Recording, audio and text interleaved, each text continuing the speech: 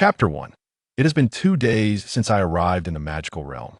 Just 2 days ago, I was reveling with my boisterous companions at a late-night food stall, and upon awakening, I found myself transformed into a young girl. After 2 days of waiting, with no system to rely on, I had no choice but to accept this new reality. At the very least, I could seek out a tranquil place to spend the rest of my days, having long grown weary of the complexities of social interactions from my previous life. The past 2 days have been remarkably mundane. Gradually, the memories of the original owner of this body have resurfaced, revealing her name to be Isabella Berina. The silver lining is that she hails from a family of esteemed knights, considered to be lower-tier nobility, and she is still quite young, having just turned 10. However, the downside is that her magical abilities are exceedingly feeble. To make matters worse, she has a younger sister, Kakolo, who is only 3 years old and yet to awaken her magical powers. Being part of the nobility, her father, Herod Berina, places great importance on the family's magical prowess. One's magical ability is almost predetermined upon awakening, and only those with sufficient power can inherit the family legacy. There are numerous matters yet to be addressed, but they shall be reserved for later.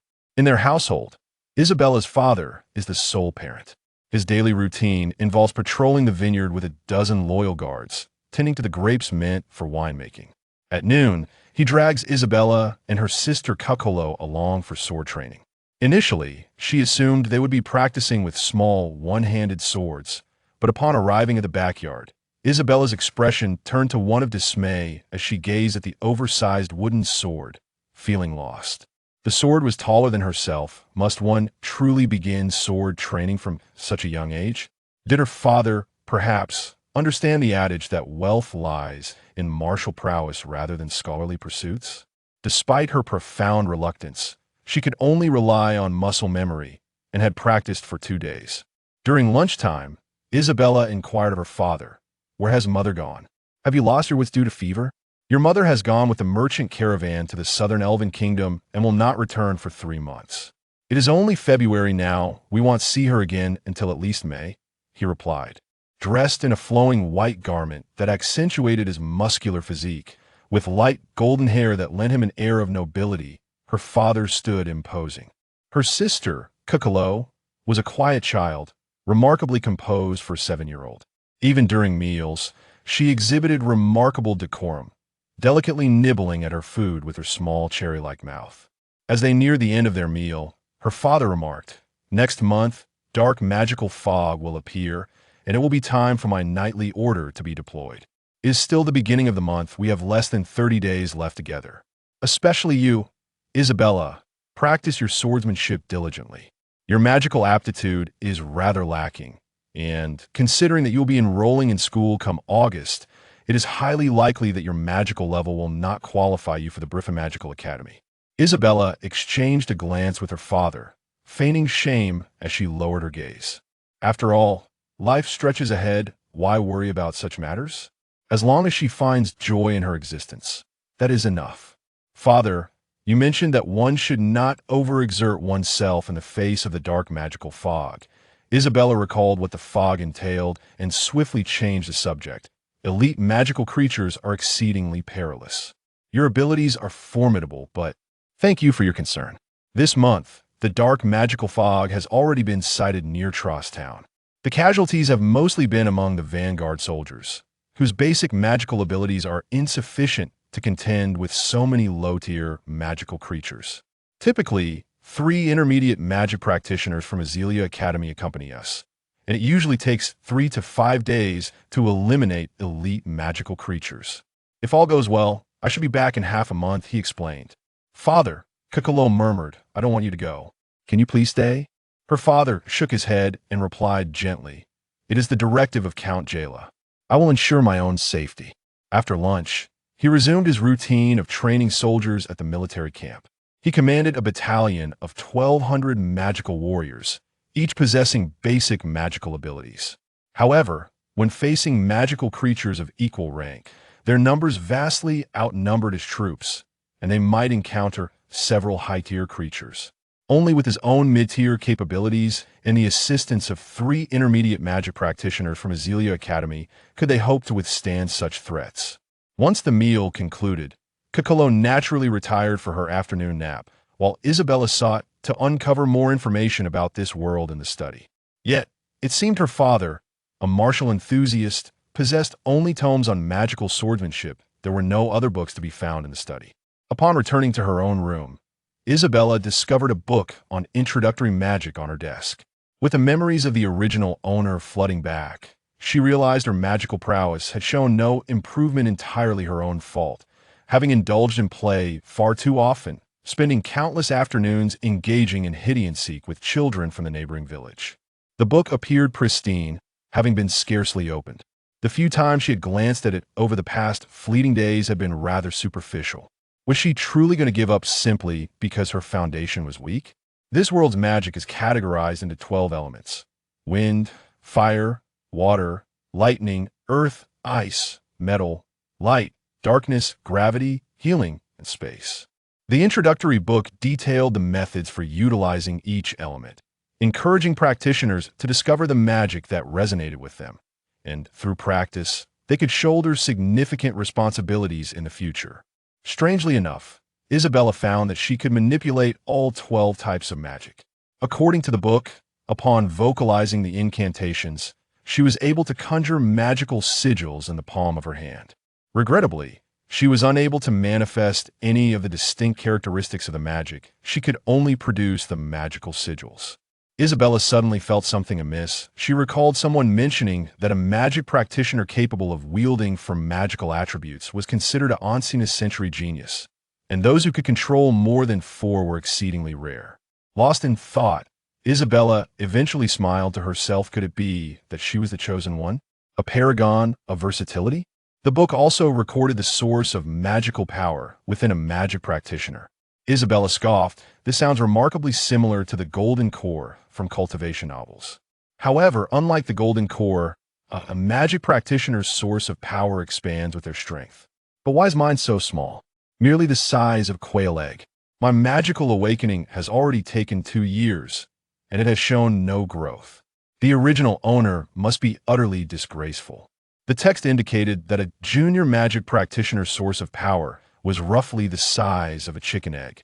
The means to enhance one's magical power included daily training, alongside the goal of expanding one source of power while simultaneously studying theoretical knowledge and consuming magical flora and fauna, or utilizing appropriate magical potions for enhancement.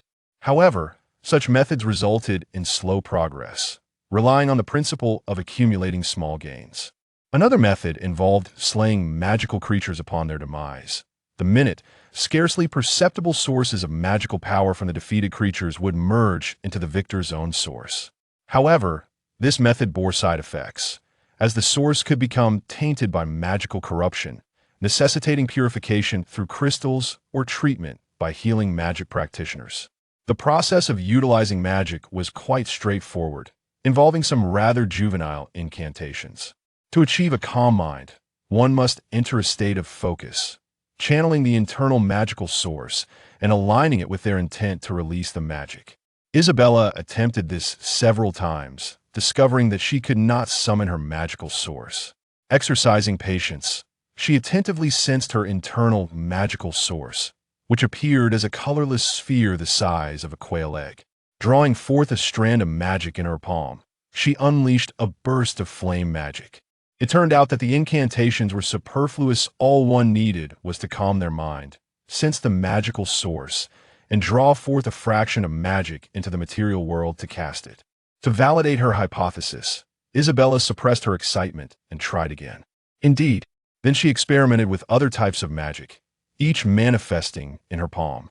12 distinct glowing magics illuminated Isabella's youthful face, her expression shifting from delight to trepidation. Isabella's countenance grew serious. This was both a blessing and a curse. The method by which she accessed her magic was alarmingly simplistic. If others were to discover how she unlocked her magic, she had merely activated 12 types of magic, resulting in her magical source doubling in size. Upon activating space magic, she perceived an invisible distortion in the air, revealing a black fissure. Inserting half her arm into it, she found it akin to a handbag size, and with the infusion of more magical power, the space gradually expanded. Yet, in no time, her magical source was reduced by half. I shall delve into space magic later, Isabella mused, stroking her chin. If I possess healing magic, then, after defeating a few magical creatures and experiencing any adverse effects, I should be able to self-cure, right? Glimpsing her father departing on a white steed, she cast her gaze toward the distant, tranquil forest outside the window, and an audacious plan began to formulate in her mind. Isabella's room was on the second floor. Upon opening her door, she could see the grand hall below. In the hall, a middle-aged man clad in black attire met her gaze. She recalled that the elegant and dignified man was the Barina family's butler, Richard Guston. He had been mopping the floor, a daily chore undertaken by everyone when the household was free of obligations. Employing water element magic to cleanse the surface, he deftly maneuvered the water to carry the dirt outside onto the lawn. Such meticulous control of water magic seemed commonplace in Isabella's memories. Yet compared to her current self, the butler appeared to be a master of magic, though she could not recall his exact rank. "Miss Isabella, why have you not taken your afternoon nap?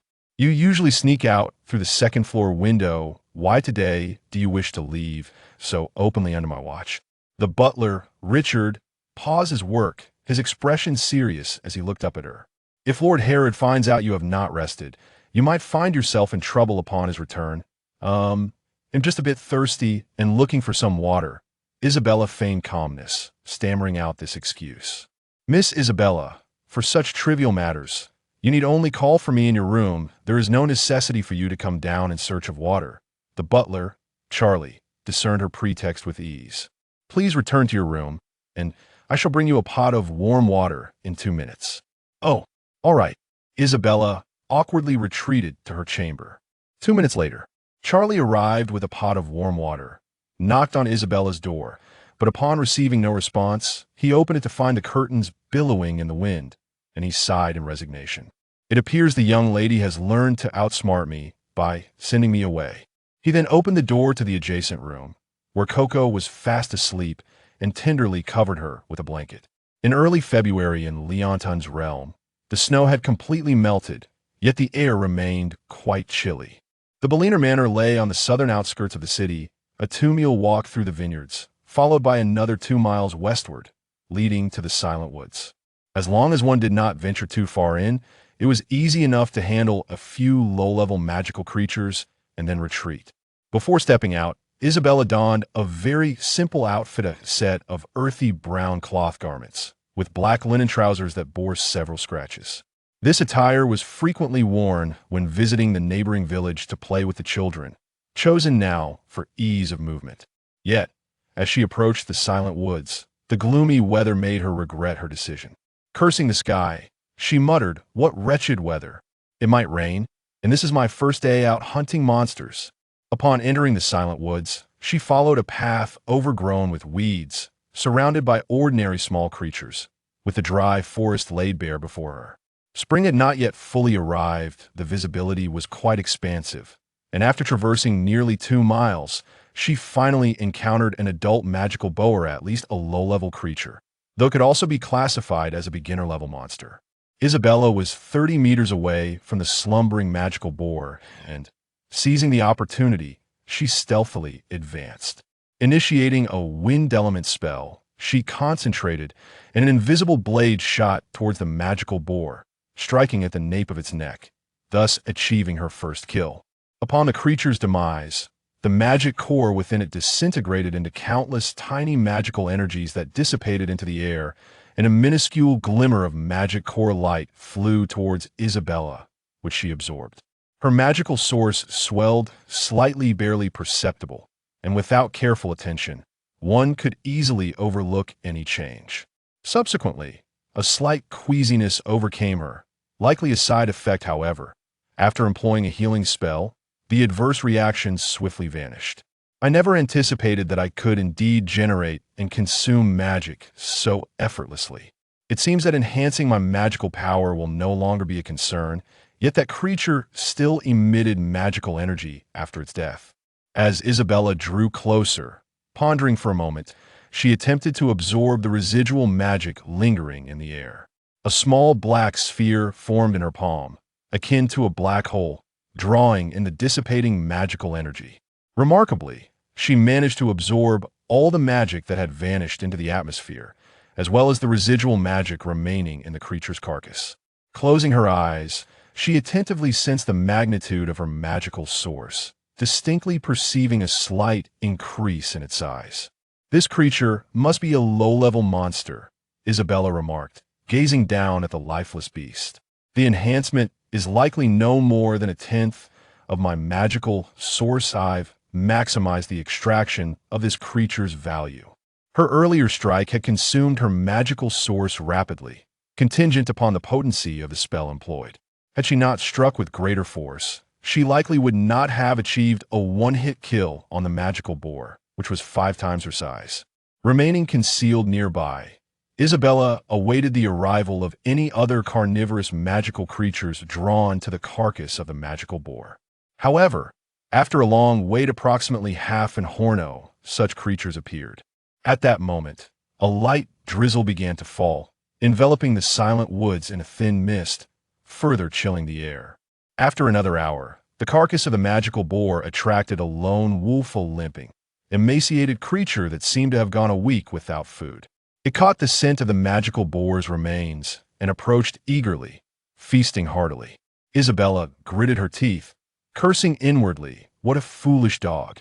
I can't attack it, nor can I drive it away. Attacking would waste magical energy, and driving it off would surely lead to a fight. Eat away. Why don't you choke on that meal, you foolish beast?" Before long, the wolf, still relishing its meal, emitted a series of choking sounds before succumbing. Isabella moved in closer, conjuring a water arrow spell in her right hand, which she then shot through the wolf's forehead. She sighed in resignation. "I must hurry home to change my clothes. If I linger in the rain any longer, I shall be soaked through." Having taken only a few steps, 3 gray wolves burst forth from the nearby thicket, while a wolf atop the mountain howled to the heavens. Meanwhile, in Moling Village, "Village Chief, have you seen Isabella?" Halota inquired from atop his horse, addressing the elderly man before him. The village chief had long grown accustomed to the sight of a dozen cavalrymen. "Your Excellency Baina," he remarked, "today we have not seen your daughter in the village. The children nearby are all playing at home, and she has not been here for 5 days. Her peers miss her dearly. She was recently ill with a fever but has just recovered. You should return now, for it is raining, and it would be unwise to get drenched." With that, the group of cavalrymen followed Halota as they departed the village, while the elderly onlookers at the village entrance watched them leave. Halota commanded, "You 3 search the vicinity, while you 2 retrace the path back to the manor. The rest of you, follow me to Leonton City." As they sped along the road, Halota silently lamented, "Where could that child have gone, just after recovering from her illness? This is truly vexing. I must have a serious talk with Lord Charlie about keeping an eye on her." Midway, Halota heard a wolf's howl and signaled the entire team to halt, allowing the horses to catch their breath. It was the silent forest. The sound indicated the presence of demonic gray wolves. "Brothers, our priority is to deal with those demonic gray wolves. Under normal circumstances, Isabella would not be foolish enough to venture into such a cursed place. If those little wolves attack the nearby vineyards, the repercussions would be dire." A chilling wolf howl echoed through the silent forest, sending shivers down Isabella's spine. The size of an ordinary gray wolf dwarfed her by 3 or 4 times. And the howling creature seemed to be demonic, joined by 3 others of a lower demonic rank. The 3 ordinary gray wolves approached Isabella cautiously, baring their teeth, while 2 demonic gray wolves feasted on the carcass of a magical wild boar. Isabella maintained her composure, albeit with a hint of irritation, exclaiming, "What is the meaning of this? Brothers, this is a new tune. Do not mess with me." The sky flashed with lightning, heralding the arrival of spring rain. Before her stood the 3 ordinary gray wolves, closing in steadily, forcing her to retreat until her back pressed against the tree trunk. There were approximately 8 wolves, 3 in the front, 3 in the middle, and 2 on the mountainside 100 meters away. Given the current magical energy, even if she could strike each wolf down, she would be limited to 5 magical attacks. It was her own fault for not being adequately prepared. In this situation, fleeing was the most prudent choice. She concentrated, forming a water needle the size of a fruit knife in her palm, its conical shape spinning rapidly. With her palm aimed, she willed it forth. The wave striking true at the center of the gray wolf's forehead, silencing it after a few whimpers of despair. The 2 wolves in the front recoiled, sensing danger, and hesitated to advance. Isabella quickly summoned another water needle. The spinning tip aimed at the gray wolf on her left, which retreated in fear. The wolf on her right, however, was not so foolish and seized the opportunity to launch a surprise attack. Isabella deftly sidestepped, her petite form hidden behind the tree, and counterattacked, striking the charging gray wolf in its spine, bringing it crashing to the ground. The howls from the mountains echoed once more as 5 demonic gray wolves rushed to fill the ranks. To them, Isabella appeared to be a sorceress, but they believed she had exhausted her tricks. If just 2 or 3 wolves attacked together, her demise was certain. Having slain 2 gray wolves, Isabella felt a surge of courage.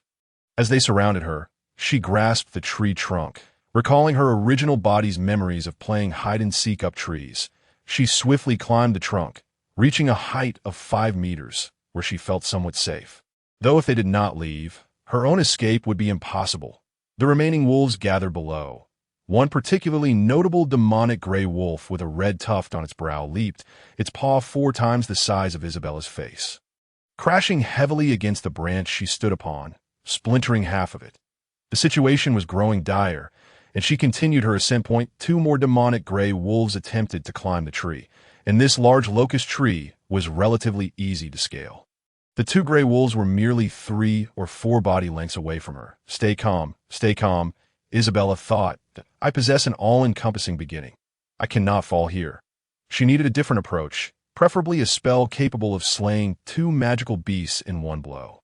Eureka! An idea sparked in her mind as she concentrated, forming a purple lightning ball the size of a ping-pong ball in her palm, aiming it at the 2 closely positioned demonic gray wolves. With a resounding crack, the arc of electricity erupted, leaving the 2 demonic gray wolves completely charred, their rigid forms toppling to the ground, limbs outstretched, their blackened bodies emitting wisps of smoke. The 2 dispersing magical cores flew towards Isabella. And seizing the moment, she continued to absorb the magical energy lingering in the air from the fallen demonic gray wolves. Moments later, her internal magical source surged, expanding significantly. But before she could revel in her triumph, 7 or 8 demonic gray wolves appeared on the nearby mountain, their large shadows weaving through the underbrush. The demonic gray wolves emitted guttural sounds, their eyes fixated on Isabella in the tree. They organized 2 of their number to ascend the locust tree. Are you all lining up to provide me experience? Isabella thought, unperturbed. She once again gathered a purple lightning ball in her palm, this time increasing its size to that of a tennis ball. Another crack echoed as the 2 demonic gray wolves fell lifeless to the ground, and Isabella absorbed yet another wave of magical cores. Meanwhile, not far from the silent forest, Hylota observed a mysterious purple glow deep within the woods. Brothers, spur your horses onward. Something unusual seems to be afoot in the forest. Soon, they too could hear the close, haunting howls of wolves, resonating deeply within their hearts. Another brilliant flash of purple light illuminated the surroundings, growing even more intense. Isabella remained atop the locust tree, while 3 demonic gray wolves devised a new strategy. Resting their forelegs on the trunk and shaking it violently in this disorienting state, it became increasingly challenging for Isabella to calmly channel her magical energy to cast spells, and with the relentless shaking, she risked tumbling down unless she firmly held on to in the distance. The sound of galloping hooves approached. Hylota and his companions brandished their swords, channeling wind elemental magic into their blades. A piercing whistle erupted as Hylota pierced through 2 demonic gray wolves with a single stroke, while the others swiftly dispatched another, reining in their horses to surround the tree. With a sweeping motion, Hylota hurled his silver sword at 2 demonic gray wolves, gripping it in one hand as another fierce gust sliced through the air. striking the locust tree. Drawing his sword free, the tree began to tilt and slowly fell. Isabella, taking advantage of the situation, descended to the ground, momentarily startled as she surveyed her father and the surrounding middle-aged men wielding bloodied swords. Hylota sheathed his sword behind him, and Isabella watched her father dismount, his expression grave. Instinctively, she felt a sense of foreboding, a remnant of the original body's instincts. She felt no fear towards the man before her. With resolute eyes, she bravely met his gaze, her small fists clenched tightly as she observed him approach. Her father raised his right hand, and without needing to think, she knew what was to come next. Instinctively, Isabella closed her eyes, but after a few moments of silence, nothing happened. Opening her eyes, she found her father gently pinching her cheek. "Silly girl, what are you doing here?" he asked, his voice tender yet laced with concern. Isabella hesitated, unsure of how to convey her true intentions. Before charging in a battle, Hylota had witnessed the fallen demonic beast strewn across the ground. No one but his daughter could have accomplished such a feat. In moments of extreme peril, a father's instinct to protect his child would ignite, and he felt relieved at his earlier judgment. "Today, I will not hold you accountable for your recklessness, but you must never place yourself in such danger again." "I'm sorry, I wanted to test my magic and didn't expect to attract so many demonic gray wolves," Isabella replied, resting her head on her father's shoulder. The others busied themselves with the slain demonic gray wolves, loading them onto their horses as Hylota led the way back to the manor. "Have you learned the lightning elemental magic?" he inquired. "Yes," Isabella responded resolutely, knowing the secret of her lightning magic must remain solely with her. Yet, gazing at the vanishing corpses of the wolves, their magical energy dissipating into the air, she felt a pang of regret at the waste. Absorbing it secretly might draw attention, so she resigned herself to the loss. "At least having gained much today, there's something else you are hiding from me." The tone of Hylota became flat, resembling an unintentional inquiry. Isabella's heart tightened, and after a moment of silence, she was about to conjure up an excuse when her father spoke again. "Since you had that fever, it seems you have grown considerably quieter, almost as silent as Kokolo. Who did you encounter before you left Moorling Village?" Isabella pondered carefully and muttered, "I didn't meet anyone. I merely caught a chill. Observing your ability to slay the corrupted gray wolves, there's no need for me to chastise you. It is quite remarkable for someone so young to vanquish monsters of the same tier. Especially to have defeated 4 or 5 in one go. I take back my earlier words. You indeed possess a natural talent for magic. After I handle the incident with a magical fog and dark clouds, I shall enroll you in the Briven Academy of Magic. If you apply yourself diligently, our family, the Baelina, still has hopes of ascending to the rank of Viscount. Father, could you please let me down? This position is quite uncomfortable," Isabella remarked as she felt the vibrations of the horse's movements. Hylota held Isabella in front of him. "I am elated. You would want the entire Leontin to know of your accomplishments by tomorrow." The dinner was lavishly prepared, featuring 2 large steaks and 8 varieties of vegetable salads. The food in this world is exceedingly abundant. In the memories of the original owner, there were no famished people, nor had there been any famine. However, this world is perilous, teeming with monsters, even low-level ones capable of bringing death to ordinary folk. To maintain her facade and avoid arousing her father's suspicion, Isabella could only pretend to be a child, repeatedly recounting the events in the silent forest and her use of lightning elemental magic. "Miss Isabella truly is a genius," remarked Butler Charlie with a calm demeanor and steady tone, "though you are merely at the introductory stage of a sorceress. Your feat of slaying 4 corrupted gray wolves and 1 corrupted wild boar is commendable even among esteemed magical lineages. Miss Isabella, please refrain from venturing into such dangerous places in the future. Should any misfortune befall you, it would be difficult for me, as the butler, to explain to Mr. Baelina that Isabella's sister, Kokolo, joyfully exclaimed, "Sister is so amazing. I would never have imagined that it was you who defeated the giant gray wolf in the yard." As everyone dined in the hall, Hylota, as the head of the family, could not conceal the pride on his face. For a low-ranking noble, an enhancement in reputation is crucial, with a bit of time to publicly announce Isabella's abilities and accomplishments. Her future will be exceedingly bright. I have an old friend who teaches at Briven Academy, Hylota said. He manages the magical tools room. Before you enroll, I shall write to him, entrusting him to prepare the magical tools you will need. The Balina family must not become complacent due to a single victory. Understood, Father, Isabella replied with a beaming smile. Outside the estate's grand entrance, the sound of hooves echoed. A warrior clad in a steel helmet appeared at the threshold. Drenched from the rain, without stepping inside, Sir Balina, a report from the front lines, the soldier announced. Hylota's expression darkened immediately. He set down his knife and fork, took a white cloth from the butler to wipe his hands, and impatiently approached the door. Kokolo stared blankly at her father's retreating figure, while Isabella curiously gazed at the two figures outside. The soldier's face bore signs of trepidation as he spoke. This month, the magical fog and dark clouds have appeared 300 miles south of Avalado in Gonquan village. The front line has discovered that it is an elite-level red lotus scorpion, which has claimed the lives of over 300 junior magical warriors with its venomous hooks, leaving 2 mid-level sorcerers gravely injured. The 2 mid-level sorcerers have returned to Azelia Academy for treatment, and the 4th Knight Commander is retreating as the red lotus scorpion and the magical fog are advancing toward Leonton. Over 300 deaths. Are there any further updates regarding this magical fog and dark clouds? Hylota's expression was one of shock, his body momentarily dazed. The soldier produced a parchment, unfurling it to hover before Hylota, who placed his right arm against his chest in salute. Count Yiming Jalai has issued a decree today, commanding Hylota Balina to immediately organize a team and set off tonight to intercept the magical creature. The red lotus scorpion, 200 miles north of Leonton. If successful, a significant merit will be recorded, and a reward of 400 silver coins will be granted. After delivering the orders, the soldier received the parchment and handed it to Hylota. Commander, that creature is exceedingly dangerous.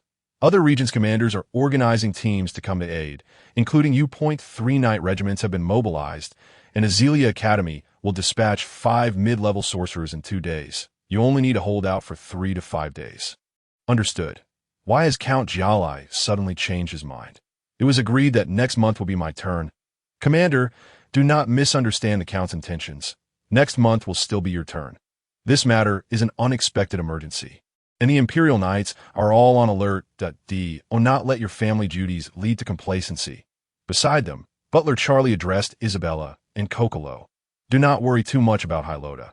He is a mid-level, 3rd-tier magical warrior. Such unexpected occurrences will draw significant attention from Azelia Academy, and Mr. Balina will return safely. After Hylota dismissed the soldier, Butler Charlie went to the warehouse to retrieve enchanted mid-tier armor. Isabella, while I am away, you must stay home and refrain from flaunting your magic. Isabella mused to herself. The situation arose so suddenly, and he is still concerned about me. If only my abilities were a bit stronger. Minutes later, Hylota donned the armor, kissed Kokolo on the forehead, and was about to kiss Isabella when she stopped him. Father, please don't take too many risks. Hylota kissed Isabella on the forehead again. I'm the fastest man on the battlefield. If I cannot win, I will retreat. You must wait for my return at home. In the dead of night, Hylota arrived at the training grounds near the vineyard. The main banner read the 8th Knight Regiment of the Empire. The Aubric Empire has a total of 80 knight regiments, each comprising 1,300 magical warriors, including 100 officers for various camps and squads. After briefly explaining the situation at the front lines to the soldiers, the army immediately set off, composed of well-trained cavalry units, racing toward their target location. They anticipated encountering the magical fog and dark clouds by noon the following day. That moment, in Isabella's room, Kokolo clung to her sister, insisting on seeing Isabella's lightning elemental magic. No, absolutely not. Lightning is too dangerous. You're still too young. What if you get hurt? Isabella persistently declined. Kokolo, however, wanted to see what it was all about. You can do it by the window. It won't hurt me. Isabella was quite troubled. She wished to spend this time reading about events in the world, but her sister was relentless. Charlie, Isabella called out, could you take Kokolo back to her room? She's too clingy. Charlie appeared at the door. Miss Isabella, if you take Miss Kokolo away, she will resent you. Is this truly necessary? Isabella sighed deeply, picked up Kokolo, and led her to the room. You should focus on reading and learning. Otherwise, you'll never be able to learn magic, Isabella said as she pressed her onto the bed, lightly swatting Kokolo's bottom, though not too forcefully, adhering to the original character's persona. Charlie, help! Sister is hitting me. Stop her! Kokolo cried out, muffled by the bed sheets. Charlie smiled with satisfaction, and after Isabella had her fun, she finally relented and let go of the clingy Kokolo. Miss Isabella, perhaps you should demonstrate your lightning elemental magic. Otherwise, Miss Kokolo will not relent. Fine, fine, Isabella sighed softly, stepping back, narrowing her eyes as her palms glimmered with a purple lightning orb. Butler Charlie's usually calm demeanor suddenly shifted to one of astonishment. Miss Isabella, your casting speed is astonishing. What about the incantation? Only some proficient mid-level first-tier sorcerers can cast without incantation. The lightning flickered within the room, and moments later, it dissipated like fireworks, finally satisfying Kokolo's curiosity. Miss Isabella, how did you manage to cast magic without incantation? Facing Charlie's serious inquiry, Isabella nervously scratched her head at I just thought it since I'm so familiar with it. Isabella awkwardly chuckled. It wouldn't do to reveal that casting was as effortless for her as picking up a pen. In the stillness of the night, the early February landscape lay cloaked in a sheet of frost, with a gentle drizzle falling outside. Isabella found herself engulfed in a mixture of joy and concern. The joy stemmed from her growing understanding of her abilities, particularly her swift enhancement of magical energy and her innate talent for casting various spells. Henceforth, she planned to publicly claim that her powers were limited to the manipulation of lightning magic. However, her worries revolved around her father. Helota, was the elite-level magical creature truly that terrifying? It had managed to repel 3 intermediate spellcasters and confront an entire knight brigade. Her father's hasty decision to mobilize the army left her apprehensive. Any unforeseen mishap could spell disaster for their family. It was difficult to fathom the weight of the Empire's security and the burden of his household resting upon such a man. After much contemplation, Isabella resolved to strengthen herself quickly. She could not afford to be cornered by magical wolves again. Regarding Bryphon Academy, her knowledge was scant. It was situated in the mountainous region behind the capital, Evrado, and required students to undergo rigorous assessments for admission, culminating in confrontations with low-level magical creatures during the final classification phase. In the dark, oppressive room, Isabella tossed and turned, unable to sleep. Perhaps it was her lack of fatigue. But she found it curious that she could distinctly perceive the movements around her, her vision sharpening unnaturally. She wondered if absorbing a significant portion of a magical creature's energy had endowed her with its characteristics. Taking a careful sniff of the air, she could discern several distinct scents, and even the dark corners of her room were now vividly visible. An odd, unsettling sensation lingered within her magical core. But this discomfort swiftly dissipated after she employed her healing magic. Isabella was gradually becoming accustomed to the use of magic. After a day of exertion, her magical source had doubled in size compared to the morning. Yet, she felt it was still insufficient. She could not afford to grow complacent, as she had always struggled with anxiety regarding her own capabilities, a defect that had followed her from childhood gaming experiences. However, to avoid unpredictable dangers, safety must take precedence, with strength enhancement following closely behind. Under the cloak of night, Isabella peered out of her window and stealthily leaped into the estate grounds, given the hour. Magical creatures were likely abundant. She intended to seek out solitary beings for one-on-one confrontations, avoiding the swarming packs of wolves. As she treaded along the dim, muddy path, she made her way toward the tranquil forest. Along the way, she evaded patrolling guards carrying lanterns, and after an hour of careful navigation, she re-entered the silent woods. Richard, accustomed to patrolling the young lady's quarters at midnight, opened the door only to see a figure resembling a human shape beneath the covers. However, the eerie stillness of the room compelled him to investigate further.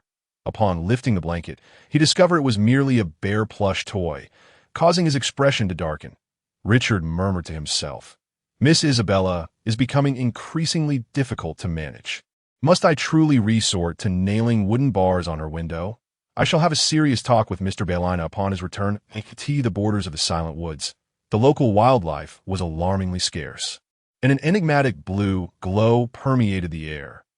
Isabella recognized these as will-o'-the-wisps. The silent woods served as a burial ground for the deceased, and many animals had perished here. Yes, the rain ceased.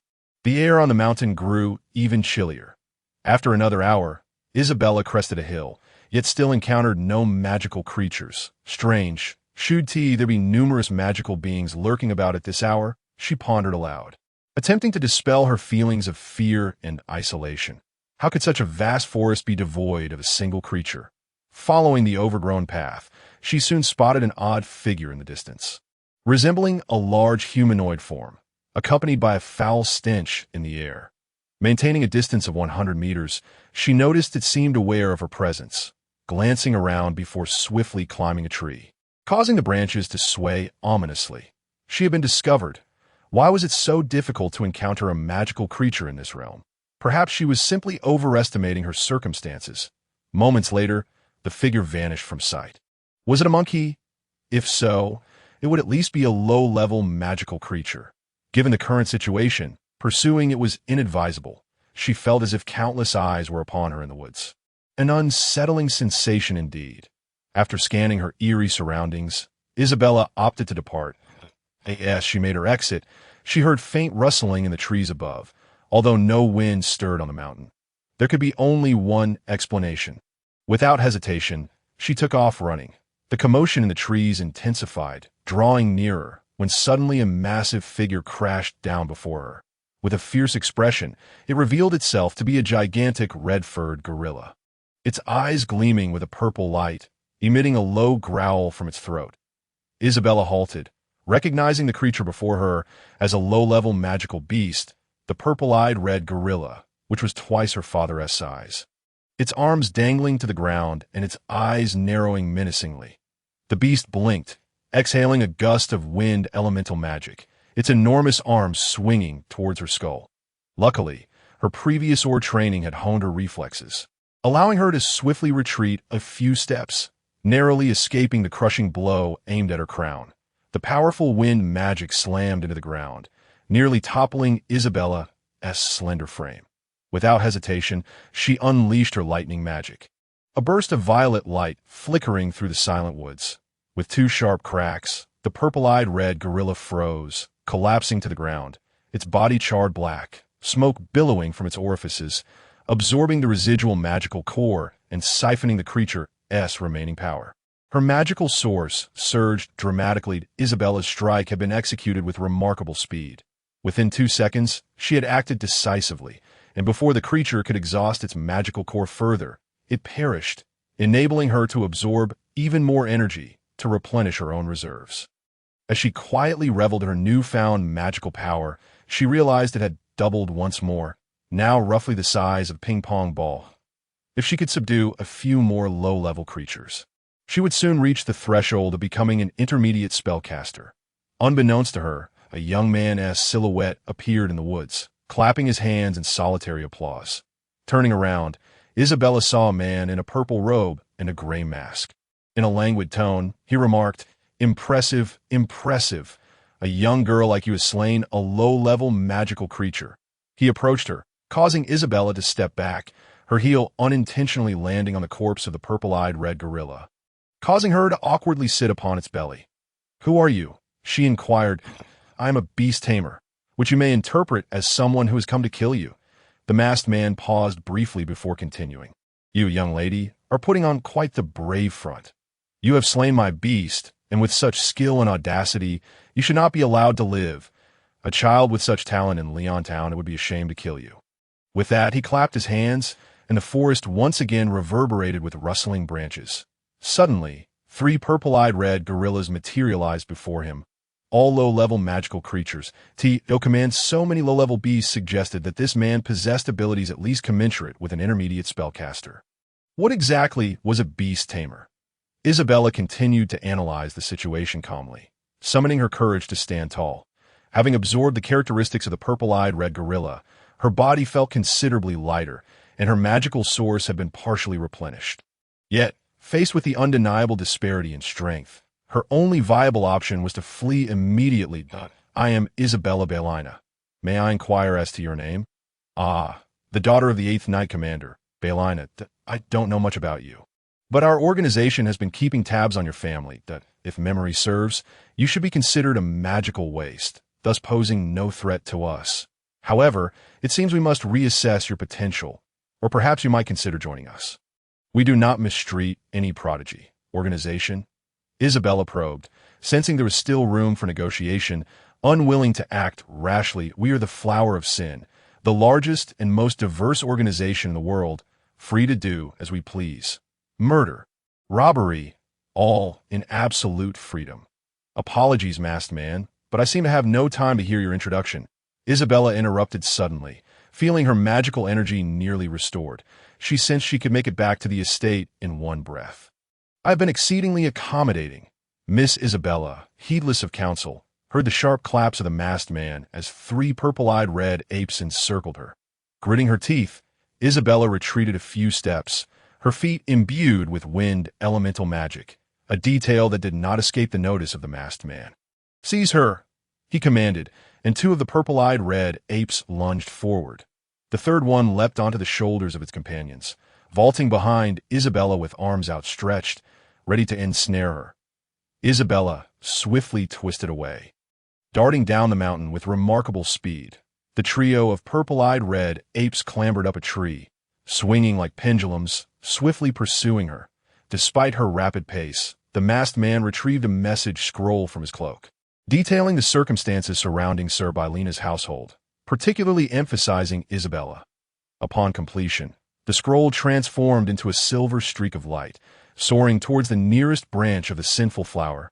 As she fled, Isabella couldn't help but mutter, "What on earth is happening? Why does it always feel like I'm in a high-stakes game? That fellow seems to have stayed behind. Perhaps dealing with these 3 purple-eyed red apes isn't entirely misguided, as it would surely lead to mutual destruction. My father's knightly order has already departed. If anything were to go awry, there may be no one to come to my aid." Isabella's descent down the mountain was as swift as a galloping steed. But upon reaching the base, her speed halved, and the 3 purple-eyed red apes swiftly encircled her. That a confrontation was inevitable. Regrettably, she was unarmed. If she were to engage, it would have to be a swift resolution. The masked man understood that if Isabella returned, the threat to the organization would escalate significantly. She must be eliminated. He formed a seal beneath his feet, summoning azure vines that propelled him quickly down the mountain. Isabella conjured lightning spheres with both hands, wary of making any rash moves. As the 3 colossal beasts closed in point, one of the purple-eyed red apes emitted a howl infused with wind elemental magic. In response, Isabella unleashed a lightning sphere, forcefully thrusting it into the creature's mouth, resulting in a thunderous explosion, leaving the ape's head in disarray. With a swift alteration of her magic into metal, she wielded 2 sharp steel needles. Poised to strike the 2 approaching monstrosities, Isabella executed a rapid roll to the side, landing on the ground. With her right palm forming a seal, she unleashed a torrent of lightning magic upon the 2 beasts. Utilizing her petite and agile form, coupled with her rapid spell casting, she successfully subdued the 3 purple-eyed red apes. After siphoning the magical energy from their cores, she dispelled the steel needles and continued her flight towards the estate. Aided by wind elemental magic, the masked man arrived at a charred patch of ground, shaking his head at the disheveled state of the 3 purple-eyed red apes. "Isabella Baelina, today you have indeed encountered a formidable obstacle. This girl cannot be allowed to remain." Upon finally reaching the vicinity of her home, Isabella, breathless, glanced behind her. The masked man had not pursued. "What a close call," she murmured. "I've narrowly escaped with my life. Tomorrow, with some reflection, I might even reach the level of a novice sorceress. How on earth did I get entangled with such an organization and end up battling their beasts? If this keeps up, I might not survive until the school year starts." As the gates of the estate swung open, the butler, Richard, emerged. "Miss Isabella," he said, suppressing his anger, "where on earth have you been at this hour? What could possibly be worth your midnight escapade? Once Sir Baelina returns, we shall have to install wooden bars on your windows. I'm back, aren't I? What is all the fuss about?" Isabella forced a smile. "I merely went outside to practice magic." Practice magic? Who ventures far to practice? Look at you, covered in dirt, Richard replied. Please, Miss Isabella, return inside. You have me quite worried. Sir Balina instructed you to stay home, and if this continues, shall I follow you around incessantly? If so, who will manage the household duties? Isabella retreated into the house. All right, Richard. Enough with the lecturing. I'll change out of these filthy clothes that I promise I want to go out tomorrow. Miss, the weather remains quite chilly. The fireplace offers a modicum of warmth. Please sit by the hearth for a moment while I prepare hot water in the bath. Isabella settled comfortably on the sofa, enveloped in the warm, yellow glow emanating from the fireplace. Although she lived as a lower-tier noble, with a butler attending to all household chores, her life was leisurely and pleasant, vastly superior to her previous existence of toil. Yes, she closed her eyes to savor the moment. Isabella unknowingly drifted into slumber on the sofa. Miss Isabella, Richard sighed, approaching her with a resigned expression. This child truly gives me cause for concern. With that, he fetched a blanket from her room and draped it over her. The following morning, the 8th Night Order arrived 200 miles north of Leontan, on the official road. Black rain began to fall from the sky, staining the ground with dark, inky puddles, while the surrounding flora appeared eerily gray. Halorda commanded the entire unit to rest briefly while awaiting the message scrolls from nearby night orders. Nearby, the 9th and 10th Night Orders also found themselves engulfed in a shroud of magical fog.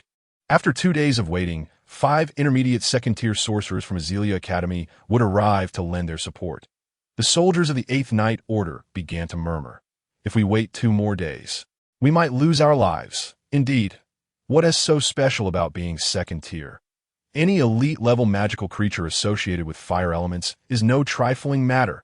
Our 3 Night Orders can easily contend with that mob of creatures. With the strength of our 3 captains, we could swiftly take down the Crimson Lotus Scorpion. This time, the situation on the front lines was dire. The swirling magical fog moved with the ferocity of a hurricane. With our numbers, should we fail, Leontan City would be imperiled. A silver streak of light descended from the sky, which Halorda caught, his expression grave as he read the message scroll. Attention, captains! I am the leader of the 9th Night Order, currently situated 80 miles west of the magical fog. The nearby creatures are primarily of the novice level, with a few intermediate ones. Totaling approximately 3,000, the magical fog is advancing towards Leontan City, moving at a rate of 30 miles per hour. The elite-level creature, the Crimson Lotus Scorpion, is currently unaccounted for and clearly absent from the Fog-S Center. Halorda stowed the message scroll, gazing ahead at the ominous clouds of magical fog. The rain intensified, filling him with an inexplicable sense of unease. Those rascals are only here to distract the creatures. They wouldn't dare delve too deep. The pressure is entirely on us, if we cannot hold our ground. Even a return to Leontan will leave me and the entire order shamed.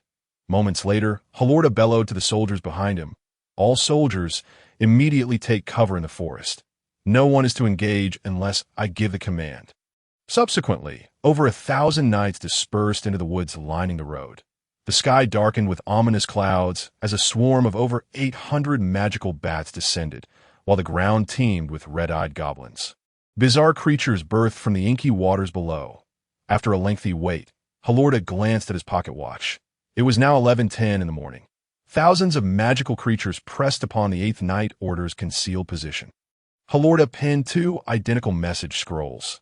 The magical fog has reached the 8th Night Order's encampment.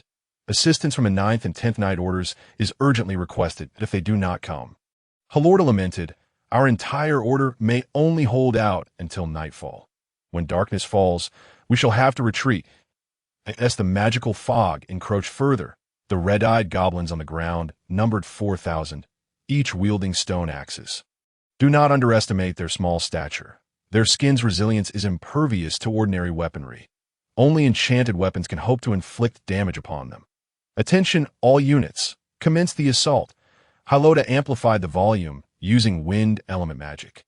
The entire team received the signal for attack and swiftly mounted their warhorses, wielding enchanted longswords as they charged into the battlefield.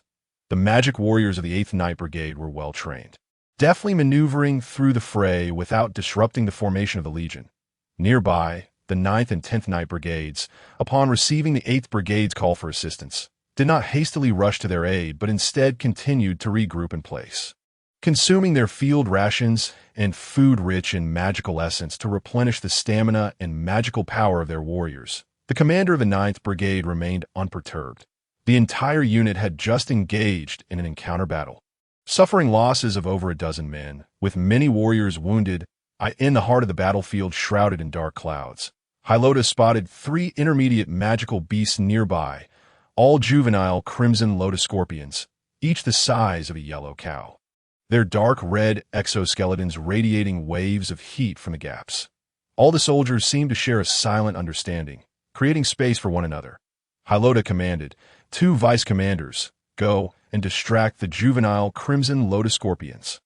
Move swiftly, Knight Commander, do not delay." Upon his words, the 2 vice commanders spurred their steeds into a gallop, brandishing their swords as they cleaved through dozens of corrupted red-eyed goblins, moving like the wind, unstoppable in their advance. Both vice commanders wielded water element magic, their sword edges shimmering with rapidly swirling water energy. They prioritized a simultaneous attack on the first juvenile crimson lotus scorpion. However, upon contact, they found their blows ineffective, the beast's exoskeleton too resilient. The impact sent forth a dense mist of water vapor, causing their arms to tremble and their balance to waver should they fall from their mounts. They would face the imminent threat of being besieged by the magical beasts. Hylota retrieved a basic wind element enhancement scroll from his waist. It levitated in the air before igniting into green flames in his palm, enhancing his wind element magic power by 10%. He then produced a basic speed scroll, which would increase his speed by 20%. The scroll floated, and after burning in his palm, he set his warhorse galloping towards the intermediate magical beasts. With a swift thought, he infused his greatsword with magical combat techniques. Blade of the Wind. A wall of wind surged forth amidst the throng of beasts, slicing through the first juvenile crimson lotus scorpion, sending its boiling blood spraying into the air. Hylota glanced back at the beast's corpse, its internal organs quivering violently. Not good. The beast's body is about to explode. Keep your distance. Keep your distance. Nearby soldiers, heeding the Knight Commander's warning, urged their steeds to retreat 100 meters from the carcass. That a tremendous explosion erupted, a fierce blaze of fire. Yet fortunately, no soldiers from the Knight Brigade were caught in the blast. Hylota cursed in frustration. Where are the other brigades? Why haven't they arrived? Where's the leader of the magical fog and dark clouds? Knight Commander, the left vice commander called out, to the 1 o'clock position. A large number of corrupted bats are approaching. Should we not retreat into the woods? Retreat. All units retreat. Hylota ordered, quickly send the magical archers to higher ground. Prepare to defend against aerial attacks. The right vice commander then shouted, "Hurry! Knight Commander, those 2 juvenile crimson lotus scorpions have already entered our ranks. I see them. Stay away from them. I will handle it." Hylota pulled the reins, his warhorse rearing up, swiftly turning towards the 2 juvenile crimson lotus scorpions. Once more, he invoked the magical combat technique, Blade of the Wind. With this strike, he severed the 2 juvenile crimson lotus scorpions, triggering a violent explosion less than 20 seconds later, the 3 o'clock position. The 10th Night Brigade rushed in from the woods, launching a charge that decimated over half of the corrupted red-eyed goblins on the battlefield. However, the number of corrupted bats circling above soared to 4,000. Their large bodies with 5-meter wingspans emitting a cacophony of irritating sounds, occasionally swooping down to harass distracted warriors. After 2 hours of fierce combat, the 9th Night Brigade arrived late, and the 3 brigades segmented the battlefield into 3 distinct zones, each with clearly defined roles. The Knight Commanders hailed from the Bryphon Academy's Battlefield Department, having trained for 3 years at the Avalar Military Academy, employing classic joint tactics that did not require extensive communication, allowing for swift coordination of strategies. Half an hour later, the number of magical bats in the sky had dwindled by half, and the concentration of magical fog began to dissipate, yet the crimson lotus scorpions remained elusive. Hylota ordered the entire army to rotate and rest for 10 minutes while accounting for casualties. Uncertainty loomed over when the next wave of magical beasts would emerge, with sporadic magical creatures being dealt with by other team members. After resting for over 40 minutes, a new wave of magical beasts, numbering nearly 10,000, materialized near the magical fog and dark clouds. Hylota concluded, based on past experience, if elite magical creatures are not swiftly eliminated, it typically requires 3 waves of magical beast legions to summon the elite magical creatures, with each wave increasing in number exponentially. He then commanded, "Attention all units. The next wave of magical beasts has appeared. Form the number 1 encirclement formation." The Knight Commander of the 9th Brigade, wary of substantial losses, ordered his troops to secure the outer perimeter, while the commander of the 10th Brigade concurred, instructing his men to follow the 9th Brigade closely. "There's no other choice," Hylota remarked, glancing around. "As the one leading the formation, the losses and responsibilities will inevitably fall upon me." After 4 more hours of intense battle, they successfully held off another wave of magical troops. Yet there was no time for respite. That moment, red lightning erupted across the dark sky. Hylota checked his pocket watch. It was nearing nightfall, now 6:30.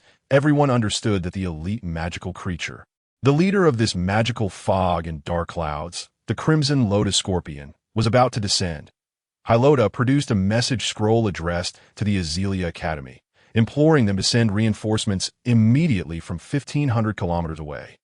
The reason for Azelia Academy's delay in sending aid remained unclear, but if they could not hold the line tonight, the high-level speed scroll he had kept in reserve would have to be used. As red lightning crackled within the dark clouds, a towering red beam of light burst forth at the center of the battlefield. When the light dissipated, a 3-meter-tall humanoid monster emerged before the onlookers. Its front was a fearsome black beetle shell, its dark armor radiating waves of red energy, with 2 pairs of arms, each wielding a claw, and a long, chain-like tail ending in a crimson hook. With each step the Crimson Lotus Scorpion took, it left behind a trail of scorching sand, and under the influence of the black rain, the air within a 100-meter radius around it shimmered with heat and swirling white mist. Hylota faced the elite magical creature for the second time, but this elite beast seemed even more terrifying than any he had encountered before. All eyes were drawn to the center of the battlefield, where the ground trembled with each of the creature's movements, resonating with the heartbeat of those watching. This was the Crimson Lotus Scorpion.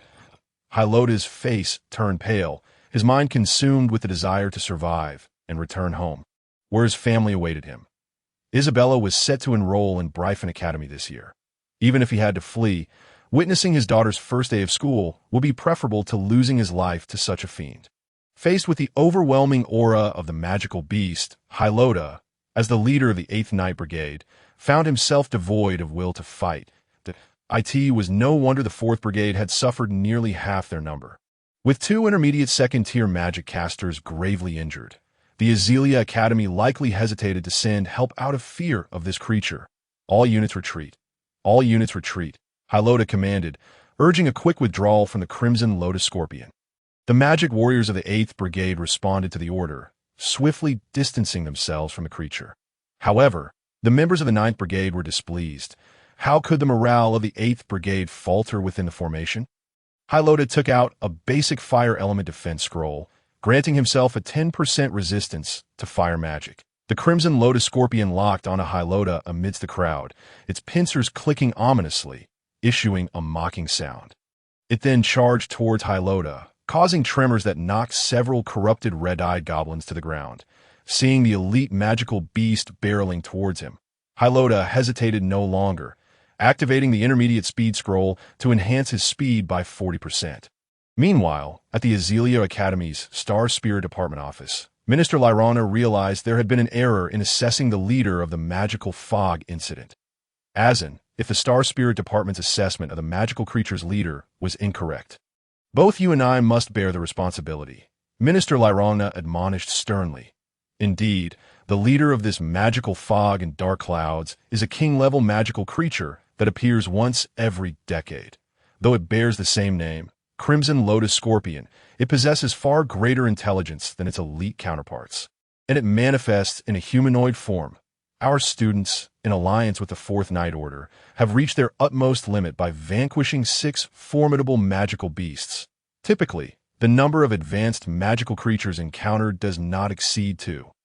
Minister Lyrona removed her glasses and picked up a cloth to wipe them at D. Oh, you have any idea how many lives could be lost due to this blunder in the Star Spirit Department?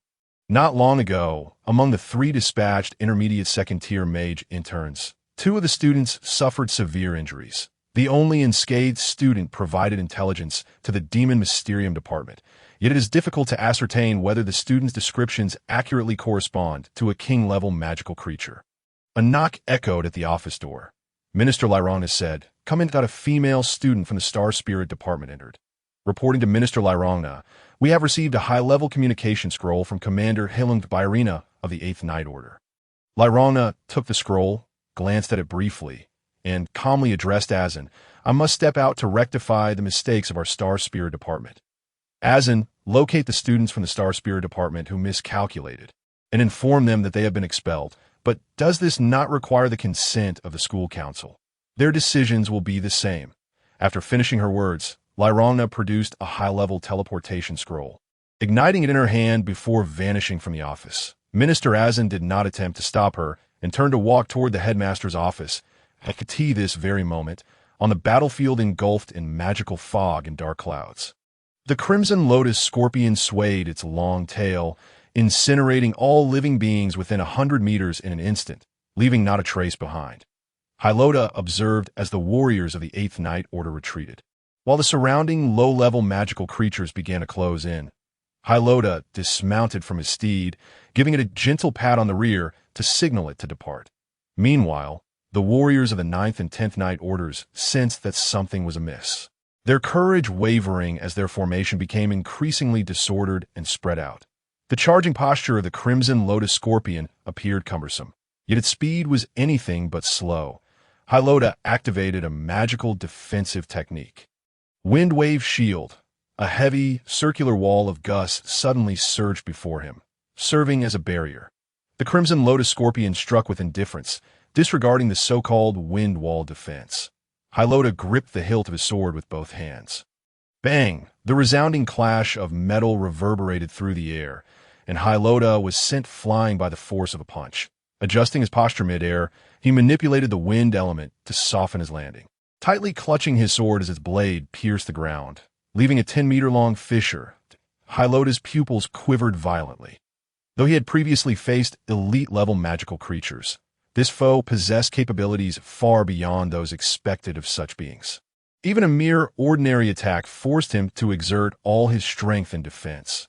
Teetering on the brink of collapse, Hylota looked up again, only to find the Crimson Lotus Scorpion was now less than 100 meters away.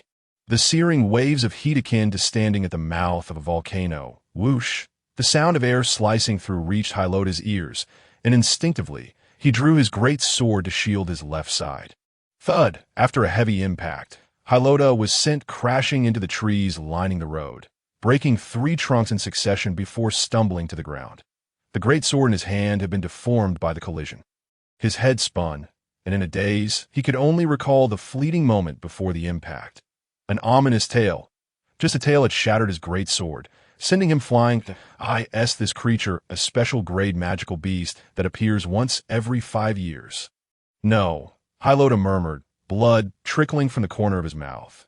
Even if it were a special grade beast, with my equipment, scrolls, and high-level enchanted great sword, I should be able to withstand it, not be sent flying like a pitiful mouse. Hylota's body was on the verge of collapse. Escaping now was simply beyond his capacity. The great sword had become a crutch, barely supporting his faltering frame. It would take 2 legendary national-level mages to bring it down. Thus, it is indeed a king-level magical creature. The Crimson Lotus Scorpion, seemingly unsatisfied with its play, took a few steps closer to Hylota, stomping its foot firmly on the ground. Boom! The cracked earth erupted with torrents of hot magma, surging toward Hylota like a mountain flood. Wind, wave, shield. Hylota cried out in desperation, unleashing a defensive technique that was several times stronger than before to withstand the blow. The Crimson Lotus Scorpion continued its advance toward him. At that moment, a purple phantom appeared on the battlefield, her violet hair dancing in the wind, her exquisitely crafted black uniform starkly contrasting with the surrounding chaos. Lyrona, snapped her fingers at the crimson lotus scorpion. Clap! A purple lightning bolt descended from the sky, striking the creature directly. The clash of thunder and fire ignited a myriad of sparks, the explosive sound shattering the innards of magical beasts within 100 meters. High Lotus squinted, finally noticing that a powerful mage had arrived to lend support. She was Lyrongna Sillin of Azelia Academy. However, her abilities had not yet reached the national level, merely classified as a high-level third-tier mage. Perhaps it is best for me to retreat now. Hylota had no time to linger. He whistled for his steed. Lyrongna, observing the fissured ground, recognized him as the commander of the 8th Knight Order, her gaze swiftly shifting back to the crimson lotus scorpion. Could he endure to such an extent? Lyrongna summoned half of her magical power, her body radiating with countless sparks of lightning, her eyes shimmering with violet light. Magical domain, hell of 10,000 thunders. Lyrongna, exuding an imposing presence, had no choice but to unleash her ultimate technique, a spell only accessible to high-level mages that a dome of purple light enveloped the battlefield within 100 meters, creating an alternate realm brimming with surging thunder. Countless roaring bolts of lightning surged toward the crimson lotus scorpion, yet after 10 minutes, Lyrongna had failed to strip even a single scale from the creature. Instead, she had merely restricted its movements for that duration. Snowflakes began to drift from the sky. Puka Longni, a national-level, third-tier magical swordsman from Azelia Academy, descended onto the battlefield shrouded in magical fog. This man bore a somewhat cold and refined appearance, his long white hair cascading down, clad in a black robe, with a long sword hanging at his waist, hovering in mid-air. The splash of red from his scarf seemed somewhat superfluous. But having trained in the snowy mountains for years, his attire was difficult to alter. Lady Lyrongna, you have worked hard. A king-level magical creature is not something you can contend with, though Puka Longni's lips remained still. The sound of his voice resonated in Lyrongna's ear as if he were whispering.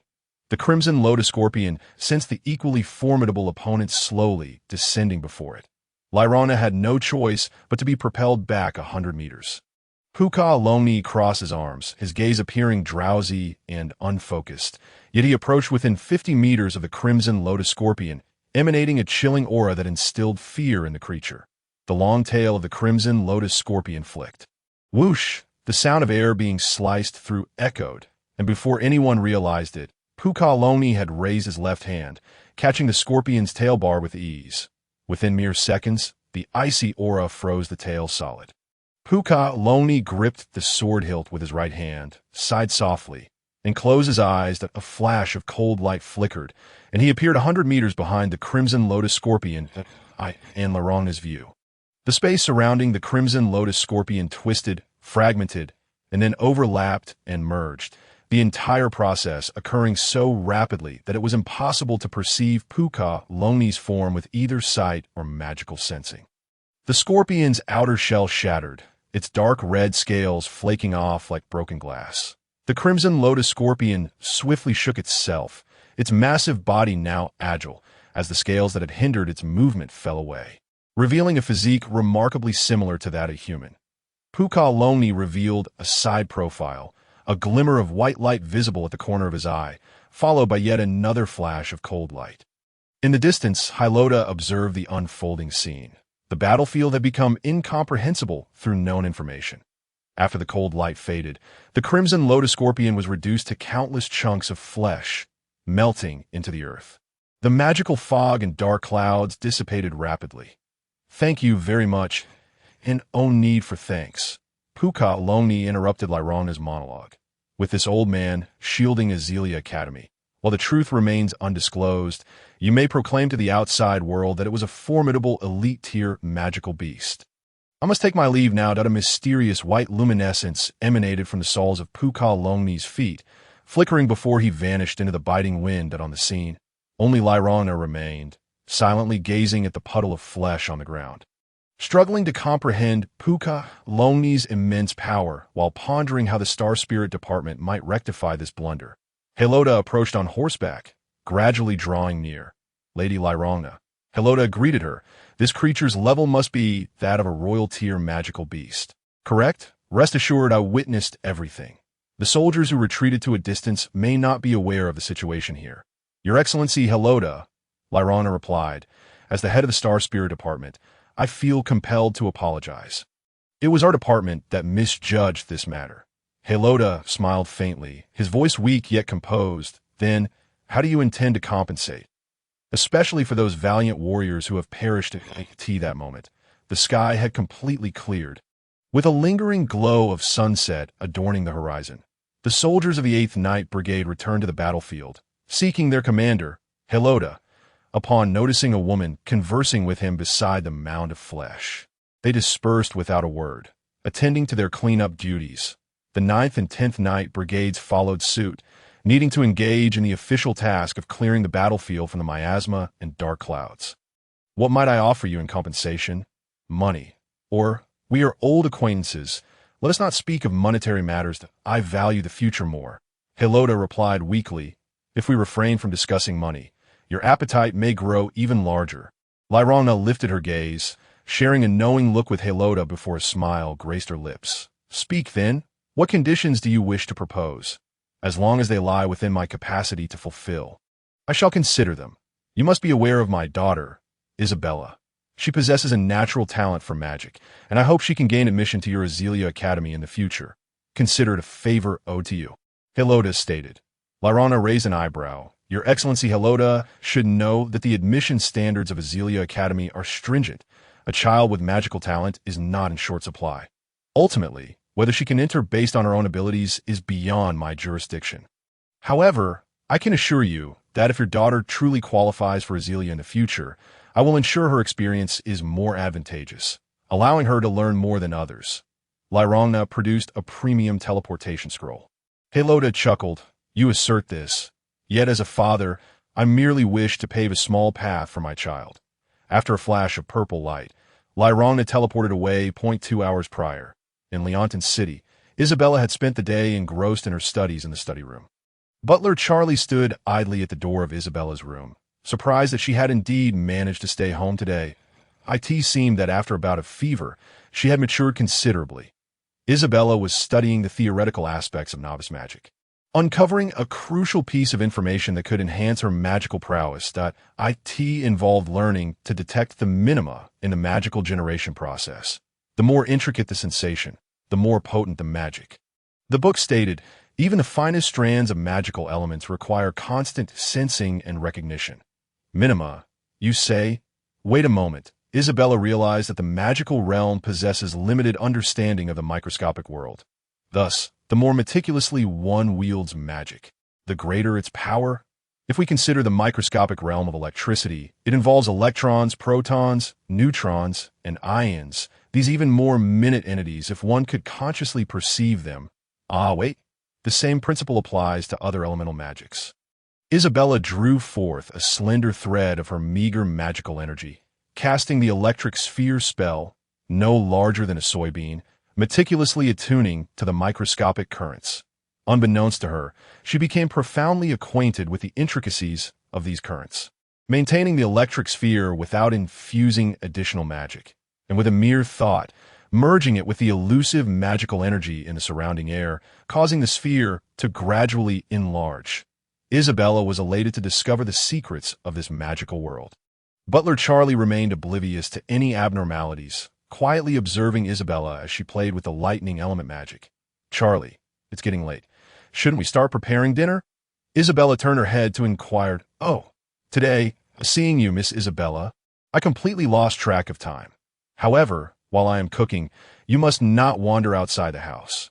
Once Charlie descended the stairs, Isabella experimented with other magical elements to validate her hypothesis. Indeed, just a thread of magical energy was sufficient to amplify the intensity of the released magic. Thanks to her understanding and perception of the microscopic realm, as well as the elusive magical aura in the air. Therefore, it was not impossible for her to challenge intermediate mages using her magic. Truly a delightful surprise each day. Yet this was merely the beginning. She needed to engage in profound practice with various types of magical elements. Thus, Isabella speculated, if I could compress and lock the protons in the air 2 millimeters outside my skin, achieving a defensive effect against various magics, wouldn't I be invincible? After all, the air is rich in magical essence, which can only resonate with the magical source through meticulous perception, enhancing the potency of magic. To further verify her conjecture, she aimed her spell at her teddy bear, employing wind and gravity magic while interfering with the microscopic realm.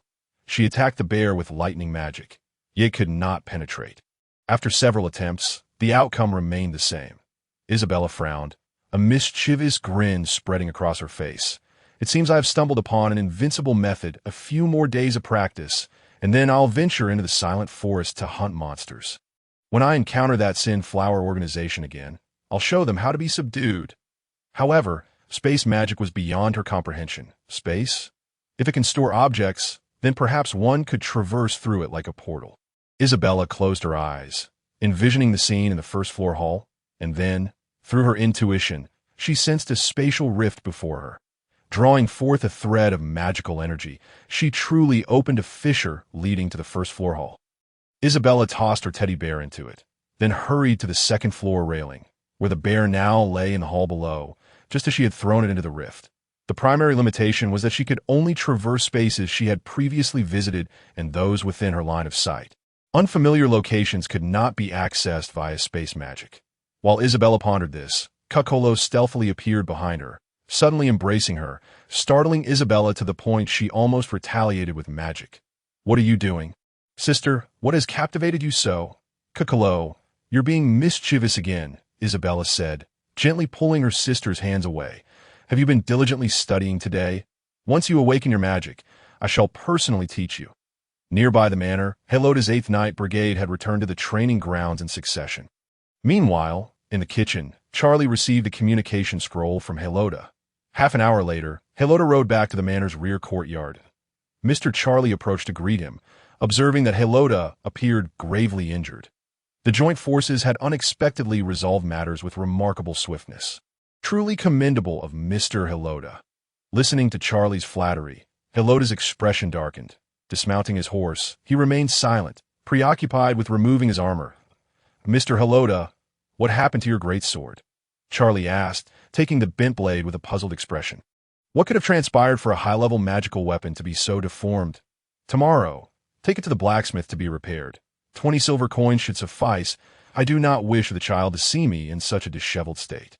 With that, Heloda took a white cloth to wipe the dirt from his face. "Dinner is ready. Mr. Heloda, I shall handle the cleanup." Moments later, at the dining table, Heloda regaled everyone with tales of the magical miasma. And Cuccolo listened, her eyes filled with admiration for her father. "Indeed, that fellow is quite formidable. I had to use several novice scrolls just to subdue it. My great sword has been shattered, yet with an unwavering resolve for victory. I waited the opportune moment to successfully subdue the Crimson Lotus Scorpion." Isabella discerned that her father's account bore certain imperfections. Though his narration was optimistic, his tone betrayed a hint of discouragement. However, there was no need for inquiry. She could only emulate her sister's flattery towards their father, engaging in mere pretense. Perhaps acknowledging that this battle would indeed be formidable. An elite-level monster would pose no challenge to a man like Heloda. In the dead of night, following a refreshing bath, Heloda lay in his chamber, gritting his teeth in endurance. "Mr. Barina, given your current injuries, it is imperative that I summon a healer from Leontown, and oh need for that. These are merely internal wounds that will heal with a fortnight of rest. Isabella is astute. I do not wish for her to witness me in this state. Charlie, you would be better off concocting some healing potions." In Isabella's chamber, with her father safely returned, it was evident that he had sustained injuries.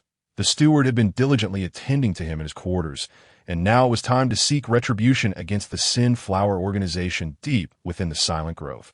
Gazing out the night sky, she noted it was not yet midnight. Last night, Charlie had a habit of checking the rooms. Thus she would wait for him to complete his rounds before slipping away using spatial magic. The doors of the room were not locked, leaving her with no choice but to bide her time. At midnight, Charlie arrived for his inspection, even approaching Isabella, pausing for a moment before he felt assured enough to depart. The entire process executed with utmost caution, possessing the keen senses of a gray wolf. Isabella waited until she was certain Charlie had descended the stairs before she sat on the edge of her bed. rubbed her eyes, and steeled her resolve. Venturing out to hunt monsters had become quite the hassle. It seemed she would lack energy for the following day, yet she resolved to recuperate during the afternoon.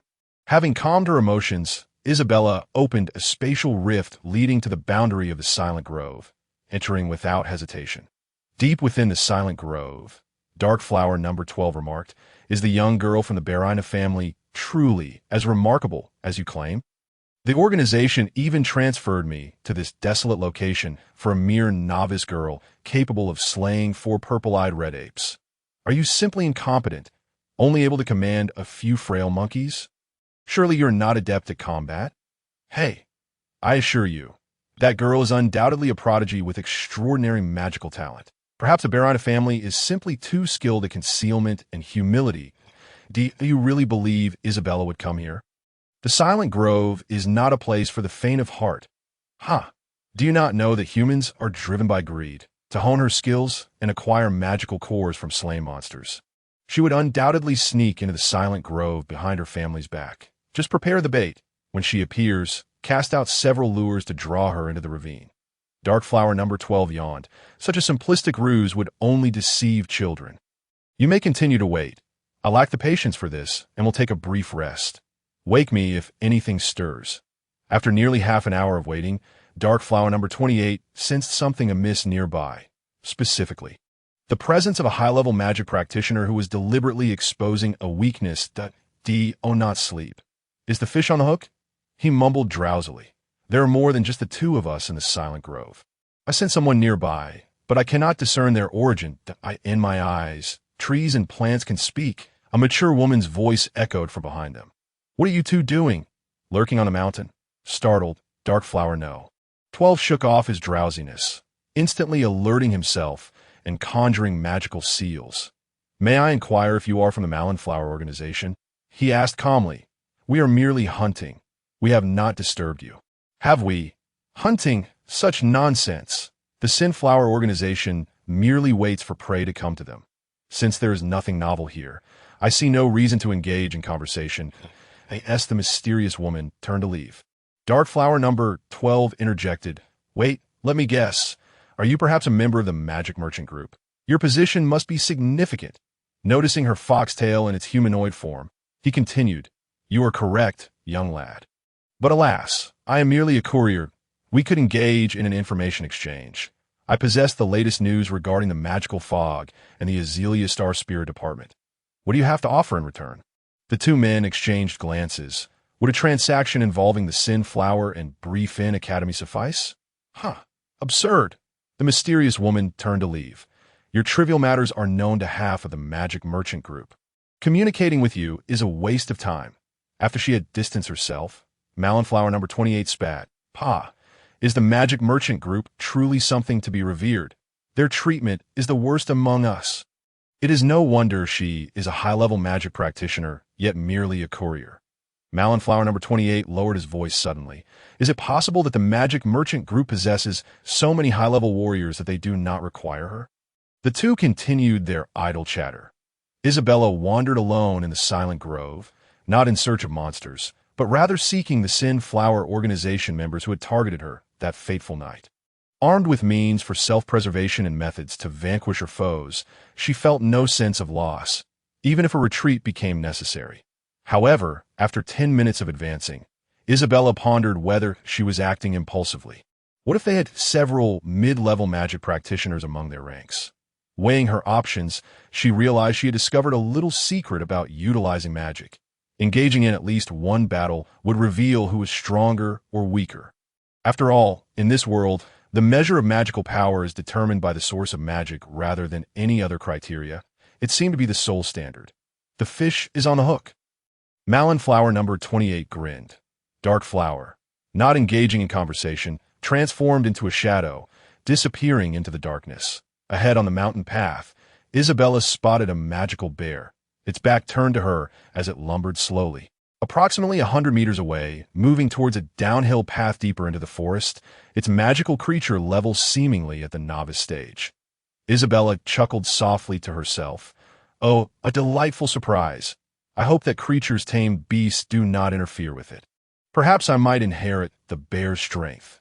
Trailing behind the magical bear, she descended into the depths of the forested ravine. Observing her surroundings carefully, she noted that there was only one slope, positioned above.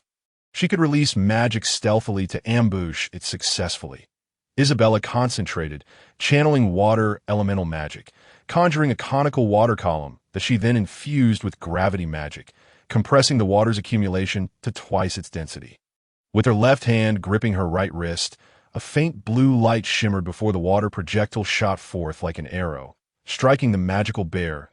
A mournful howl echoed through the depths of the silent grove, startling countless birds into flight. Isabella approached the fallen magical bear, discovering it had completely ceased to breathe, and a massive cavity marred its back, precisely where its heart had been pierced, with its entrails now expelled from its chest. The dissipating magic core flew into Isabella's body, absorbing the magical energy radiating from the creature. That moment, her magical source reached the threshold of a novice magic practitioner. One more monster slain, and she would break through that eye in the shadows. A humanoid figure trailed behind Isabella, its presence concealed among the trembling grass. Dark Flower number 12 was incredulous. This contradicts the intel. How can Isabella wield water, elemental magic? The manner in which she released it is unprecedented, and to slay a novice magical creature with a single strike, could she truly be a prodigious talent? In the distance, Flower number 28, having remained concealed for a long time, found it difficult to maintain his composure as he stood atop a rock, gazing at the spot where the magical bear had perished. Numerous speculations flooded his mind. No, something is amiss. Where is the lightning? The magical bear's size is 3 times that of a purple-eyed red ape. Even when faced with the full force of a novice magic practitioner, it should not fall so easily, as he continued to ponder. A cold sweat broke out on Flower number 28's back amidst the chilly night. It is inconceivable. One strike. I cannot allow her to escape. She must be dealt with immediately, maintaining composure even in the wake of anger. Perhaps it is due to my limited understanding of Isabella's circumstances, lacking absolute certainty upon deeper reflection. After all, she is merely a 10-year-old girl with golden hair, her magical potential at most slightly superior to that of her peers. Unwilling to dwell further on the matter, he took a deep breath and immediately released the magical restraint. Suddenly, the ground before Isabella trembled violently. Hundreds of cubic meters of earth cascaded downwards, and a towering locust tree, 30 meters high and 8 meters wide, loomed like a giant, stepping forward to obstruct Isabella's path. A shadowy figure appeared behind her, a man. The moment he uttered her name, Isabella was startled. Turning around, she saw another man, masked, his voice distinct from that of the individual she encountered a few nights prior. Whoosh, whoosh, whoosh, several piercing sounds cut through the air as Isabella, refusing to evade, braced herself against the oncoming arrows. 3 blades, akin to leaves, grazed the surface of her left arm. Dark Flower number 12 was taken aback. What kind of magical tools do you possess? Never mind. I shall be brief, Miss Isabella. The organization has dispatched me to eliminate you. Do take care. The ground quaked as the giant locust tree advanced step by step, its magical rank classified as intermediate. From a distance, Flower number 28 observed with astonishment that Isabella had not succumbed to the strike from Dark Flower. This was utterly incomprehensible. Isabella chuckled, her youthful smile taking on an eerie quality.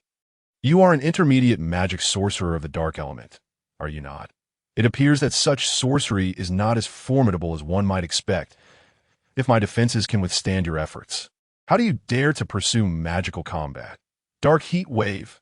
Boom! A rapid dark shock wave struck Isabella squarely in the face. Is that all you have? Under my assault, the smoke began to dissipate. What are you saying?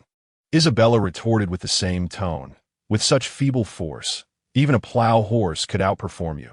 The countenance of Dark Flower number 12 turned pallid, his mind blank, as if he were confronting something beyond human comprehension.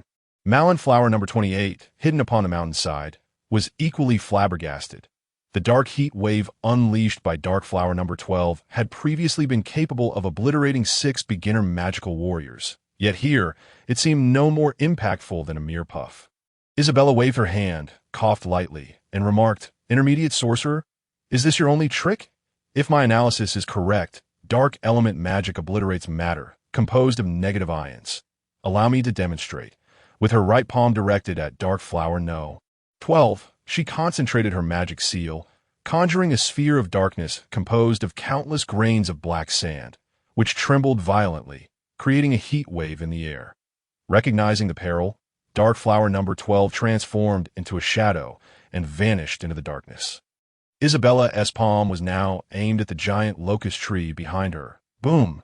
A brilliant explosion of flames erupted from behind Isabella. Malin flower number 28's defenses crumbled completely. A demon, this little one, is undoubtedly a demon. How did she suddenly master dark element magic to effortlessly dispatch an intermediate magical beast? At this moment, Malin flower number 28's worldview collapsed, leaving her frozen in place. Dark flower number 12 reappeared behind him, patting his back.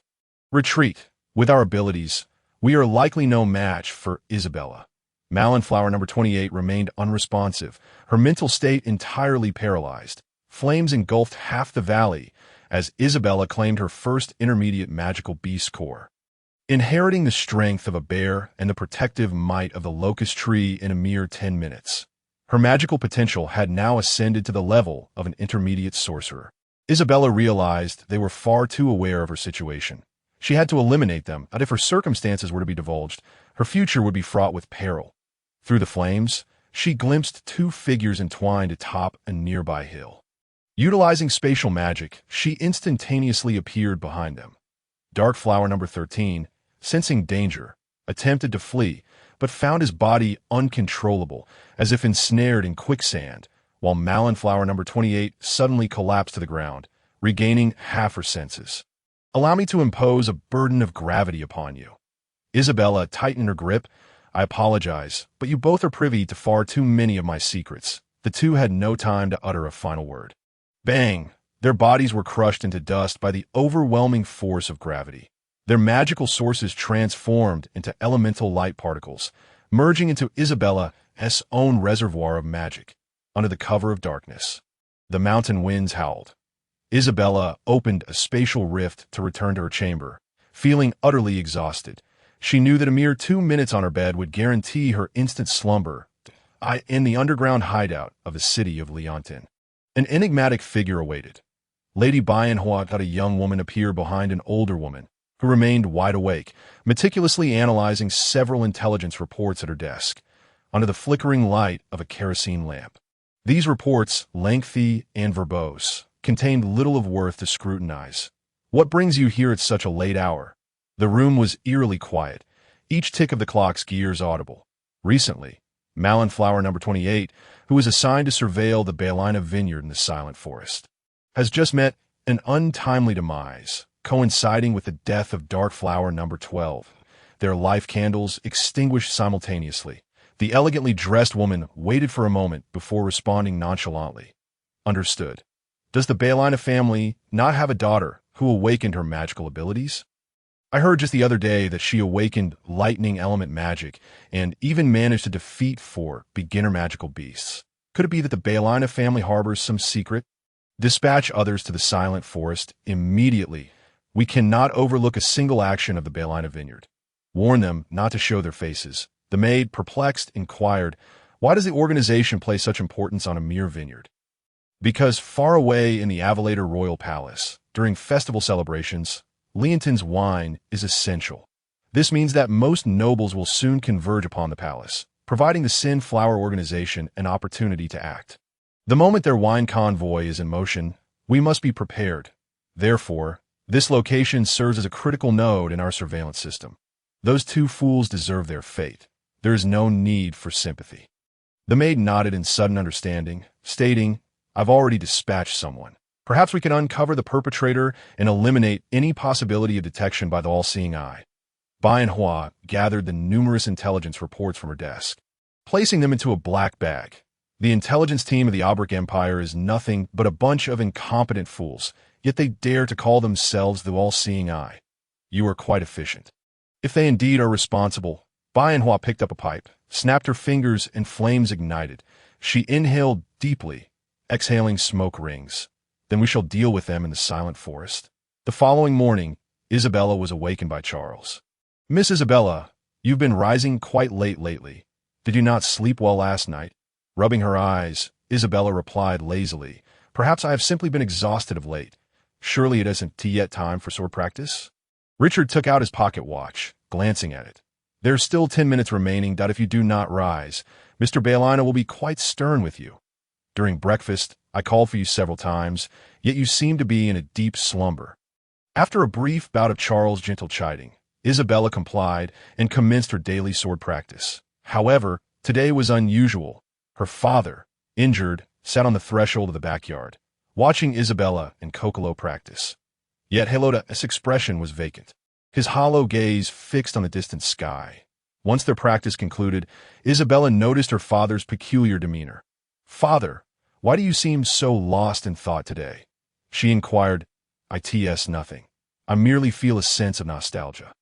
As a father, it has become increasingly difficult for me to progress in strength. In the not-too-distant future, you will undoubtedly surpass me." Heloda gently pinched Isabella's delicate face and spoke in a calm tone. "Let us conclude today's practice here. The swordsmanship training is merely a means to strengthen your physique for now. Once enrolled, Isabella will swiftly become a sorceress. Practicing swordsmanship is merely an embellishment. It is rare for the Baelina family to produce a sorceress. So there's no need to be overly fixated on swordplay that moment." Butler Charlie appeared behind Heloda. "Mr. Baelina, we have received an invitation to Count Jalai's birthday celebration," Charlie announced, presenting a piece of blue cardstock. "The event will take place 5 days hence at 7 in the evening at the Count's estate. It is advisable for us to arrive 5 or 6 hours early." Heloda glanced at the invitation, confirmed the details multiple times, and nodded. "Count Jalai is known for his extravagant celebrations. We should prepare a suitable gift. What would be appropriate?" As Heloda returned to the residence, he surveyed his surroundings. The family was accustomed to frugality, seldom indulging in luxury goods. Unable to think of a fitting gift, he instructed, "How about this, Charlie? Take 300 silver coins and procure a splendid magic stone or craft item from Leontown. Bring Isabella and Coco along. They are idle at home this afternoon. I must visit the training grounds after lunch to assess the casualties among the soldiers." After lunch, Charlie led forth the white horse from the stable, secured it to the carriage, and employed water elemental magic to wash away the accumulated dust. Countless droplets danced under Charlie's command, swiftly cleansing the carriage inside and out within 2 minutes, with a flick of his wrist. The murky water nestled in the seams of the cotton padding was precisely siphoned into a bucket on the left. Isabella had prepared 20 silver coins in her room, and, glancing inadvertently at Charlie's adept manipulation of the water element, pondered how he accomplished such feats. Each droplet appeared as if imbued with life. In the afternoon sun, the Baelina carriage made its way into Leontown, halting at the stables of the Adventurers Guild. Isabella, recalling the memories of her original self, realized she had visited Leontown many times before, yet her recollections were predominantly of a lavish estate, making such outings for shopping exceedingly rare. Inside the Adventurers Guild's Grand Hall, Coco clung to the corner of Charlie's tailcoat. Isabella was astonished to discover the existence of an Adventurers Guild in this world. The two followed Charlie's side. The hall was expansive, capable of accommodating 300 to 400 individuals, with the marble floor reflecting the brilliance of the glass curtain wall. Akin to being within a sacred cathedral, Charlie approached a reception desk. "Long time no see," Mr. Charlie Guston greeted the receptionist. "Are you here to accept a commission?" The reception desk towered over them, so much so that the receptionist could not perceive that Charlie was accompanied by children. "No, I am inquiring about the recent black market. Are there any drops related to dragons or similar magical beasts? Just last week, an adventure team defeated a high-level magical beast, a dragon, and some dragon claws have trickled into the market." After a brief conversation, Charlie departed with satisfaction. "Miss Isabella, you might be unaware," Charlie remarked nonchalantly. "The Count's rise to prominence began with magic warriors. Based on my understanding of him, the most suitable gift would be materials from high-level magical beasts." Before leaving the Adventurers Guild, Isabella's keen hearing caught whispers from several novice adventurers discussing her. They were commoners, clad in armor made of magical beast hide, wielding weapons and magical tools crafted from intermediate magical beast materials. "Look, that is the illustrious Miss Isabella of the Baelina family," exclaimed one. "What a rare sight. I recently heard that a magic warrior at the training grounds publicly declared that Miss Isabella vanquished 4 low-level magical beasts. The corrupted gray wolves, using lightning elemental magic. I've heard that too, but who would believe the words of such nobles? Even a corrupted gray wolf could be a challenge for 3 novice magic warriors. Isn't that obvious? When I was young, during the 3rd round of assessments at Briefing Academy, I was eliminated by a low-level corrupted gray wolf. None of us succeeded, and there was a girl who panicked and jumped out of the circle. Sigh, nobles just love to save face. They'll say anything. Upon exiting the Adventurers Guild, Isabella sensed the skepticism of the commoners regarding her abilities. She had indeed overheard that the 3rd round of assessments at Briefing Academy involved 4 individuals against a single low-level magical beast. Yet they still could not maintain their position on the street. Coco behaved as quietly and shyly as a little puppy, trailing behind Charlie. Isabella, uncertain of what to say, kept her head down, contemplating various matters worth exploring. Before long, Charlie arrived at a secluded alleyway. "We have arrived at Leontown's black market. There's a CAF nearby owned by an old friend of mine. You two wait there for a bit. I shall return shortly." Charlie led the 2 children across the street to the CF and exchanged pleasantries with his old friend, earnestly requesting, "Please take good care of Mr. Baelina's 2 daughters, especially Isabella." A middle-aged man, with a deep scar across his right cheek, wiped a coffee cup and replied, "Rest assured, the CAF's entrance can only be opened by those with at least intermediate magical prowess." Coco, reluctant and fearful, clung to Charlie's leg. Isabella exhaled a deep sigh. The 2 little girls sat across from each other at the CF's bar. The tranquil CF housed only a few scattered patrons, evidently seasoned magic practitioners. The 3 remained silent for a considerable time at the bar. Isabella refrained from speaking as she endeavored to recall the man before her. Her original self had little knowledge of him. Though he appeared fierce in countenance, yet exhibited gentleness and composure towards the young girls.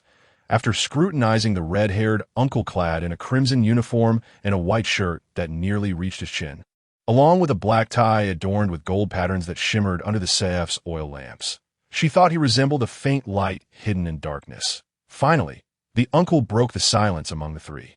"The Baelina children have grown so much. Just last year, Coco was still a tiny thing." As he spoke, he swirled a lemon drink in his hand, and after a few minutes of mixing, produced a generous serving of lemonade. Coco watched in fascination, completely oblivious to the fact that Charlie had already left the CF. "Isabella, what juice would you like? Uncle Tony can make any juice you desire, but children cannot drink alcohol. Otherwise, a little fruit wine would be delightful and would cost only 12 copper coins at a glass of apple juice, please," Isabella said, her brow slightly furrowed. "12 copper coins? Is that too much? Too much? Where's the excess?" "It is only February, and fresh fruit is more expensive than meat. With my skills, a glass should cost 8 copper coins," Uncle Tony replied. Isabella considered his reasoning, acknowledging it held some merit, yet compared to other beverages, fruit juice seemed less economical. However, as a noble's daughter, she felt she shouldn't overly concern herself with monetary matters. In her previous life as a working-class individual, any mention of money triggered a reflexive sensitivity. "Oh," Isabella replied, "in that case, Uncle Tony truly cannot profit from us." She fished out her wallet from her pocket and realized she possessed 20 silver coins, equivalent to 2,000 copper coins. The black market of Leonton's, a place rife with dubious goods, allowed some individuals to acquire quality items at lower prices. After all, since the merchants dealt outside of legitimate channels, their wares were easily obtained, even at below-market prices. They still reaped substantial profits. As for the quality of the goods, it was merely a matter of the buyer's luck. The alleyways of the black market were a labyrinth, sparsely populated, primarily frequented by novice sorcerers, with few intermediate sorcerers daring to venture there. The appearance of Charlie was, in fact, a surprise to the merchants of the black market. Numerous traders flocked to his side, inquiring about transactions. "It has been a while. Charlie, are you here to purchase weapons or magical tools?" One merchant asked. "That I recently acquired a batch of basic purification crystals at a bargain price. Buy one, get one free," Just 30 copper coins for two. Charlie paused, using water elemental magic to count the coins in his pocket. Extracting exactly 60 copper coins, he addressed the merchant of magical tools. I will take two. The merchant, recognizing the opportunity, opened the cloth covering his basket and produced 4 basic purification crystals. Charlie examined them one by one. The buy one get one free offer meant that the free one could only be used once, a clear indicator of inferior quality. Spending 60 copper coins on a new one would yield better results than 4 of these. Charlie's expression soured, and he added, "Do not follow me. Otherwise, I shall resort to violence." Only by issuing such threats would these shameless black market traders relent, and none pursued him further.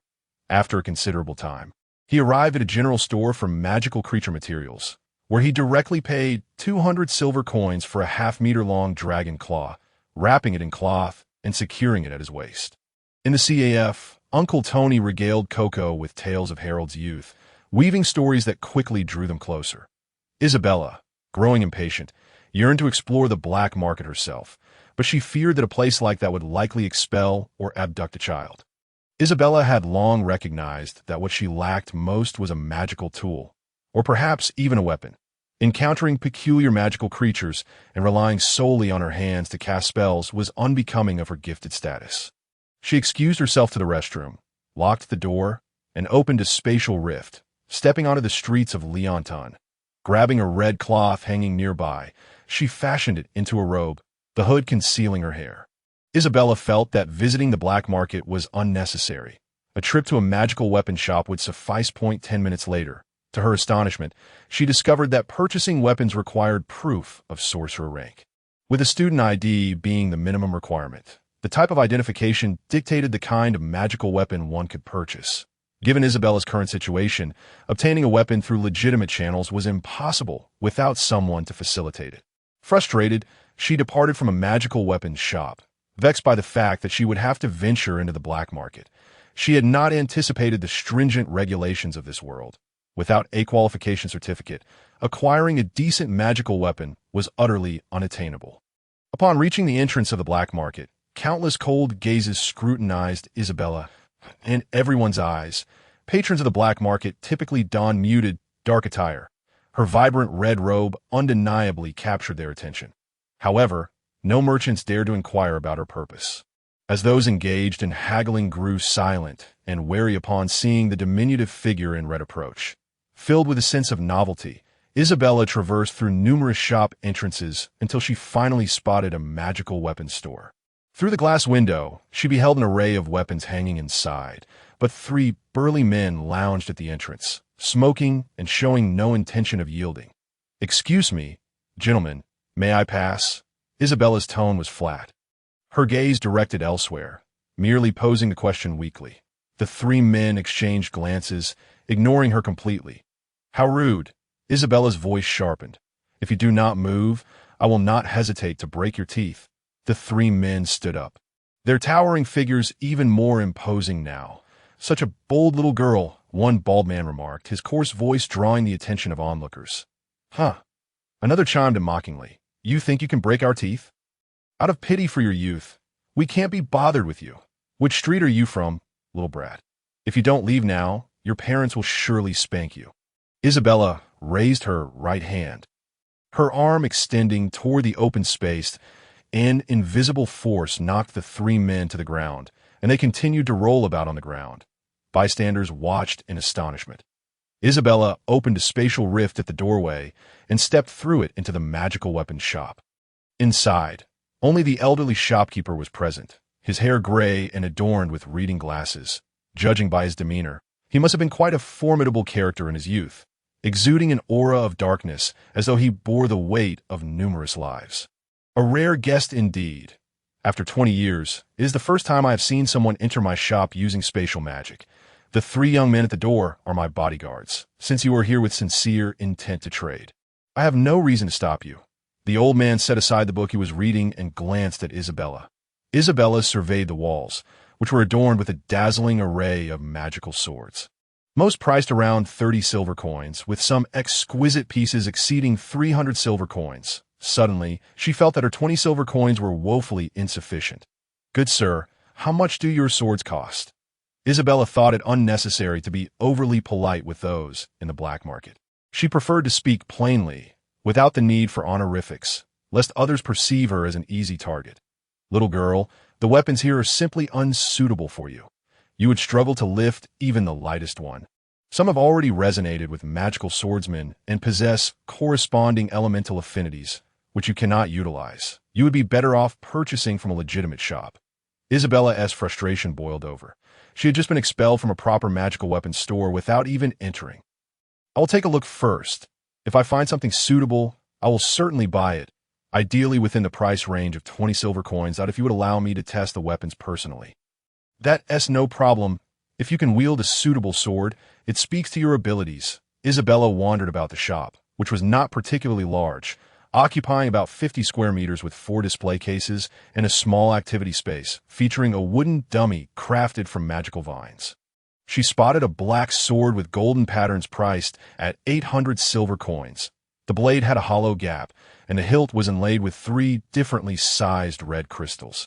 This sword appeared to be of high magical tool grade, comparable to her father's great sword, but it was evident that this sword was of superior craftsmanship and magical infusion. However, the most expensive item was not this black sword, but rather a long sword hanging high on the wall, with a purple edge and a silver body. It likely had been imbued with lightning elemental magic during its forging process, priced at 30 gold coins, equating to 3,000 silver coins. The shopkeeper observed Isabella gazing up at the purple gold lightning sword and chuckled. That sword is the treasure of my shop, a high-tier magical tool of the third order. If not for its near-perfect quality, it could have been a national-level weapon. Unfortunately, its previous owner perished, and it has resonated with magical power. Or else its price could be even higher. Isabella nodded, still perplexed about the distinction between resonant magical tools and weapons. Did it merely mean that the weapon had bonded with a mage, enhancing its capabilities? The introductory magic book had failed to clarify this, and she felt too embarrassed to ask now. After a few minutes of browsing, she still had not found a suitable sword. The cheapest option was a basic magical sword that had not undergone magical resonance, priced around 18 silver coins, which she dismissed entirely. Isabella would settle for nothing less than the best. Good sir. This sword boasts exquisite craftsmanship and intricate engravings. She pointed to a mithril magical sword within the glass case. The price is reasonable. How about you drop the cents and sell it to me for 17 silver coins?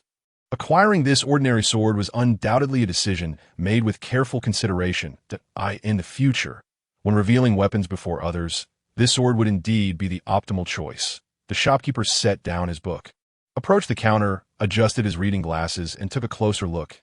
After deducting the change, the price was reduced by 300 copper coins.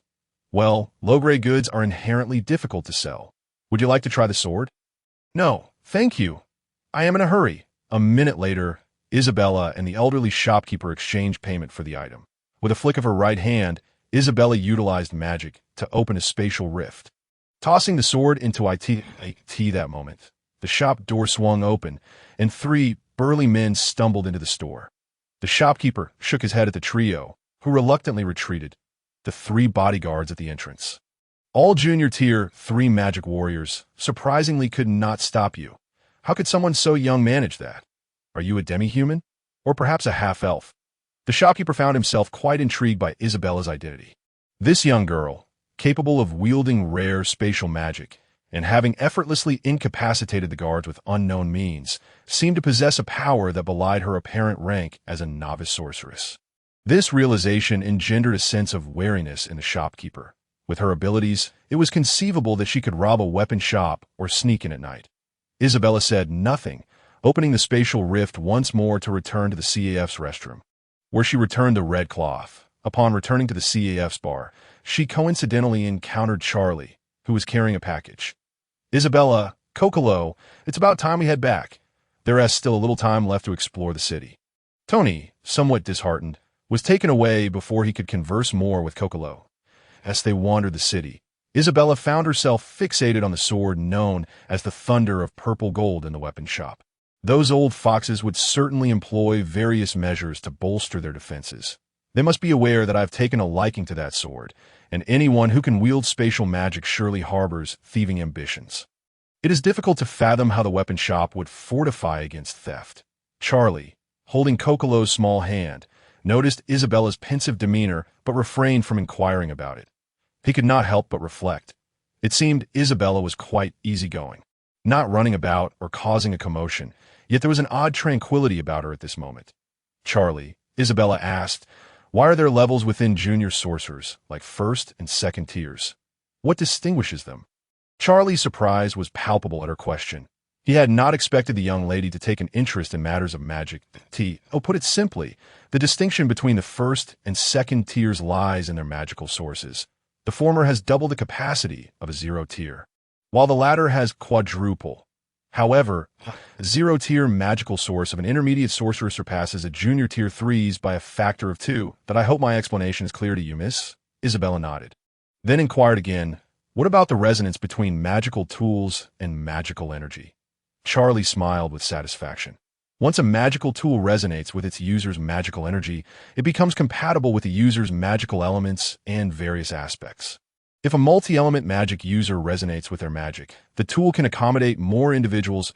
As dusk fell, Isabella and her companions returned home.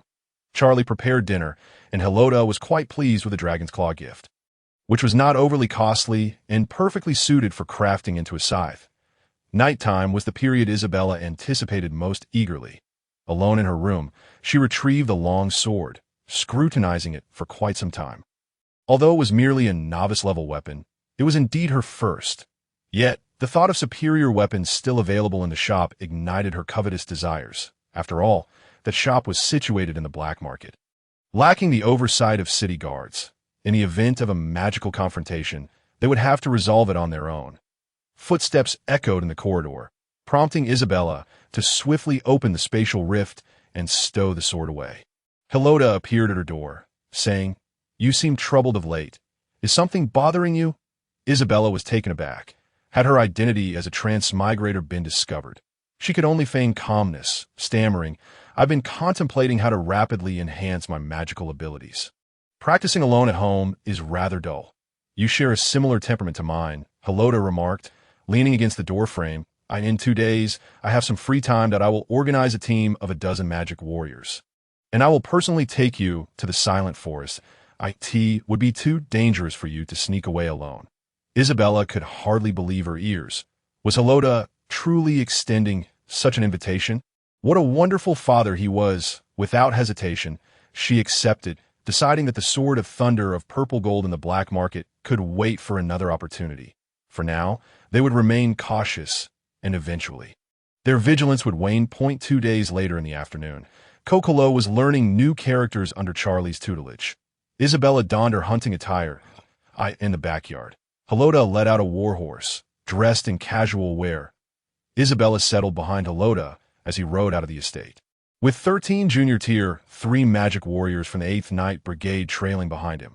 This time, the warriors were tasked with capturing low-level magical beasts, and Helota glanced back at Isabella, instructing, "You are responsible for using magic to eliminate the magical creatures. As for purifying crystals, given your current circumstances, once every 6 months will suffice. For the past 2 days, I have a question. Father, you were injured, weren't you? Why not rest properly instead of taking me to the Silent Forest?" Isabella's concern elicited an excited smile from Helota. "My injuries have significantly improved. By the end of the month, I will be fully recovered. This time, we have many soldiers, all adept at hunting magic beasts. So I will merely need to issue orders that," he continued.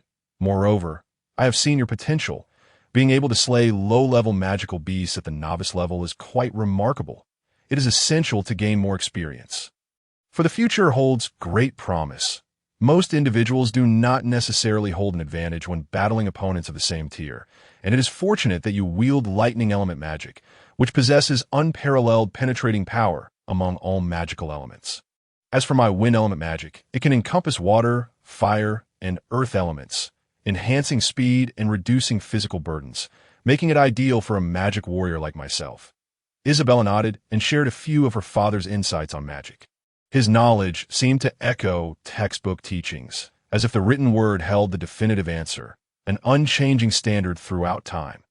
Isabella refrained from revealing her secrets regarding the enhancement of magic, particularly her understanding of the microscopic aspects that could intensify magical release density and resonate with the elemental energies of the environment. During their conversation, Helota specifically mentioned the magic academies scattered across the cities of the Aubric Empire. Aside from the capital, there are 5 academies offering courses from beginner to intermediate levels, resulting in a total of 6 magic academies within the empire. In contrast, there were only 2 prestigious magic institutions in the world, Azalaria and the Yeming Academy in the southern land of the elves. Admission to these 2 academies was highly competitive. One could not simply buy their way in, but had to defeat 3 magical creatures of the same tier to qualify for advanced studies. Our family is fortunate, with Charlie as our steward to teach you letters. There is no need for you to enroll in a magic academy in the city for introductory courses. Put it bluntly, it would merely be a waste of time to spend 3 years learning letters and a few incantations. As they chatted, the group arrived near the silent forest. Helota pressed onward, while the magic warriors behind him remained vigilant of their surroundings. In the shadows of the forest, the night-blooming jasmine, number 42 of the sinful flower.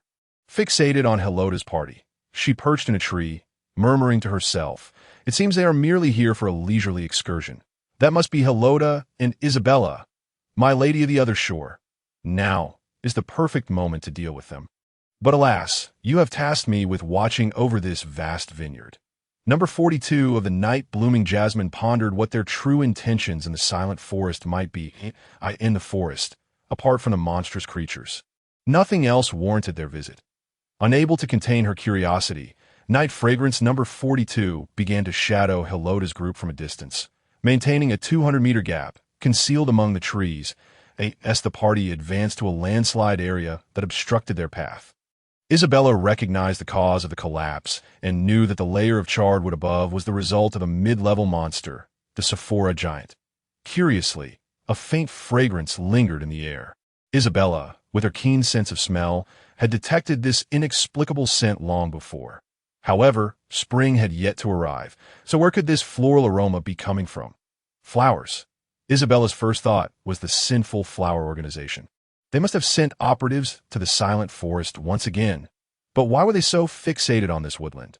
Was it because the mountain offered a view that spanned half of Leontown? Helota instructed 2 knights to clear the way, as the soil of the landslide was laden with rubble, allowing them to traverse it on horseback. Such a minor obstruction was hardly a cause for concern. Moments later, everyone crossed the landslide and continued onward to that moment. Isabella subtly cast a light wind element spell upon herself, dispersing the peculiar floral scent. Simultaneously, she employed a healing spell to invigorate her senses. Uncertain of the intentions of the others, should any unforeseen circumstances arise, before she could dwell further on it, several knights behind her inexplicably collapsed to the ground, their horses succumbing as well. Helota glanced around, yet felt as though his strength had ebbed away. He struggled to speak, his eyelids heavy as if drawn by a magnet, and he slumped against his steed. Helota's horse could no longer support itself, its legs giving way as it too fell asleep. Isabella's eyes darted about. Perhaps she should turn this situation to her advantage and observe who these intruders were and what schemes they were concocting. It was infuriating how every encounter in the silent forest seemed to lead to bizarre occurrences. Atop a cliff, the figure of Night Fragrance number 42 gleefully mused, "They are all asleep. It is a pity I cannot reveal myself. But I can certainly eliminate you all. In just a few days, I shall siphon away so much magical energy. Hee. With a flick of her wrist, she conjured a green magical sigil, releasing a flurry of golden pollen that drifted toward Helota's party. A woman clad in a pink dance outfit, daggers in hand, stealthily approached Helota. Isabella heard the faint sound of footsteps, estimating the source to be less than 5 meters behind her. With a mental command, she opened a spatial rift behind her, launching a longsword at the assailant with remarkable speed, piercing her through. The flying sword then vanished into another spatial gap. Isabella whirled around and quickly rose to her feet. But in the instant that the woman fell, her form dissolved into countless golden pollen, scattering like dandelion seeds in the wind. Concealed in the shadows, Night Fragrance number 42 hid behind a tree trunk. Scarcely daring to breathe, The events had unfolded too rapidly. How could anyone still be standing? How could a flying sword appear out of nowhere and slay her avatar? The trio of questions whirled rapidly in Night Fragrance No. 42's mind.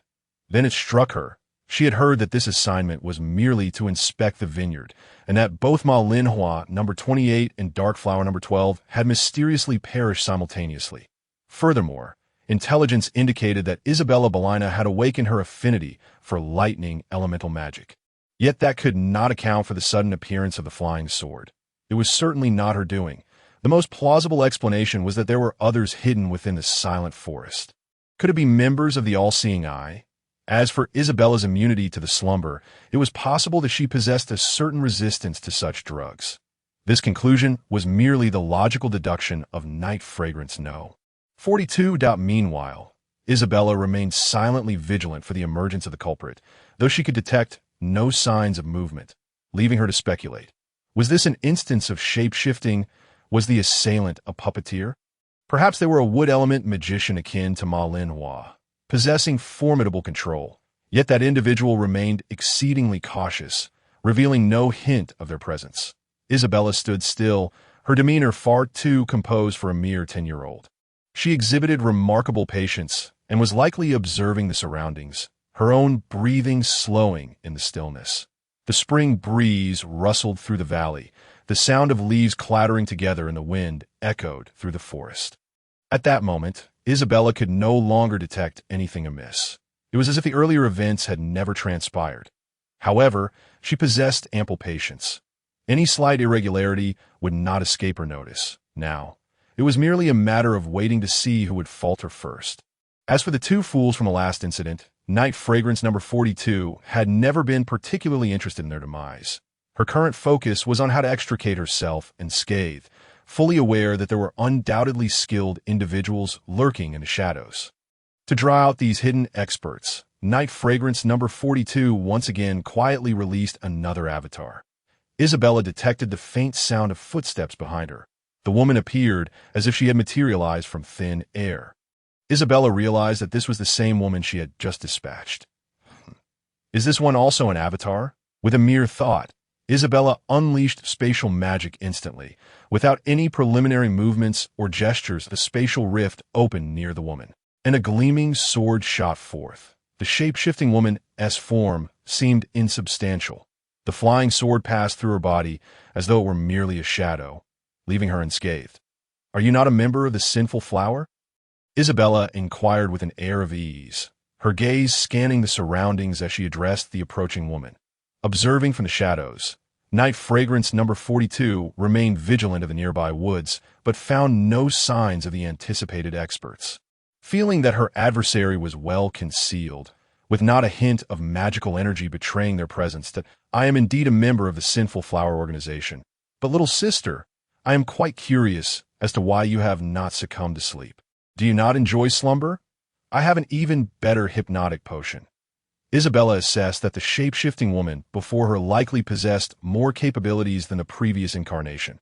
Her opponent was clever enough to manipulate the density of her form, allowing ordinary attacks to pass through without inflicting damage. However, what was her purpose here? To eliminate them. Isabella found herself in a precarious position. If she did not swiftly identify the assailant, she would expose her own trump cards further. If the adversary departed with more information about her, future encounters with the sinful flower would undoubtedly lead to greater complications.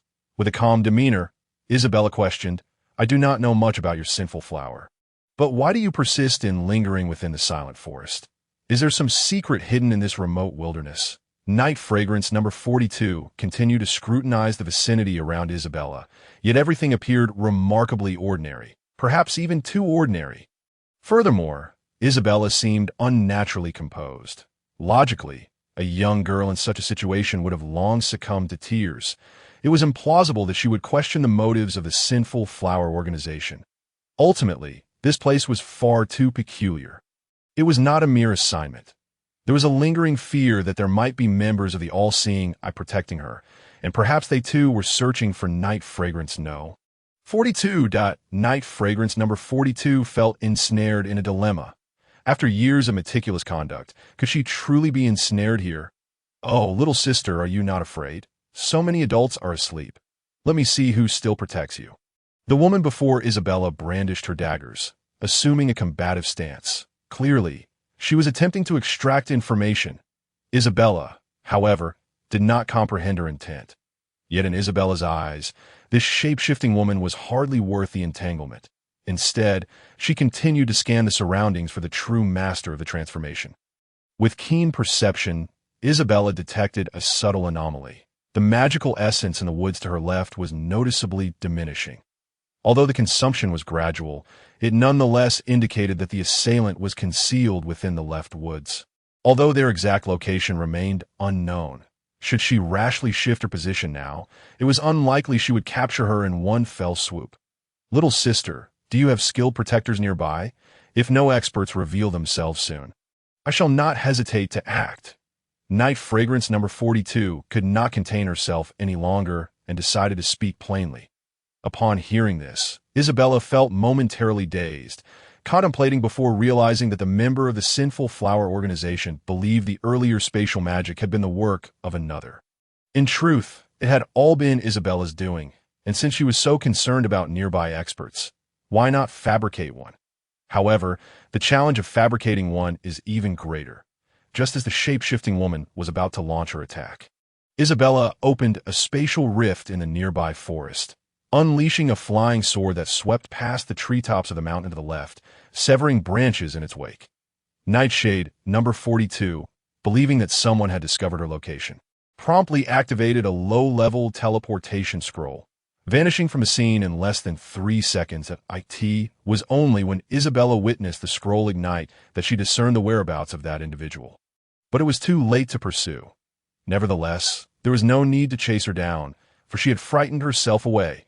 No one could be blamed for that. Before long, one by one, people began to awaken, and Isabella discreetly resumed her feigned slumber on the back of Heloda's horse. Many were oblivious to the events that had transpired, only aware that they had traversed a landslide behind them, resulting in a collective state of confusion and slumber. Everyone suspected that the landslide had some peculiar influence, perhaps a hallucinatory or hypnotic array. However, the return route could be taken by circumventing another mountain. And since no one had sustained serious injuries, Heloda chose to press onward. Only the alert Isabella was privy to the recent occurrences. When everyone awoke, she merely played the part of the bewildered. Heloda led the group deeper into the silent forest. The scenery ahead was unfamiliar to Isabella, shrouded in mist and ominously dark. Soon, the party reached the valley floor. Heloda employed a monster detection stone, revealing the presence of a low-level magical creature nearby.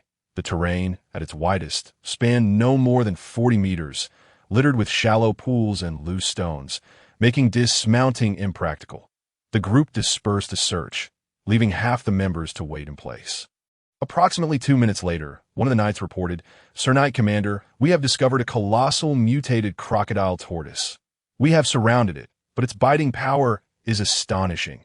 It could easily fell both a warrior and his steed with a single snap."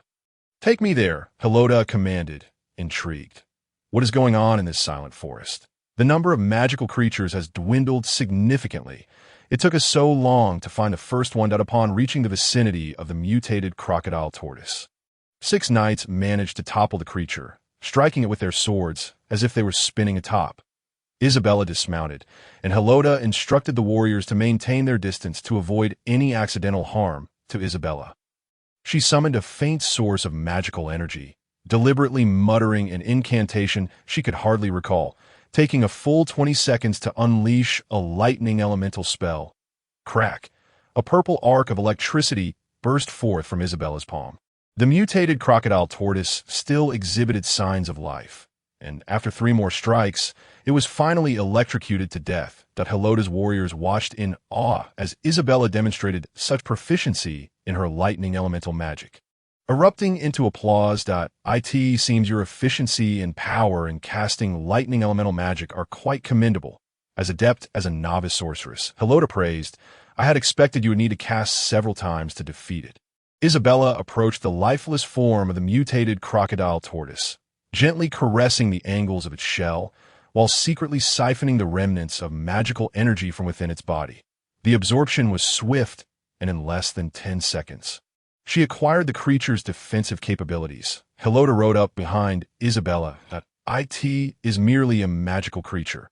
While the mutated crocodile tortoise poses no threat to humans, its demise serves a purpose as your nourishment. Helota believed he was comforting Isabella, thinking she mourned for the fallen creature. The group set off once more, this time towards another mountain peak. The ascent was treacherous, overgrown with weeds, suggesting it had long been abandoned. Upon reaching the halfway point, they discovered the surrounding trees were laden with spider webs. The party encircled Helota, as 3 warriors employing fire elemental magic enchanted their swords, and the group pressed on without being hindered by the webs. As they journeyed further, the density of webs increased, with numerous palm-sized black spiders perched upon the tree trunks. Isabella's greatest fear was indeed these small arachnids. This place sent chills down her spine, as the larger spiders infested the depths of the woods, causing her to break out in goosebumps. That Helota's knightly brigade, seasoned in facing magical adversities, remained unperturbed by the spiders, as this type of creature was most fearful of fire and lightning magic. Ahead, a mutated wolf spider dangled from a tree. Yet Isabella, terrified of such creatures, found herself at her psychological limit when she drew within 10 meters, had it not been for her desire to prove herself as a novice. The spider would have been obliterated the moment she noticed it. Following the procedure, Isabella unleashed a bolt of lightning elemental magic, its intensity surpassing the cumulative force of her previous 3 strikes against the mutated crocodile tortoise. Crack! A purple arc surged forth, obliterating the mutated wolf spider, its hair dissipating into dense white smoke, the air filled with the acrid scent of charred flesh. After absorbing the dissipating magical core, the party continued past the wolf spider's carcass. And Isabella seized the opportunity to draw in some of the dispersed magical energy, gaining the abilities of heightened reflexes and perception. As the group traversed the mountain, they arrived at a flat expanse atop the peak. Helota remarked that if they were to return, they would likely need to take a detour of 50 miles. Regardless, they had ample time, and such a distance could be covered at full speed in no more than an hour. The panoramic view from the peak was breathtaking, with lush grasslands and dozens of magical griffins soaring through the sky. Helota speculated that there must be the remains of some large magical creatures nearby, as they would attract scavenging beasts. One griffin was roughly the size of a warhorse, a comparison that astonished Isabella. Indeed, a group of griffins was feasting upon the carcasses of large magical creatures, and Helota commanded 6 men to charge forth. Whether they could bring down a griffin now depended solely on Isabella's prowess, as those creatures could fly and were difficult for the warriors to subdue. The griffins, engrossed in their carrion, noticed the approach of 7 low-level magical warriors. Reluctantly, the satiated griffins flapped their wings. Some, too full to take flight, merely moved to nearby clearings to watch, while others circled low, reluctant to abandon their meal. Despite their size, these griffins were not foolish. There was no need to engage in conflict with humans, as they were among the least inclined to do so. The slower griffins fell victim to the warriors' swords, suffering grievous injuries. However, this commotion only attracted more griffins to the skies. This could be problematic. Helota sighed. If a number of griffins reaches a ratio of 1 to 50, they will certainly launch an assault on the living below. Helota maneuvered his steed closer to the fray, where the griffins were being struck down. Isabella was prepared with her magical seal, ready to unleash another lightning elemental spell. Crack! A powerful bolt of lightning shot from Isabella's palm, dispatching a severely weakened griffin. Helota directed the team in a series of maneuvers, and Isabella managed to slay 3 griffins, siphoning only a small fraction of the magical energy they radiated, awakening her eagle-eyed vision. From the summit, she could clearly discern houses 20 miles away. They dare not descend lower. At this altitude, our magical warriors cannot employ their spells to intercept them. Helota suggested, "We should be making our way back. Your current abilities are indeed sufficient to stand on your own. Just remember not to flaunt your skills too much. There are always those who surpass you." "Understood. Father, I shall keep that in mind and not allow temporary triumph to breed arrogance." The crowd reconvened and set forth along a winding descent. As dusk approached, Herod's party swiftly navigated a large bend in the road. Nearby, the chilling howls of wolves echoed from the mountains behind them. This silent forest, predominantly inhabited by low-level magical creatures, was seldom traversed by ordinary folk.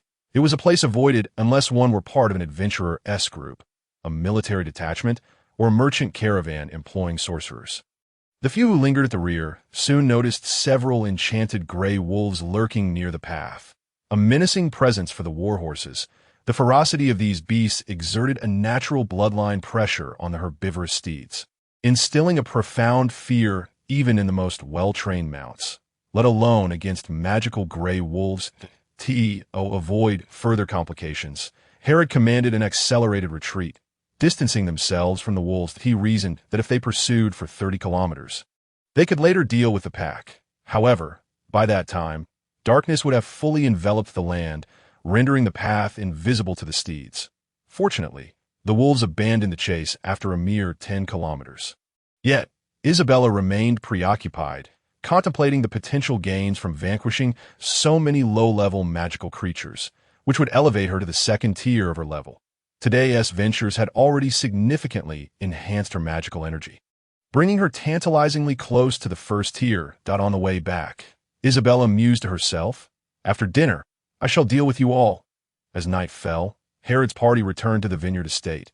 Upon reaching the mansion, Herod's exuberance surpassed that of Isabella, as he animatedly recounted the afternoon's skirmishes to Kokolo and Charlie. Kokolo's admiration for Isabella grew, igniting a fervent desire within her to awaken her own magical abilities. Regardless of the elemental affinity, in a basement within Leontown, the Bloom of the Other Shore received a transmission scroll from Knight Jasmine, number 42, esteemed chief of the Bloom of the Other Shore. This afternoon, Herod entered the silent forest with his daughter, employing a charm of confusion. Just as he was about to assassinate them, I discovered a spatial mage covertly guarding them. I suspect that members of the Omniscient Eye organization are surveilling us. Or perhaps there is a traitor among us. Although I managed to escape, I fear I may have been detected. After reading, the Bloom of the Other Shore incinerated the scroll, inhaling deeply, her expression grave. Rendered momentarily speechless, she recognized that Knight Jasmine number 42's cautious nature seldom allowed for errors, and their reports were notoriously reliable. Is it truly beyond our organization, the Bloom of Sin, to monitor a mere vineyard estate? She lamented. Our operatives in the silent forest may have been discovered. Even an elite infiltrator like Knight Jasmine number 42 could struggle with such a task. Addressing her attendant, she commanded, "Continue to rotate personnel. This time, summon Dark Flower number 6, a high-level sorcerer. Do so immediately." As the night deepened, the moon hung full and round. The hour of Charlie's nightly inspections had long since passed. Isabella opened a rift in space. Stealthily returning to the bend on the adjacent mountain of the silent forest, the enchanted gray wolves had vanished without a trace. After a prolonged search, she heard the distant howling of wolves from afar. Isabella opened the rift once more, arriving at the mountain where she had slain the vultures. She found herself approximately 100 meters from the wolf pack. To her surprise, they were feasting upon the carcasses of the vultures. No wonder she had failed to locate them. With a casual flick of her right index finger, the rift followed her movements, a shimmering low-level magical sword soared forth, and with deft control, Isabella dispatched 8 enchanted gray wolves within half a minute. Absorbing their scattered magical cores and dissipated energy, her magical source ascended to the first tier. In the span of merely a week, her progress eclipsed that of others who toiled for an entire year. Alas, what can I say? My innate aptitude for magic is simply unparalleled, she mused. Yet soon, another dilemma arose. The absorption of cores and dissipated energy from creatures of her current level would yield minimal gains. Given her prowess, she could unleash spell power several-fold greater than her current magical source, with only a slight expenditure of energy. It was time to seek out mid-level magical creatures. Regrettably, such formidable beings were unlikely to inhabit the silent forest. As Isabella pondered her next move, 2 meteors streaked across the night sky, one red and the other white. The trajectories of the meteors were peculiar, arching high above before plummeting toward the mountain where Isabella stood. Sensing impending danger, she summoned her magical energy to invoke a tri-layer defensive spell, reinforcing her skin with a protective barrier. Boom! A blazing fireball erupted amidst a pile of magical creature corpses. Isabella braced against the shockwave, nearly being swept away, yet emerged unscathed as the smoke cleared. To her astonishment, a colossal humanoid figure emerged from the crater. Isabella could not sense the creature's magical resonance, but recognized its immense magical energy. Akin to a moon, while she felt like a mere oversized duck egg in comparison. A diminutive human, the voice, rich and resonant like that of a middle-aged man, carried an air of disdain and arrogance. As the smoke dissipated in the mountain breeze, Isabella beheld a towering humanoid magical creature, its skin a deep crimson, adorned with a pair of curved horns and a tail thicker than her thigh. Upon closer inspection, she noted the faint, translucent black scales covering its body. It resembled a demon descended from the heavens. Suddenly, an indistinct gray shadow materialized before Isabella. Boom! The mysterious entity raised a hand, unleashing a fireball that struck Isabella directly. The smoke from the explosion swirled anew. Remarkably, Isabella stood unharmed, leaving the world-class second-tier dragonfolk warrior incredulous. That strike possessed enough power to obliterate any first-tier sorcerer below the national level. Even with a high-level magical resistance scroll, one would succumb. Before her stood a mere girl, an initial-tier sorceress. How could she possibly withstand such an assault? Surely, she must possess a magical artifact. To endure such an attack unscathed indicated an artifact of world-class caliber. Was it not a waste to expend such power on this insignificant human girl? His gaze fell upon the scorched earth beneath Isabella's feet, clearly indicating that his assault had not faltered. She was undeniably peculiar. Isabella remained paralyzed for a time, cold sweat pouring down her. Her gaze remained locked on the monstrous figure ahead. Fear coursed through her, but eventually her thoughts returned, that being strike without defense would have reduced 1,000 of her kind to ashes. Damn it. I merely came to hunt magical creatures, and yet I find myself facing a demon king. Its power far surpassed her own. Isabella trembled uncontrollably, unable to discern whether her legs shook from fear. Nonetheless, her defensive magic persisted. Ha! Little human, you are quite extraordinary. Unfortunately, I have no time to entertain you. As he finished speaking, a soft golden holy light enveloped Isabella. In its wake appeared a radiant angel. Her 3 pairs of white wings unfurled behind her. Clad in golden armor, a golden mask obscured the upper half of her face, revealing only her pink lips and a cascade of pale golden hair that danced in the wind. Her presence exuded the essence of a celestial warrior, perhaps her very vocation. The two suspended in mid-air exchanged no words, yet an inexplicable tension filled the atmosphere, as if gunpowder lingered on the mountaintop plain. Boom! Before the angel, a luminous imprint appeared, and the surrounding magical essence quickly converged towards her. The Dragonkin warrior brandished a massive black axe adorned with crimson patterns. Upon witnessing this, Isabella unleashed a spatial magic, tearing a rift in the air around the lower half of the Dragonkin, ensnaring a portion of his body into an unknown dimension. Following the angel's radiant light, a torrential downpour of swords surged forth. The Dragonkin warrior swiftly maneuvered, only to discover that his lower half had inexplicably severed below the navel, a wave of excruciating pain washing over him. His expression morphed into one of sheer astonishment. Mingled with profound confusion and doubt, he had assumed that the little girl's earlier display was merely a casual spell, incapable of affecting him, and thus had taken no precautions before he could ponder the cause further. A brilliance akin to the sun enveloped his face that a golden cascade surged towards him, leaving no room for evasion. It was a fleeting moment. His upper body was engulfed in a myriad of shimmering lights. The angel cast a glance at Isabella, uttering not a word, unfurling her wings as her feathers radiated a golden glow. High above, a resonant hum echoed as the golden rainbow sliced through the starry sky. The surroundings fell into tranquility. Isabella beheld the shattered lower half of the Dragonkin warrior and immediately approached to absorb the dissipating magical energy. After all, she had not slain this foe herself. thus was devoid of any magical source.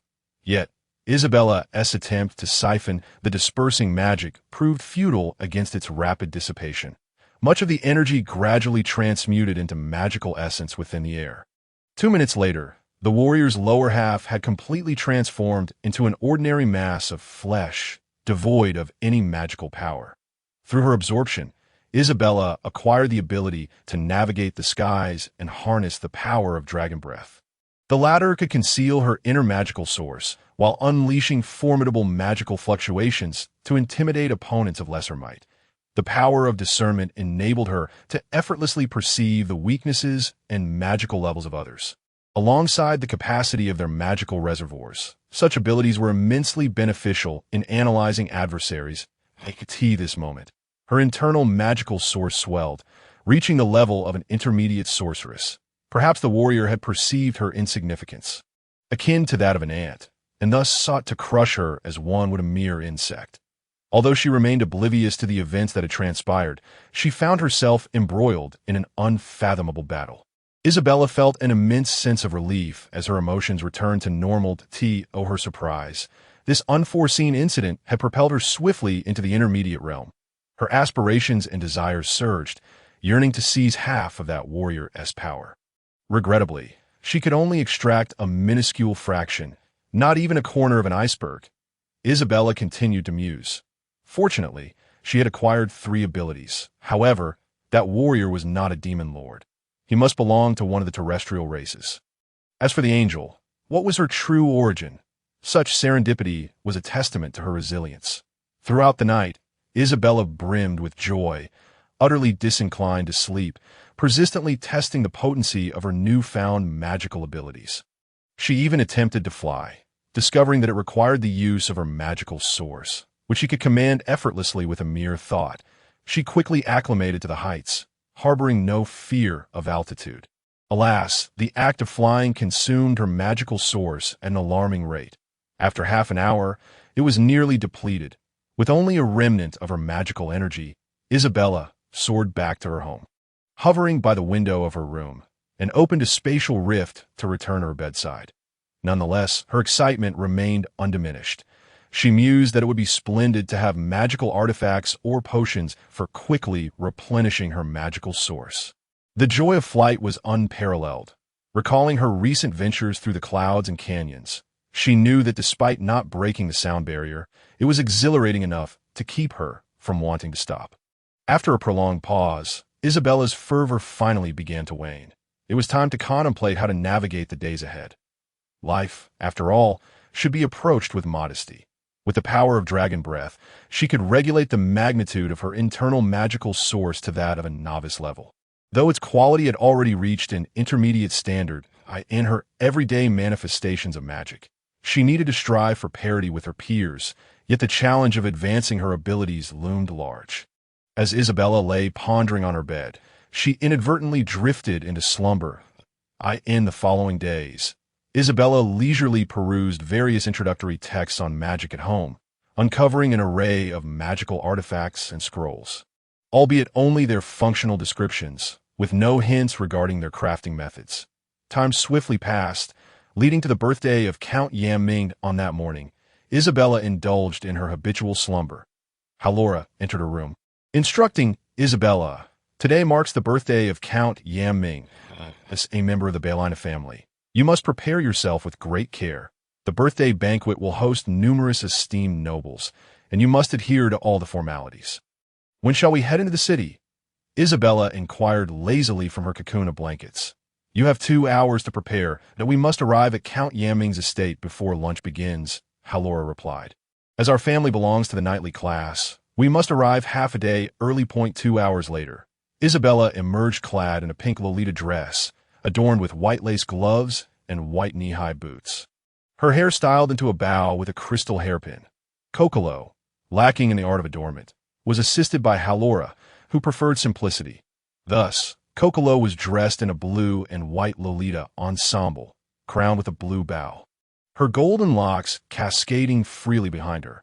Halora donned a white uniform, with black accents on the buttons and collar. Charlie's attire was as unremarkable as ever. He was always suited up, sparing no thought on his outfit. Though his tie had been swapped for a vibrant blue, with a red rose brooch adorning his left breast. Isabella noticed the subtle changes in Charlie. Such a considerate and responsible man was still single. Perhaps he hoped to meet a few young ladies at Count Yam Ming's birthday banquet. After the family had gathered their belongings, they set off together for Leontown. The Baelina family traveled to Leontown, with their carriage traversing towards the rear mountain of the city. The Count's estate was situated atop a hill within the city. Through the 6-meter-high white walls, Isabella glimpsed the estate, where all the structures were painted white, crowned with towering domes. The path leading to the estate was a winding road, patrolled by 5 city guards every 100 meters. After a journey of several minutes, the carriage arrived at a large stable, where several servants awaited to receive them.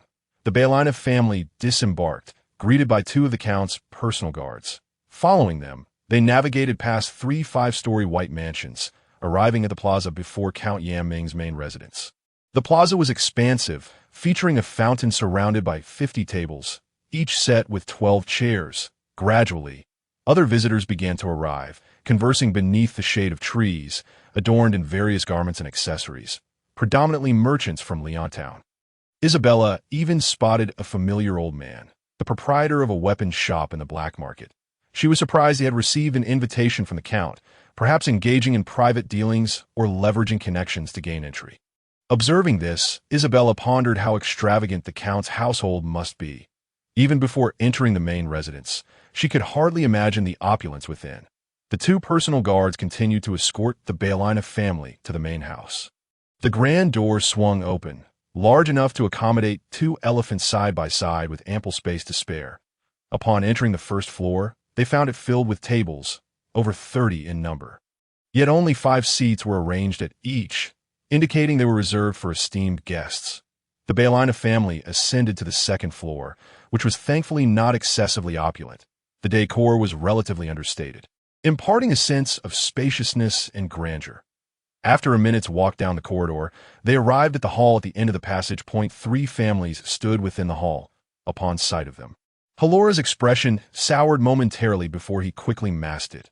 Count Yam Ming approached Halora, accompanied by his wife, alongside a red-haired girl in a pale yellow dance dress, who appeared to be of similar age to Isabella. Bedecked in sparkling white diamond adornments, Halora performed the knightly salute, while Isabella lifted her skirt with both hands, crossing her feet in a slight bow. "We are the Baelina family, here to pay our respects to Count Yam Ming." "Ah, Halora, my dear brother." Count Jalai's physique was that of a tall individual, not overly stout. Adorned in a striking crimson uniform, he removed his round hat and placed it against his chest. "Herod, my dear brother, it appears your wounds have healed quite well. We owe much to the assistance of your 8th Night Order, as well as the 9th and 10th Orders, who successfully intercepted the ominous dark fog threatening Leontown City. Oh, I have already arranged for the distribution of this campaign's expenses to your account within the next 2 days. Thank you, Count Jalai, for your commendation. It is our duty as knights to protect the Empire. Today, the Baelina family has come to celebrate and present gifts, and we hope you will not find them lacking." Charles produced an exquisite red package, inscribed with the words, "A gift from the Baelina family." The Count gestured for a nearby maid to accept the offering. Herod's gaze drifted to a pair of gift boxes in the corner, then to the commanders of the 9th and 10th Night Orders, who had arrived early, feeling an inexplicable surge of indignation.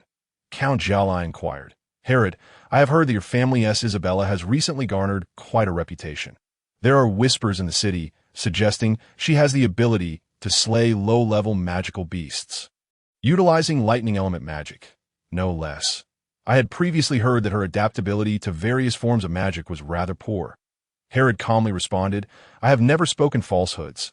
The magical beasts we have dealt with, including those from a few days ago, were indeed slain by Isabella using her lightning element magic, leaving traces of it behind." At that moment, a girl beside Count Jalai cast a scornful smile at Isabella, lifting her skirt slightly in a mock curtsy. Isabella, unable to meet her gaze, recognized her as the Count's daughter, tall and radiantly healthy, with a piercing stare fixated on her. Isabella timidly returned the gesture. Their father had chatted for what felt like an eternity. "By the way, my son is still attending Bryphon Academy. He recently participated in the Empire's Magic Academy League, and, as he mentioned, he has reached the top 4 representing the junior sorcerers. It was only when members of another family arrived that Count Jalai seemed inclined to conclude the conversation. "You shall lead the various commanders to the guest quarters for rest," he instructed the nearby maids. As Isabella departed, she brushed past the Count's daughter, who appeared to intentionally trip her. However, Isabella's small steps thwarted her attempt. The Countess' daughter chuckled with delight at her small victory.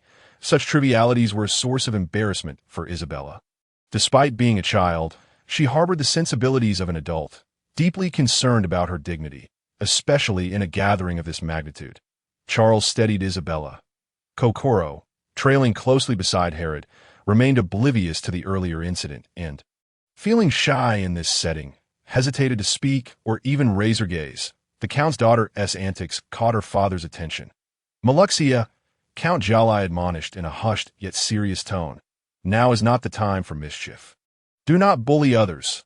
Yet Maluxia, unperturbed by decorum or the eyes of the guests, playfully pulled at her father's hand and cheekily stuck out her tongue. With a resigned sigh, Count Jalai composed himself and continued to entertain his guests. Isabella glanced back, knowing full well that as the Count's daughter, she could not afford to display any ill will. Their eyes briefly met, and Isabella recognized the taunting glint in Maluxia's gaze, accompanied by a peculiar smile.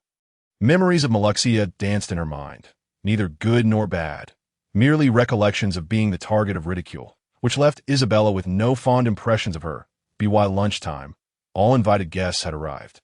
The Herod family took their seats in the grand hall on the first floor, where the lavish banquet featured an array of 4 types of meat, 3 kinds of vegetables, 2 varieties of soups, and an abundance of fresh fruit.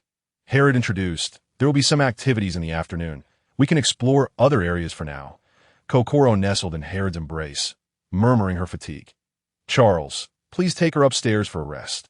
In the afternoon, the guests congregated in the estate's backyard, a vast expanse of lawn. The anticipated activities included watching the city guards engage in polo. Following this, everyone eagerly awaited the magical duel between sorcerers.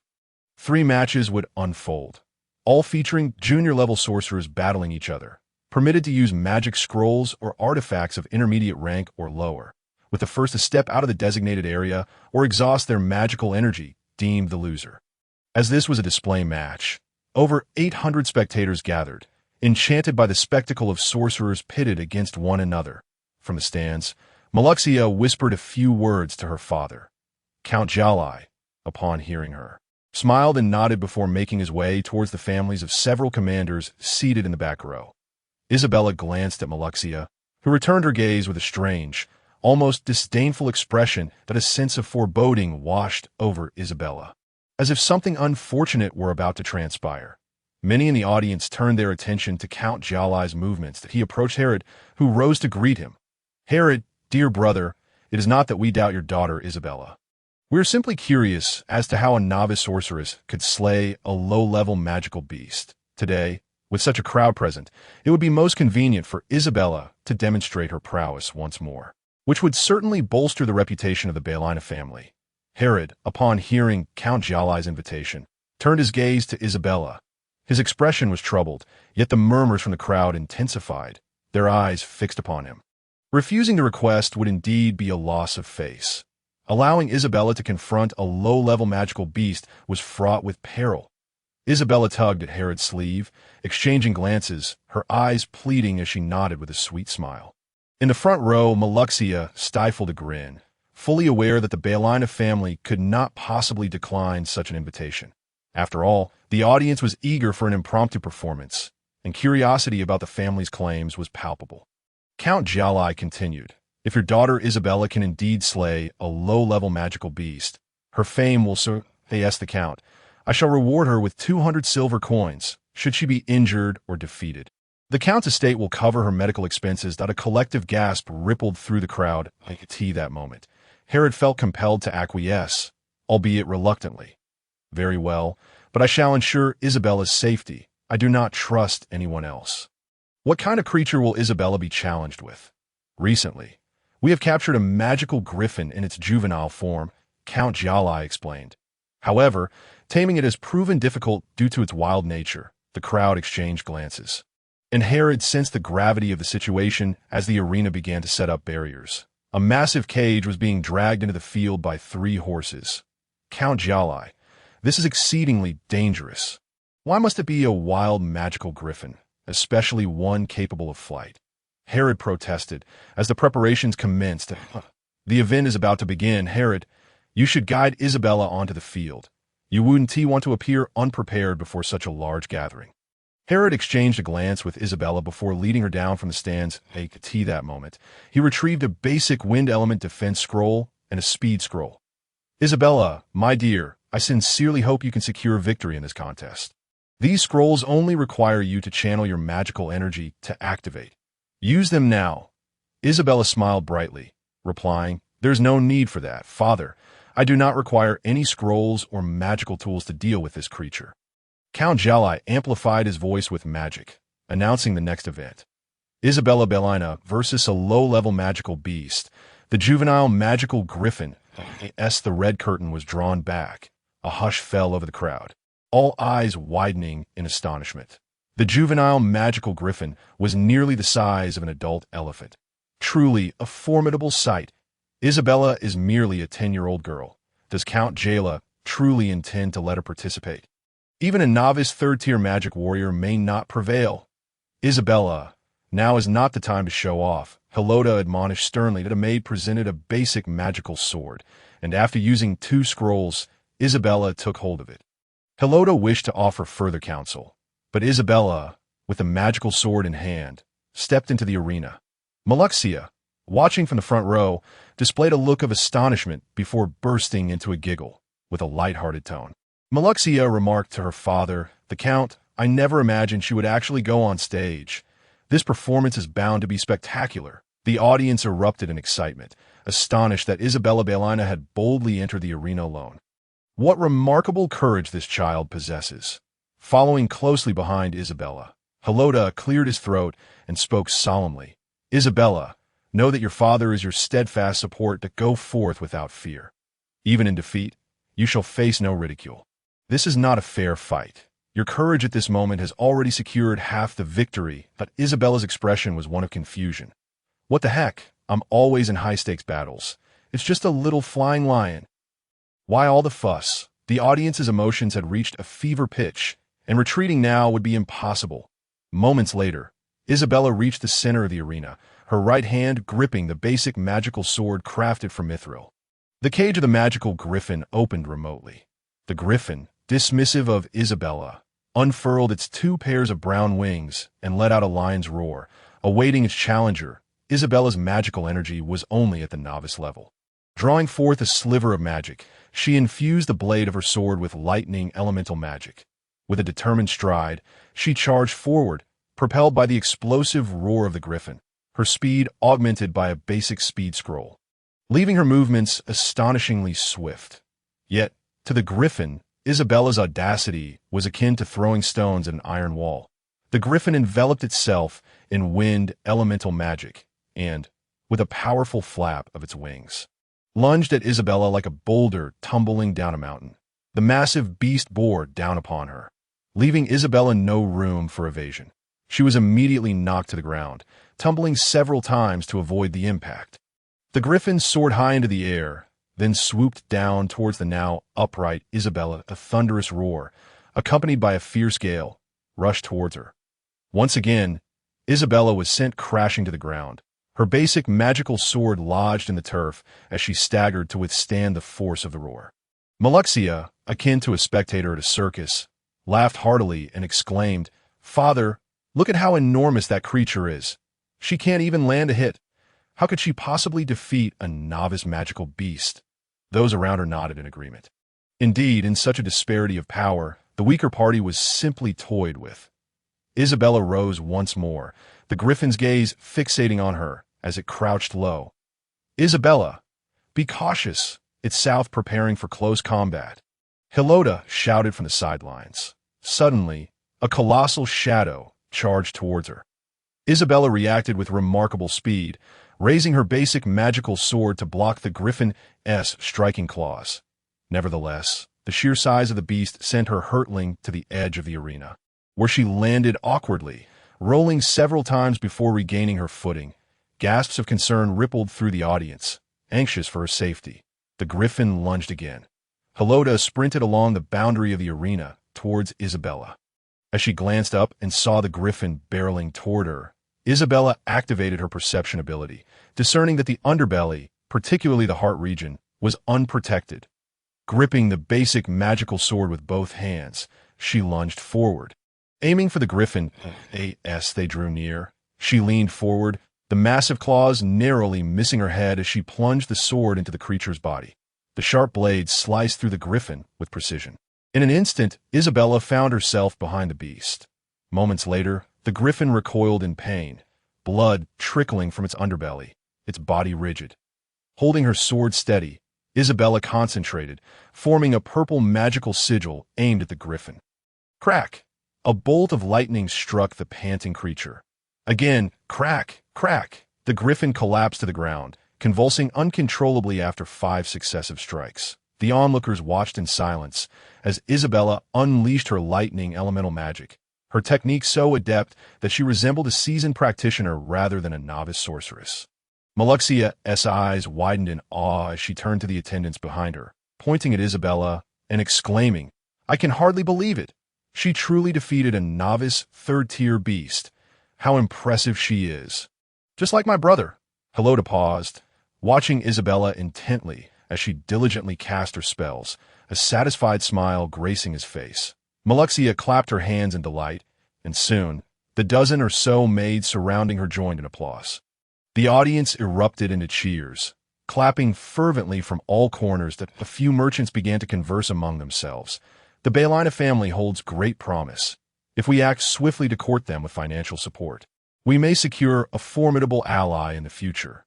Indeed, while Isabella is still just a child, having a few of us sponsor her could prove to be a wise investment. But if you invest without caution, who knows what returns you may yield? The risks are evident. It would be prudent not to act so blindly. We have all started from the black market. Now, and in the future, we require legitimate business. The future Isabella may well be capable of dealing with numerous magical beasts.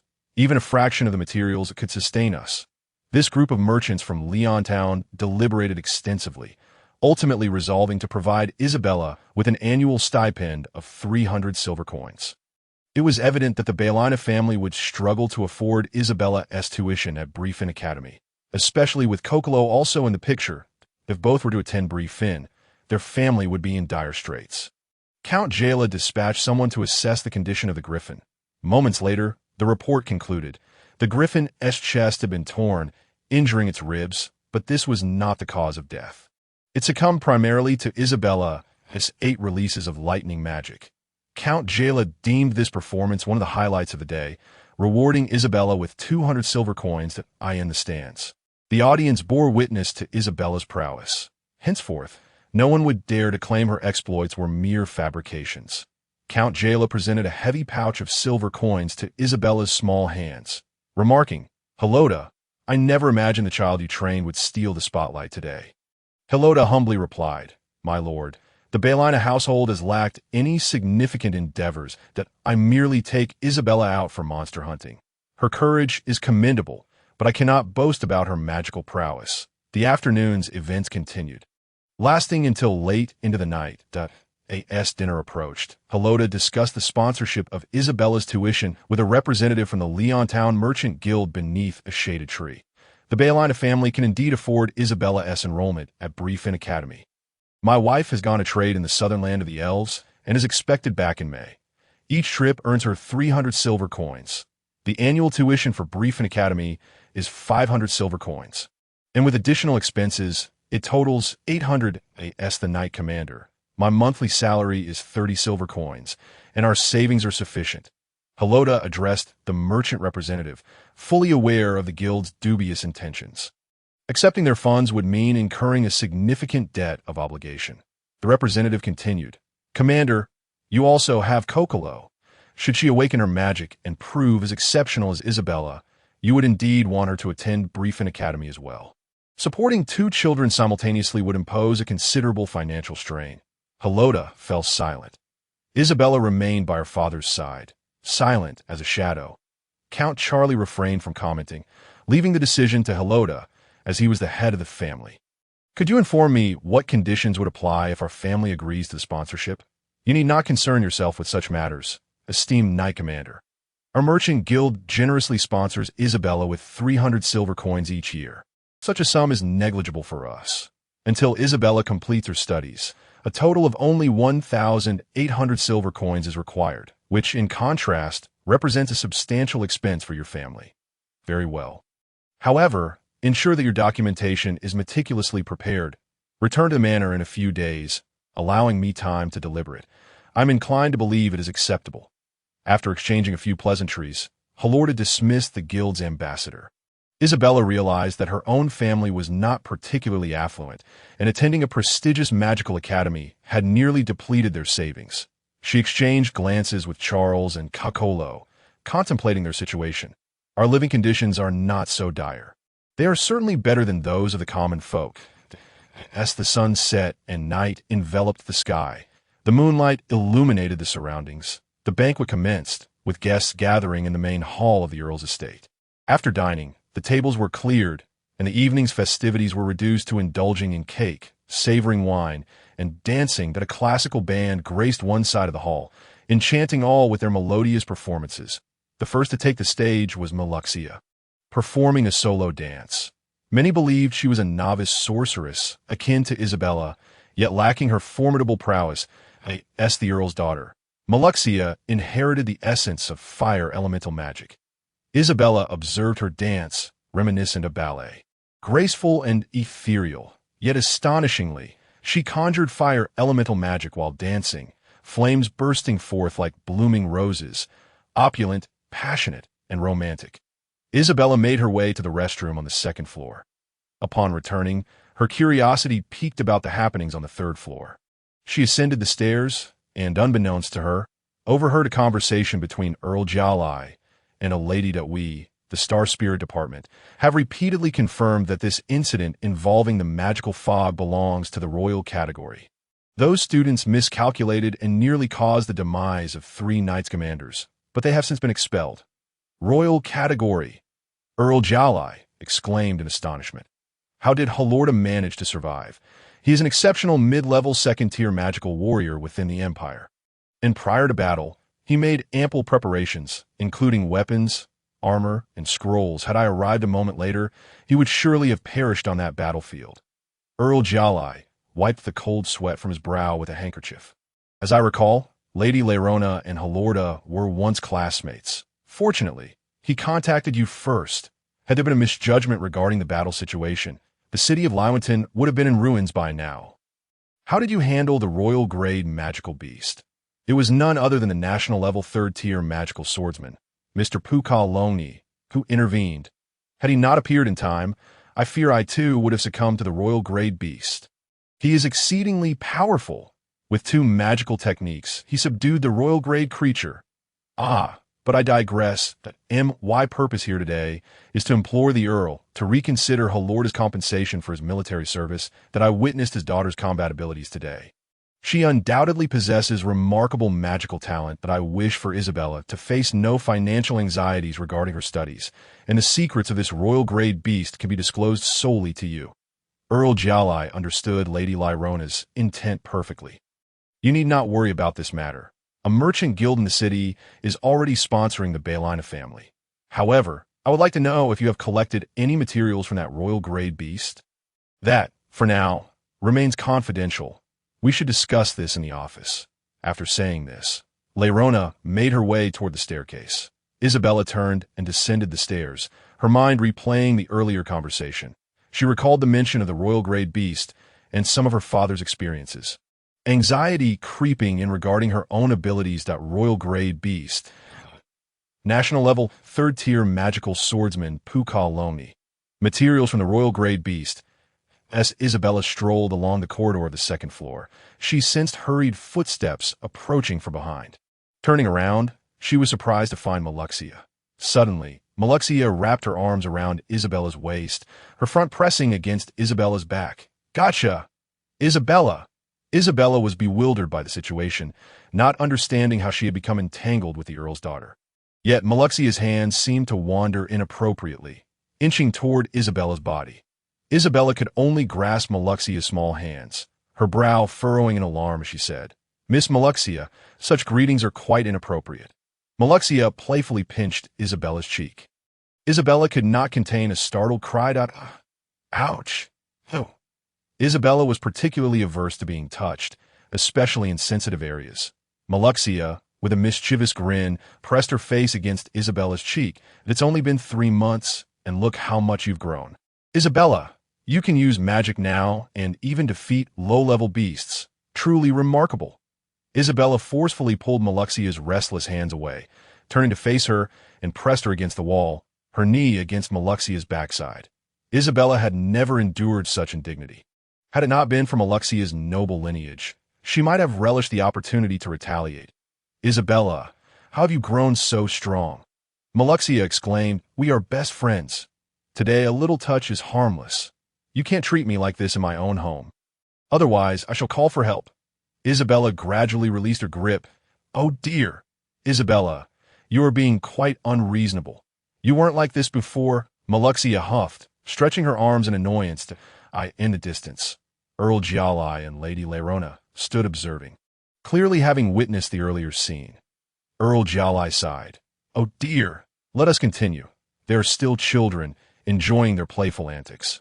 Maluxia squeezed Isabella's delicate face.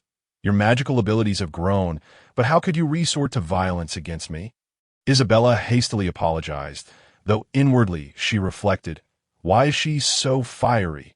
In public, she is entirely different, and I never expected her to be so brazen at such a young age." On the second floor of the Earl's estate, Isabella took a few steps back, smiling as she asked, "Maluxia, what brings you to me?" "Hey, what happened to you, Isabella? It's been a few months, and your tone seems so cold. You mustn't misunderstand. I did not intend to come across as aloof." Isabella quickly explained, "It's just that my memories haven't fully returned." "Misunderstanding? From the very start, you had no desire to converse with me. Did you? You know the rules. At an occasion like today, your knightly class should greet us first before we can engage in conversation."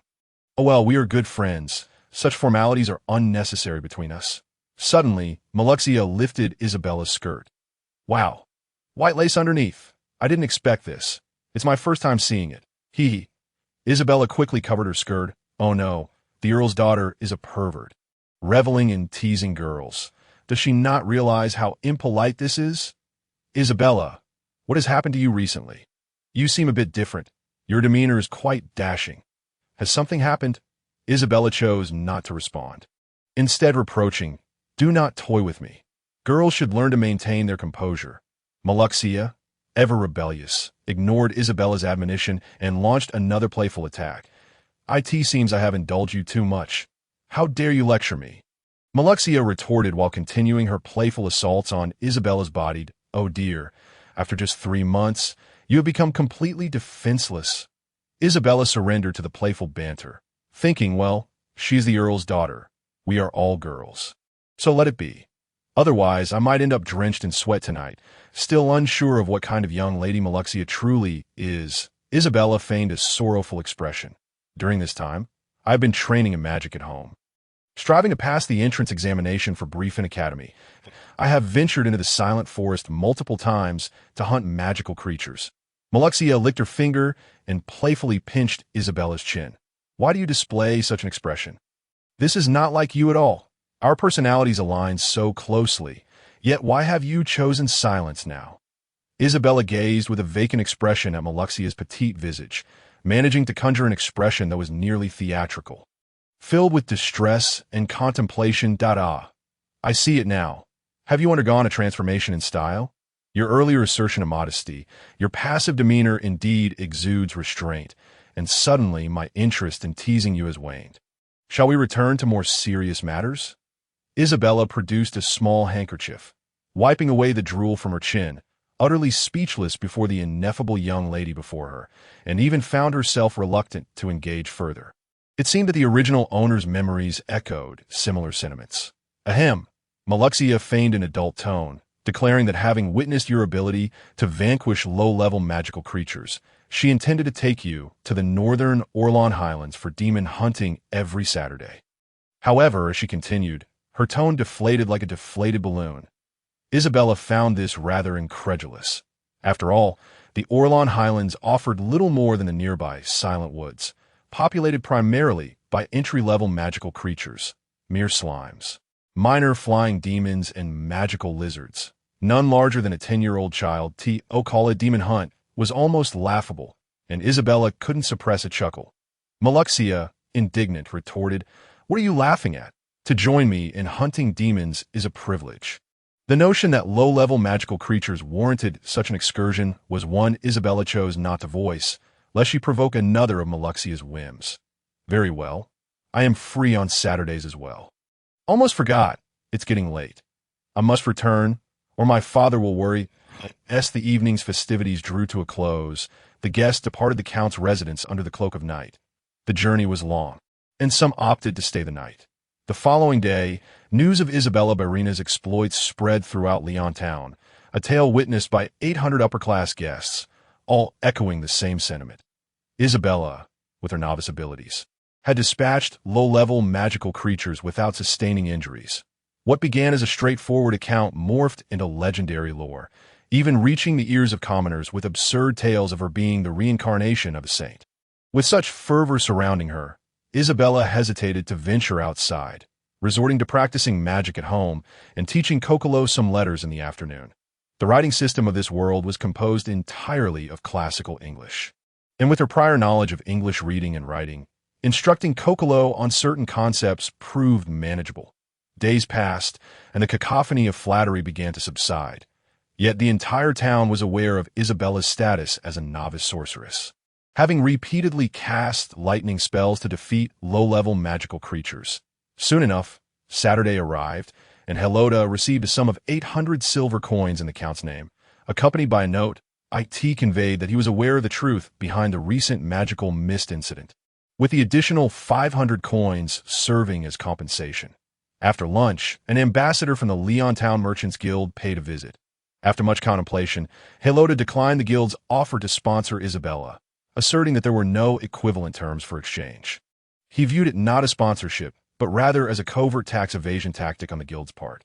However, this matter fell outside Helota's purview, belonging instead to the realm of the civil officials and barons within the city. Just as he sent off the guild ambassador, over 40 city guards and 3 carriages arrived at the entrance of the Barina residence. Disembarking was a middle-aged woman, the caretaker of Miss Maluxia, who approached Helota to clarify her purpose. "I am already aware that in that case." Helota glanced at the city guards. Although they are merely novice-tier magical warriors, their sheer numbers ensure safety. Thus, Isabella may accompany you. Besides, she hasn't practiced magic in days. The woman replied, "Very well, Sir Helota, we will be out for an extended period, and arrangements will be made for someone to escort Isabella back late at night." Over 40 individuals. Isabella pondered whether this was excessive. They were only going out to hunt a few entry-level magical creatures. Such a spectacle made it seem as if they were preparing to assault a village. As Isabella climbed into the carriage, Maluxia revealed a mischievous grin. The carriage was spacious, with seats arranged for face-to-face seating. Opposite Isabella sat her caretaker and a maid in her early 20s. Isabella felt certain that Maluxia would not lay hands on her. Yet instinctively, Isabella shielded her front. "Good afternoon. At last we can go together to— Oh, Isabella, when did you become so fearful of me? We used to know each other so well. If you don't touch me, I might just have to make a move." Sitting across from Maluxia, Isabella replied earnestly, "In the past, we were simply indulging in play. Soon, we will be students. Those childish games are behind us." Maluxia seemed to disregard her words, taking a seat beside Isabella, pinching her thigh and leaning in close to her neck. The two adults appeared unconcerned with Maluxia, merely exchanging bland smiles. "Isabella, you smell delightful today. We are the best of friends, and good friends play together for joy." With that, Maluxia reached out to sneakily poke Isabella again. However, Isabella made no attempt to stop her, instead fixing an expressionless gaze upon Maluxia. Gradually, Meluxia sensed the seriousness of Isabella's words, causing her to withdraw slightly. Pursing her lips to mask the earlier awkwardness, this moment. Isabella's demeanor had evolved beyond Meluxia's understanding, leaving the vivacious young lady in bewilderment. Embracing Isabella, she asked with concern, "Why do you have such a dismissive expression?" "All right, I promise not to bother you anymore." At that moment, Isabella felt a wave of despair wash over her. Having embarrassed herself before others, she resolved to find a way to distance herself from Meluxia. After all, should she falter in public again, it might lead to a complete breakdown of their relationship. The journey took 2.5 hours, and they finally reached the vicinity of the Orlan Highlands. To penetrate deeper into the highlands, another half-hour of swift travel was required. Isabella could hardly bear it. The place was so remote. Spring was already evident in the highlands, the skies overcast, hinting at impending rain. The Orlan Highlands comprised a vast expanse of towering mountains that stretched northward all the way to the capital of the empire, in a secluded area. Meluxia stepped down from the carriage, with Isabella trailing behind, her face devoid of any smile, merely wishing for the day to conclude swiftly. She would rather return home to study the effects of magic combinations, jotting down all her thoughts in a notebook, knowing they would prove useful someday. Moreover, given that the Orlan Highlands were predominantly inhabited by entry-level magical creatures, Isabella found the place utterly uninteresting. The group set up camp by a gentle stream. 40 individuals divided into 4 small teams, one to secure the campsite, while 3 others scoured the surrounding areas for magical creatures. Upon discovering a location with a high concentration of magical creatures, they could set up bait and wait for Meluxia to commence the hunt. Isabella noticed that the soldiers carried a box of white powder, which, through her keen sense of smell, resembled some kind of bone powder, with a scent reminiscent of sweet herbs. After a brief preparation, Meluxia led Isabella toward a nearby forest point. 2 teams of soldiers were assigned to ensure the area's safety, gradually forming a perimeter as they dispersed deeper into the woods. 20 meters ahead, Isabella spotted several small magical creatures congregating around a puddle, clearly a trap designed to attract them. "Magical lizards," Isabella remarked, eyeing the 3 red lizards, each over a meter long, with disappointment. "Is this truly considered a magical creature?" "Such is the nature of entry-level magical creatures," Meluxia whispered. "What? Do you look down upon them as mere stepping stones for a sorceress's advancement? In any case, they will ultimately be consumed by more formidable magical creatures. Death is the inevitable conclusion, regardless of who delivers it." Meluxia recited the incantation for the fire element, summoning a magical sigil in her palm, directing it toward the 3 magical lizards, and launching a fireball. Whoosh! A fireball the size of an egg erupted from the sigil, landing in the puddle and exploding with sufficient force to stun the 3 entry-level magical creatures. "Oh, Isabella, my lady, commands you to summon a mere entry-level magical creature." With little time for idle chatter, Isabella swiftly extends her finger. Crack! A slender arc of electricity strikes a magically altered lizard, the incantation executed with astonishing speed. Even Meluxia barely finishes her sentence before it is done. Meluxia, momentarily stunned, fails to notice anything amiss. Isabella thinks to herself, "Oh no, I forgot to recite the incantation. Could she have discovered my oversight? Your casting speed is quite impressive. You must have recited the incantation numerous times. Watch closely, my speed is not to be underestimated either." Meluxia quickly chants her spell, a stream of fire erupting from her palm, igniting 2 enchanted lizards. Just as Isabella intends to explain, she finds that Meluxia has already rationalized the situation for herself. As the smoke dissipates, adhering to her principle of waste not, want not, Isabella approaches the 3 lifeless lizards, seeking to absorb any residual magical energy they possess. In less than 10 seconds, Isabella feels a newfound ability to regulate her bodily temperature, enhancing her resistance to both heat and cold. However, the current weather is neither particularly warm nor cold, rendering the effects somewhat subtle. Soon, they encounter a horde of non-elemental, novice slimes, which have been drawn together from nearby caves or crevices by the allure of magical powder. For novice spellcasters, slimes represent a veritable windfall. Their cores are rich in magical energy, allowing for substantial absorption in a single instance, thus providing immense enhancement for aspiring mages. Maluxia swiftly dispatches 8 of them, exhausting her magical reserves, and begrudgingly leaves 1 for Isabella. Through absorption, Isabella gains the transformative ability of the slime, allowing her to alter her appearance in that moment of integration. She realizes that every part of her body is capable of transformation.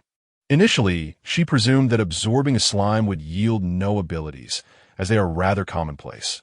Utilizing her power of insight, Isabella discerns that Maluxia's increase in magical capacity is minimal, even after absorbing this wave of slimes. Her enhancement barely registers at this rate. Maluxia would need to eliminate 150 more to reach half of the novice level. Isabella refrains from revealing to her how to absorb the dissipated magical energy in the air. In truth, humans can only absorb a mere 0.2 of the total magical energy contained within a creature's core. Only through complete absorption can one experience significant enhancement. After a while, they encounter a magically transformed forest python, its gray-green scales coiled upon the dark gray stone wall.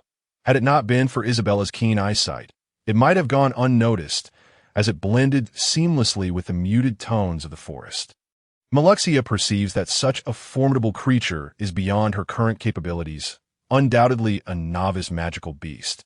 Yet, Isabella would not let such an opportunity slip by. She mumbles a few spells and unleashes a lightning spell, striking the creature down with 5 bolts of violet lightning.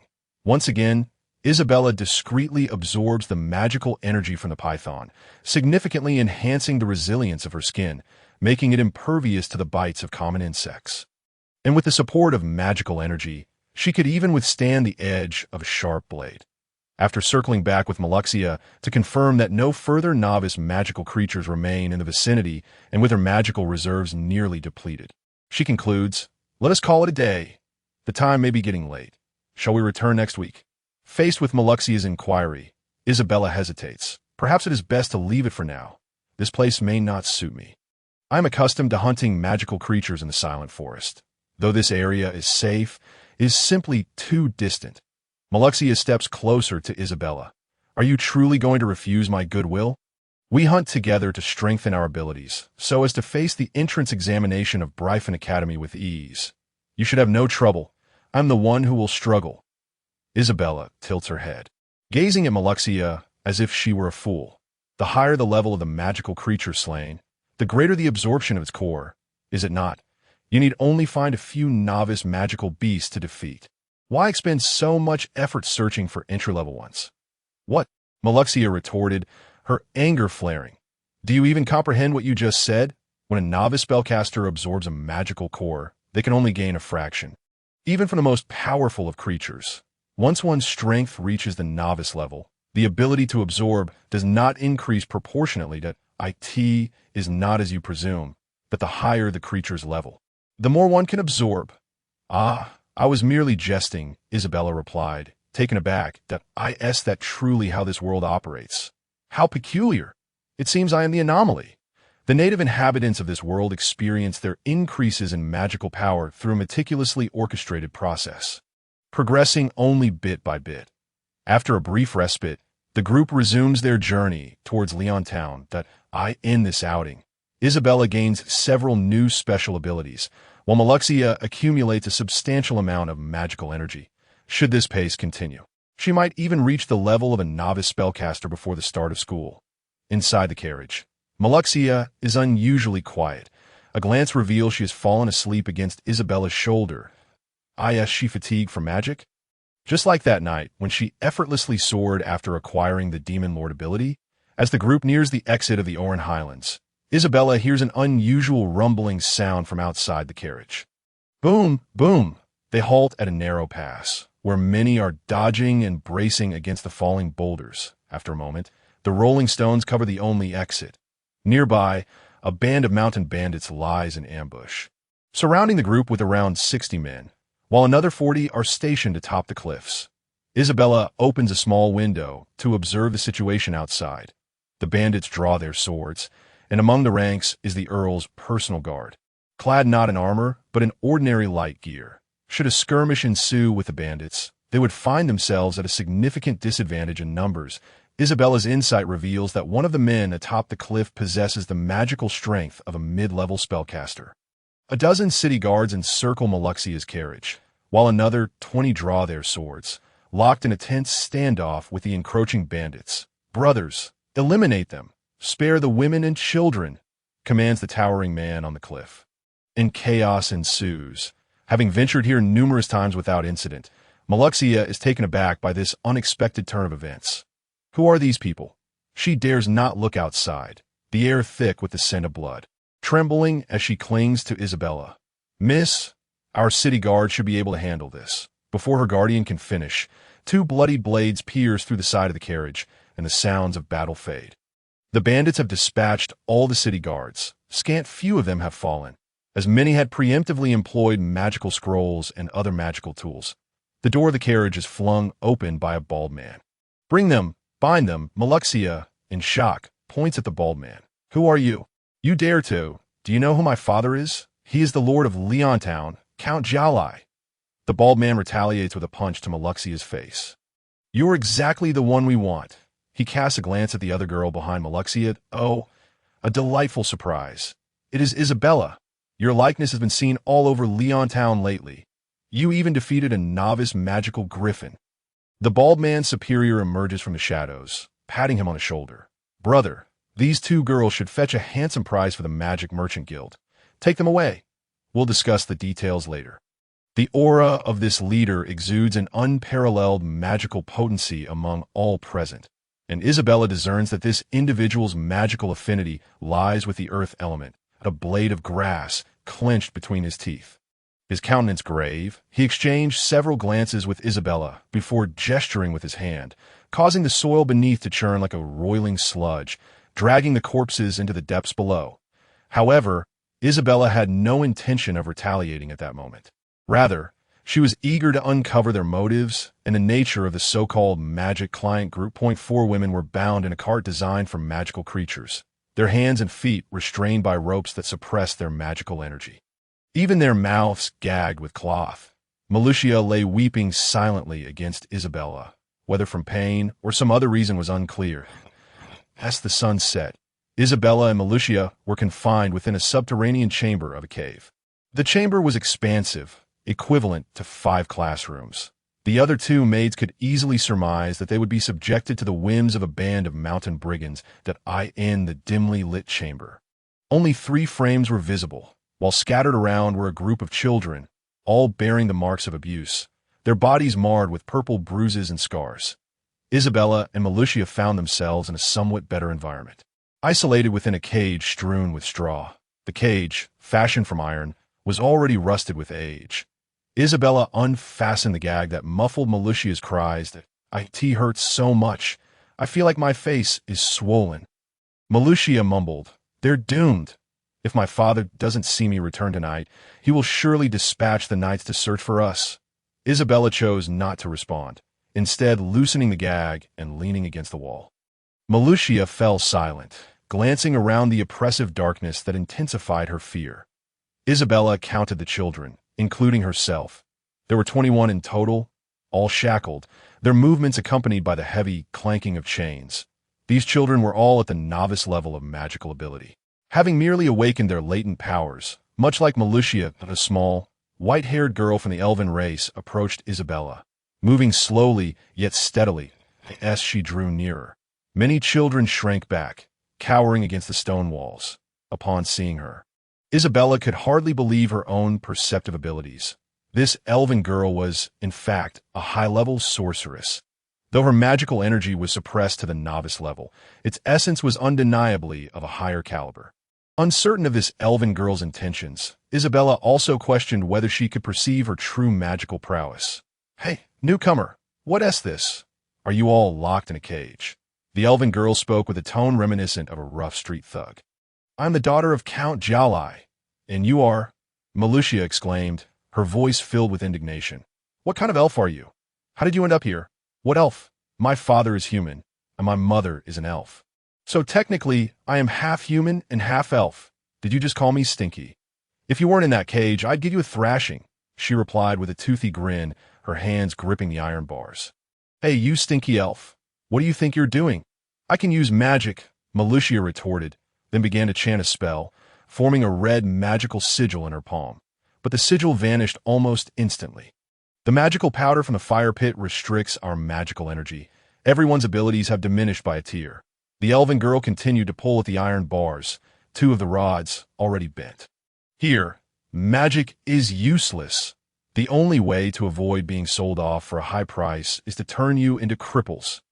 Isabella observed that the elven girl had interacted with Melucia for quite some time without noticing her own strength, leading her to conclude that the girl lacked any perceptive abilities, or perhaps she was simply too adept at concealing her own power. At that moment, a novice magic warrior descended, brandishing a torch. From afar, Isabella could detect the strong scent of alcohol emanating from him. "Hey, elf kid, you want to pick a fight again?" He cursed as he approached, grabbing the elven girl and tossing her aside, as if she were refuse. Then he inspected the cage, already showing signs of deformation. The fallen elven girl lay on the ground, emitting an odd laughter.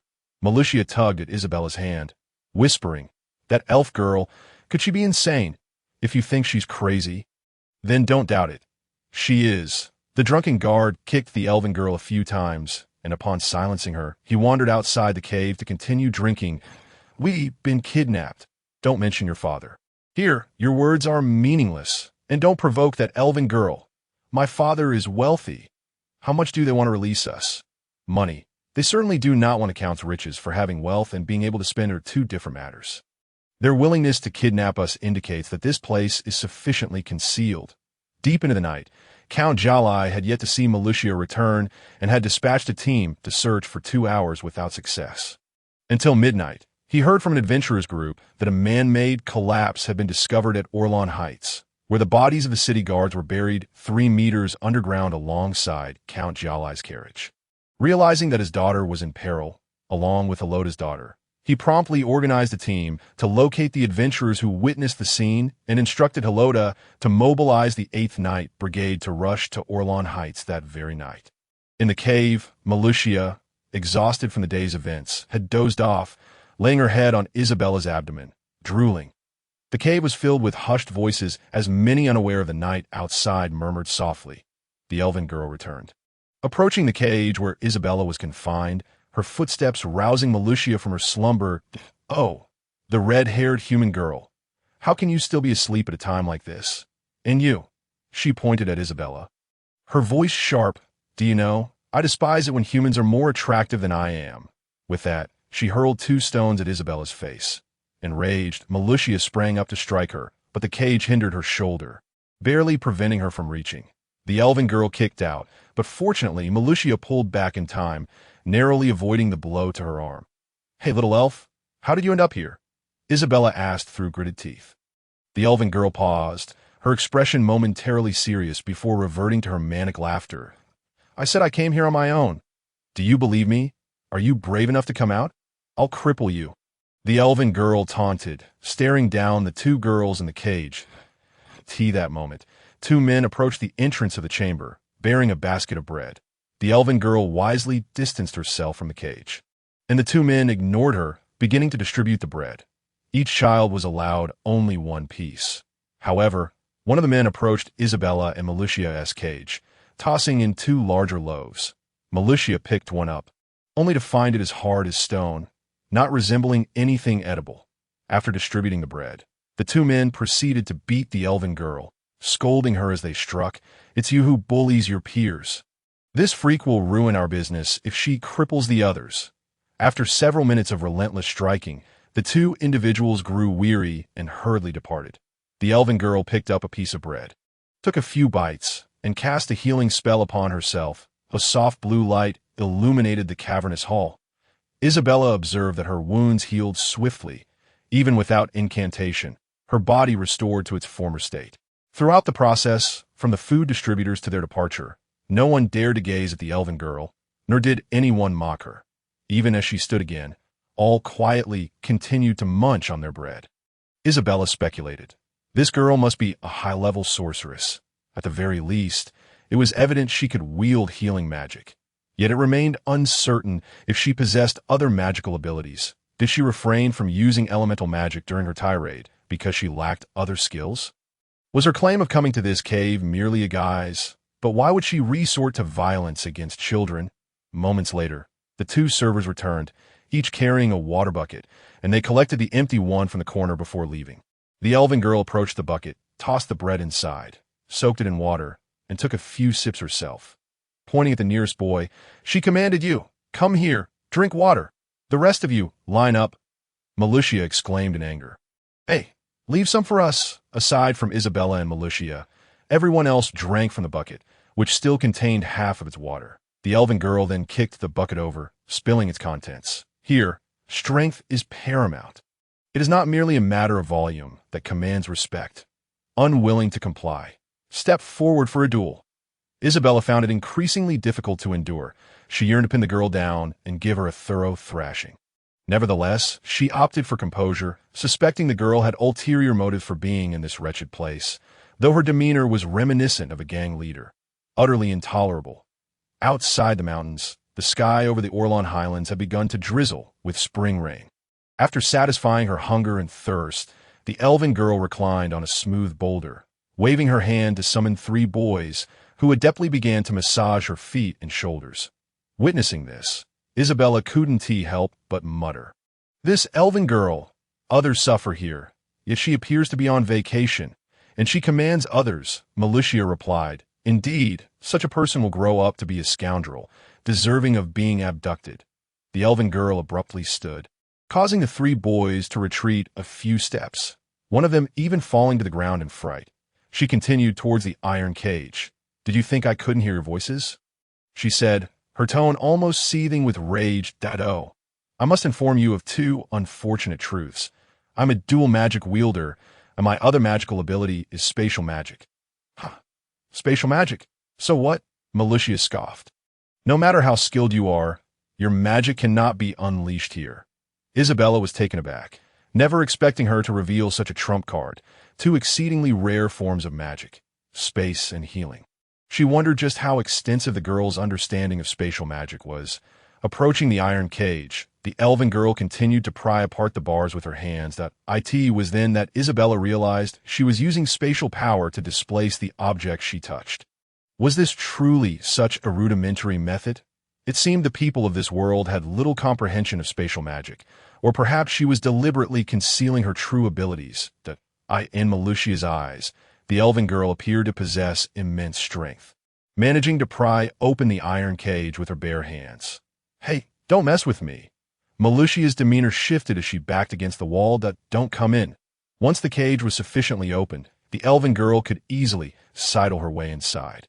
Isabella stepped in front of Militia, shielding her. "Oh, how intriguing." The elven girl lunged forward, delivering a swift punch to Isabella's face. However, Isabella merely relied on her newfound skin resistance, absorbing the blow. It was her first punch in this world, and at that moment she felt remarkably invigorated, far from fatigued. "Is that all the strength you possess?" Isabella turned her head to meet the elven girl's gaze. The latter's expression was one of shock, her eyes momentarily clearing, though the wild glint soon returned. "Oh, so you can withstand a beating, can you?" Militia warned. "Don't be foolish. You might get hurt." The elven girl continued to assault Isabella, this time with a flurry of unpredictable punches and kicks. Isabella endured until she finally collapsed onto the ground. After all, her defensive capabilities were substantial. The girl did not employ any magic in her attacks. It was evident she was acting with intent. Militia's eyes brimmed with tears, unable to bear the sight of Isabella being pummeled by the insufferable elven girl. In a fit of rage, Militia lunged at the elven girl, biting her left hand. Yet, the elven girl was even stronger, delivering 2 blows to Militia's head, rendering her unconscious. "Tisich, not even putting up a fight. How dull." The elven girl coldly glanced at the two who lay on the ground, then picked up some straw and spread it over her large stone. Time passed, and eventually, 2 more boys arrived at the cave, and after the guard departed, the elven girl knocked them down, thoroughly beating them and declaring that this was her domain. The following noon, the 8th Night Squad, led by Harold, commenced a thorough search of the Orlon Highlands. Count Jaleb had already posted a bounty with the Adventurers Association, a reward of 100 silver coins for viable leads, and 800 silver coin for the rescue of Militia and Isabella. Driven by the substantial financial incentive, over 100 adventurers ranging from novice tier 3 to intermediate tier 2 set out from Leontown to try their luck in the Orlon Highlands. Once again, time slipped away and night fell outside the cave. Isabella surmised that meal times were entirely random. There might only be 2 meals a day, each person receiving a piece of bread the size of a bowl. Water was also limited to 1 bucket per day. Once consumed, it was gone. Deep within the cavern, there was a fissure in the ground, partially sealed by a massive stone, serving as the communal latrine. Isabella and Militia slept for a long while in another corner of the cavern. A voice spoke, "Brother, tomorrow the magic merchant group arrives, but there are simply too many eyes around. This deal may prove difficult. We cannot possibly sell them. I suggest we utilize the teleportation scrolls. Once this transaction concludes, we must lay low. We hold Count Jaleb and the daughter of Knight Balina in our grasp. If we continue to linger, this location will inevitably be exposed. Using the teleportation scrolls for these children may require 8 scrolls, which means we will lose half our earnings. Very well, we shall heed your advice, for if we do not leave soon, we may lose our heads." Within the cavern, every 7 children were bound together, and a mountain bandit was assigned to escort them. Utilizing the teleportation scrolls to depart the area, Team Midnight, rain fell. All individuals were transported to a dilapidated village. Devoid of inhabitants, the bandits hastily organized a few houses and established their encampment there. As dawn approached, most of the children found it difficult to sleep. Their biological clocks were utterly disrupted. IT should have been their sleeping time. Yet many felt as if they were brimming with energy, akin to early risers. All the children sought refuge in a crumbling church to escape the rain, where they could observe the village entrance through the broken walls. After a long wait, 2 members of the magic merchant group arrived at the village entrance, each leading a large caged wagon.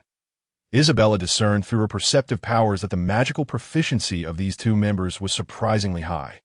Furthermore, she noted the myriad emotions flitting across the elven girl's face. Yet she remained clueless as to her true intentions. Was she mingling with the children to investigate the magic merchant group?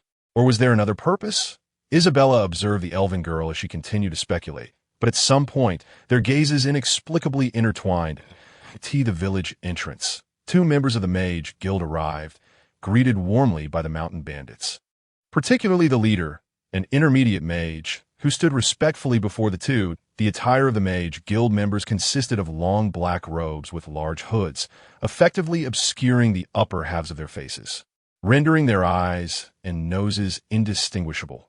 Isabella noted that the elven girl was gazing coldly at the happenings at the village entrance, her expression blank yet icy. That a group of 20 or so children sat in silence in a corner of the church, guarded only by 5 individuals.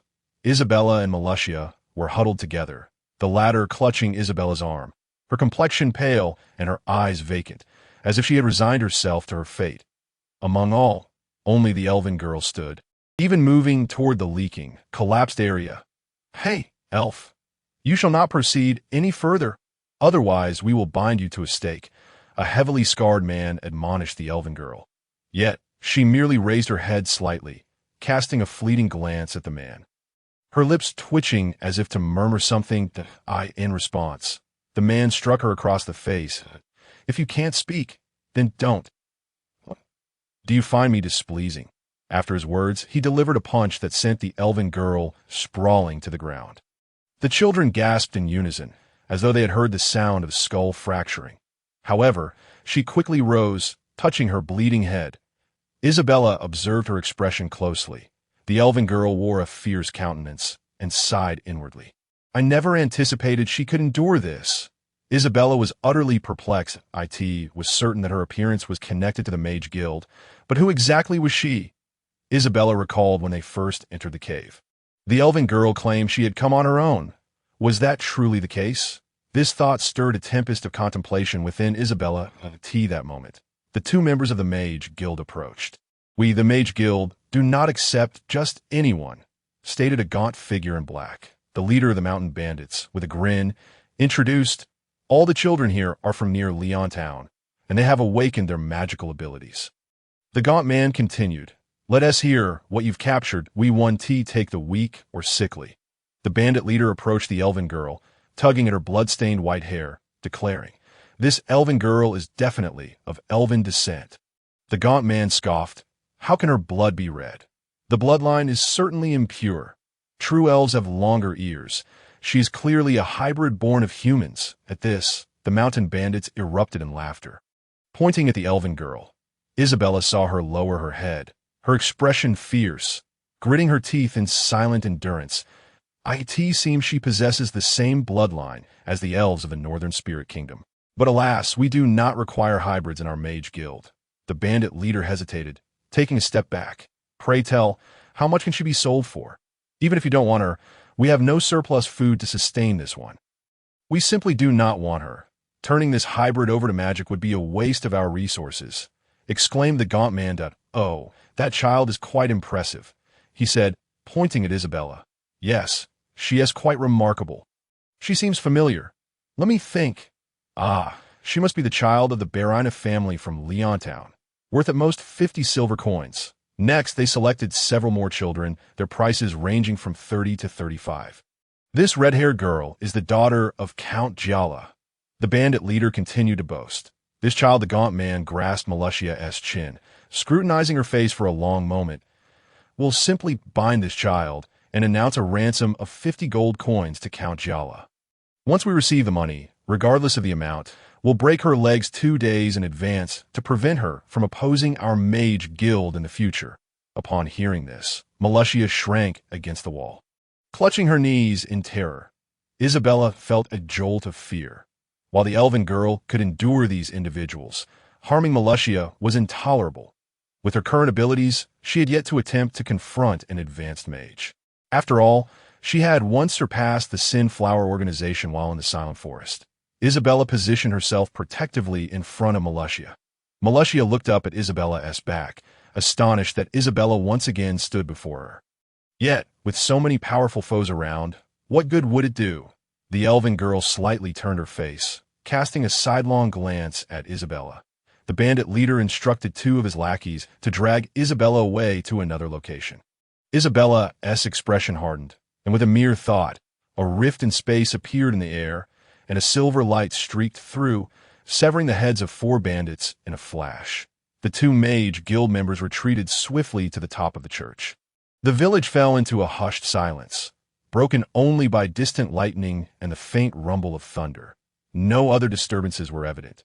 The bandit leader, astounded, scanned the surroundings, utterly bewildered by the sudden demise of 4 individuals. The children, witnessing the scene, gasped and covered their eyes, while a few braver ones stared wide-eyed as the severed heads rolled down the church steps. The elven girl also remained vigilant, uncertain of what the silent silver lightning had been. Yet her gaze fixated on the composed Isabella. Apologies, but we shall not proceed with this transaction, came the voice of the gaunt man from atop the church. Why not? The bandit leader's anger flared, though he dared not express it. We had an agreement. You have been followed by others. It could very well be individuals from the all-seeing eye. Capturing the countess' daughter has undoubtedly attracted their attention. Regrettably, even as an advanced mage, I could not discern where the enemy lay. Isabella observed that the 2 atop the church resonated with a magical essence in their surroundings, their power continuously vibrating with a magical energy within a 30-meter radius. Yet their resonance failed to manifest into a transformation of magical power. It was merely a pure vibration, unable to solidify in a magical enhancement. The silence stretched for 2 minutes. The gaunt man returned to the crowd. There are no other experts around. Thus, I deduce that the agents of the all-seeing eye are hidden among these children. Upon hearing this, the bandit leader vehemently declared, impossible. We know our own people and their strengths. Are you suggesting that a mysterious expert could be among these children? I am not mistaken. Am I? Half-elven girl, Jasmine Mona Higenthal Soy, the gaunt man proclaimed as he opened his palm, revealing a 1-meter-long blue spell. Jasmine Mona lifted her head, using healing magic to restore her body. The bandit leader retreated behind his lackeys, hesitant to speak further or linger any longer. Oh dear, Truly, the Mage Guild is impressive.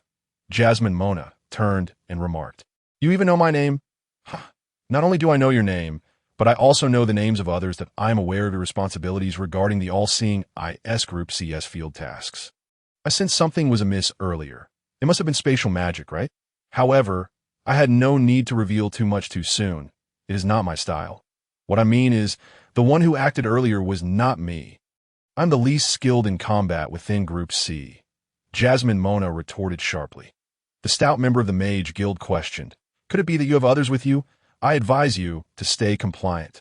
Otherwise, we shall slay all these children." Jasmine Mona approached the two Mage Guild members and coolly remarked, "A fight. Care to test it? As a victim infiltrating your Mage Guild, there is no longer any need. You know so much. It is surprising. We have numerous insiders within the all-seeing eye." Higenthal unleashed the suppressed magical energy within her. The overwhelming force emanating from her magic intimidated all the children behind her. Yet the two members of the Mage Guild remained unfazed, though. "It seems I have divulged too much to you. I sensed something was off with you, elf." In the church, a revelation dawned upon me. "As I am aware, you, belonging to Group C, departed from the headquarters of the All-Seeing Eye a fortnight ago and have found your way to this place. Since it is you who has arrived, we cannot possibly allow you to leave." Isabella fixed her gaze upon the slender figure cloaked in black, remaining silent for an extended period. With no intention of making a move, she had fortified her defenses. Yet the uncertainty of what would transpire next loomed over her, as well as the enigma of her adversary's abilities. If the opponent possessed the same spatial magic as she did, then all of us would be severed in an instant. "What are your names, you two? Do you truly believe you can extinguish me? Are you aware that I am the first among all members of the all-seeing eye to regain my strength?" The slender figure in black retreated a few steps, channeling magic into his palm, conjuring a floating orb of ice crystals. "You had best be cautious. There are children behind you." With a whoosh, a potent ice crystal spell, appearing ordinary, concealed a vast reservoir of magical energy.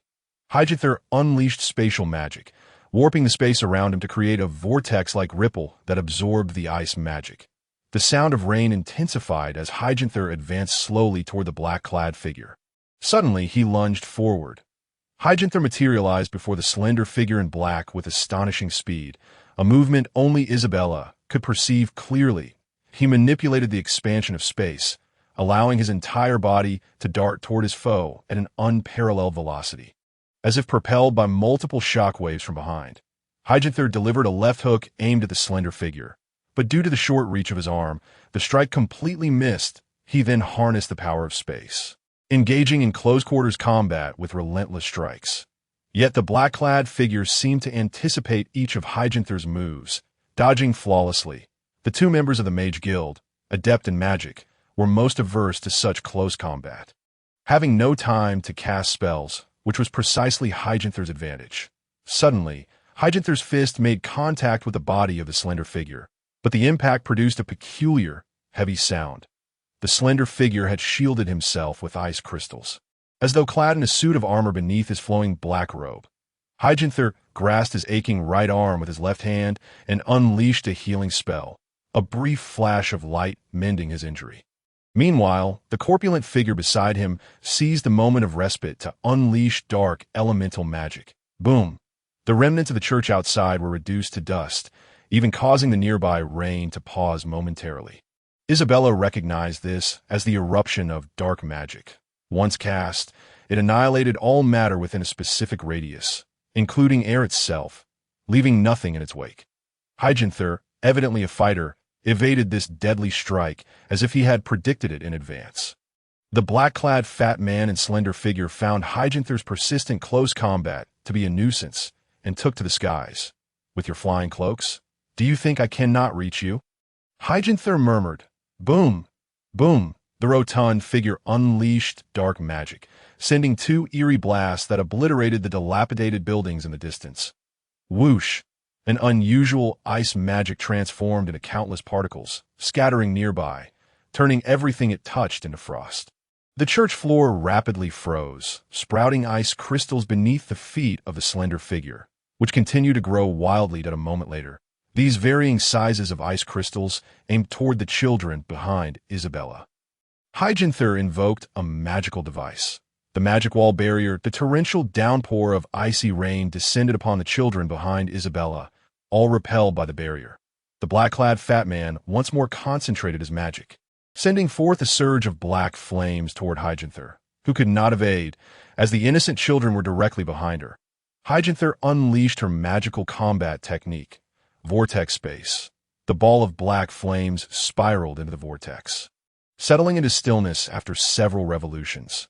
Hyacinther reached into the void, retrieving a high-level teleportation scroll, which she ignited rapidly, teleporting all the children behind her. After ensuring their safety, I too am no longer bound, Hyacinther declared. With a series of imperceptible spatial movements, she reappeared before the slender figure. This time, she released a punch imbued with spatial power, shattering the ice crystal defense of the black-clad man. The three were once again ensnared in combat. The mountain bandits dared not linger, hastily retreating from the scene, while their leader had long vanished without a trace. Isabella found herself transported to an unfamiliar location, surrounded by rain, shrouded in a darkness so profound that not even the moon or stars were visible, rendering her sense of direction non-existent. Not far down the mountainside, Malugia faced a similar predicament. Realizing that she had been rescued, but too cautious to make a move, seeking refuge beneath a rock to evade the rain. Only Isabella felt compelled to return and assist the elven girl. She recalled their conversation regarding the all-seeing eye and the mage guild's magical experiments. She had ample reason to suspect that the elven girl had infiltrated the mage guild, adopting the guise of a Navi individual. Yet her curiosity only deepened about the nature of the all-seeing eye and the purpose of the mage guild. Isabella opened a spatial rift, returning to the village entrance. Above the church, three fast-moving figures zipped through the air. Two high-ranking mages from the mage guild were struggling against a single magic warrior, unable to cast spells amid the relentless onslaught. Isabella meticulously tracked the swift movements of the mage guild members. After a brief moment, Isabella seized her opportunity, for spatial rifts opened in the sky, and a silver meteor streaked across the night. Four swift, lightning-like primary magic swords struck the two members of the mage guild, intending to sever their heads, but only managing to slice through their flying cloaks and inflict superficial wounds on their shoulders. Both fell, clutching their injured shoulders, bewildered as they surveyed their surroundings. Utterly oblivious to any peculiarities, suddenly, a shadow of a fist appeared on the faces of the two mage guild members in a swift confrontation. Hyacinther unleashed two punches, sending them careening away and crashing into a muddy patch at the village entrance. "Oh, how did you return?" Hyacinther walked through the air, as if ascending a staircase, descending from the second floor of the ruined church to the village entrance.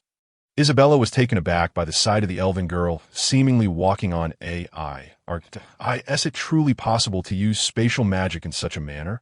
This is astonishing, and she possesses genuine skill. While most magic users engage in mid to long-range combat, she employs close-quarters tactics, allowing her to dominate opponents of the same rank. "Nothing much. I merely thought you might need assistance, so I returned to check," Isabella replied. With that, Isabella conjured a spatial rift, launching a magic sword at each of the two mage guild members for a finishing blow. However, the figures dissipated into gray smoke. They've escaped. Both were merely puppet doppelgangers. But I cannot fathom when they transformed into these substitutes. It could have been after your initial strike. Or perhaps they were always decoys. Hyacinther seethed, her right fist clenched tightly, as though the entire spatial realm had condensed within her grasp. Are the members of the Mage Guild truly this formidable? Isabella pondered, recalling their claims that she was affiliated with the all-seeing Idaha. They seem to possess a thorough understanding of my circumstances. You, a mere human girl, are rather extraordinary. You claim to wield lightning element magic, yet you also utilize spatial magic. Hyacinther stepped closer to Isabella. Little sister, you know too much, but I wish to learn more, Isabella replied cautiously, enveloping herself in a protective magical barrier, compressing the magical essence within a 100-meter radius into a dense shield around her. Allow me to grant you a little memory-erasing spell. Bear with it. It will soon pass, Hyacinther said. With a resounding thud, Hyginther's fist connected with Isabella's face, yet Isabella exhibited no reaction, staring at Hyginther, who stood at her eye level, with a look of confusion. "What are you doing?" Isabella inquired calmly, though internally she was gripped by terror, desperately feigning composure. That single punch had breached 2 millimeters of her defenses, an unfathomable terror. Just 3 more millimeters, and her protection would have been shattered. Hyginther's eyes widened, locking onto Isabella with an air of invincibility. "Impossible. You cannot be a novice magic user. Are you advanced?" Hyginther took a few steps back, her gaze now clearer. Isabella smiled serenely. "I want to disclose that information, as you have shared nothing with me. Since you are unharmed, I should take my leave." "What would you like to know?" Hyginther failed to perceive Isabella's true strength. That recent strike could undoubtedly have slain any magic practitioner of equal rank. Even with the use of advanced magical scrolls, it would have resulted in either death or severe injury. Isabella remained silent for a moment, her gaze resolutely fixed on Hyginther, her expression remarkably composed. Yet, internally, she cursed. The force capable of breaching nearly half of her defenses was certainly not something trivial. Moreover, with no one else around, should she be struck, it would mean her immediate obliteration, although she herself was a member of the All-Seeing Eye. Such methods were not to be underestimated. Was the All-Seeing Eye organization truly benevolent or malevolent? To clarify the situation, Isabella could only endure and inquire. What exactly is the purpose of the All-Seeing Eye? Are you planning to infiltrate the magical experimentation of the Magic Merchant Guild as part of your organization's mission? Isabella questioned, keenly aware that she needed to detect any sudden movements during their conversation.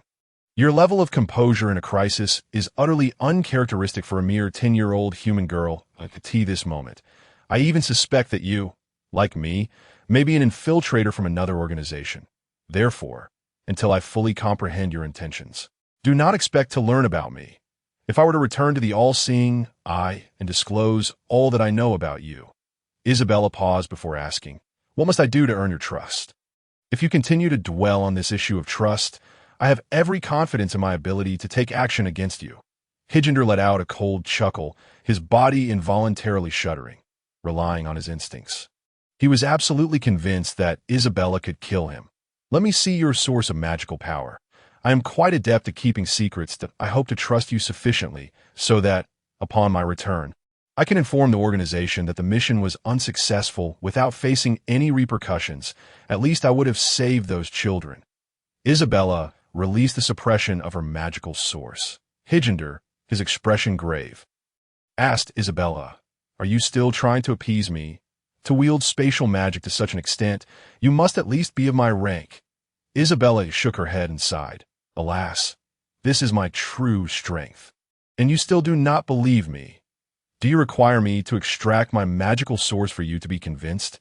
A distant rumble of thunder echoed, and the rain intensified in the night sky. Hyginther resonated with magical power, and Isabella echoed his resonant, "My apologies. I was overly concerned. You are indeed a once-in-a-century magical prodigy. I will forever remember today, having been rescued by a 10-year-old human girl." Hyginther's tone softened, sweet as that of an ordinary elven girl, devoid of any pretense. "Had I not expended my magical source in that last battle, I would surely have perished here. This mission, intended for a swift infiltration of the Magic Merchant Guild, was poorly prepared as I left the headquarters, thinking it would be a mere routine task. To my shock, the one responsible for selecting personnel was actually a senior magic practitioner from a guild. "I have many questions I wish to pose to you, Senior," Isabella said politely. "Are there many senior magic practitioners in this world?" "What? You are actually concerned about that?" Hyginther raised an eyebrow at Isabella's serious demeanor. "Roughly 1 in every million individuals is a senior magic practitioner, while 1 in every 10,000 is a mid-level magic practitioner. The appearance of 2 senior magic practitioners is exceedingly rare." He had also detected why those 2 had hesitated to employ the magical domains essential for senior practitioners. They were mere puppets, created from advanced puppet scrolls that cloned their original forms.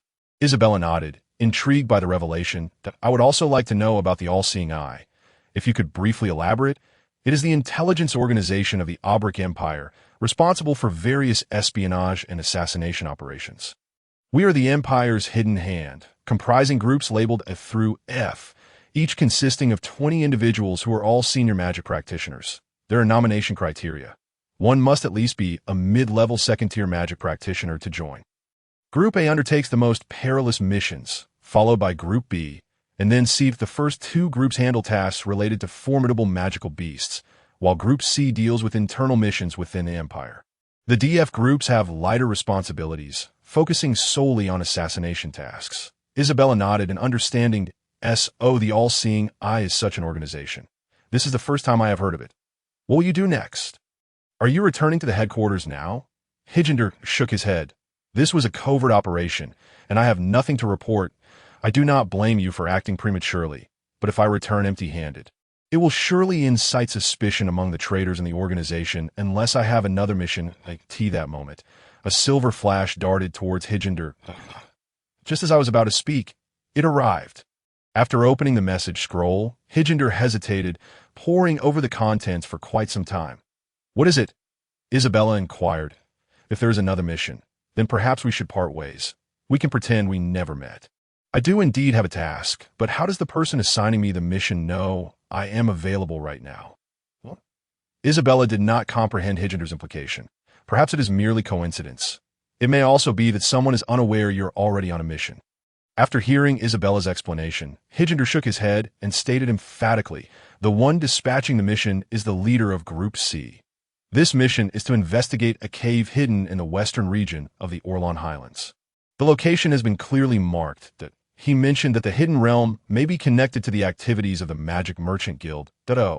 You are revealing this mission to me. Why not take me along? Isabella's eyes sparkled. Having long grown weary of home, she was eager to engage in something intriguing. Very well. You, my dear child, seem oblivious to the dangers that lie ahead. Any actions connected to the Magic Merchant Guild are exceedingly perilous. You truly wish to accompany me on this adventure.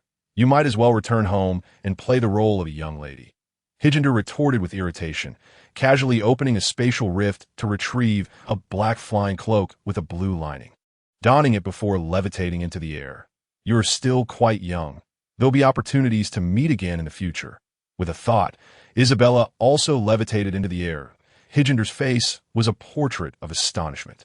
You little rascal, you possess quite a few secrets, don't you?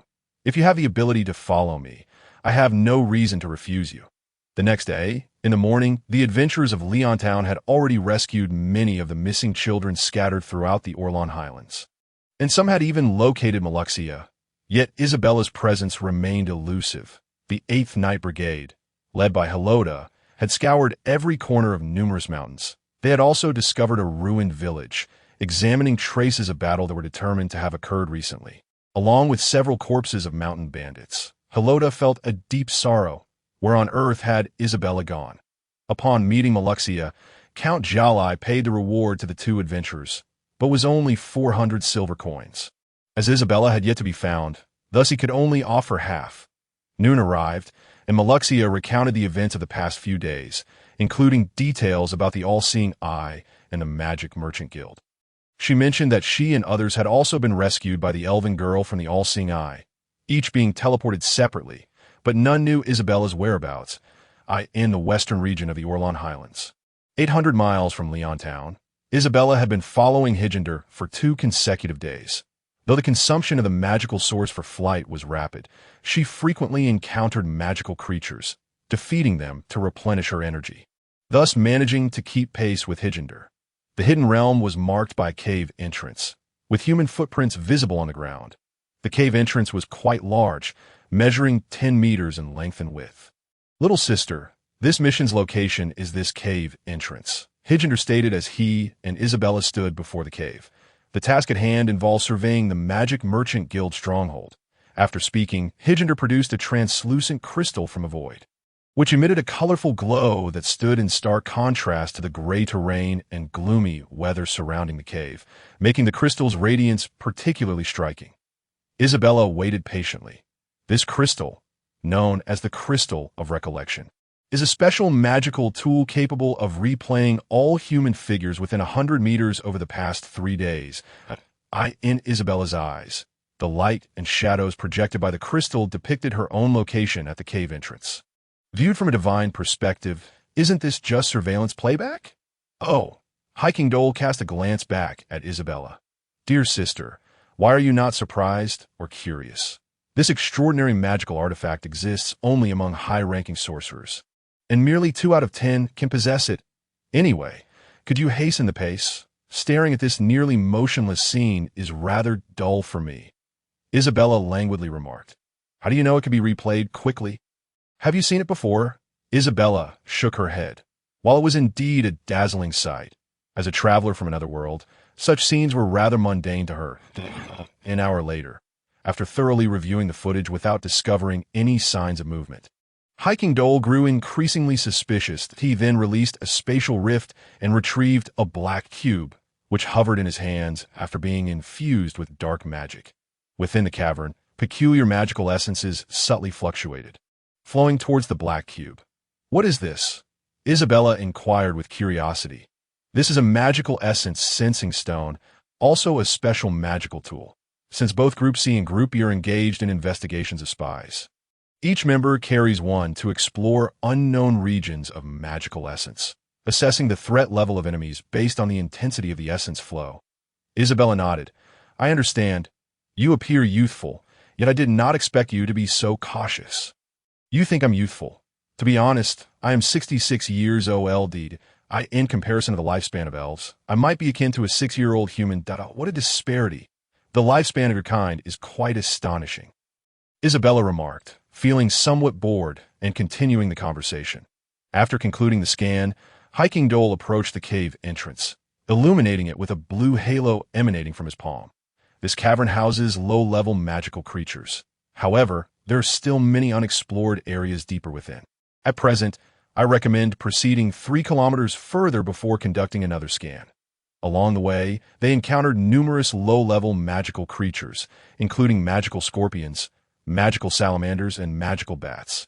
Isabella effortlessly dispatched these ambushers with merely a flick of her fingers. Hiking Dole remained vigilantly observant of his surroundings, scrutinizing every stone beneath his feet before advancing. After approximately an hour of traversing nearly 3 miles into the cavern, Hiking Dole halted, pondering the internal structure of the cave. There are no stalactites, nor any water present. The stones on the path are merely debris from the mountain's walls. There are no rock strata or unique cave ecosystems, suggesting that this cavern has existed for no more than 300 years. Yet, at this position, Hiking Dole pointed deeper into the cave, where a luminous sphere expanded, illuminating a vast cavernous hall capable of accommodating a castle of 100 meters in height. Suddenly, chaos erupted as a swarm of magical bats, disturbed from their slumber, ignited a frenzy.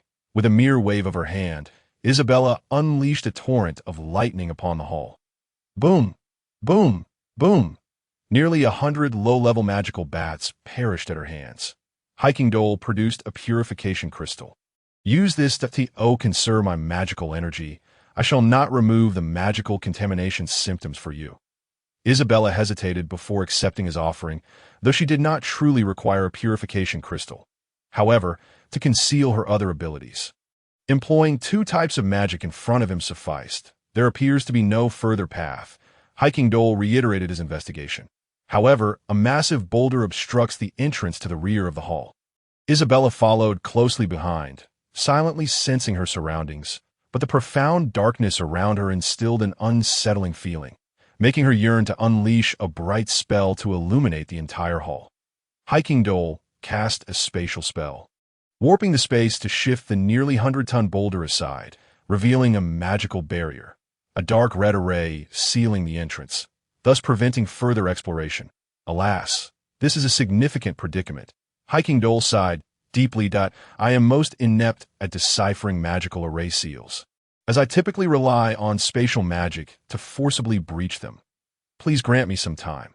During the wait, Isabella discreetly absorbed the dissipating magical power within the hall, replenishing her magical source, which grew twice as potent, bringing her closer to the first tier of an intermediate sorcerer, just a fraction away. After half an hour, Hiking Dole finally unraveled the entrance's seal, and the instant it broke, a deep and eerie wind howled from within the cave. As Hiking Dole prepared for another scan, Isabella halted him. I sense something amiss here. This magical seal likely confines something. Therefore, we need not delve deeper. Are you frightened? Hiking Dole teased. We have barely scratched the surface in the depths of the cave. Aside from magical creatures, there are rare human footprints.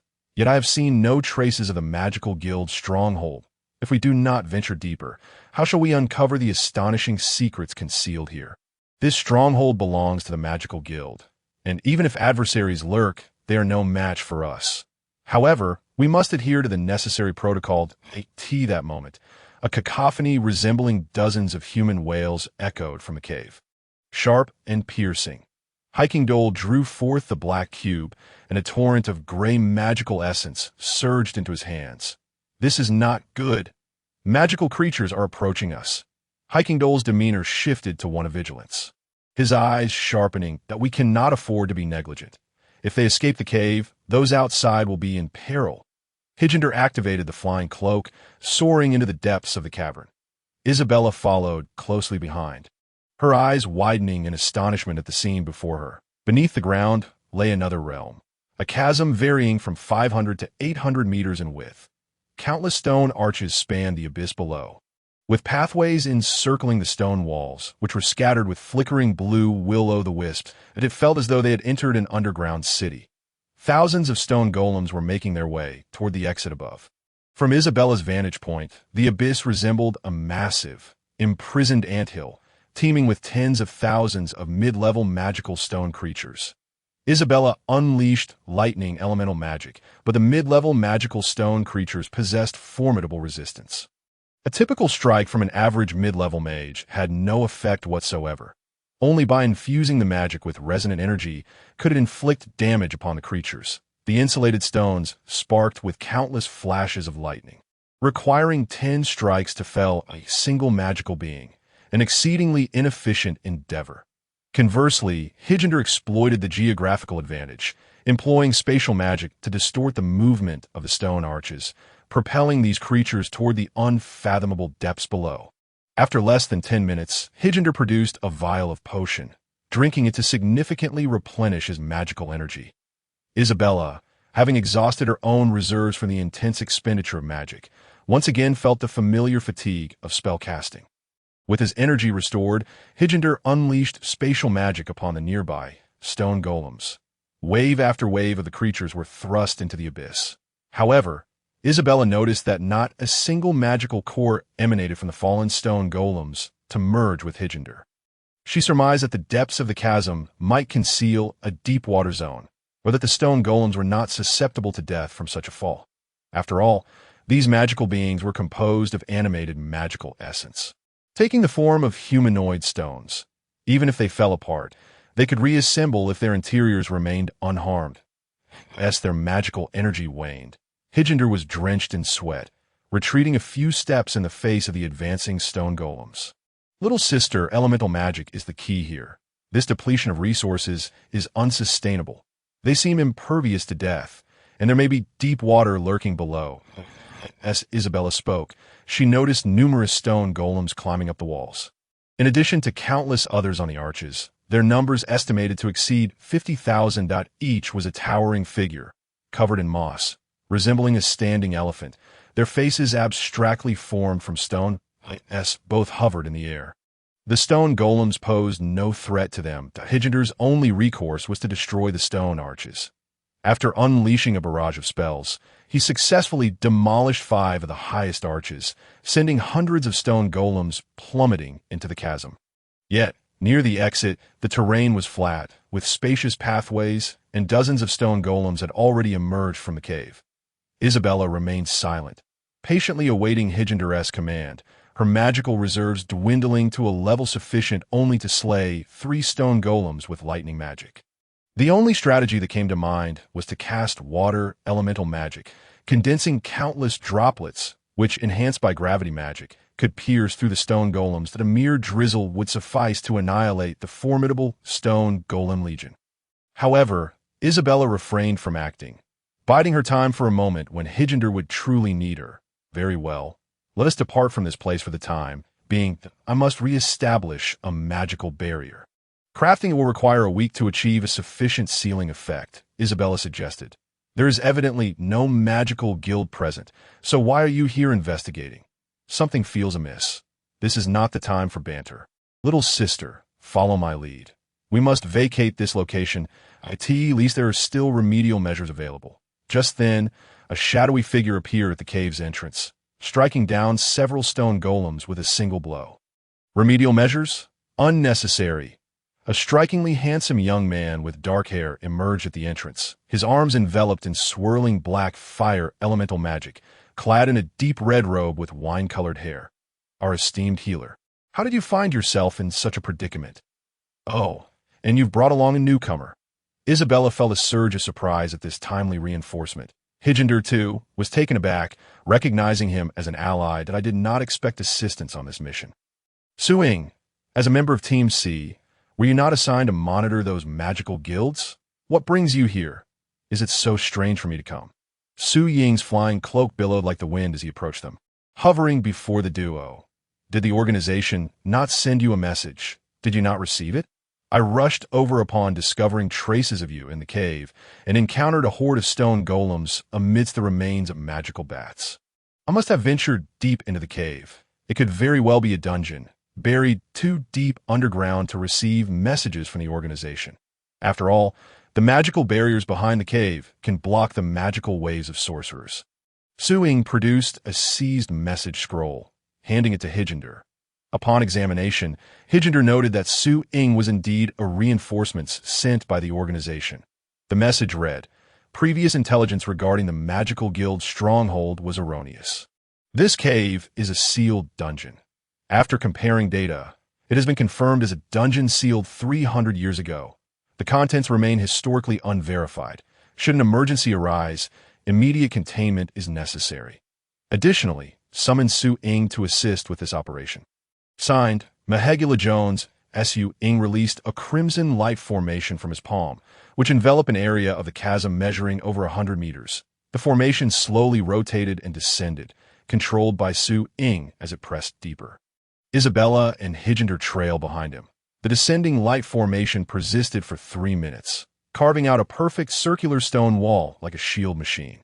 Hundreds of exquisitely crafted stone arches were obliterated by his hand, while countless stone golems were vanquished by his dark elemental magic. Upon reaching the bottom, the trio discovered a deep water pool. However, this water was peculiar, with strange bubbles rising without any discernible odor.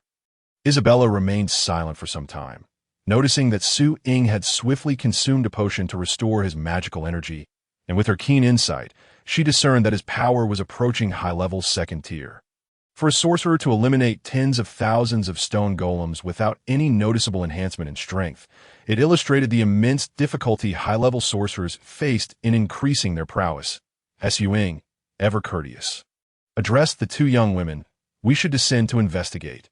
Otherwise, the stone golems will continue to emerge in the time it takes to seal the exit. They could restore their ranks. Alternatively, if we eliminate the primary magical entity of this dungeon level without disturbing the barriers of the next, we can effectively resolve the crisis posed by the stone golems." He spoke. Suing adjusted his gray collar and smiled at Isabella. "You must be Isabella from the Baelina family.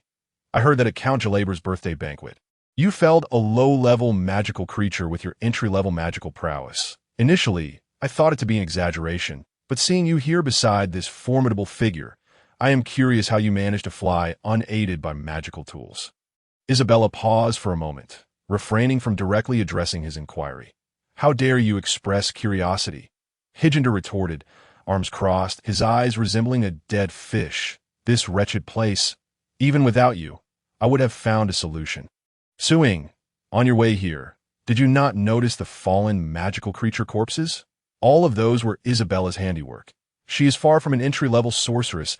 Suing once again scrutinized Isabella, lost in thought, and with arms crossed, spoke in a low voice. "It seems this child is indeed a once-in-a-century genius, possessing the prowess of a mid-level sorcerer at such a tender age."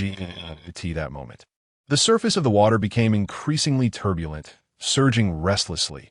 Heiken doors swiftly ascended, and Isabella followed suit, both rising higher than Su-ing, who remained calm, suspended in midair. Suddenly, the water level plummeted, revealing the remnants of a stone arch bridge and the hundreds of stone golems previously hurled into the depths by Haikendor. They had been crushed beneath the bridge, yet the ground began to writhe and tremble that a massive stone hand burst forth from the earth, emerging from the rubble. A gigantic stone golem, its form colossal, occupying 1/10 of the ground-s surface and towering over 5 stories high. Isabella estimated that this creature's level of monstrosity was the highest she had ever encountered. Lo and behold, it is a special grade monstrosity, a stone giant, she exclaimed. After uttering these words, Su-ing unleashed a dark elemental spell, sending forth a black fireball. A mere test strike that it struck the stone giant's head, which vanished momentarily, only to regenerate before their very eyes, the stone visibly altering to mend itself. Are you still thinking of defeating it now? Haikendor mocked Su-ing coldly. Though you are formidable among sorcerers of the same level, this creature is a special grade monstrosity, with high magical resistance and robust self-healing capabilities. Luckily, it lacks agility. We should vacate this place promptly and seal it off to prevent a grave situation. Healer, do you doubt my abilities? This special grade monstrosity is as good as mine, Su-ing declared. Descending to the ground alone, he activated his magical combat technique. Black Flame Dawn, a dark red rectangular flame barrier unfurled above the special grade monstrosity, enveloping its massive form. The dark red flame barrier descended, engulfing the entire creature. However, no annihilation of matter occurred, and after the technique concluded, the stone giant returned to its original state. Isabella inquired, is its rapid reconstitution and bodily repair related to its environment? Shouldn't we ascertain the situation before we act? Haikendor considered her reasoning, but quickly dismissed her conjecture. He explained, no, the ability of a monstrosity to repair itself is tied to the magical core energy it harbors within. Unless the core is damaged, a monstrosity is not easily vanquished. To slay a monstrosity, one must either deplete its core energy, strike directly at the core with a magical attack, or inflict damage through external forces. Clearly, this creature's core is not situated within its exposed form. Su-ing added, the core, it could also be formed from the water that just gathered. It might be a dual-element special grade monstrosity, a fusion of earth and water, as earth element monstrosities like stones do not possess such rapid restoration abilities. The core may well be hidden in the most resilient and concealed part. Isabella nodded, gaining further insight. Mingling with the omnipotent, I had indeed imparted much knowledge. Haikendor released space magic upon the ground beneath the monstrosity, creating an invisible vortex akin to quicksand, continuously dragging the stone giant into a deep pit. In an instant, Su-ing unleashed his magical combat technique once more. Black Flame Dawn. A dark red fire wall cascaded from above the creature. After it enveloped the monstrosity, a cloud of annihilating black smoke dissipated into the air.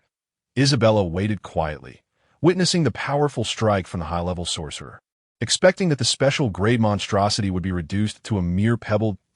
Her astonishment, even a small stone rapidly restored itself to its full form.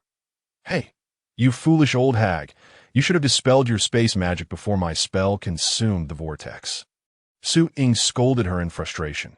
Haikendor retorted, if your own abilities are lacking, what good does blaming me do now? If I hadn't been holding it back, would you have had the chance to fight back? With that, Haikendor dispelled the space vortex. The stone giant, despite its seemingly cumbersome size, moved with surprising swiftness the moment it regained its clarity. Its body, composed of stone, assembled as if ready for battle. And in an instant, it leaped toward the heights. Observing this, Isabella immediately fortified her defenses, enhancing her proton shield. Haikendor cast space magic above himself, compressing space to buffer the impact of the stone giant's impending strike. Su-ing, on the other hand, took refuge in the suspended position beneath Haikendor. A shadow surged forth, and, as the stone giant descended like a collapsing boulder, the air pressure in the entire space became suffocating. Haikendor was unable to shield Isabella in time. With a thud, Isabella was struck by the overwhelming force and fell heavily to the ground. Fortunately, her defenses were robust, and she emerged unscathed, relieved that not a trace of her protective barrier had been breached by the special grade monstrosity. The intensity of the impact momentarily clouded her mind. The two marveled at Isabella's survival against the monstrosity, both surmising that she must possess some other protective magical artifact or scroll. Heikendor's space magic had indeed provided a cushioning effect. Upon contact, the stone giant's strike seemed to have been slowed down to a tenth of its original speed. Subduing took cover in a safe position, while Heikendor exerted reverse control over the space vortex, attempting to drag the colossal monstrosity into the confined space to crush it. Boom!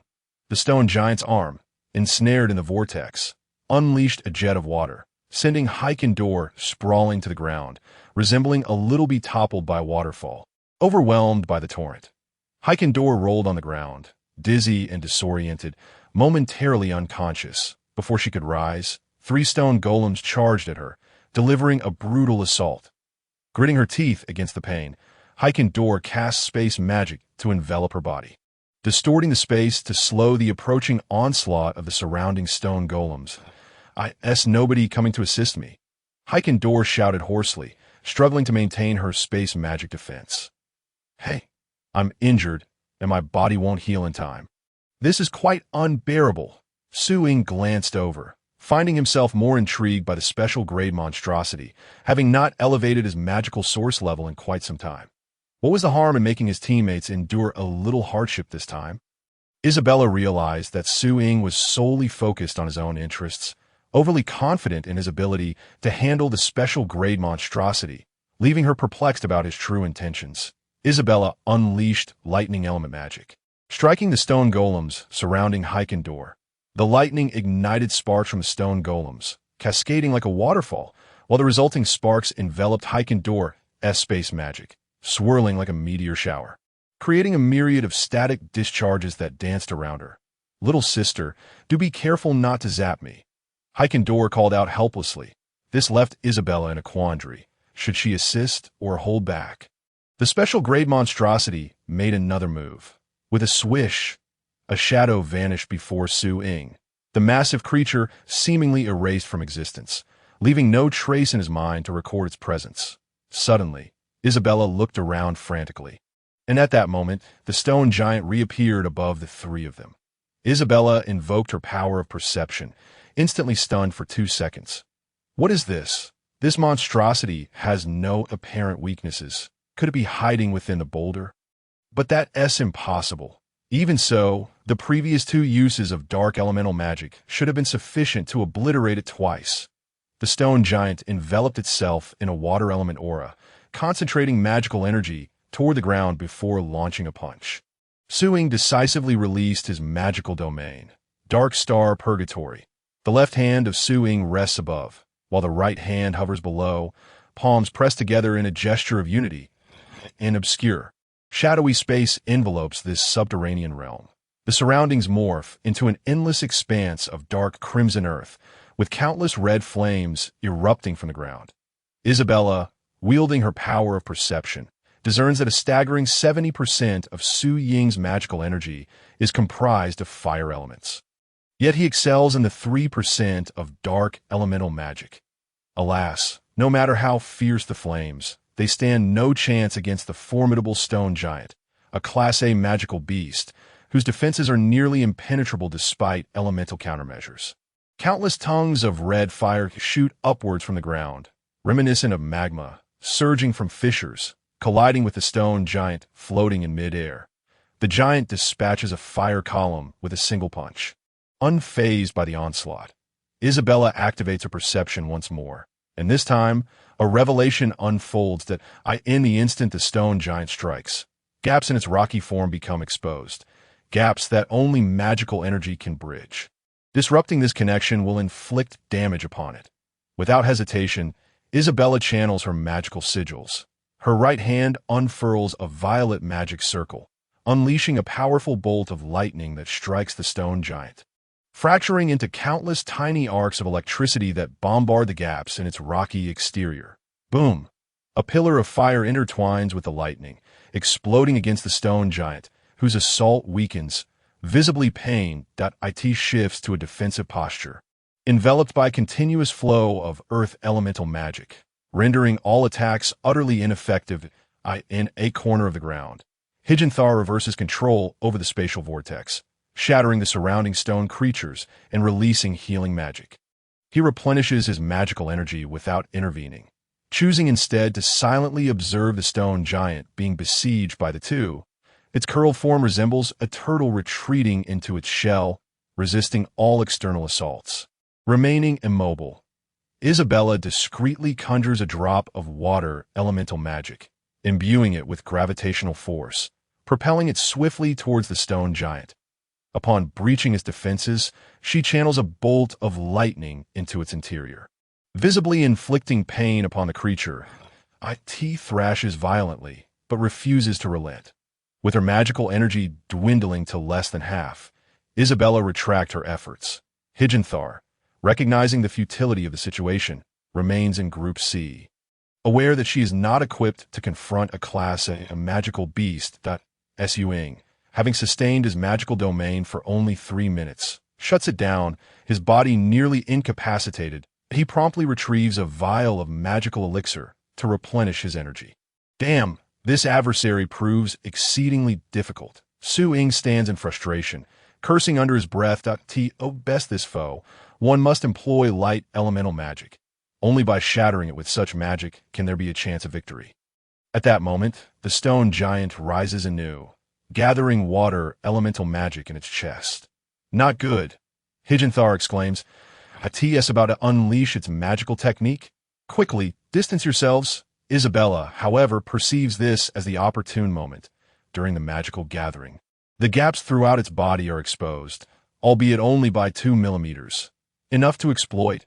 Once more, Isabella releases a powerful bolt of lightning towards the stone giant's chest, electricity coursing through its watery form, wrapping it in a luminous aura. Seeing this as a chance, Su-ing unleashes his magical technique again.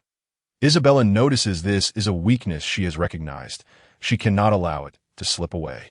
With a thought, she resonates with the surrounding magical essence, amplifying the voltage. The collision of lightning and fire ignites a violent explosion. Boom! Hijanthar employs spatial magic to envelop the stone giant, as countless stones slowly drift away. A magical core soars into Isabella's being. Beneath the ruins, the three exchange glances, their expressions a mixture of disbelief and awe. After a prolonged silence, Su-ing breaks the stillness. If we were above ground, who would dare to believe this? A mid-level sorcerer has slain a Class A magical beast. Hijanthar crosses his arms, standing beside Isabella. It seems you are quite displeased with the outcome. Have you heard that when multiple individuals unleash magical attacks on a single beast, the one with the most powerful magic directly claims the core? Yet, how strange it is, you release the magical domain. Why did you not claim the core for yourself? As Hijanthar speaks, he does not glance at Su-ing, but instead fixes his gaze on the seemingly oblivious Isabella. Perhaps the lightning elemental magic happened to counteract that creature. Isabella scratches her head, attempting to defend herself. Counteract? Impossible. Su-ing clenches his fists, dark red flames swirling around, wishing fervently to strike Isabella down.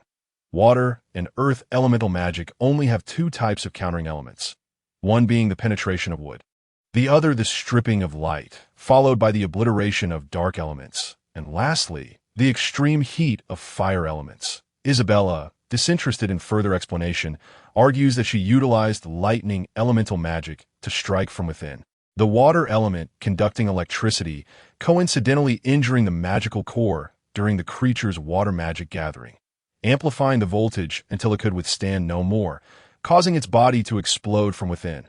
The trio lapses into silence once more. At this juncture, a magical array glimmers on the ground. Within its confines lies an entrance to another subterranean space, measuring 10 meters wide. Is there more? Isabella exclaims in delight, albeit masking her joy, having just obtained the core of a Class A magical beast. Her power has ascended to the first tier of mid-level sorcery. Shall we descend to investigate?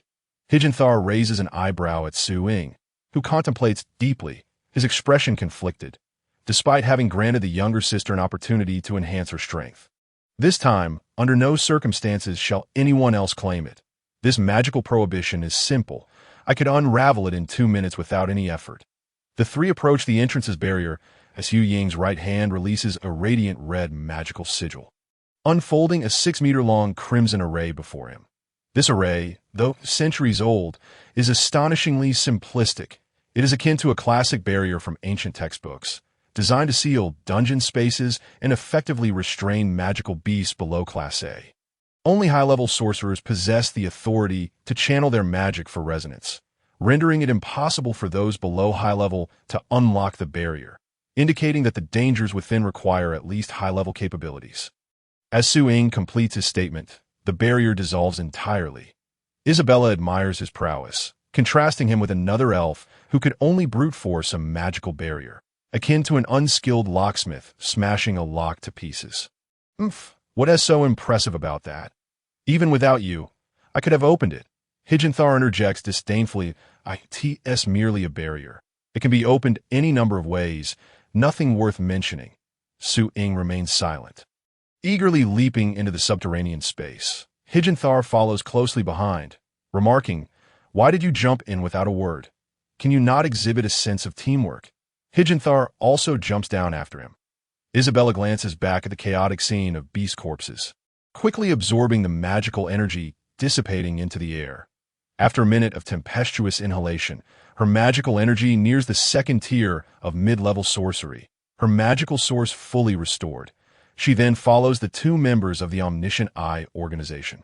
Upon reaching the 3rd level of the dungeon, the underground space opens wide, illuminated by countless floating green phosphorescent flames that cast an ethereal glow throughout this subterranean realm. This layer of the underground world is extraordinarily bizarre. The elevation difference spans 500 meters, yet there are no discernible boundaries. The two, having previously descended vertically, illuminate a 100-meter radius, patiently waiting for Isabella. Apologies, I was hesitating earlier, since you're in a safe spot. I had no choice but to follow. Isabella lands behind them. Su Ying remains sullen, ignoring Isabella, clearly still harboring resentment, while Hijanthar employs a black magic cube to conduct a thorough scan. No threats detected. Hijanthar concludes, though he senses an even greater danger lurking nearby. Su Ying had been observing for quite some time. Apart from the scattered green flames nearby, there was nothing unusual. The red fire she had conjured illuminated a distance of over 100 meters. Yet the darkness beyond remained boundless. Isabella felt an unusual chill beneath her feet.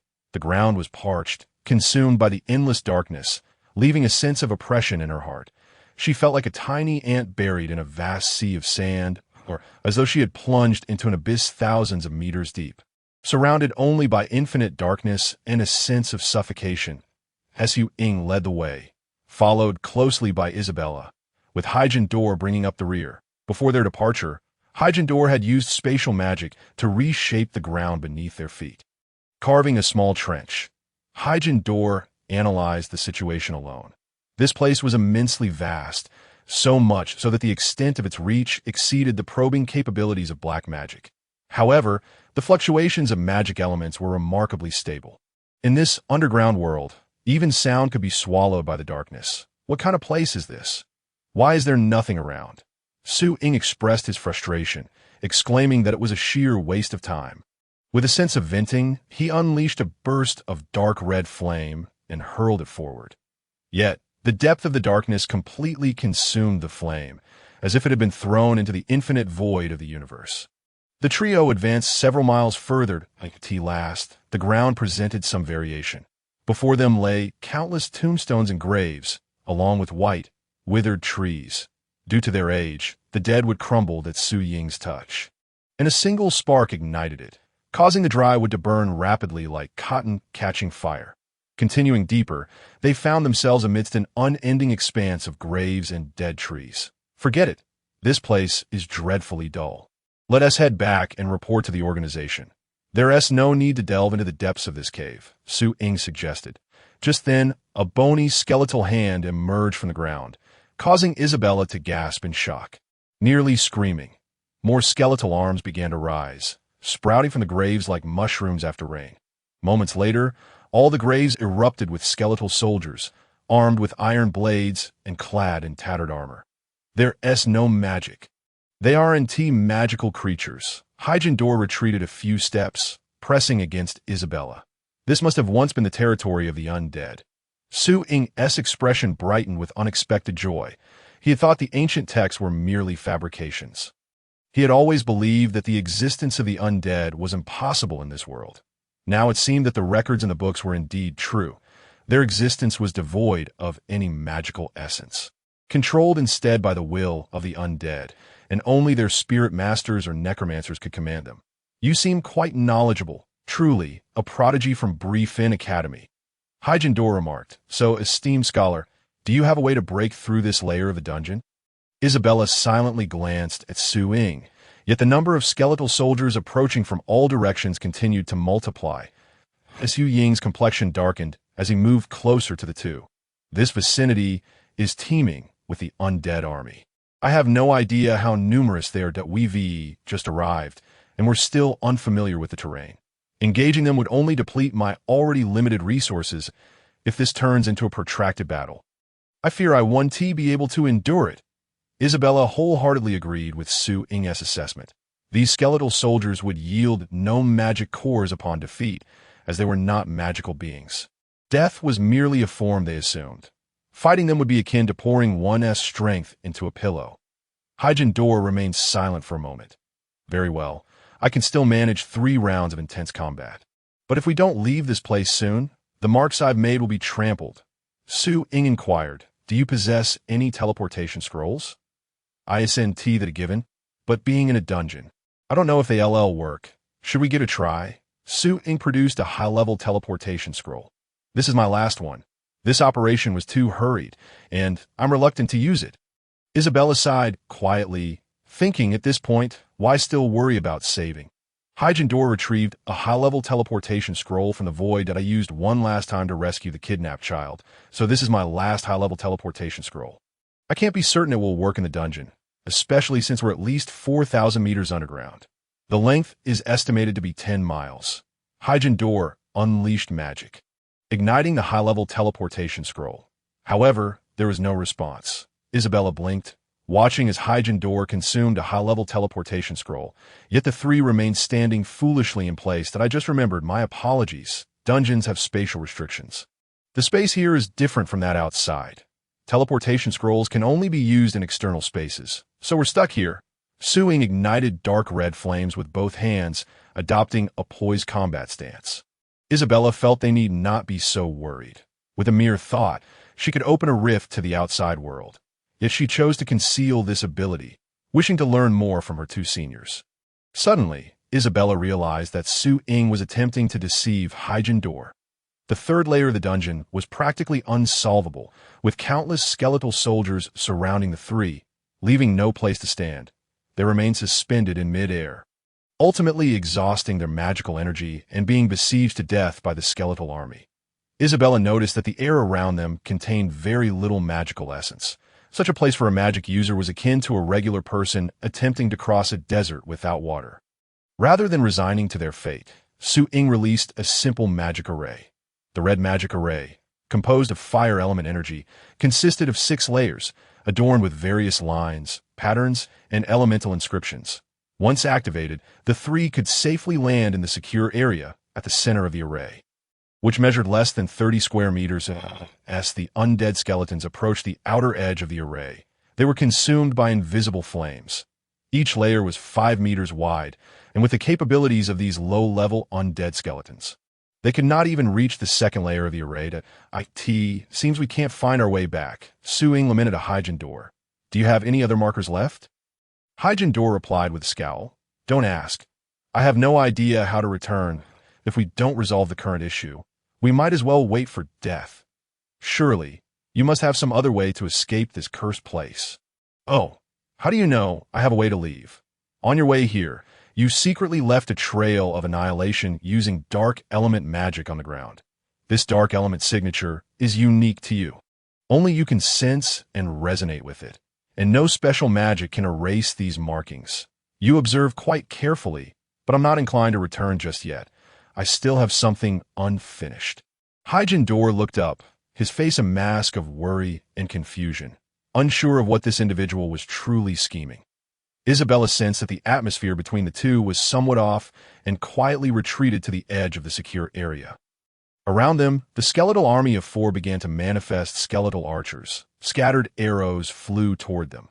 However, as the arrows reached the third layer of the array, they were incinerated, causing no harm to those within. Outside the Oran Highlands, the weather was overcast. Captain Herod's 8th Night Brigade had searched the area within 100 miles of Leontown, but found no trace of Isabella inside the Earl Jaila's manor. Maluxia remained holed up in her room, weeping. Isabella had not returned for several days, and she feared the worst. With each passing moment without news, her hope dwindled further. It was all her fault for being so reckless. Taking her to the Oran Highlands, where they encountered so many dangers.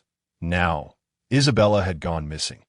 Every adventurer in the city had been mobilized, yet none had found any trace of Isabella.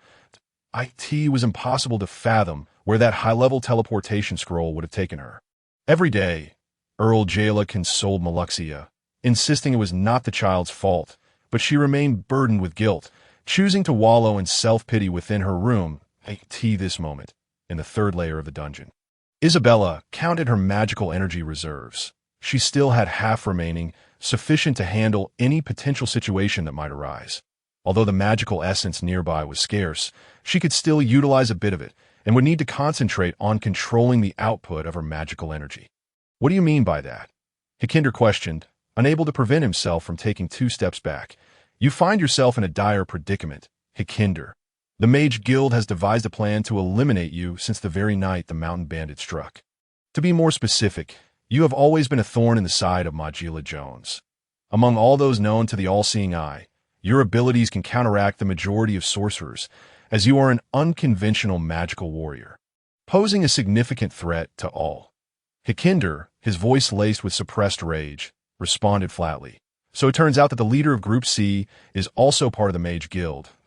If this revelation were to spread, I would indeed be the one targeted.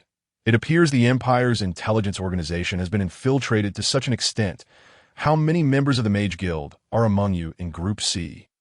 I recall that years ago, the personnel in Group C were in constant flux. Was this when the groundwork was laid? Enough of this idle chatter, Hikinder. With your current abilities, you are no match for me. Surrender, and I shall grant you a swift end, where you may grant me the pleasure of swift end. Regardless, without me, you shall soon perish here. Upon finishing her words, Suying formed a magical seal in her palm, and a dark red fireball hurtled toward Hikinder. The space around Hikinder twisted dramatically, absorbing the surprise attack. The proximity was so close that he barely managed to deflect it. Suying transformed into a formless shadow, burrowing underground, coalescing into a roving mass of darkness beneath Hikinder's feet. Instead of retreating, Hikinder conjured dozens of void steps beneath him, elevating himself into the air. Boom! A surge of black annihilation, mist erupted. Resembling a volcanic explosion, a 3-meter-wide pillar of fire was about to engulf Hikinder when he released a spatial magic, distorting space to absorb the blow. Futile. This is far from over. Suying's voice echoed from below. Your use of spatial magic is tremendously taxing on your mana. Yes, I understand. Your expertise lies in healing magic, and spatial magic constitutes only 40% of your magical capacity. If you possess the skill, come forth. Hiding underground hardly befits a man. Hikinder ascended higher into the air, yet if he delayed any further, his mana would be the first to deplete. He had no restorative potions left on him. Just moments ago, he had hoped to request one from her. Whoosh! Several dark red, 3-meter-wide fire pillars shot up from below, relentlessly targeting Hikinder. Isabella, possessing the power of foresight, discerned that Suying's form resembled a shark gliding through the earth. Adeptly shifting positions, that Hikinder's mana reserves were nearly exhausted.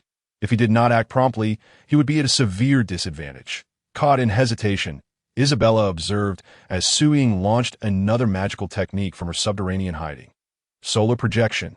A crimson halo enveloped the ground, its brightness swiftly illuminating the entire dungeon. 0.3 seconds later, whoosh, a massive dark red fireball erupted from the earth. Hikinder narrowly evaded, yet his gaze remained fixated on the situation below.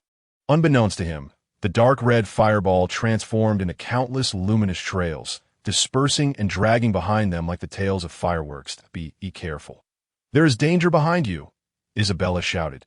Hikinder turned, but a blinding light surged toward him with blinding speed, leaving no time for assessment, let alone evasion. Dozens of luminous trails instantly pierced through Hikinder's heart. She plummeted from the sky like a bird struck by an arrow. Isabella's expression was one of terror, mingled with helplessness and disbelief. She could scarcely accept the sight before her. An advanced sorcerer had perished just like that. The perpetrator was none other than the hidden mage guild within the all-seeing eye. Little sister, it's your turn. Suying remained concealed underground, directing the scattered red trails toward Isabella. Hundreds of luminous trails surged forth, causing the surrounding soil to explode, yet Isabella felt only a hint of warmth. As she remained unharmed in the face of external forces, her defenses proved even more effective than spatial magic. As the smoke cleared, Suying retracted her magical formation, activating the effects of her flying cloak. Soaring into the this moment, far away in the capital of the Oberic Empire, Avalado, within the All-Seeing Eye building, the G Group office, several employees responsible for monitoring life tokens arrived at the C Group office. A young man handed over a pile of shattered white crystal tokens, sighing heavily. Mr. Magilla, Hikinder has just met his demise. It is now confirmed. No signs of life remain. Understood, Magilla replied gravely, then waved them off to return, continuing his emotionless documentation of recent work. Meanwhile, in the depths of the dungeon's third level, Isabella remained unscathed, surrounded by countless skeletal legions launching an assault.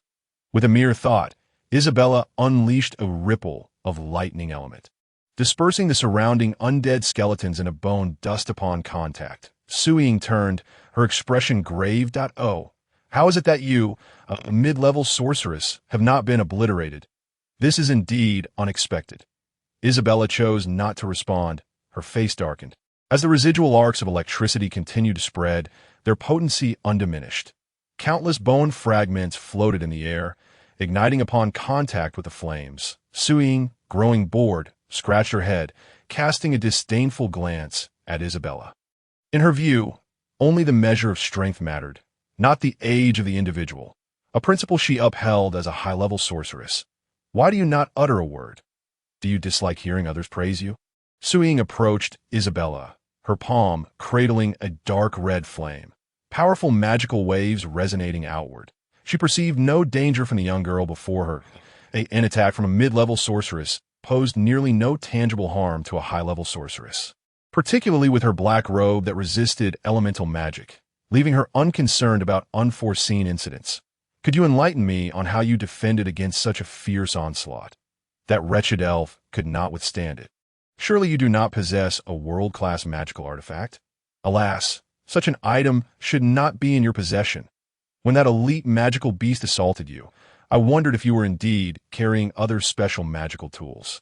Isabella remained silent for a long while, ultimately choosing to bide her time, feeling that the Mage Guild was far more knowledgeable about the world, even its darker aspects. Indeed, Mr. Suying is formidable.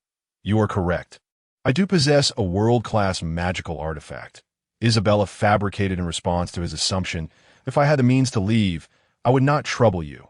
Mr. Suying, I will keep my experiences here to myself, as though I have never set foot in this place. What an intriguing little sister you are.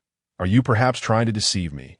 It is impossible for Leonton City to harbor world-class magical artifacts, let alone national-grade ones. You must have employed other means. However, it appeared that I must personally eliminate you. Your emergence into the outside world would spell disaster for all. Isabella concealed a smile. You have quite the discerning eye. It was you who claimed to possess a world-class magical artifact, and now you deny it. Hikinder, though a flawed woman, rescued abducted children, saving Maluxia, yet she fell into your scheme and could not save herself. If a murderer like you were to escape, I would only feel regret and dismay, unaware of how many others might fall victim to your Mage Guild's magical experiments. What a perceptive child you are. How do you know so much? Suying's patience for conversation had worn thin. She immediately activated her magical domain. Dark Star Purgatory. Isabella raised her small hand, a thread of darkness slicing through Su Ying's form. He felt a chill in his lower abdomen and looked down to find his lower half severed by an unseen force. Isabella quickly retracted her hand, yet Su Ying did not collapse from a blow. Isabella was perplexed, though she did not show it on her face. How is it that you wield dark element magic? What sort of magical technique is this? Su Ying asked calmly, covering his grievous wounds. Isabella interrupted the unfolding of his magical domain. The scene was both awkward and strange. He covered his lower half, his body mending rapidly, regaining its complete form in the blink of an eye. Once his injuries were healed, a blue dagger appeared above his head, flickering for a moment before vanishing. It is not a magical technique, merely an ordinary rift created by combining spatial magic and dark element magic. Something I deduced while observing your joint attack with the Kinder against the stone giant. The force you exerted could have slain countless foes. I have dealt you a mortal wound only once. Yet you high-ranking sorcerers possess hidden cards. It is astonishing that you still linger on despite such an assault. I am quite curious whether you have 9 lives like a cat. No hidden cards, you say? Fortunately, I wield the blade of the underworld, but you're the first to have the audacity to strike me with lethal intent. I hold you in high regard. As Su Ying finished speaking, his form transformed into a wraith, vanishing beneath the ground. It is evident that this fellow is preparing to employ the same trick once more. With a sweep of her left hand, Isabella summoned a tremendous upheaval of the earth beneath her feet, while her right hand unleashed a radiant spell of light, sending golden beams in pursuit of the phantom that danced across the ground. The earth was torn asunder, scorching deep chasms a meter in depth. Soon, she had driven Su Ying to flee elsewhere. Sensing danger, he fled in haste. Astonished, Su Ying's mind raced with a multitude of questions about Isabella. How could this young girl wield other forms of magic? How was she able to cast light spells without incantation? What was her true origin? How could she withstand such formidable attacks without faltering? Isabella regarded the direction in which Su Ying had fled, having no intention of pursuing him. Instead, she cast her magic from afar. Suddenly, a section of the ground collapsed, halting Su Ying's shadowy movements. The weight of 1,000,000 tons bore down upon the ground within a 100-meter radius of him. What do you think you are running to? Isabella's tone turned taunting. That aren't you quite impressive hiding beneath the surface? Why are you so still now? With a slight increase in the gravity of her spell, Su Ying was crushed to a mere shadow of his former self. The ground oozed with a liquid reminiscent of tomato sauce. The mingling of blood and flesh reformed into a new body. The projection of the blade of the underworld atop his head reappeared, but after a flicker of light, its effect vanished entirely, leaving behind an ordinary dagger that clattered to the ground. What a peculiar magical artifact. Capable of resurrecting twice? Isabella muttered. Once Su Ying revived, he immediately knelt before Isabella. Having experienced 2 agonizing deaths in such a short span, he dared not gamble on what might come next. If his first demise was a result of carelessness, the second was an accident. Should he face another, it could very well be true death. Such methods were unheard of even to a high-ranking sorcerer like himself. I am but a fool, unaware of your true identity. Su Ying bowed his head, the once exalted high sorcerer now resembling a slave pleading for mercy after a grave misstep. Understanding the gravity of the situation, he knelt before Isabella, his head bowed in submission. Illumination filled the 3rd level of the dungeon, revealing a blooming, fire-elemental flower that had appeared behind Isabella.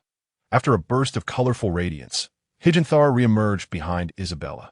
Having passively consumed a phoenix scroll, the price of my recent death was steep. Hijanthar stretched his limbs, recalling the vivid scenes he had witnessed in the realm of death. The sensation of his soul leaving his body was unbearable, yet had granted him a glimpse into Isabella's true power. To Isabella, Hijanthar's resurrection seemed akin to a skeleton warrior of the undead rising from the earth. Though their paths had not intertwined deeply, trust was a luxury neither could afford at this moment. Hijanthar approached and stomped heavily upon Su Ying's forehead. While your mage guild may possess survival trump cards, I have served the all-seeing eye for nearly 40 years and have always had a safeguard of my own. Is that too much to ask? Yet here you are, using it against me. Su Ying gritted his teeth in fury. yet words escaped him. Before Isabella, he could only seethe in silence. Moreover, I have already died once. The life token from headquarters has shattered. From this moment forth, I hold no identity in this world. The all-seeing eye has been infiltrated to the point of dysfunction, rendering my return unnecessary. Isabella gazed at Higinthar, her delicate foot pressing down with immense force, embedding Su Ying's head into the ground. That I was wrong. I will guide you out. As a condition of exchange, I implore you to spare my life.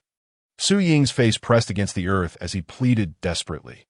Isabella secretly smiled before responding solemnly. Without you, I have my means of escape. Here, you shall not survive, as long as I am in this third dungeon. Your fate is sealed.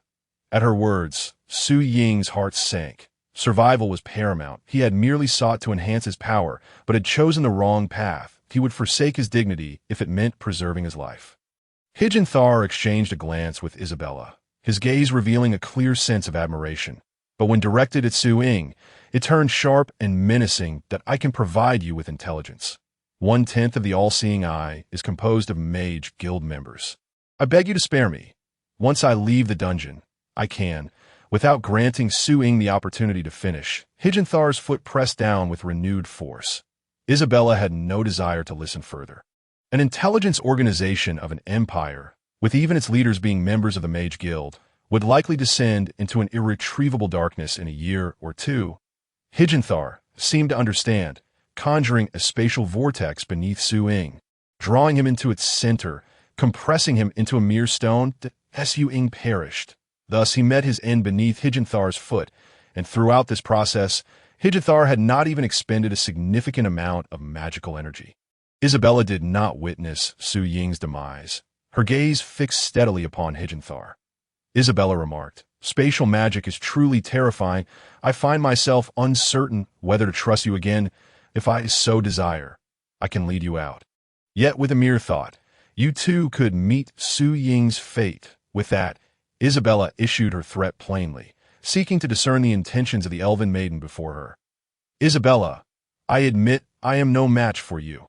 I believe you possess the capability to leave this place." Higinthar spoke with a calmness that belied any fear of what might come next, offering, "What do you wish to know? I shall tell you all. I merely seek your trust. Should you desire, you may dispose of me at any time. That I am now utterly alone. Without restorative potions, I lack the means to escape." Isabella sensed the sincerity in Higinthar's words, devoid of any pretense. After all, throughout their journey, she had accumulated little, merely a higher level of power. "I shall inquire when I remember," Isabella replied. "For now, I may begin to trust you.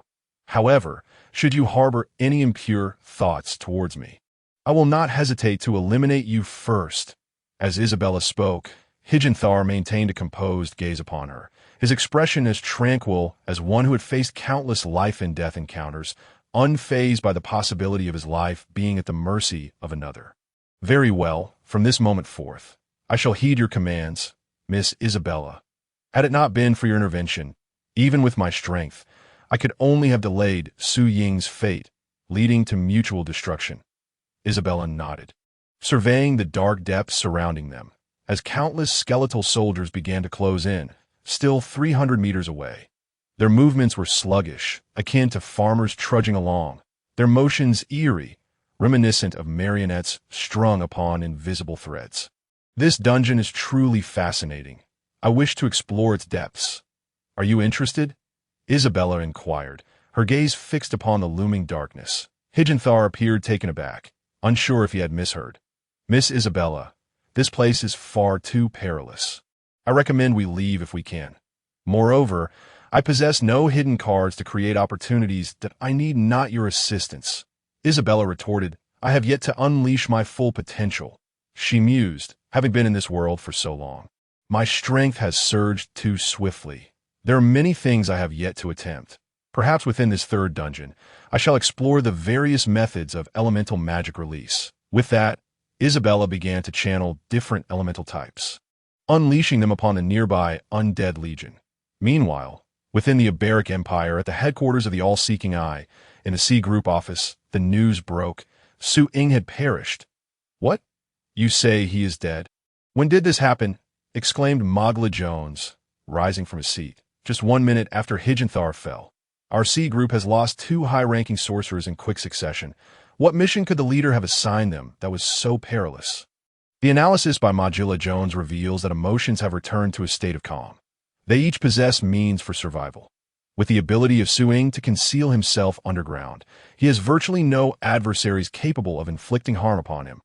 He has merely expended a slight amount of magical energy, and furthermore, he carries the blade of the underworld, having triggered it once, leaving him with 2 additional opportunities. Should he perish, it would indicate that he has sustained fatal injuries from his opponent on 3 consecutive occasions.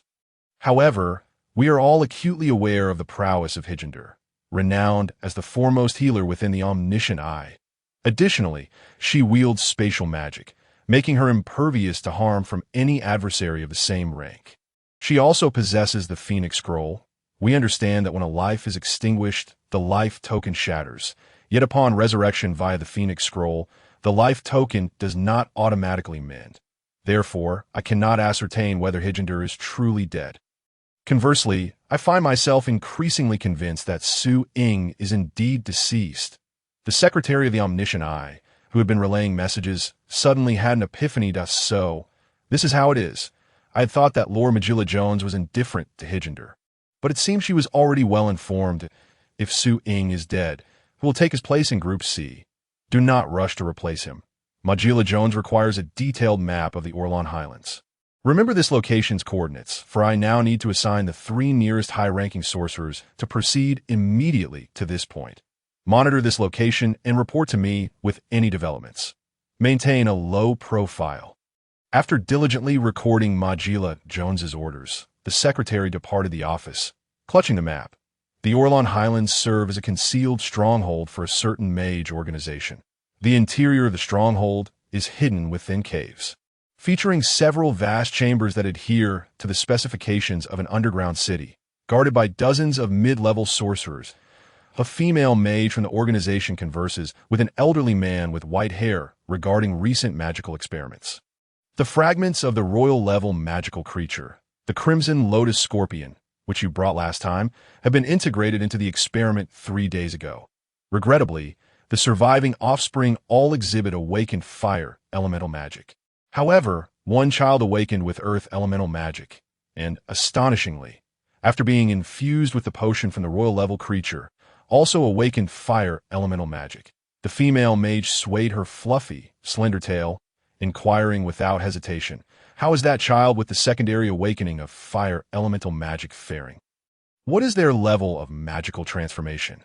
Among the 70 children, only 5 remain, including him. I do not know his name.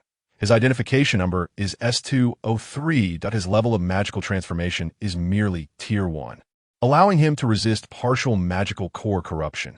Our research progress signifies that humanity has made significant strides in mastering magical power. Alas, the prior experimental materials were all fragments of elite magical creatures.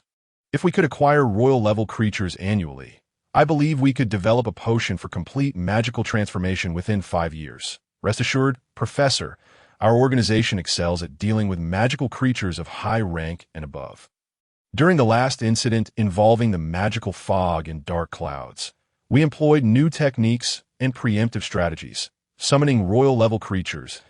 If you are willing, we can summon another royal-level creature during the next occurrence of the magical fog and dark clouds, providing you with ample experimental fragments. Indeed, your organization demonstrates remarkable efficiency. By the way, why are there no new experimental subjects? Is it not due to the Omniscient Eye? A fairy disguised as a child nearly infiltrated our experimental base. However, she should have been dealt with. Alas, I hadn't anticipated that your organization could falter as well. You must expedite preparations for the next batch of experimental subjects. The magical fog and dark clouds will return in less than half a month.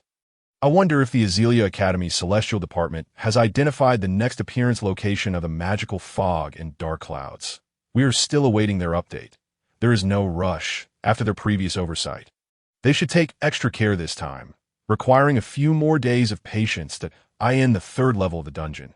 Isabella experimented with all the magical elements at her disposal, combining and releasing them in various configurations.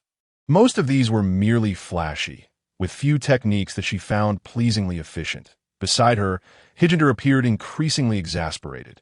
This was no prodigy, but rather a monster masquerading as a human girl. How could she possess such versatility and seemingly endless magical energy? Could it be that you're truly a saintly being? Hijinder ventured to inquire. Isabella scratched her head, responding, "If you wish to believe that, then so be it. However, I prefer to remain low-key. My current abilities do not permit otherwise." Miss Isabella, with your skills, why would you even attend a magic academy? Shouldn't you be leading the omniscient eye? I doubt anyone would dare oppose you. Hijinder jested, as the two enjoyed a lively exchange in the otherwise silent third level of the dungeon. "I've had my fun for now," Isabella remarked, stretching lazily. "Though this place is vast, I believe it must have an end. We simply cannot see it, as the primary issue is that this dungeon lacks sufficient illumination." With a gesture, Isabella formed a white magical seal in her palm, unleashing a radiant white orb that soared to the highest point of the dungeon. The brilliance of this orb rivaled that of the sun, casting its light throughout the third level. Hijinder had grown accustomed to Isabella's surprising displays of magic. Even if she conjured a new world at that moment, it would hardly astonish her. The light spread for dozens of kilometers, unveiling the entirety of the third-level dungeon. The boundaries of this dungeon were defined by walls. There are no stone pillars for support, suggesting it existed as an independent space, wholly detached from the external realm. The current location resembled a desolate graveyard. Under such sacred and dazzling light, not a single skeletal remains dared to rise from the ground. Those skeletons that had previously lingered were incinerated to ash the moment they were illuminated. 10 kilometers ahead of Isabella lay a colossal fortress that connected to the top of the dungeon. She opened a spatial rift before her, stepping inside without uttering a word. Hijinder's eyes widened in astonishment as she witnessed Isabella effortlessly creating a peculiar spatial rift, prompting her to question whether her 50 years of study in spatial magic had all been in vain. Following Isabella through the rift, Hijinder emerged before the entrance of the fortress, a monumental structure built from brown stone, with towering walls reaching 30 meters high. Upon glancing back, Hijinder realized that she had traversed several miles in just a few steps. The thought that Isabella might truly be a saintly figure etched itself into Hijinder's mind. Even if she found it hard to believe, Isabella's actions continuously affirmed that notion. Without uttering a word, Isabella willed a fire-element magic seal to materialize before her, launching a projectile that tore through the stone door of the fortress. Beyond the shattered door lay a wide, straight hallway, the stone walls devoid of illumination, cloaked in darkness. As they approached the ruins of the stone door, Isabella cast an invisible proton barrier around Hijinder, 3 millimeters thick, akin to donning an imperceptible yet highly protective garment. Noticing Hijinder's confusion, Isabella refrained from elaborating, instead naming it the Sanctuary of the Saint, a defensive spell of my own design. This is why I can withstand your spatial punches, as well as attacks from elite magical creatures and Su Ying's magical combat techniques. The Sanctuary of the Saint, Hijinder exclaimed in delight, her expression frozen in awe as she attempted to feel the barrier with her spatial magic.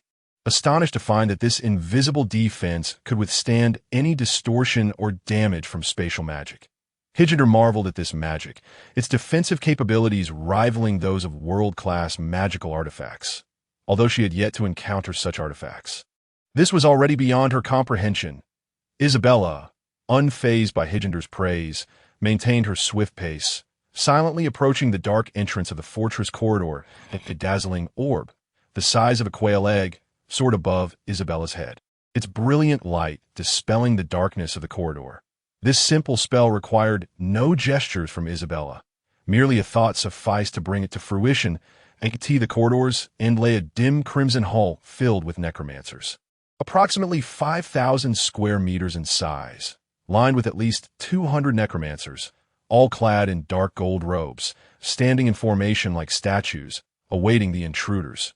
Hijinder was taken aback by the overwhelming presence before her. She realized that these necromancers possessed magical abilities, their magical levels categorized as elite, equivalent to a mere novice in the realm of advanced sorcery. The sight before him was indeed daunting. Over 200 elite-level monsters arrayed in perfect formation. Sighing, Higender took a few steps back, contemplating whether to offer Isabella a word of caution. Yet, undeterred, Isabella pressed forward. Upon entering the first hall of the fortress, the radiant light illuminated the necromancers, awakening them from their dormant slumber. In an instant, a barrage of green projectiles surged toward Isabella. With a mere thought, a 3-meter-thick wall of rock materialized before her, quickly followed by an additional wall of steel. Higender, cowering behind Isabella, cast furtive glances ahead as the thunderous roars erupted behind the stone barrier, soon to be met by the iron wall. Recalling the situation within, Isabella unleashed fire elemental magic through the partition. "I have an experiment I've longed to conduct," she declared, her eyes glinting with ferocity. Raising her right hand, 6 streams of crimson light flowed from her chest into the magical sigil in her palm. Suddenly, the air within the hall quivered violently, with the atmosphere near Higender swirling inward, coalescing into a colossal vortex of tempestuous winds. "What are you doing, Miss Isabella? Control yourself. Collapsing this fortress would be ill-advised," Higender exclaimed, a hint of alarm in his voice. The temperature in the hall soared, forming a swirling sphere of blue flames that the necromancers could not escape. Before Isabella even began to exert her power, all 200 elite-level monsters were reduced to ashes. 200 magic cores flew into Isabella, who then lowered her hand, dispelling the obstacles ahead as the oppressive heat dissipated rapidly. "Oh, you wish to enhance your power?" Isabella inquired. "Your strength should be at the first tier of an advanced sorcerer." "Yes? How long has it been since your last advancement?" After a lengthy pause, Higender finally replied, "Nearly a decade. Even the elves, who may live for 1,000 years, must consume magical sustenance daily and slay advanced monsters to potentially break through to national-level prowess. The rate of enhancement for elves under 500 years is remarkably steady, and even my progress among my kin is considered rather swift." As Isabella walked, she gathered the magical essence of the fallen monsters from the air, drawing it into her palm. Extending her right hand, she gestured, "Extend your left hand." With that, she grasped Higender's left hand, their fingers intertwined. Higender's cheeks flushed, but he dared not resist. He felt compelled to obey Isabella, trusting that whatever transpired would not harm him. "Oh, not move. I shall infuse you with magical energy, replenishing your source while simultaneously fortifying it." A minute later, Higender's strength approached the threshold of the second tier of advanced sorcery. "What manner of magic is this? Can it truly absorb such creatures? Are there any side effects?" Higender inquired, his expression a mix of astonishment and concern. "Fear not, at the beginning of the month, I was merely an entry-level sorceress. Now, I anticipate nearing the 3rd tier of intermediate mastery. Should I encounter formidable opponents, I hope to make a decisive leap to the level of an advanced sorceress." Higender stared agog at Isabella's profile. Had it been anyone else making such claims, he would have deemed them a fool for jesting, but this nearly omnipotent sorceress spoke with an air of sincerity. Isabella released Higender's hand. "The magic I just employed, though you would not comprehend it, is still in experimental stages back in my world and is not yet fully practical. I'm uncertain whether it is a matter of materials or unresolved technological issues, but in this realm of magic, I believe such formidable energy can indeed be harnessed." With a teasing tone, she continued, "Alas, these elite-level monsters are far too feeble. I have yet to warm up, and there isn't a single one capable of withstanding my might." Higender, invigorated by our jest, replied, "Elite monsters weak? They are equivalent to 200 advanced sorcerers. Yet you incinerated them effortlessly. If you dare to dream, the throne of the Aubric Empire may very well await you." As they approached a staircase leading to the upper levels, Higender lowered his gaze, trailing behind Isabella, his heart racing with trepidation. "Not warmed up?" Though I did not witness the first hall's events, the indescribable energy and terrifying heat surpassed that of any fire element sorcerer I have encountered. "And that blue flame, aren't flames typically yellow or dark red?" Higender mused internally, following Isabella to the second-level hall. The second hall was devoid of any features, resembling the center of an arena, surrounded by countless empty-tiered seats. Suspended from a ceiling was a peculiar figure draped in white robes, a necromancer, gracefully descending while adjusting its posture. It produced a white wand from its hollow chest. Hijinder inhaled deeply. This necromancer was likely the spirit master of the third-level dungeon. A royal-level monster. Miss Isabella, shouldn't you prepare yourself? That creature may indeed be the spirit master. Hijinder's expression was troubled, yet he noted Isabella's calm demeanor, casting doubt on his apprehensions that royal-level monsters are no trifling matter. It would take at least 3 advanced sorcerers or 1 national-level sorcerer to vanquish one, provided the conditions were favorable. Isabella, oblivious to Hijinder's concerns, scoffed at the spirit master. This creature, a royal-level monster? Recently, I encountered beings far more formidable than this. Hijinder could hardly believe his ears. Isabella's relaxed disposition contradicted the gravity of her words. Such claims seemed too outrageous to be true. One of them fell, but it was not by my hand. I merely intervened. However, the one resembling an angel concealed its source of power from me, while the demon I engaged was likely thousands of times stronger than this mere skeleton before us. Hijinder's eyes widened in disbelief. Could Isabella be referring to a legendary being? Such entities belong to the annals of ancient lore, impossible to manifest in the present age, as the skeletal spirit master brandished its wand. It approached Isabella and Hijinder. With its left hand, it retrieved magical scrolls from the void of its abdomen. Producing them almost one by one, Hijinder's cold sweat poured forth. These were special magical scrolls, rarer than advanced ones. All elemental magical defense. Isabella remained unfazed by the notion of absolute defense. If strength was lacking, she would compensate with quality. With a mere thought, a thick purple lightning bolt, akin to a colossal serpent, materialized from the sides of the arena. Boom! The skeletal spirit master was struck by the lightning, and, as the dazzling light faded, Hijinder shielded his eyes. The overwhelming bolt left him unprepared, even without a direct attack. The sudden brightness caused his mind to thrum. Yet, the skeletal spirit master continued its advance. Raising her right hand, Isabella summoned dozens of iron spears made from magically condensed metal, infused with gravity magic and imbued with lightning elements.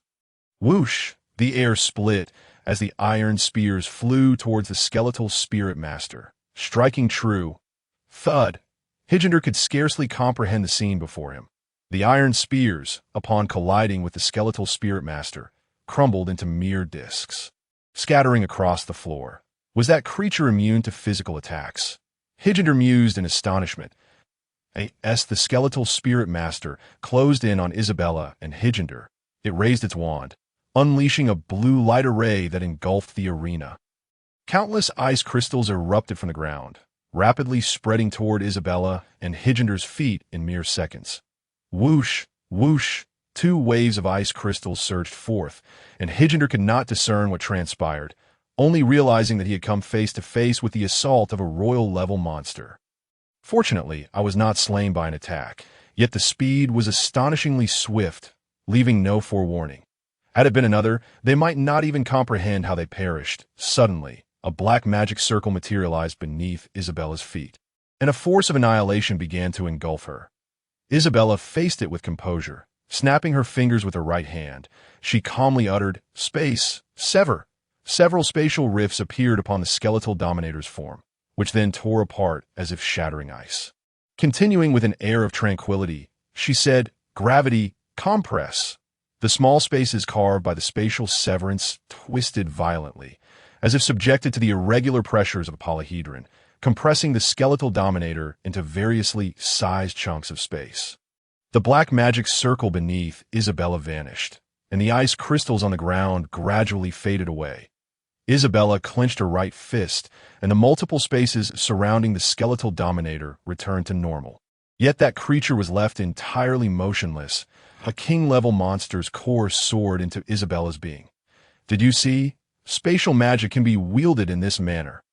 Isabella pointed at the fallen skeletal dominator, siphoning its dissipating magical power. "What is the principle behind this? I cannot comprehend." Hijinder's mind was numb with bewilderment, eager to understand how Isabella so effortlessly dispatched a king-level monster. Do you understand what space is? Isabella retorted. It is a concept of dimensional existence.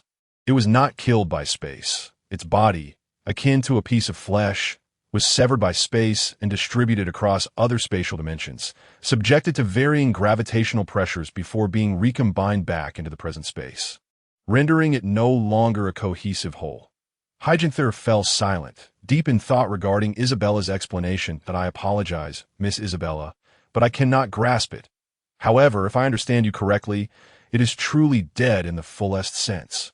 There is no chance of resurrection or recovery. You mentioned that you hail from another world. Could it be that? Isabella replied, You're the first to know this secret. Yes, everything I demonstrate now stems from knowledge of another world. But do not inquire about that world, since I have come to your realm. I merely wish to enhance my strength and live in peace. I see. Your wisdom far surpasses that of our era. As for what lies ahead, I dare not pry further. Yet with your capabilities, have you not considered achieving something remarkable in this world? Isabella did not respond. She had not earnestly contemplated this question. Behind the fallen skeletal dominator, an entrance to the fourth-level dungeon emerged, marked by a white magical barrier.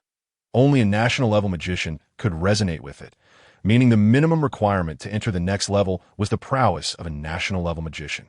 Hygenther understood that this was not the time to continue exploring. I apologize, Miss Isabella. I do not wish to proceed down this path. Hygenther lowered his gaze. Looking at his own hands, I realize that in your presence, my power is woefully inadequate. Should you impose any punishment for my decision, I shall accept it.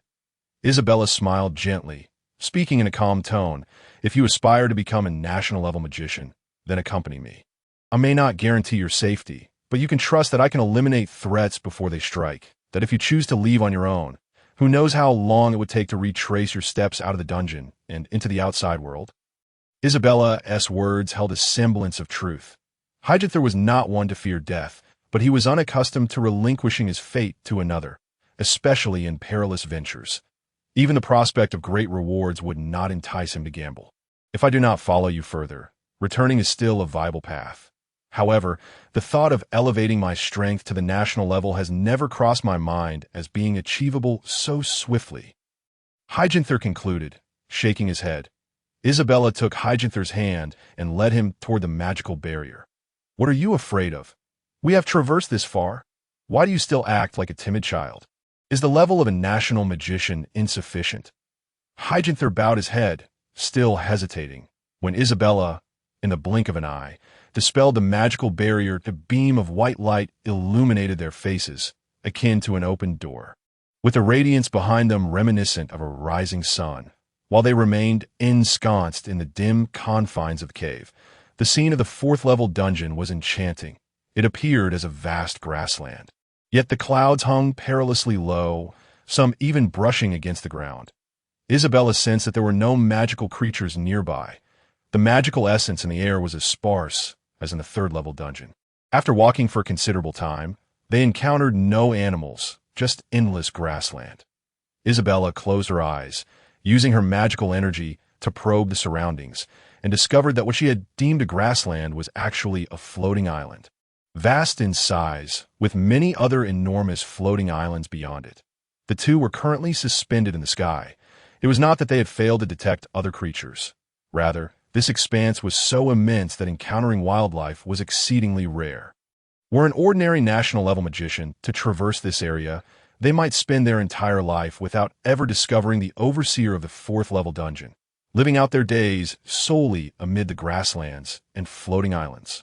Outside the dungeons of the Orlon Highlands, a continuous spring rain fell gently upon the terrain, signaling the arrival of spring and the revival of the earth. The fine rain fell like threads, weaving a delicate veil that enveloped the entire Orlon Highlands. The distant mountains, shrouded in the rain, appeared ethereal, as if draped in a layer of mysterious gauze. Nearby, the flora thrived under the nourishing rain, gleaming vibrant green, intoxicatingly lush. A few high-ranking magicians lurking near the cave did not rest for a moment, their gazes fixed intently on the cave entrance, remaining vigilant despite being drenched by the rain. The inclement weather surrounding the cave was quite uncomfortable, and for several days, They had seen no signs of anyone approaching. Beneath the depths, in the fourth-level dungeon, the scene was one of tranquility and sunshine. Isabella unleashed spatial rifts, guiding Hygenther through them to a location 12 kilometers away. There was nothing nearby, still just grassland. After several more traversals through spatial rifts, they arrived at the edge of a floating island. A gentle breeze wafted from the sky below the island, reminiscent of waves transforming into invisible winds. How high must this place be? Isabella marveled at the sea of clouds beneath her feet. The clarity of the sky did not invoke a sense of alertness. Rather, it was a setting ideal for relaxation. Clearly, Hygenther was quite resistant to the current tranquility. This environment was distinctly conducive to relaxation. Yet it also held the potential for sudden peril. Hygenther had envisioned numerous dangers. At this moment, following Isabella was the most prudent choice. "Miss Isabella, could you possibly release that thing once more?" Hygenther inquired tentatively, his voice barely above a whisper. "The technique you employed to eliminate 200 elite-level magical creatures. I am exceedingly curious about its full scope." Isabella gazed into the distance at the floating islands below, noting the significant gaps between them. Approximately 17 or 18 kilometers apart. Those floating islands were merely expanses of grassland, monotonous in appearance. The island where they stood was the highest of all. The only course of action now was to explore downward. After admiring the scenery for some time, Isabella spoke. "When I released it earlier, it was my first attempt, and I was somewhat slow to initiate that. It took about a minute to achieve a complete state. And that minute is quite perilous for me. If any unforeseen circumstances arise during my release, I fear I may not react immediately. That technique must only be unleashed when I am certain the surroundings are secure." This statement nearly extinguished Hygenther's hopes. Isabella continued, "However, should the opportunity arise again in a suitable context, I would certainly show you its full form. Who knows, with practice, I might be able to control the initiation time to within 10 seconds. At this moment, Hickendor's gaze transformed entirely, becoming clear and innocent, as if locked in a divine gaze. "Miss Isabella, you may not be sufficiently acquainted with the world beyond," Hickendor earnestly revealed, "I am the outside realm. The majority of ordinary individuals who have mastered magic possess merely the strength of an initial second tier. Beyond that, they barely attain a mid-level status. Only those above the intermediate second tier possess the capability to undertake hazardous tasks. And those who reach the level of high sorcerers are treated with respect comparable to that of the nobility. Once one ascends to a national level, they inevitably become a figure of great significance to the empire. With everyone keenly observing the actions and listening to the proclamations of national-level sorcerers, Isabella involuntarily swayed, her heart in tumult. The greater one's abilities, the higher their rewards. This was a world that revered strength. If such advantageous conditions exist, should she continue to pursue a low-profile approach? Yet, she was still quite young. There would be opportunities to reveal her prowess in the future, even if she achieved national-level status. It would pale in comparison to the demon king who was slain by angels that fateful night. Her fears lingered on attracting undue attention. Even the omniscient Eye of Omnipotence, an imperial intelligence organization, had been infiltrated by the Demon Merchant Guild. If one day she were to be wronged or falsely accused, she would find no peace in this world. You know what one might call the strength beyond national level? Isabella inquired. Is there truly no one who has attained such heights in this era? Hickendor stroked his chin, a look of sorrow etched upon his features as he spoke softly. World-class sorcerers, a legendary echelon of magical prowess. The might of a world-class sorcerer would surpass that of 10 national-level sorcerers of the third tier. They cannot be matched. Isabella hastily pressed on. Is there anything beyond world-class? Hickendor gave a cold chuckle, a hint of resignation in his tone as he replied, "No one knows what exists beyond world-class. Such beings possess the power to alter the very fabric of reality, and anything above that is almost akin to the divine. Perhaps the angels you encountered were representatives from the fabled realm of celestial beings, hailing from a world of skyward order. Why knowledge on this matter is scant. They remain indifferent to our earthly affairs, and records concerning them are nearly non-existent." Isabella nodded in understanding, reflecting on a magic world where there were always greater beings beyond. If she wished to stand alongside the divine, she could not fathom the number of magical entities she would need to vanquish. The journey to world-class status would surely require countless fortuitous encounters, for the existence of such power had already become mere legend. How many individuals possess national-level strength today? Isabella inquired with keen interest. Hickendor counted on his fingers, pausing momentarily to my knowledge. There are 10.3 from the Aubric Empire, 3 from the Southern Elf Nation, and the remaining 4 have not been heard from in quite some time, though I cannot definitively say they no longer exist. After much discussion, Isabella and Hickendor continued their search for magical beasts in the 4th level of the dungeon. As they descended further, the number of creatures they encountered increased, with the lowest tier of beasts being elite level. Isabella was unaware of how many she had slain. Each day, she managed to defeat at least 60, and half of these magical creatures emitted magical energy, which she shared with Hickendor. 7 days later, the Orlon Highlands basked in the warmth of spring. The two continued their exploration deeper into the 4th level of the dungeon, having traversed countless floating islands. As if the space within the 4th level was boundless, with the weather perpetually resembling a bright morning. Through their explorations, their powers had culminated to the 3rd tier of high-level sorcery, yet they had still not found the Layer's master.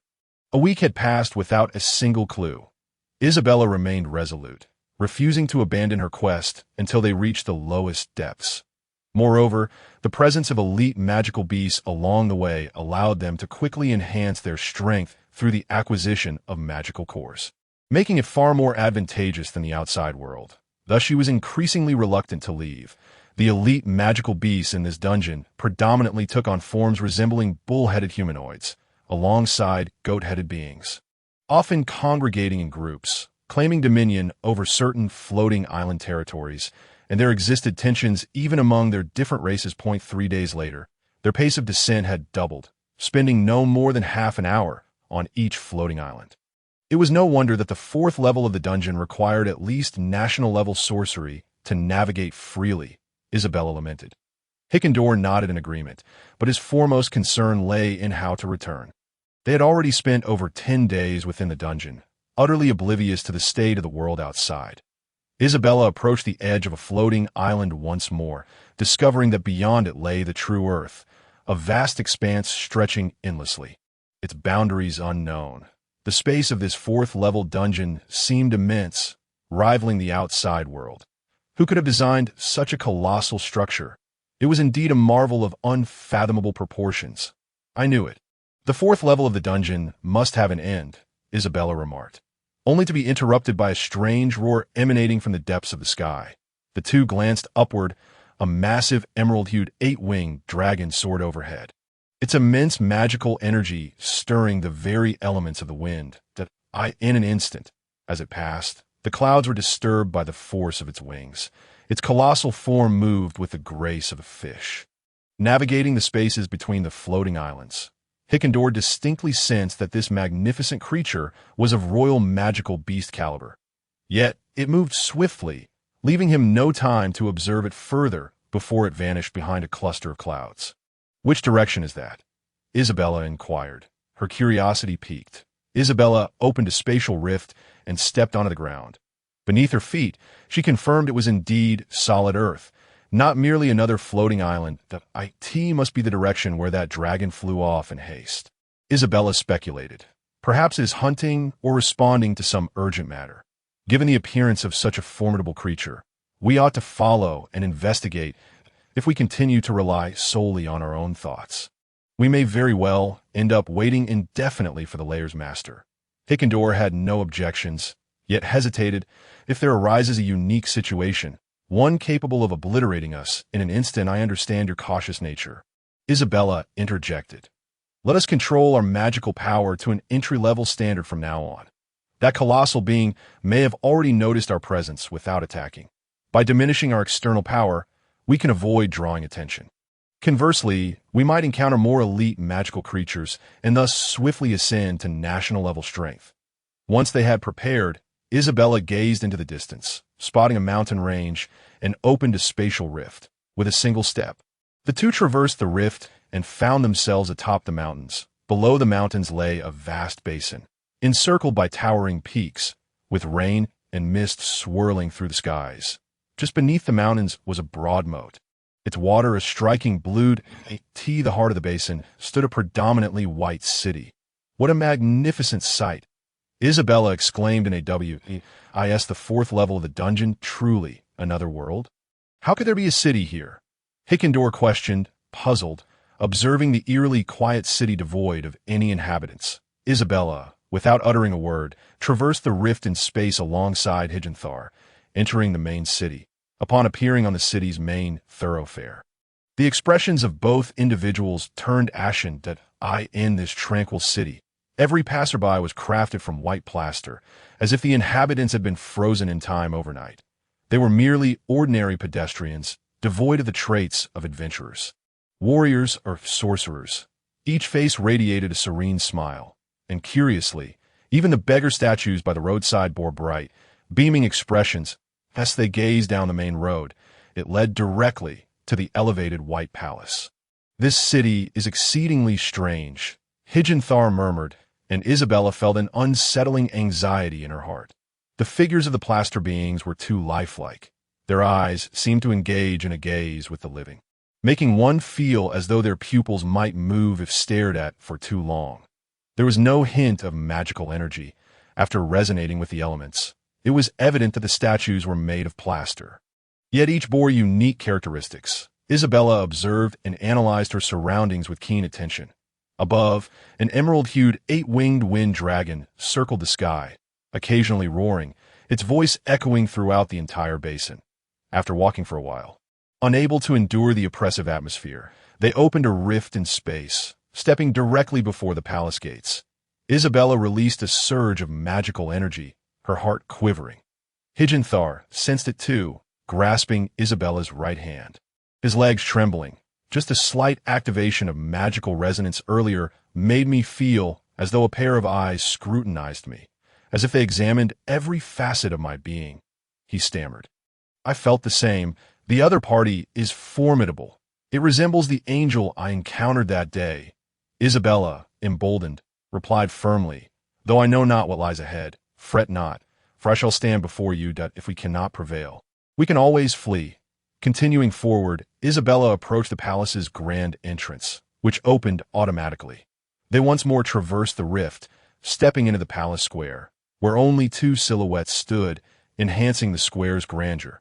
The sound of a solitary bell resonated from within the palace. The endless chimes reverberated through the basin, lingering for quite some time before fading away.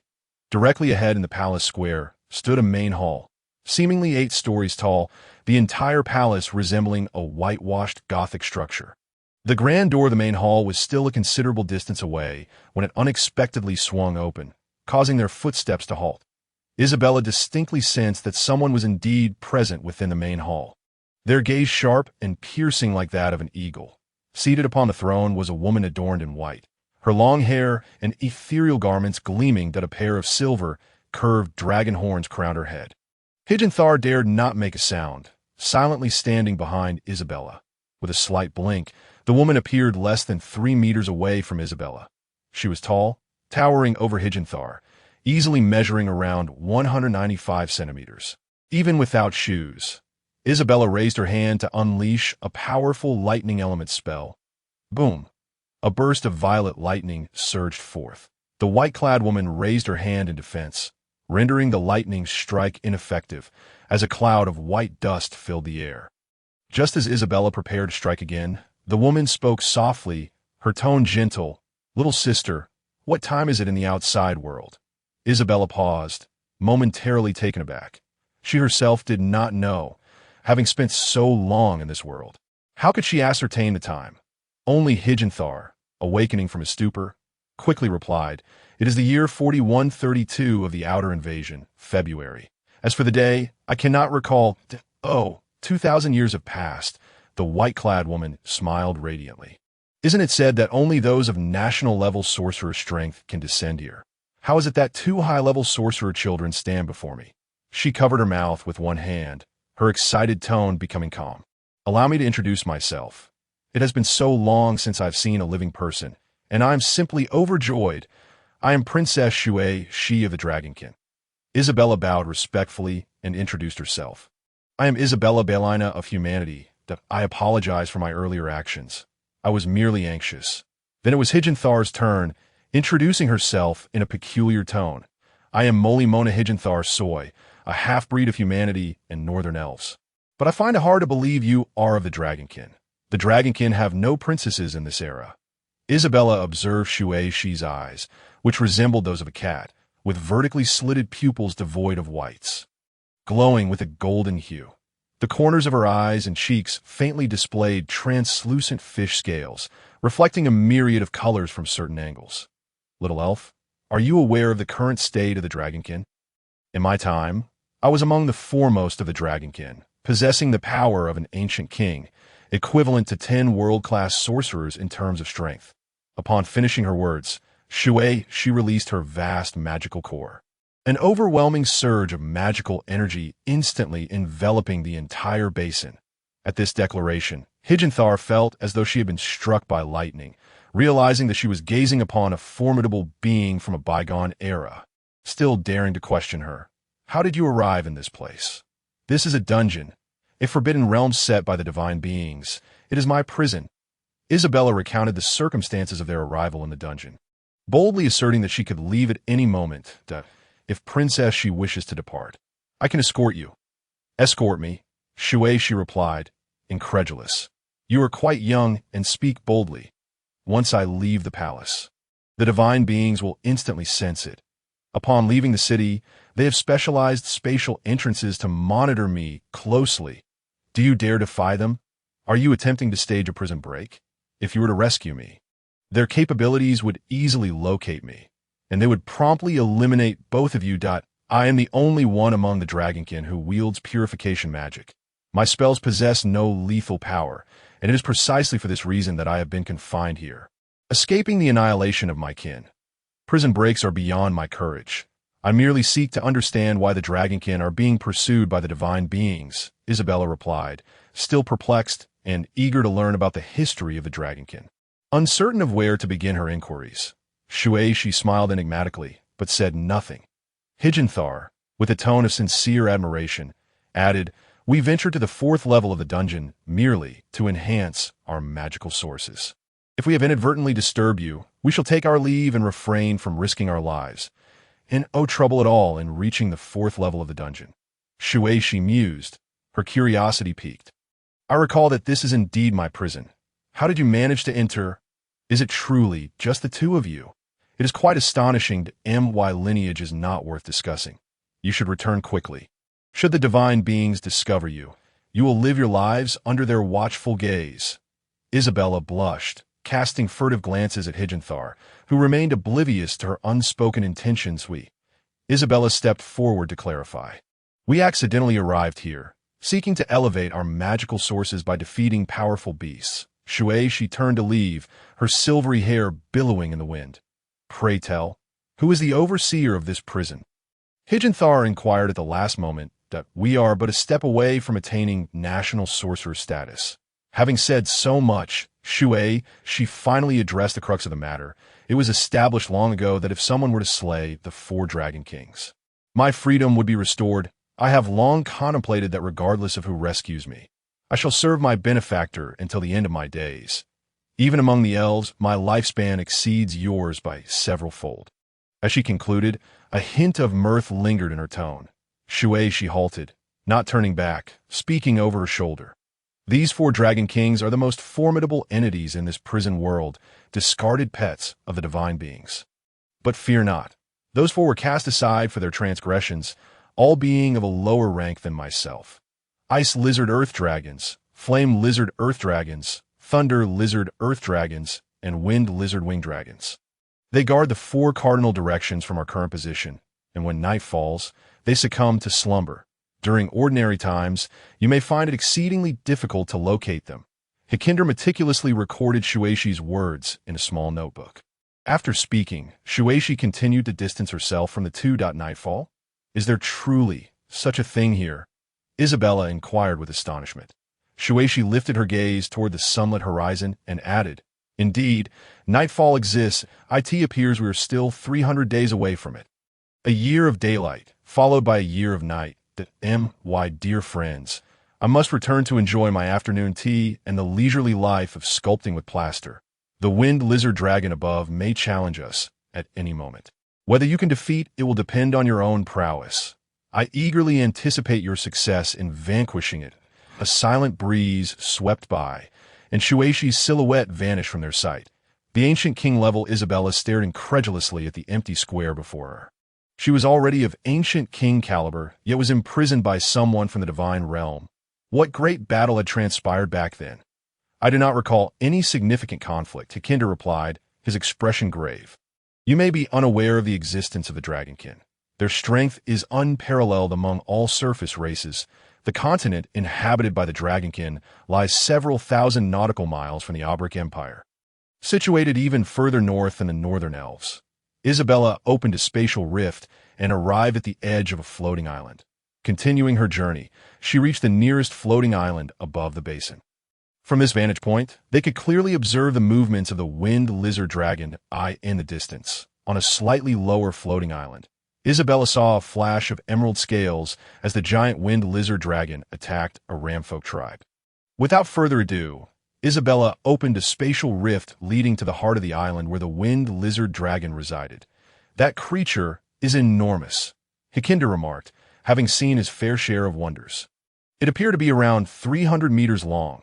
The scene was chaotic as 5 elite ramfolk mages unleashed their magic in a desperate attempt to rescue their captured kin, the winged lizard dragon. With its 2 powerful hind legs and a tail even thicker than its legs, swept its long tail horizontally, sending the 5 elite ramfolk crashing to the ground.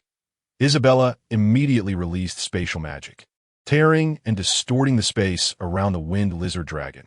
The spatial magic had no effect on the winged lizard dragon. It rolled over, and a massive salamander-like head loomed over Isabella and Hikinder. Why did the spatial magic not affect it? This question echoed in Isabella's mind. The winged lizard dragon opened its colossal jaws, gathering a violent wind elemental magic.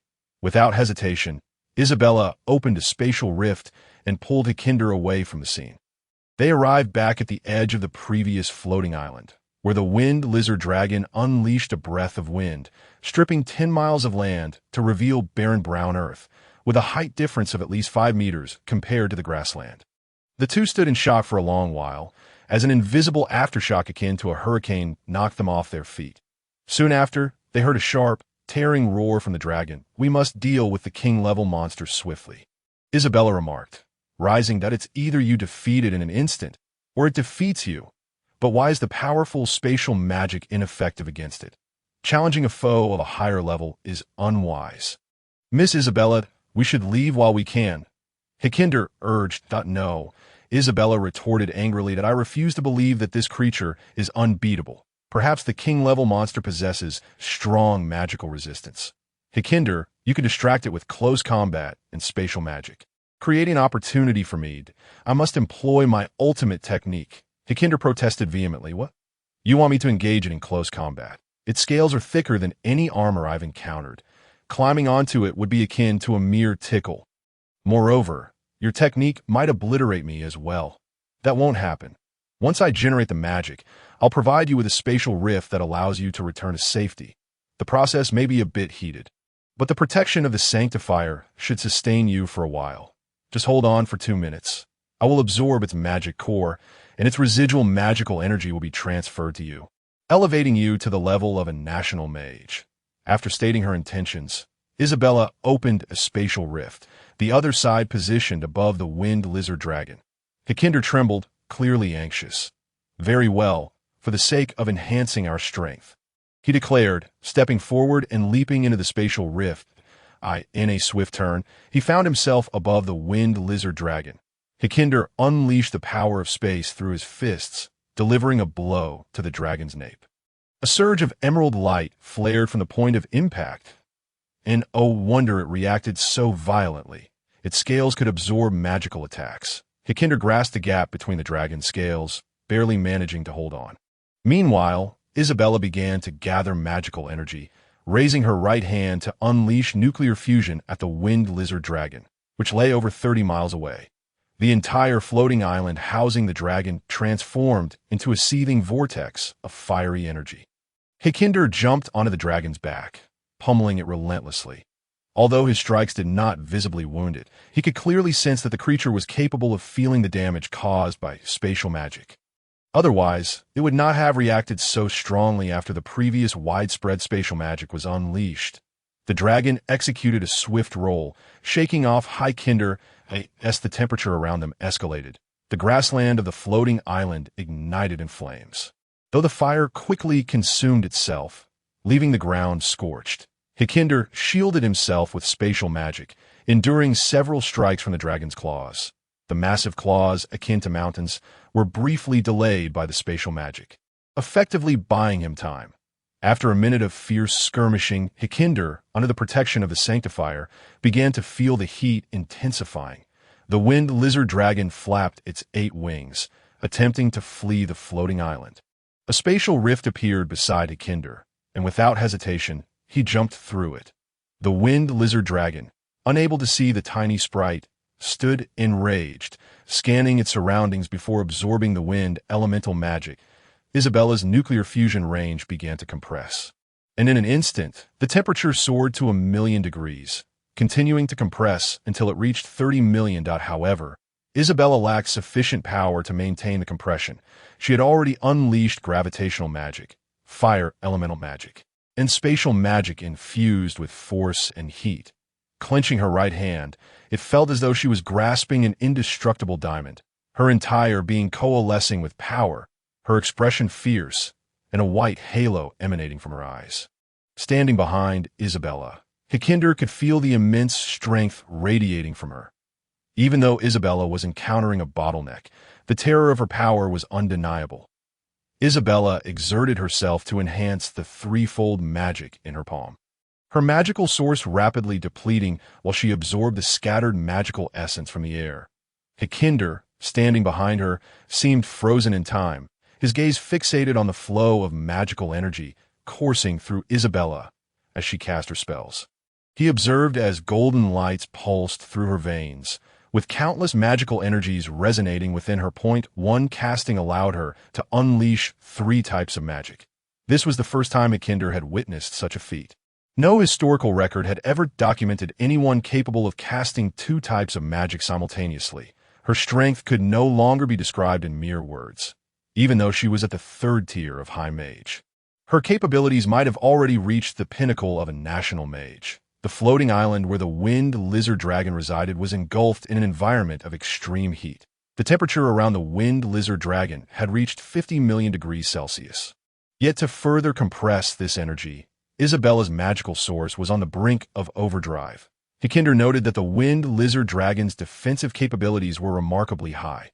Its defenses primarily absorbed the magical energy stored in its core. This process inflicted noticeable pain. Yet with the replenishment of magical energy, it sustained no visible wounds that could be surmised that even if Isabella utilized this immense power to slay the winged lizard dragon, it would first exhaust all its magical energy before succumbing, making it nearly impossible to absorb its residual magical essence. This moment, Isabella's expression was fierce, her upper jaw clenched tightly against her lower lip. Only Isabella understood the gravity of the situation. She had concentrated all her efforts into harnessing psychic energy, employing everything at her disposal. Yet the results still fell short of a controllable nuclear fusion effect. If detonated at this distance, both of them would perish in an instant. There was no need for a king-level monster to take them both down. Isabella lowered her hand and opened a spatial rift before them. Let us relocate to continue our endeavor. The temperature will not diminish rapidly, and it cannot escape. Upon concluding their conversation, the 2 individuals ventured to a floating island situated 60 kilometers above, with a mere thought. Isabella continued her remote incantation, facing away from the island of the winged lizard dragon. A hoarse, fierce voice emerged with great difficulty. "Break for me!" Before Hikinder's eyes, a brilliant sphere of white light ascended from the ground, radiating with a luminosity surpassing even that of the sun in the 4th level dungeon. Without glancing back, Isabella seized the moment of intense light to open a rift in space, grasping Higender by the collar and leaping into the tear, transporting them to a higher and more distant floating island.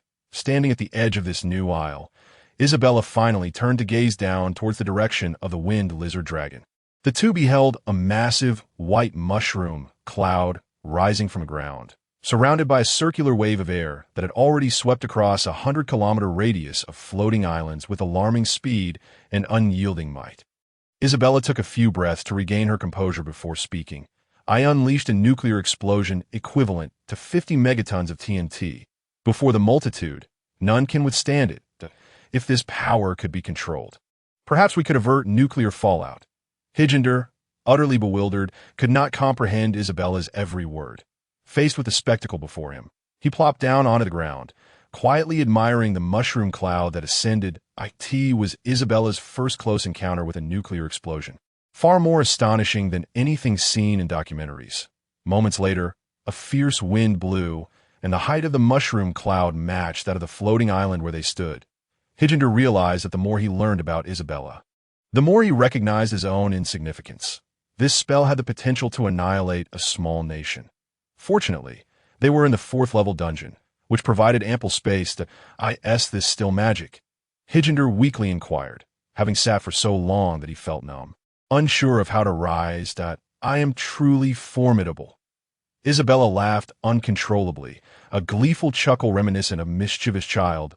I am indeed impressive. I dreamed of manually crafting nuclear fusion at the age of 10.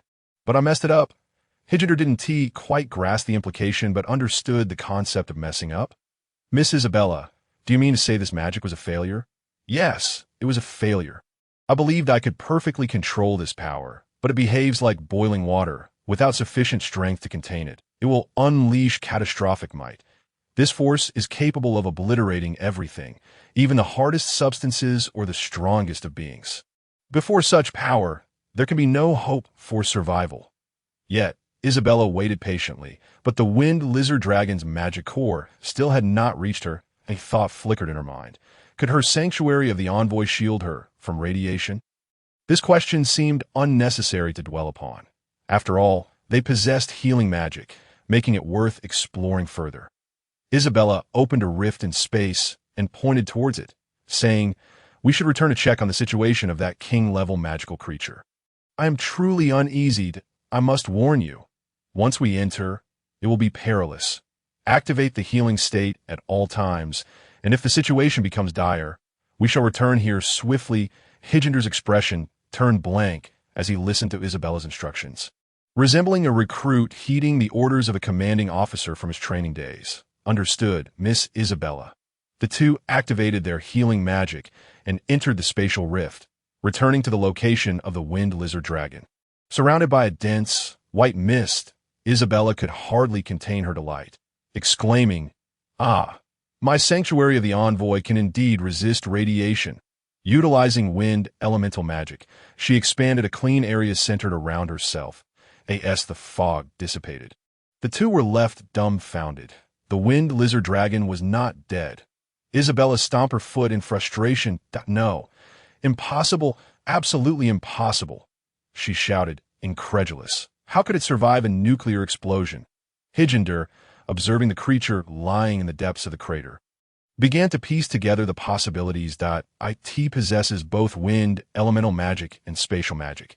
It did not merely unleash wind, elemental magic. He pointed to the uneven crater, stating, "This creature lacks a comprehensive understanding of spatial magic.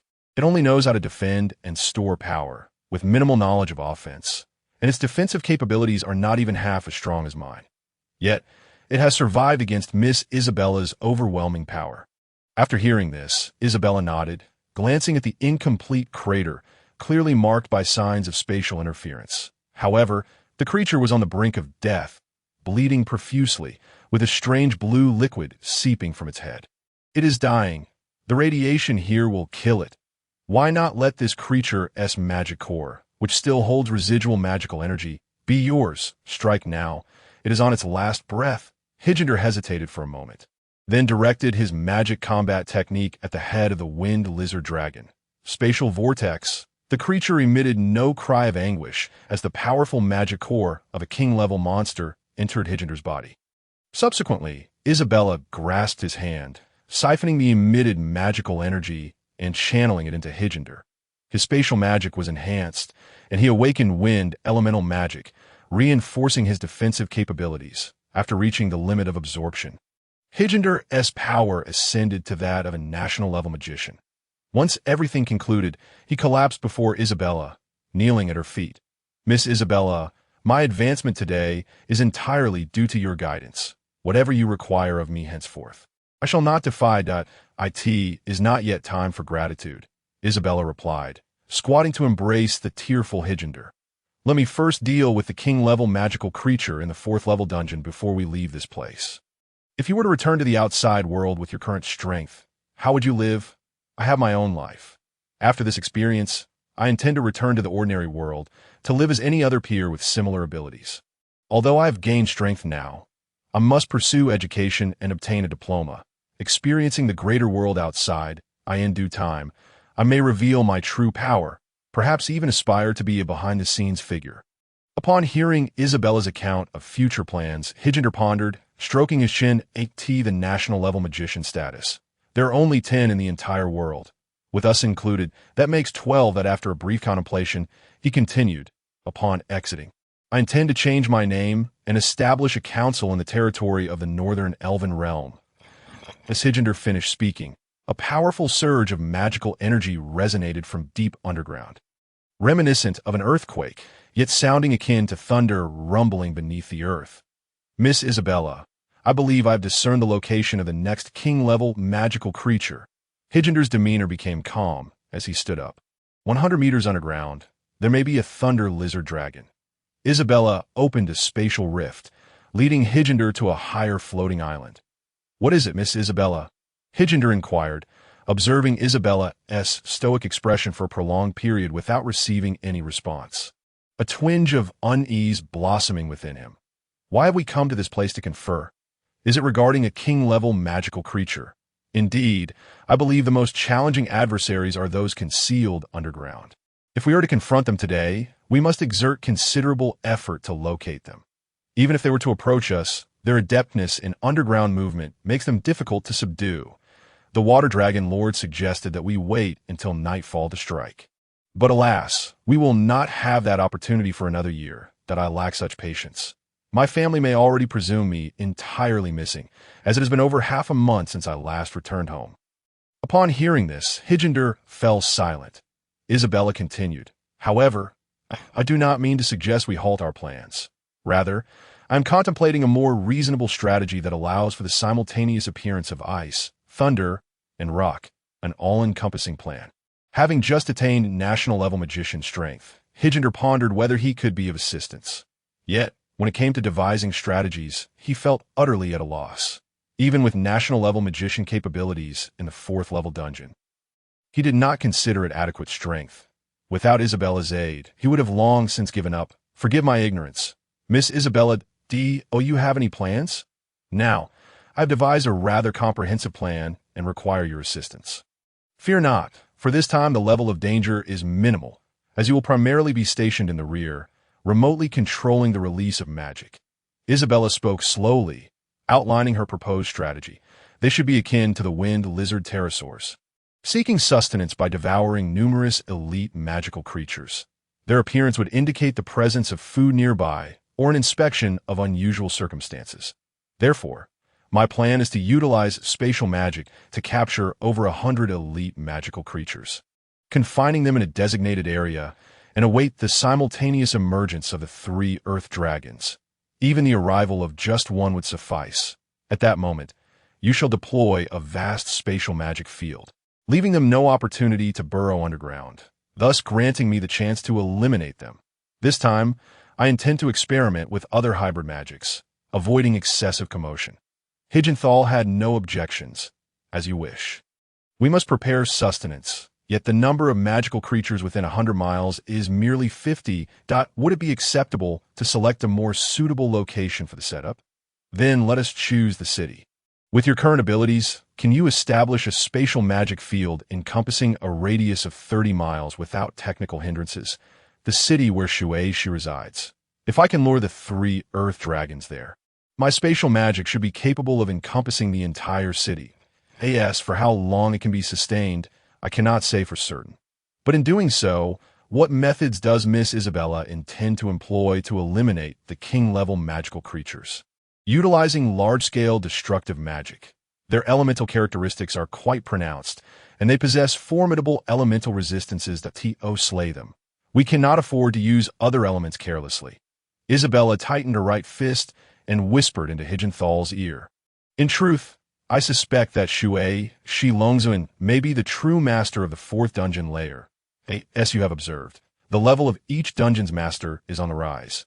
The master of the 3rd layer is king level. So the current master cannot possibly be for king-level magical creatures. Thus, my viewpoint aligns with that of Miss Isabella. When we met, I sensed something was amiss, although the history of the dragonfolk is sparse. I have certainly never heard of a dragonfolk individual wielding purifying magic as a combat race, that a dragonfolk with purifying magic, despite its uniqueness, has no historical records in this regard. The more they speculated, the more doubt they felt. Tio swiftly resolved their conjecture. The two set out together to search for elite magical creatures. After capturing and incapacitating these elite beings, they transported them to the city square of Shueixi.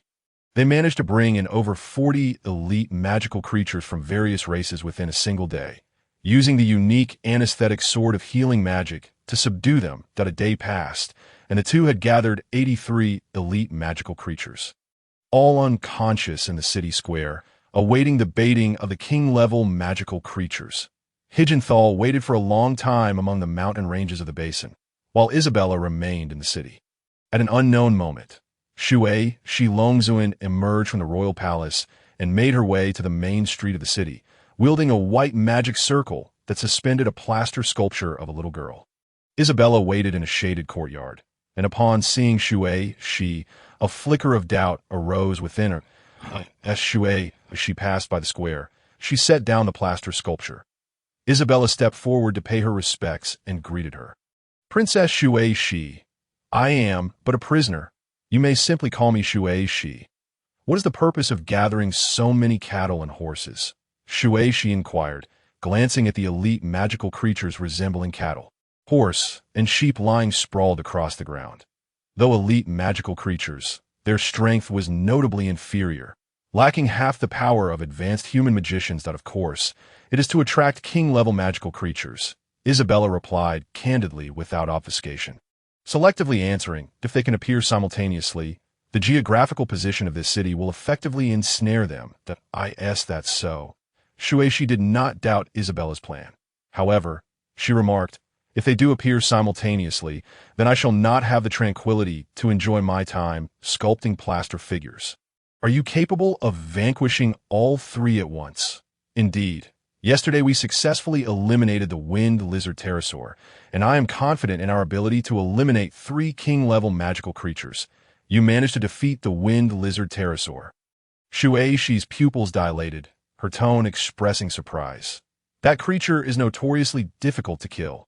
I wonder what method you employed, that if you could defeat it, the other 3 king-level magical creatures should not pose much of a challenge.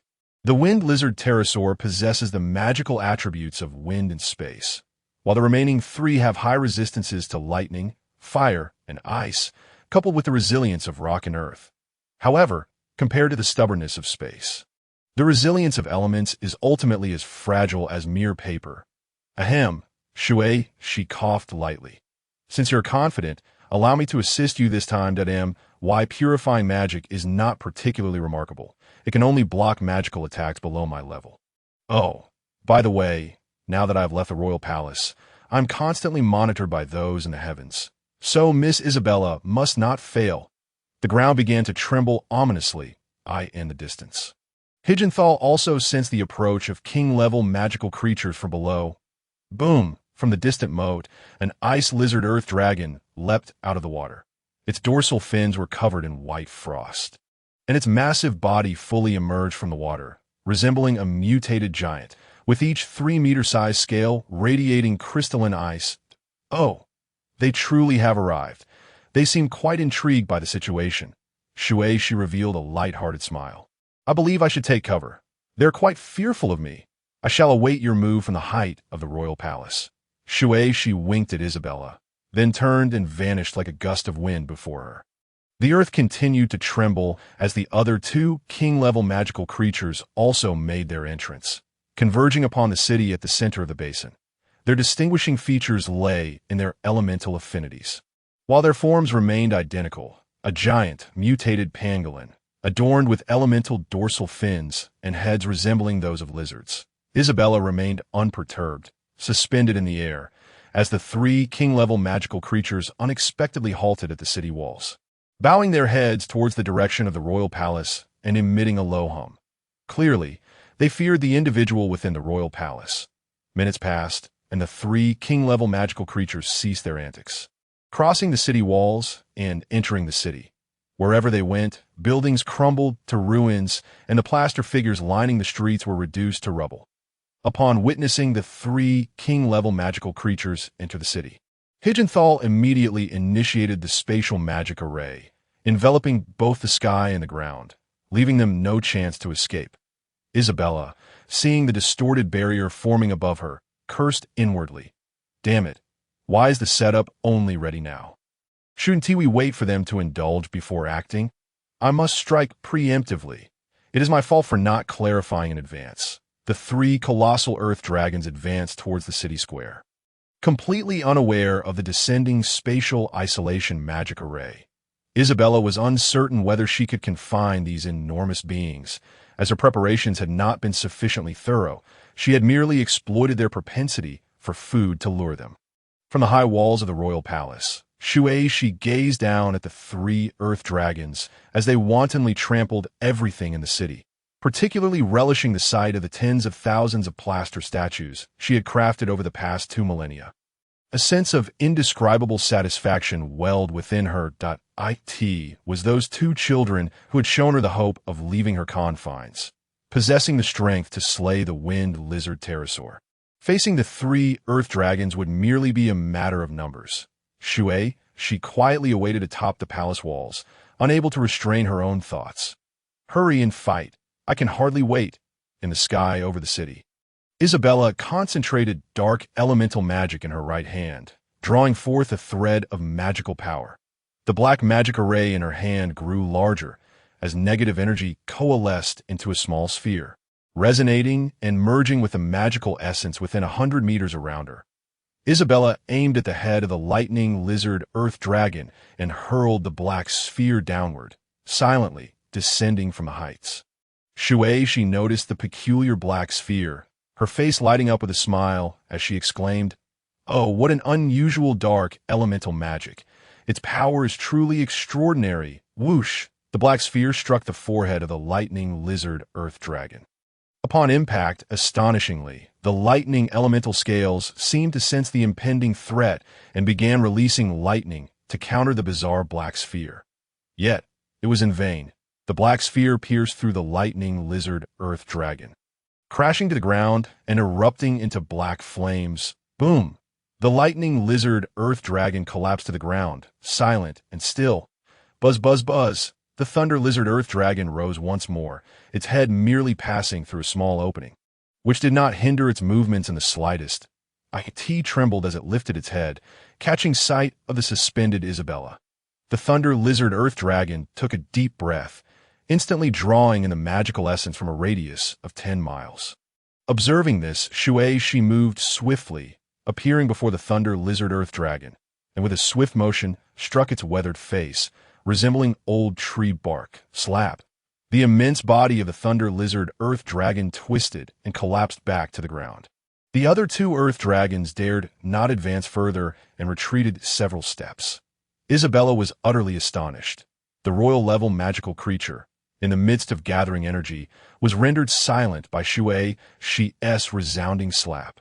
"I apologize," Shui, she exclaimed, flying back beside Isabella, grinning as she pointed at the thunder lizard earth dragon. "I just felt it was too arrogant to resist, and couldn't help but give it a slap. But purification magic is entirely harmless. Princess Shui, It would be best if you stayed out of this. The moment you appear, they lose their courage. Isabella replied with a hint of exasperation. I'm sorry. I am sorry. You go ahead. Isabella sighed, doubting whether she was intentionally causing trouble. However, upon reconsideration, she thought it might be wiser to utilize she to distract the royal-level magical creatures, even though her magic lacked lethality. Her abilities were undoubtedly superior to those of the royal-level beasts. Since you wish to intervene, I suggest you distract the Thunder Lizard Earth Dragon and the Flame Lizard Earth Dragon. Do not let them escape. This time, I shall unleash my full power. If the city is destroyed, I'll 1T be blamed, will I? You 1T. I'd be delighted if you could defeat them. She replied with a smile. Isabella formed another magical seal with her right hand, gathering magic into a red magical formation directed at the Ice Lizard Earth Dragon. The 3 Earth Dragons sensed danger and began to burrow underground. Boom! The Ice Lizard Earth Dragon was struck by a fierce wave of high temperature, its hard defenses only losing some ice crystals from its dorsal fin. She managed to impede the Thunder Lizard Earth Dragon, preventing it from burrowing underground, while the Flame Lizard Earth Dragon escaped first. Isabella realized she might have underestimated their defenses. Activating her spatial magic, Isabella felt an inner voice urging her. Magic combat skill. Fragmentation space. In an instant, the Ice Lizard Earth Dragon was enveloped by invisible, tearing spatial rifts, as if ensnared by countless transparent spiderwebs.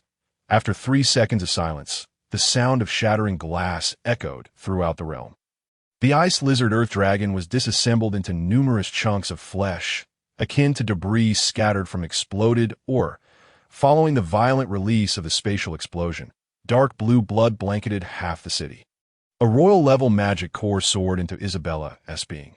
Just as she dealt with one, the Flame Lizard Earth Dragon had completely vanished underground. Princess she. Isabella amplified her voice with magic. I am about to unleash a large-scale spell. What? What did you say? She, seemingly hard of hearing, turned to inquire. What? Are you going to imitate the great tortoise? Isabella, helpless, cradled her forehead with both hands, sighed, and shook her head. Internally, she cursed, for heaven's sake, are you truly deaf? There's no time for idle chatter. If I don't deploy the nuclear explosion soon, both creatures will have escaped underground. Since you claim to possess ancient royal-level power, and the Wind Lizard-Winged Dragon endured a nuclear explosion. You, being a higher-tier ancient royal, should be able to withstand one without issue. Meanwhile, high above in the external skies, within the realm of celestial order, 2 divine angels sat across from each other at a tea table in a resplendent garden adorned with platinum structures. The angel on the left took a sip of tea. Over 2,000 years have passed, and there has been some stir in she's prison. The angel on the right moved her lips slightly. Swallowing a piece of fruit, now is the time to offer her a chance for release. The Dragonkin can no longer stir much trouble. Just half a month ago, their strongest warrior fell, thanks to that human girl who utilized spatial power. Otherwise, I would have had no idea how much longer I would have to battle. Let us wait a moment longer. I am curious to see what kind of individual possesses the strength to vanquish 4 royal-level Earth Dragons. In the 4th underground level, the battle raged on.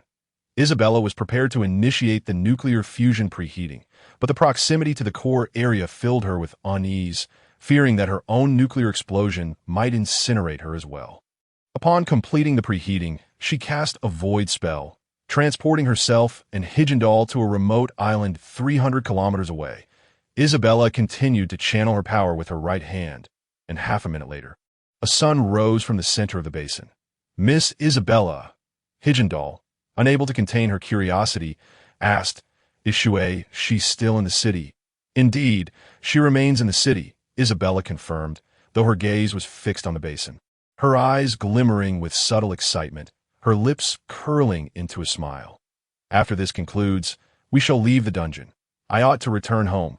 For the first time, I have a reason to be away for so long. I truly owe my thanks to Meat Sai. A mushroom cloud ascended, and the 2 returned to the basin. The explosion's yield was the same as before. However, the epicenter was a basin of 100 kilometers in diameter, and with Hijendal's spatial magic array suppressing it, The shockwave did not extend as far as the last time. Isabella used wind elemental magic to disperse the dust, and two royal-level magical cores soared into her being. After absorbing some residual magical energy, Isabella's power reached the level of a national sorceress. With the remaining residual magical energy in the air, she transferred it to Hijendal, who quickly advanced to the second tier of national sorceress level. "Shui, she has not perished," Isabella remarked, glancing at Hijendal from the corner of her eye. "Indeed, her magic core has not manifested." Hijendal sensed the surroundings. As the smoke cleared, the surrounding area was transformed into scorched earth, devoid of any life. Moments later, a familiar silhouette descended swiftly from the sky. "What kind of magic is this?" "Shui," she exclaimed, her mouth agape in awe as she gazed at Isabella. "Was that a colossal sun just now? It could send me soaring into the heavens." The air was thick with radiation, and Shui, she, unprepared, inhaled deeply. Isabella stared at her, wide-eyed. "Princess Shui, she, aren't you going to take any precautions?" Isabella kindly reminded her. "The air is rife with radiation." Shui, she, blood streaming from her nose and ears, wiped her face and asked in confusion, "Huh? What did you say? How can you so easily assume I am lecherous?" Shui, she took a deep breath, sighed, and felt her skin rapidly deteriorating. "What is happening to me? I feel a bit drowsy." Shui, she was at a loss, feeling her body and consciousness fading away. A beam of golden light ignited behind her, revealing the entrance to the 5th level of the dungeon. Isabella exchanged glances with Hijendal and nodded. "What I meant to say is, the air is filled with impurities. You must release healing energy from your body or find another way to cleanse and eliminate the impurities within you." However, despite Isabella's warning, Shui, she remained oblivious to its significance. "Impurities? Misunderstanding." Shui, she squinted. Clutching her head, "I am a person of integrity. What could you possibly misunderstand?" Isabella nearly struck herself in frustration. If this continued, Shui, she would succumb to radiation poisoning. She cast spatial magic, transporting Shui, she to a safe island. Just as they reached safety, Shui, she collapsed, bleeding from her orifices. Isabella and Hijendal cast healing magic, alleviating Shui, she's affliction. Though the process consumed more magic than treating typical severe injuries, 10 minutes passed. Upon awakening, Shui, she rubbed her head, sat on the grass, and exchanged awkward smiles with the two girls. I could see that moment. She realized her body was glowing, levitating in midair. "Hey, it seems I'm being teleported. I'll wait for you outside." Isabella turned and said, "We should depart now." Upon speaking, a rift to the outside world was opened in the Orlan Highlands, within the cave. Isabella had been away from the surface for so long that she had forgotten the environment beyond the mountains, her only vivid memory being that of the cave's main hall. However, bringing Hijinthor directly to her home, with two unexpected guests appearing out of thin air, would surely raise suspicions from her father and Charlie. Once Isabella returned to the outside world, her first task was to suppress her magical power to an entry-level capacity that I recognized this place. It is the entrance to the 1st level of the dungeon.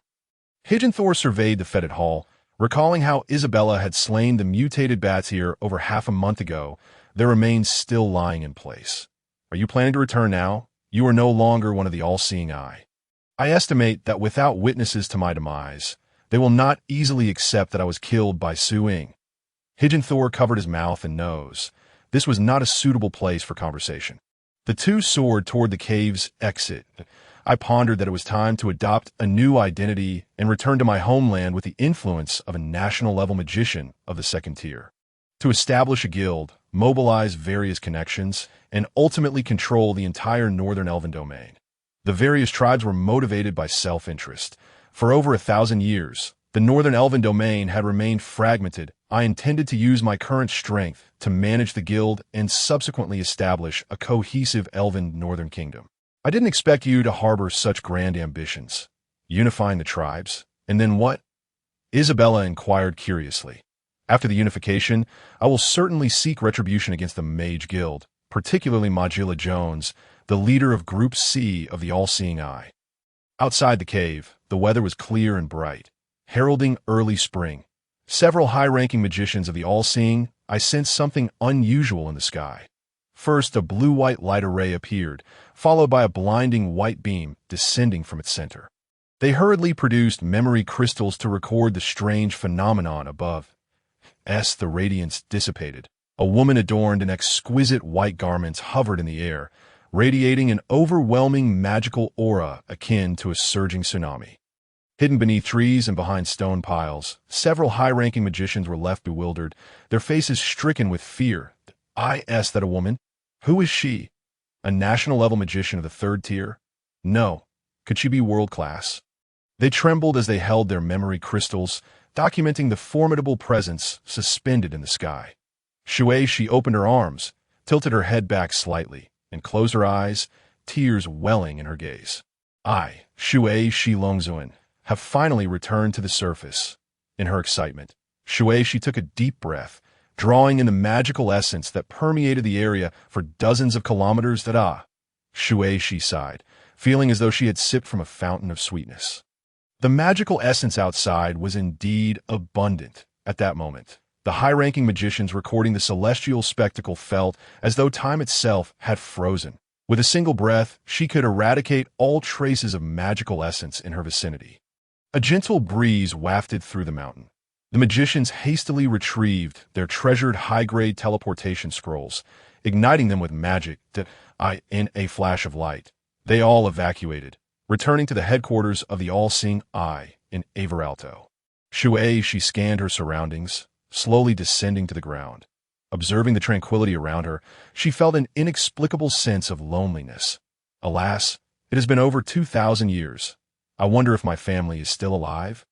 Suddenly, a golden beam of light erupted from the sky, and an angel hovered before Shi. Dragonkin Shi, the angel did not speak, yet her voice resonated directly within Shi's mind. Now that you have returned to the surface, we do not wish for you, the most unassuming of the Dragonkin, to be associated with any factions opposed to the Sky Order. Shi's gaze sharpened, locking onto the angel before her. We have witnessed how you were liberated by others in the realm of the divine. Those two children are indeed special. After all these years, what do you intend by coming to exchange pleasantries with me? Shi's expression grew serious, her breathing quickening as she crossed her arms. Maintaining a confrontational stance against the angel there is no need to dwell on old matters.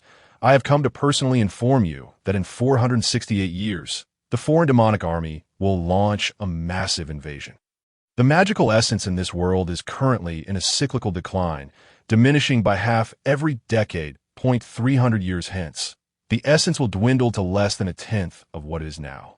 Prepare for a period of recuperation. The future is destined for defeat. After delivering her message, the angel ascended in a blinding golden light, vanishing in a resounding boom. She waited for a considerable time, until Isabella and Higinthor finally emerged from a cave. Upon seeing the two, her melancholic expression transformed into one filled with radiant joy. She stepped forward and crouched before Isabella, a smile gracing her lips. Miss Isabella, I shall heed your every command henceforth. You have liberated me from over 2,000 years of imprisonment. Surely, no one can rival your strength in this world. That may not necessarily be the case, Isabella thought to herself, feeling a sense of discomfort at the sight of the tall, elegant dragonkin before her. How could she dare to impose upon her? Miss Isabella, you are being too modest. At that moment, she produced a magical scroll. This is a contract scroll, she explained as she took out a pen. Inscribing the document, I am a woman of my word. What I write is that I shall serve Miss Isabella for life. After finishing, she handed the contract scroll to Isabella. Higinthor covered his mouth with both hands. His eyes wide in disbelief as he gazed at the scroll. She's serious. It truly is a contract of servitude. On what grounds? Wait, as a human, even with a long lifespan, Isabella may only live a century. She has been imprisoned for over 2,000 years. Does she truly care about a mere century? Miss Isabella, you could easily demand more. Having her serve you for 100 years is far too lenient. Higinthor silently observed as Isabella foolishly signed her name that a green light enveloped the two, signaling the activation of the contract. In her heart, Isabella felt as though she had struck gold. She had secured a lifelong commitment. Moreover, she knew the secret to longevity, using healing magic to prolong telomerase activity and reduce DNA, where perhaps she would live longer than Shuei-Shi. Shuei-Shi's thoughts were straightforward. Miss Isabella, please do not hold it against me. There are many formidable old monsters in this world. I hope you will protect me. If Miss Isabella could reach the divine tier, she would surely show the sky order what a true son looks like. Isabella turned to inquire, by the way, Higinthor, have you decided on a new name? Moli Mina Higinthor Soy has perished. From this moment forth, my name shall be Ling E. Anderson. It is time for me to return home and establish a guild. One day, I will undoubtedly possess the entire northern elven domain. Ling Yi's tone was resolute, her gaze filled with a complex array of emotions. Isabella repeated the name Ling Yi several times, wishing to remember this half-elf who had accompanied her for over half a month. Please remember to contact me when you have the chance. Isabella wished to say something before their parting, but found herself at a loss for words. How about this? Shuei-Shi, you're still too young to follow me now. It would be inconvenient, and I wouldn't know how to explain it to my family. Moreover, your purification magic is so powerful. I suggest you assist Ling Yi for now. When I need you in the future, I will call you back. Shuei-Shi beamed, agreeing with Isabella's suggestion, while Ling Yi had no objections. In fact, having Shuei-Shi by her side would make her return much smoother. As Isabella and Ling Yi donned their flight cloaks, Isabella said, I have nothing to gift you at the moment, but thank you for elevating me to such great heights. I will be like Shuei-Shi. Isabella waved goodbye, adding, I don't care for sentimental words. It is merely a temporary farewell. We shall meet again. Isabella casually opened a spatial rift, bidding adieu to the two of them, and turned to venture into the woods near the northern gate of Leonton City. Alone, Isabella made her way towards the direction of Leonton City. A trio from an adventurer's guild happened upon Isabella, and, after repeated confirmations, they realized she was the Miss Isabella that the entire city had been searching for. All three were young adventurers, possessing only novice-level magical abilities. After traversing the dungeon, Isabella perceived that Leonton City resembled a novice village, where it was no longer feasible to gain experience through battling monsters. Instead, she could only acquire more characteristics of magical creatures to enhance her physical capabilities in various aspects. As night fell, Isabella finally returned to her home, weaving a tale of having wandered in the Orlon Highlands while seeking her way back. Upon hearing the news, Meluxia hastily left the city and arrived at Isabella's residence, weeping profusely as she apologized for her misjudgment and actions. That night, at Azelia Academy, in the Spirit Division, knock, knock, knock. The door to the Spirit Division office was rapped upon. Director Lerona, you called for me? Yes, come in. A female student entered the office holding a dossier. Has your class calculated the specific location of next month's magical fog and dark clouds? Lerona inquired sternly while seated in her chair, questioning the obedient student before her. Has anyone else in your class arrived at a different conclusion? Our class has confirmed it 5 times. The emergence of the magical fog and dark clouds is set for March 3rd.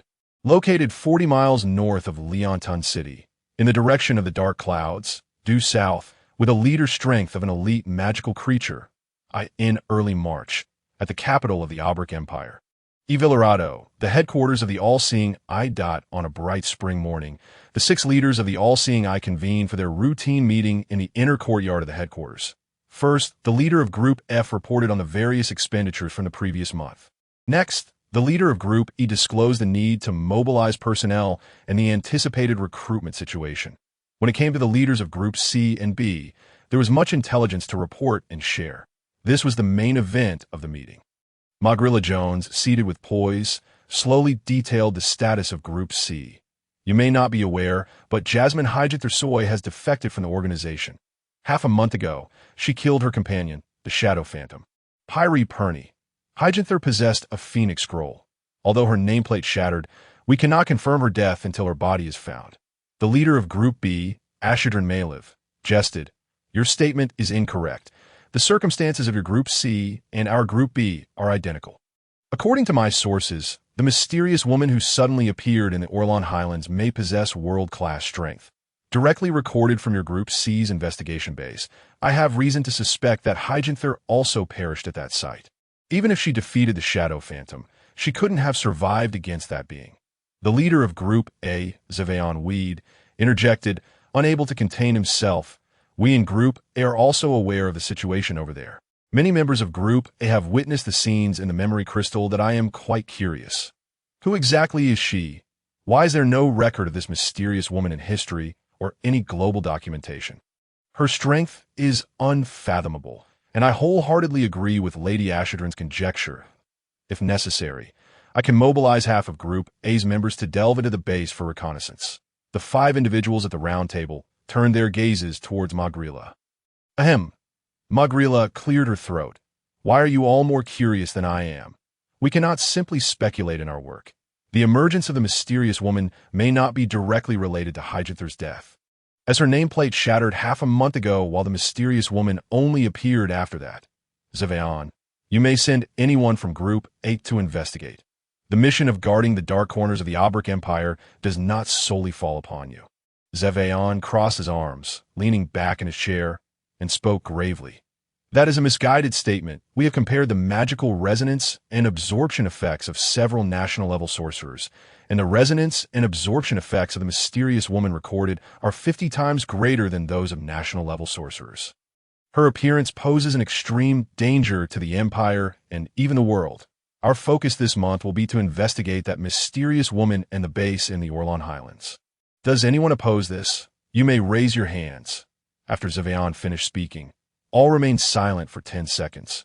With no objections, the responsibility of this task falls to my Group A. Wait, Magrila interrupted. If this is solely under the responsibility of your Group A, it is indeed unsettling. Most of your members are abroad conducting investigations, whereas this incident occurred domestically. That I believe this matter arose because of my group members, so I suggest that a portion of my Group C members be integrated into your Group A personnel. Zevaon locked eyes with Magrila, and their silence enveloped the meeting once more. Our organization has always operated separately. Sending so many individuals to one cave is highly impractical. If your Group C genuinely wishes to participate, I suggest you mention it at tonight's assembly and form a temporary investigative team. I end the Northern Elven domain. The north remains blanketed in snow. Ling Yi and Shui Shi arrive at the first major city of the White Snow Elves. St. Ghost City, which boasts a permanent population of 4 million, predominantly composed of white snow elves. Ling Yi's attire had undergone a complete transformation, clad in a new white robe and donning a white snow fox mask. Shui Shi followed closely behind Ling Yi, wearing a smile. As the two appeared on the streets of St. Ghost City, they attracted attention, yet the onlookers kept their distance, daring only to observe from afar. For both exuded the magical aura of national-level sorcerers of the 2nd tier or above. They proceeded directly to the Adventurers Guild located in the center of St. Ghost City. Their arrival caused quite a stir among the officials of the Adventurers Guild. At the entrance of the guild hall, a gentleman of the white snow elf race greeted them with a courteous hat removal. Your Excellencies, I am the president of the Adventurers Guild in this city. Joy Andy, Ling E. Anderson, Shui Shi. The two simply stated their names without further t this moment. The crowd on the street grew increasingly larger, as those within the Adventurers Guild Hall had already heard the news of the appearance of national-level sorcerers in the city and gathered within the hall in anticipation. Forgive my impertinence, but your Excellencies, you are indeed national-level sorcerers. Why have your names not been recorded previously? Shui Shi had anticipated such inquiries, yet, as the role she was to play was that of Ling Yi's attendant, she felt it necessary to speak only when prompted, intentionally downplaying her status while allowing Ling Yi to remain enigmatic.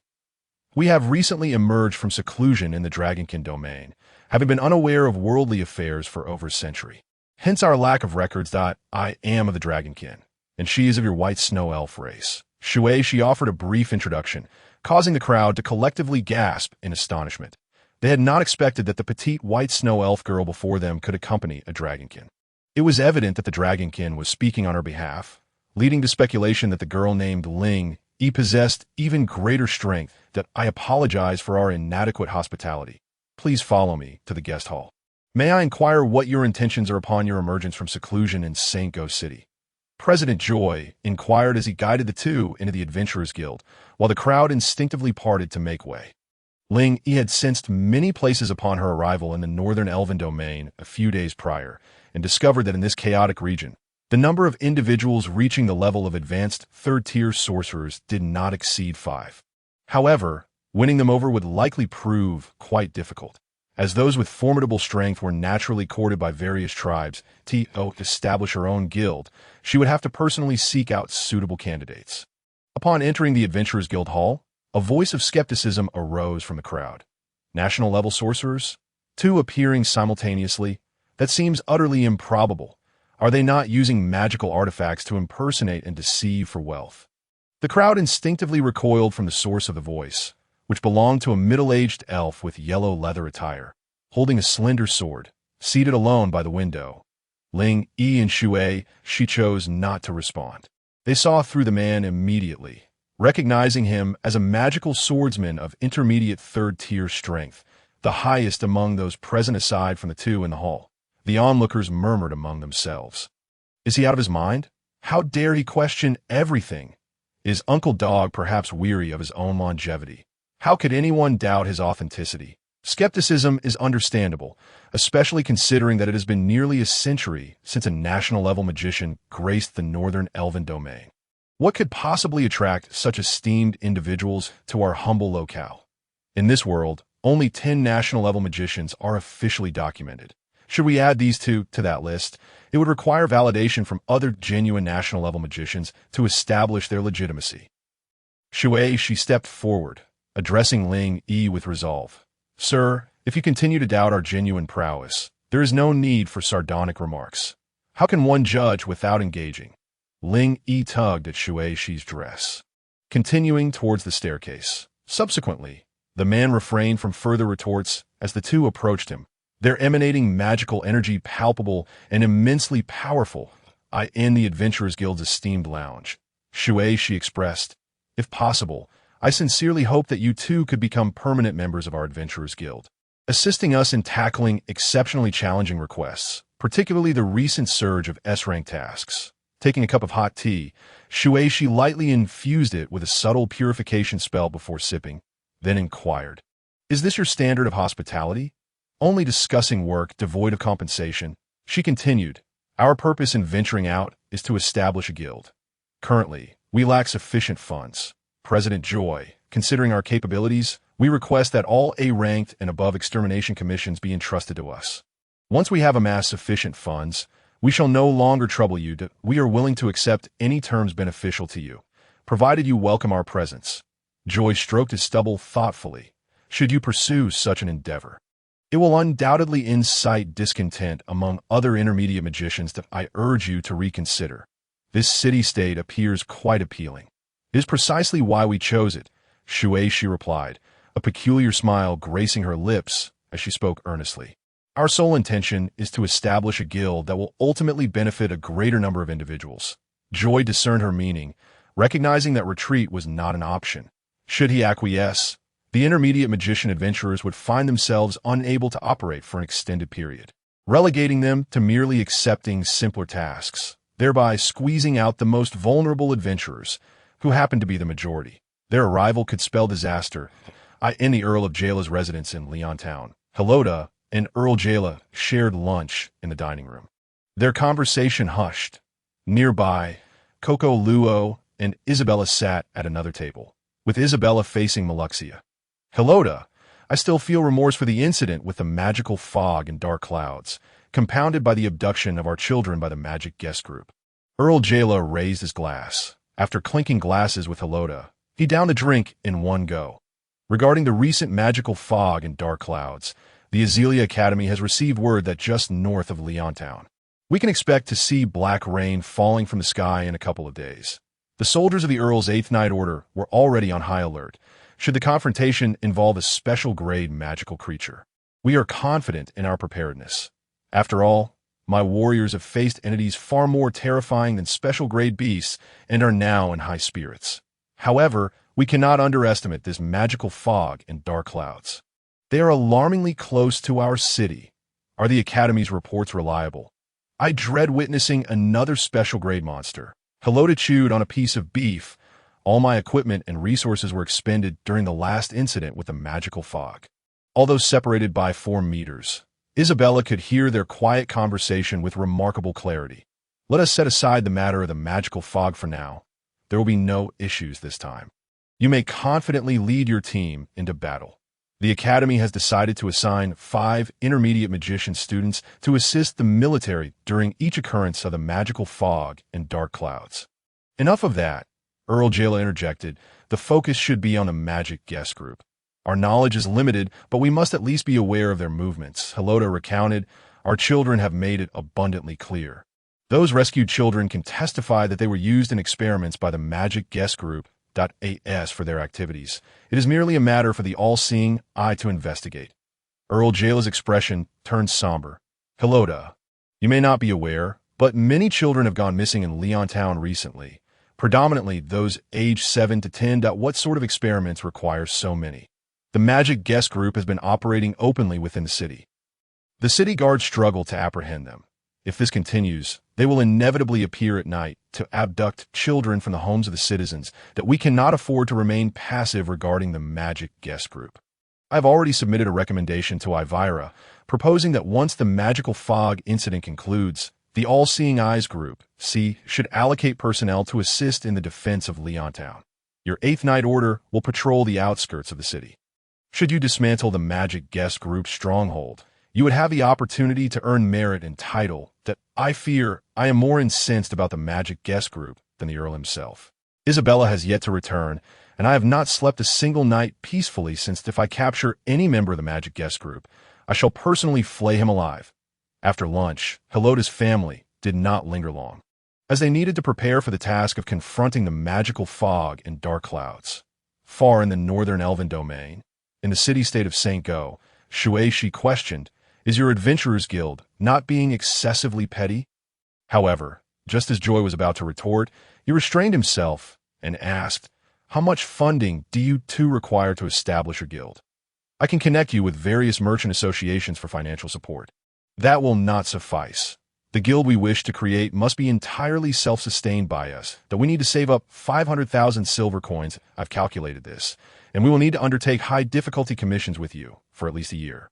Joy pondered for a few seconds before responding gravely. If you can agree to my request, I can comply. My request is straightforward. Should you agree, I can publicly state that you will be responsible for high-difficulty commissions for a minimum of 2 years.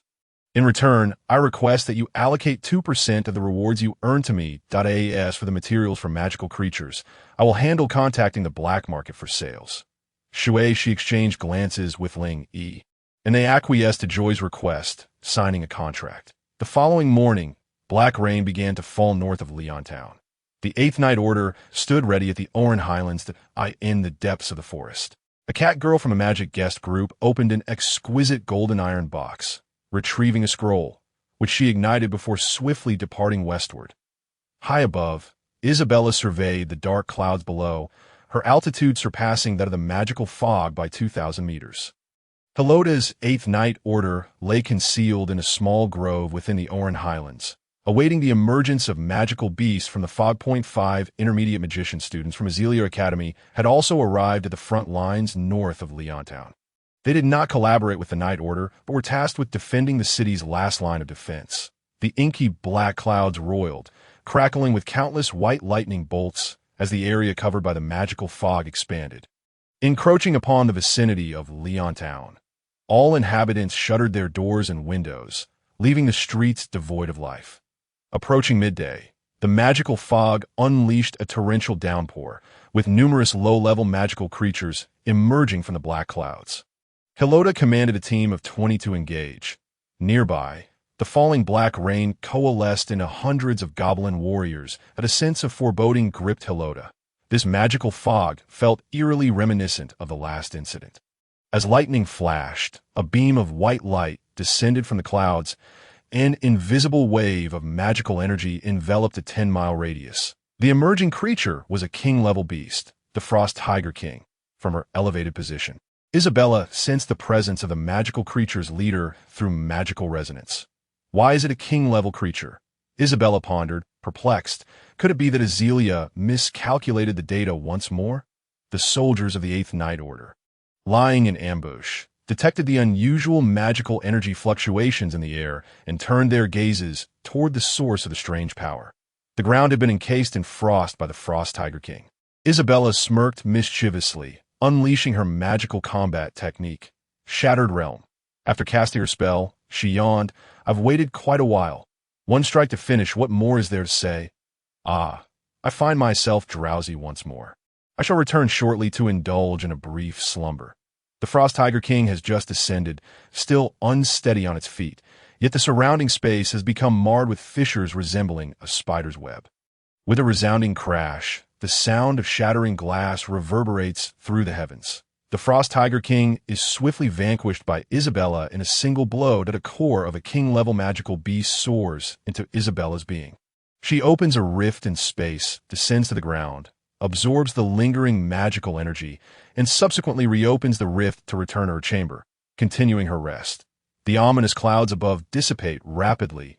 A young member of the Demon Merchant Guild, belonging to the demi-human race, glances back at the scene. What happened to the massive dark cloud? What of the king-level magical beast I summoned? How could everything vanish so completely? Helota and the Eighth Night Brigade share a similar bewilderment. The hundreds of goblin warriors that had just materialized were mere appetizers for a squad of 20. Helota, perplexed, can only ponder silently. Where have the dark clouds gone, and the presence of the magical beast leader from earlier? After half an hour of waiting, the skies have cleared, and the black rain pooling on the ground has evaporated. The 5 intermediate sorcerer students stationed in Leonton City have also made their way to the designated location, deploying a black magic cube to gather data from the vicinity. Ultimately, they arrive at a singular conclusion. The magical mist and dark clouds have vanished. Although the circumstances remain unclear, it seems as if nothing ever transpired. By the afternoon, Leonton City has returned to its usual lively atmosphere. The populace feels that this incident with the magical mist and dark clouds was trivial, resolved effortlessly by Helota's intervention in the afternoon. Upon receiving the inexplicable news of the disappearance of the magical mist and dark clouds, the Demon Merchant Guild even questions whether the summoning scrolls have been mixed up. The All-Seeing Eye also promptly receives word of the mysterious vanishing of the magical mist and dark clouds.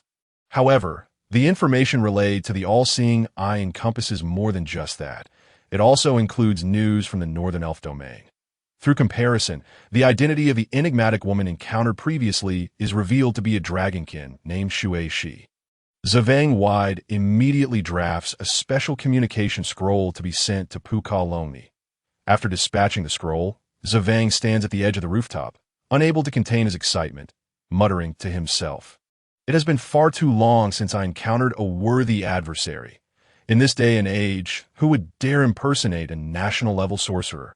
One day following the mysterious disappearance of the magical mist and dark clouds, Azealia Academy collaborates with the All-Seeing Eyes Group D to conduct a field investigation. The headquarters of the All-Seeing Eye, staff members are diligently organizing data regarding the magical mist and dark clouds, with every frontline warrior's information being transmitted to the headquarters for scrutiny. The workload has surged dramatically. With the disappearance of the magical mist and dark clouds, everyone believes there is only one possible explanation: the death of the magical beast leader. However, according to the corpse examined on-site, this leader was classified as king level. The cause of death remains unknown. Compared to last month, this incident appears even more perplexing. Only national-level sorcerers of the 3rd tier or above possess the capability to eliminate a king-level magical beast.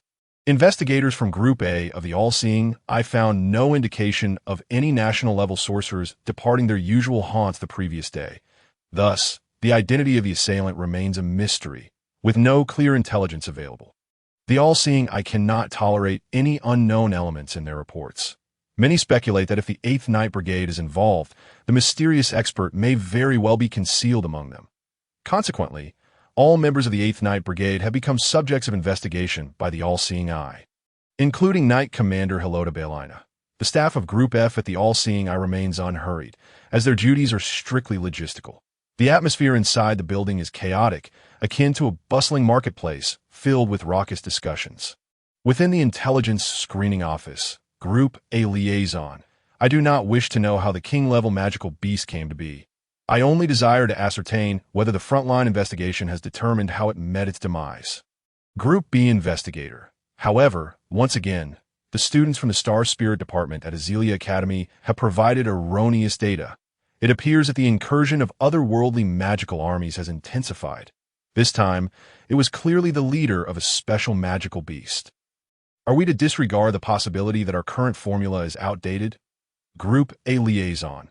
I have already stated, I do not wish to know what it was. This is an unnatural death, likely caused by a national-level sorcerer from outside the Empire.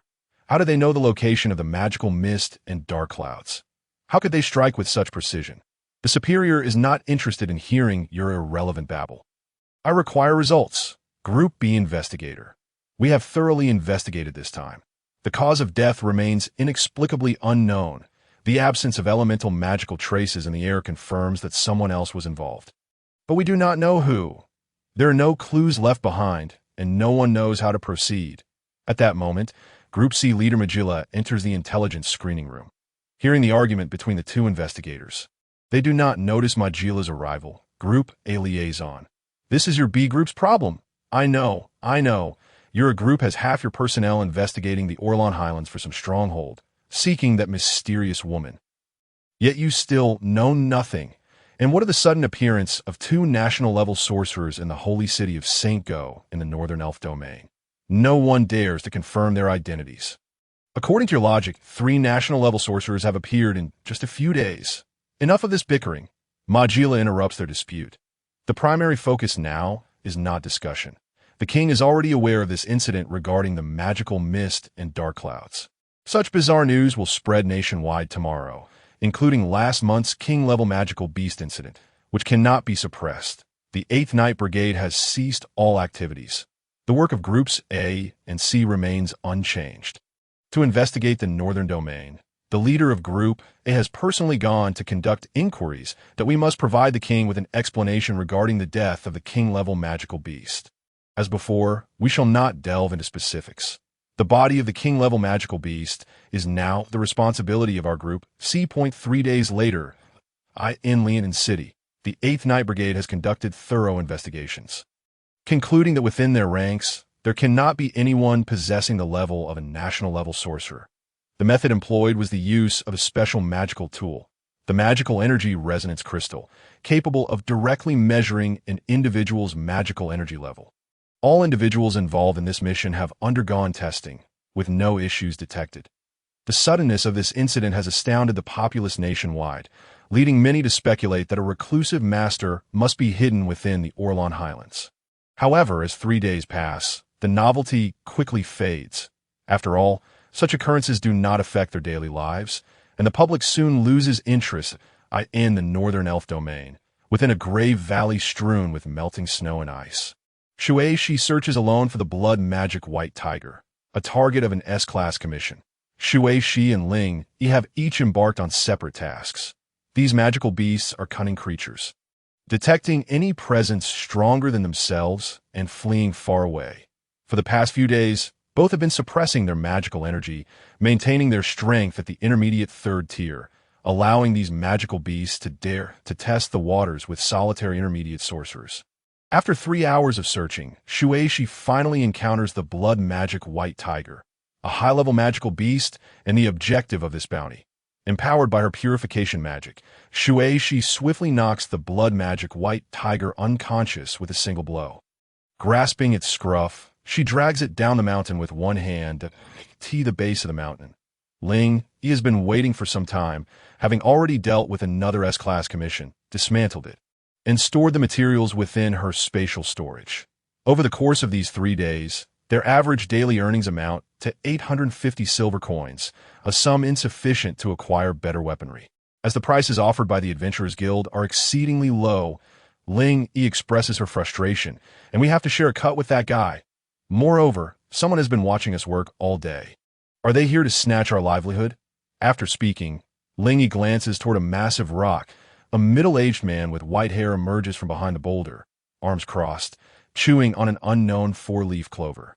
It is Puka Longni, the foremost combatant of Azalea Academy. And what of the other? Shui, she inquires indifferently. That moment, a brown-haired man dressed in a form-fitting uniform steps out from the left side of the boulder. He is Zivang Wide, the leader of Group A of the All-Seeing Eye. I expected a national-level sorcerer, but it appears you are merely intermediate third-tier charlatans. Zivang Wide approaches the two. Did you truly think you could deceive everyone? Those who are devoid of the power of the magical source, of course, remain oblivious to your true prowess. The use of magical source amplification stones to feign authority has long been expressly forbidden. Should you both acknowledge your missteps and return to apologize to Joy of the Adventurers Guild, we shall consider granting you a singular opportunity. Shui, she tilted her head in confusion and quietly inquired. Ling Yi, who is this stubborn fellow? Ling Yi was well aware of the individuals before her, as well as those behind them. She felt a twinge of trepidation. The leader of Group A, Zivang, was proficient in both fire and earth element magic and possessed the strength of a national-level sorcerer of the second tier, a match for her current capabilities. However, at his back stood the foremost magic swordsman of the age, Puka Longni, whose might could very well reach the third tier of national-level magic swordsmen. Ling Yi maintained her composure, pondering for a moment before slowly articulating, "You must be Mr. Zivang, the leader of the Omniscient Eyes Group A. It is an honor to finally meet you. However, we are indeed of genuine national-level sorcerer caliber. We have been preoccupied with handling commissions, temporarily suppressing our magical sources. It is merely that you could not detect it." "Is that so?" Zivang retorted sharply. "We have been shadowing you both for 2 days, suppressing our powers. Is that not a bit excessive for you? If you surrender the magical amplification stone, we shall consider this matter as if it never occurred. If your strength is indeed authentic, then come and test your mettle against mine. Only then will you earn the right to claim yourselves as national-level sorcerers." Without further ado, Ling Yi unleashed the true fluctuations of her magical source. Shui Shi, however, did not cooperate. With her delicate fingers, she pointed at the silent Puka Longni, questioning, "Who is that person?" Zivang responded with palpable ire. "Impudent. He is a national-level third-tier magic swordsman, Mr. Puka Longni. You may not have seen him. But how could anyone remain unaware of his existence?" "Huh? What? Did you say his name was?" Shui, she inquired, her expression one of innocent bewilderment. "What Longni?" "He is Puka Longni," Zivang gritted his teeth, enunciating each syllable of the name. Internally, he cursed, "Are you looking for a fight? What does it matter if he is handsome? Does that make him any less formidable? Just because he is good-looking, does he not respect the strong?" "Huh, what did you say?" Shui, she scratched her ear, still perplexed. Zivang inhaled deeply, his countenance strained, and soon exhaled a heavy sigh. With earnest gravity, he reiterated, "He is Puka Longni. For heaven's sake? Oh, young man, I understand now. I see." Shui, she exclaimed excitedly, as if a light bulb had gone off in her head, stroking her chin and gazing upward in contemplation. "So, he is a descendant of the Longni family. How many generations of dragonkin does that make? He seems to have rather poor skin care. How can this fellow look older than I do?" Ling was taken aback by this statement, but remained motionless. It was instead Puka Longni who unsheathed the sword from his back, gripping the hilt tightly, assuming a stance ready to draw. "You two truly do not recognize the gravity of your situation, do you? Are you Shui Shi? I shall show you what true national-level prowess looks like."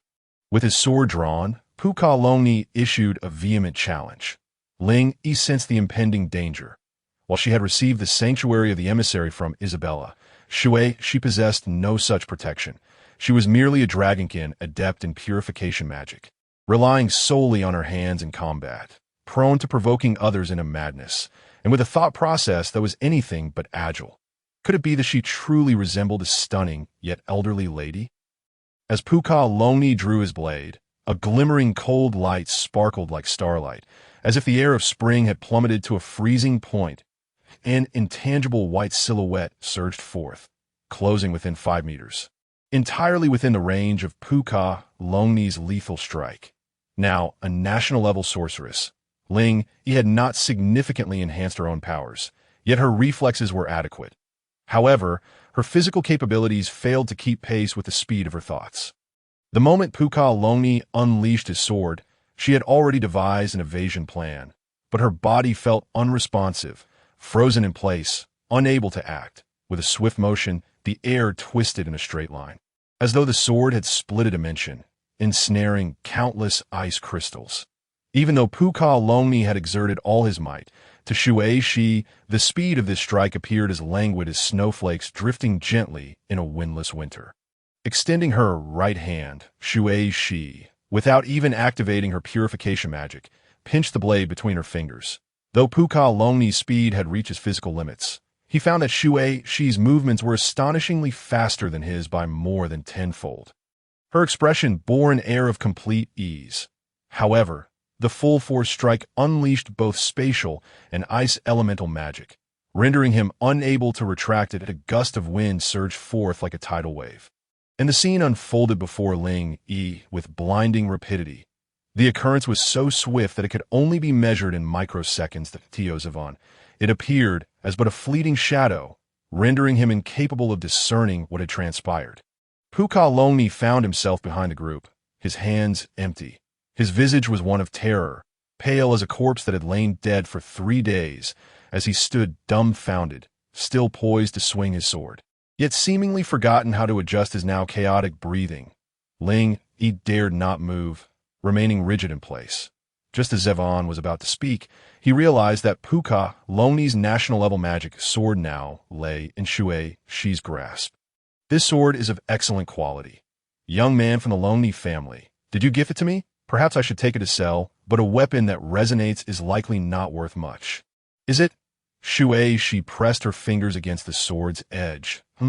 She remarked in surprise, casting a glance at the material, which was evidently crafted from the materials of the otherworldly magical army, explaining its formidable strength. Puka Longni straightened his posture and turned to Shui Shi, bowing respectfully. Your prowess is something I have witnessed firsthand, and before you, I must concede that I am outmatched. Zevan took a few steps back. Incredulity etched across his features as he grasped the events that had unfolded. Clearing his throat twice to mask the awkwardness of the moment, he stated, "It appears that you both are indeed of the same tier as sorcerers." My younger colleague spoke rather loudly, so I ask that you do not hold it against us, esteemed Shui Shi. Shui Shi toyed with the sword in her hand, nonchalantly tossing it to the ground. With a serious expression devoid of any mirth, she remarked, "Have you only now realized the pain of confronting iron? Should you both fail to leave some form of compensation today, I fear the situation may not conclude favorably." Puka Longni, devoid of complaint, sensibly retrieved a pouch of gold coins from within his garments. 60 gold coins, he stated solemnly, tossing the pouch toward Shui X. Shui. She caught the pouch. She sent the sword soaring back to Puka Longni with a kick. At the same moment, he reclaimed his weapon. Mr. Zevan, Ling Yi began, when you return, do not waste your efforts sending your people to surveil US. It would be far more prudent to engage in a straightforward collaboration. Collaborate? Zevan's tone dripped with arrogance as he responded, "We Omniscient Eyes are the most formidable organization of the Aubric Empire. We are not lacking in partnerships. Oh, what a self-important individual," Ling Yi sighed. "The Omniscient Eyes have unwittingly harbored an undercover agent from the Magical Syndicate. You may still be in the dark. My proposal for collaboration is simple. Once my guild is established, I will need to contact you discreetly, and when the time is ripe, I will reveal to you who among the Omniscient Eyes is affiliated with the Magical Syndicate." Zevan, however, remained obstinate, retorting, inciting discord. Conspiracies may be effective, but it is impossible for anyone from the Magical Syndicate to infiltrate the Omniscient Eyes. The majority of the Syndicate is comprised of subhumans. 70% are of intermediate rank or lower, and fewer than 20 are high-level sorcerers. The Omniscient Eyes require a minimum of intermediate second-tier rank, and considering the subhuman premise, it is nearly impossible for them to dispatch agents to infiltrate the Omniscient Eyes. Ling Yi decisively stated, "Since you refuse to cooperate, there will be no further opportunities. That I advise you to be wary of Group C." With that, Ling Yi grasped Shui Shi's hand, and a gust of wind swept by. causing the two to vanish before Zaveon's eyes, having utilized neither scrolls nor teleportation crystals. Beware of Group C. After a moment of contemplation, Zaveon shook his head. Mr. Puka, it seems we have encountered formidable adversaries. I will dispatch someone to monitor them discreetly. Now that we can ascertain their authenticity as national-level sorcerers, it is time to return. Puka Longni sheathed his sword, his demeanor heavy with melancholy, as though he had aged a decade in an instant. Spitting out the four-leaf clover he had been chewing, he closed his eyes and warned, "You would do well not to speak of today as events. Otherwise, I shall take your head." On the 10th of March. The world outside of Leontown was basking in warm sunlight, with a gentle spring breeze caressing the land. In the vineyard where Isabella's family resided, the tender buds of the grapes had just begun to emerge. Brimming with vitality, the mountains were lush and green, while the distant tranquil forest streams shimmered with silvery light, filling the air with the refreshing fragrance of grass and foliage. Each day, Isabella tended to Kokolo at home, teaching her new characters and the nuances of elemental magic, eschewing rigid scientific terminology in favor of descriptions that evoked sensations, temperatures, and colors, concepts easily relatable to a child, though limited to mere descriptions. As night fell, after the butler Charlie had conducted his evening rounds, Isabella donned a black robe, utilizing the transformation characteristics derived from slimes to take on the appearance of a hijador. Her magical energy was controlled at the level of a high-level sorceress, and she wore her identification badge from her time at the All-Seeing Eye. Once everything was prepared, she opened a spatial rift and ventured into the black market of Leontown in the deep of night. The black market was sparsely populated. However, its inhabitants were keen to avoid any conflict, with more vendors than buyers present. Isabella chose a spot beneath the window of a shutter materials shop as her sales location. This marked her second day of trading, and she intended to sell the elite-level monster horns, sheep and bull horns, that she had collected from the 4th-level dungeon, each pair varying in size and price. Sold only by the pair. The reason for not having set up shop earlier was her failure to properly dispose of the corpses of royal-level monsters. Those who had participated in the defense of Leontown had been meticulously scrutinized, and numerous agents from the All-Seeing Eye were seen wandering about. Now that the storm had passed, she could finally set up her stall with peace of mind. Isabella, disinterested in idle chatter, sat upon a step, placing a white sign beside her that bore black lettering. Elite-level sheep horns, 30 silver coins per pair. Elite-level bull horns, 40 silver coins per pair. She recalled that after returning home, she had visited the black market several times to investigate the prices of such monster-grade materials, which were often several silver coins higher. In hopes of selling more, she had rounded down her prices. Barely had she begun her sales when a man, a novice sorcerer of the 3rd tier, approached her. Crouching down, he inquired, "I need 5 pairs of sheep horns for 150 silver coins. May I first inspect the goods?" The man, with a scarf covering the lower half of his face, made eye contact with Isabella. There was no negotiation, as her prices were already lower than those of several daytime material shops, and the man was primarily concerned with the quality of the materials. Isabella conjured 5 pairs of sheep horns from thin air, repeating the motion 10 times. "This gentleman appears to be an upright individual," Isabella ventured. "Your fingers are rough. You must be a craftsman of magical instruments in the city." The man did not respond, tossing down his coins before collecting the materials and leaving, flanked by 2 novice sorcerers who escorted him out of the black market alley. After midnight, the black market was only dotted with a few wandering figures, and Isabella could discern the strength of each individual at a glance. It had been quite some time since a mid-level sorcerer had frequented this place. Their greater wealth could have provided valuable information if overheard in conversation. As Isabella contemplated her future plans, she patiently awaited her next customer. However, those who could afford elite-level monster materials were undoubtedly well off, either engaged in trade or mercenary work, as evidenced by the texture of their skin. At 2 in the morning, feeling the strain of her vigil, Isabella rose and stretched in the dim light of a kerosene lamp. An elegant lady approached, adorned with a red butterfly mask that concealed the left half of her face. Accompanied by a young maid of about 14. One glance at this woman revealed that she was no ordinary individual. Clearly at the level of a high sorceress, she suppressed her power to that of a mid-tier sorcerer. The woman stepped within 2 meters of Isabella, leaning on her knees as she addressed her. "How much stock do you have? I want it all for crafting a sword sheath." Without hesitation, she declared her intent to purchase all of Isabella's goods. "I also have 100 pairs of elite bull horns and 200 pairs of sheep horns, worth 10,000 silver coins that I can provide them, that I wonder if you could take them away." Such a substantial transaction made it inconvenient to display wealth in this location.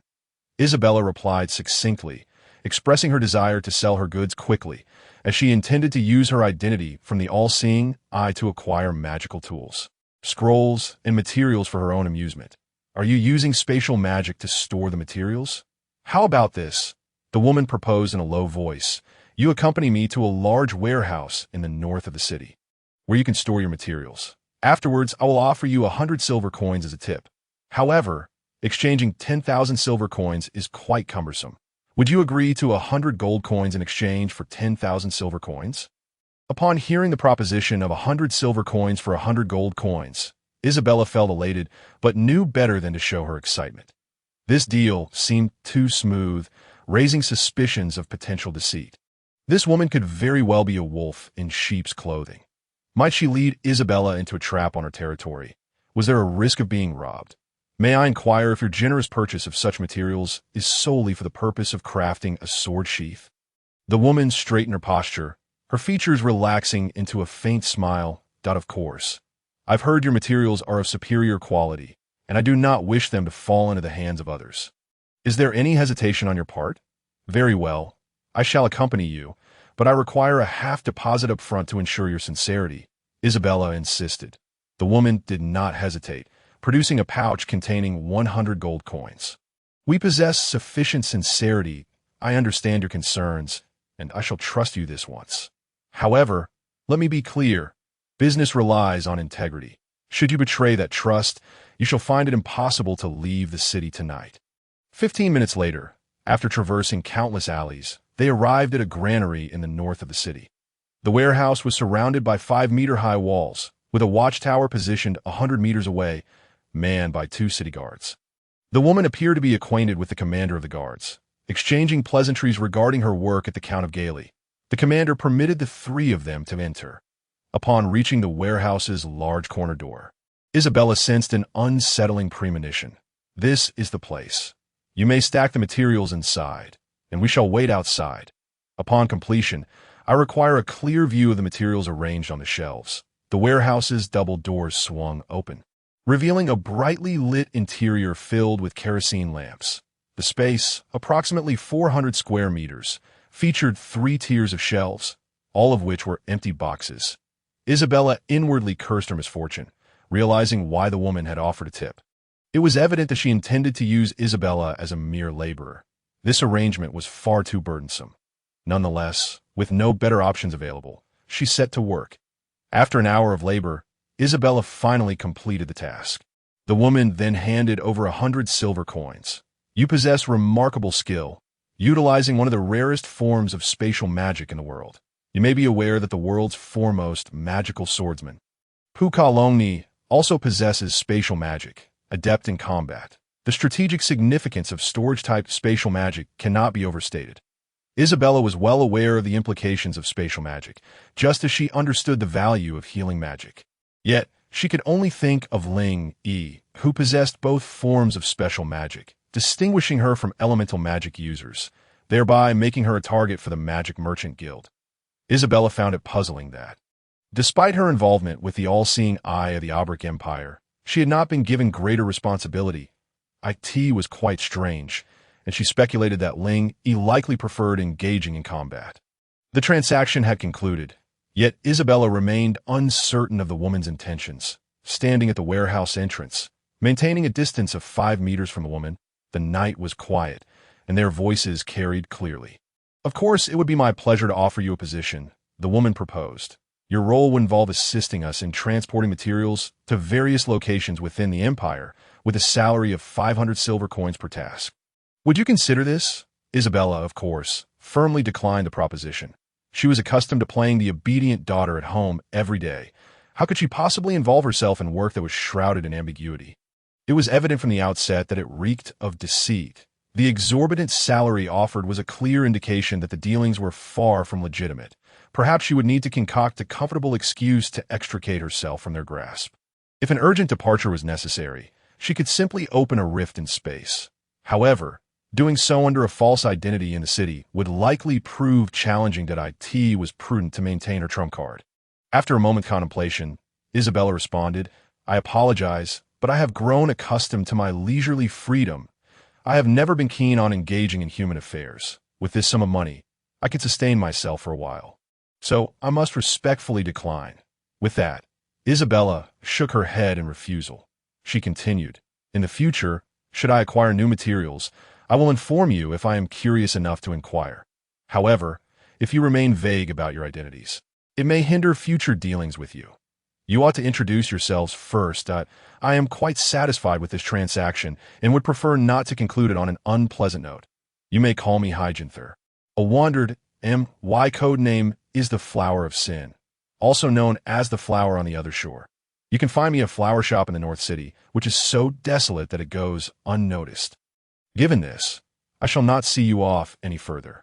After uttering these words, Isabella watched as the two figures receded into the distance. She then instructed the city guards to take over the warehouse behind her.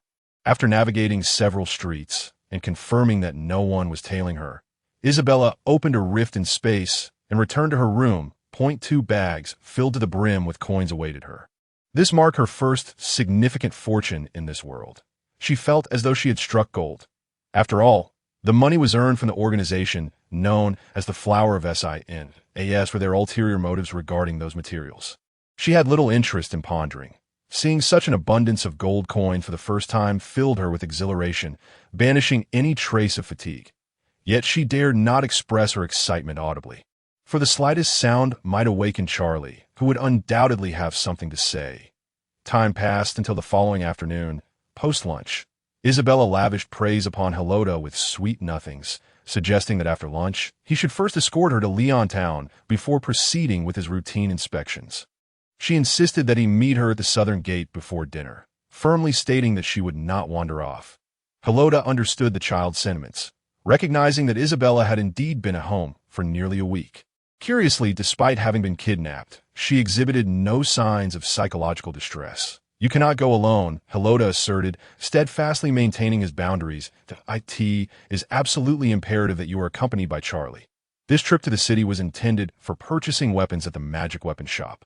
Since she would be under surveillance, they could employ the same ruse as during her initial visit to the black market, executing a clever escape."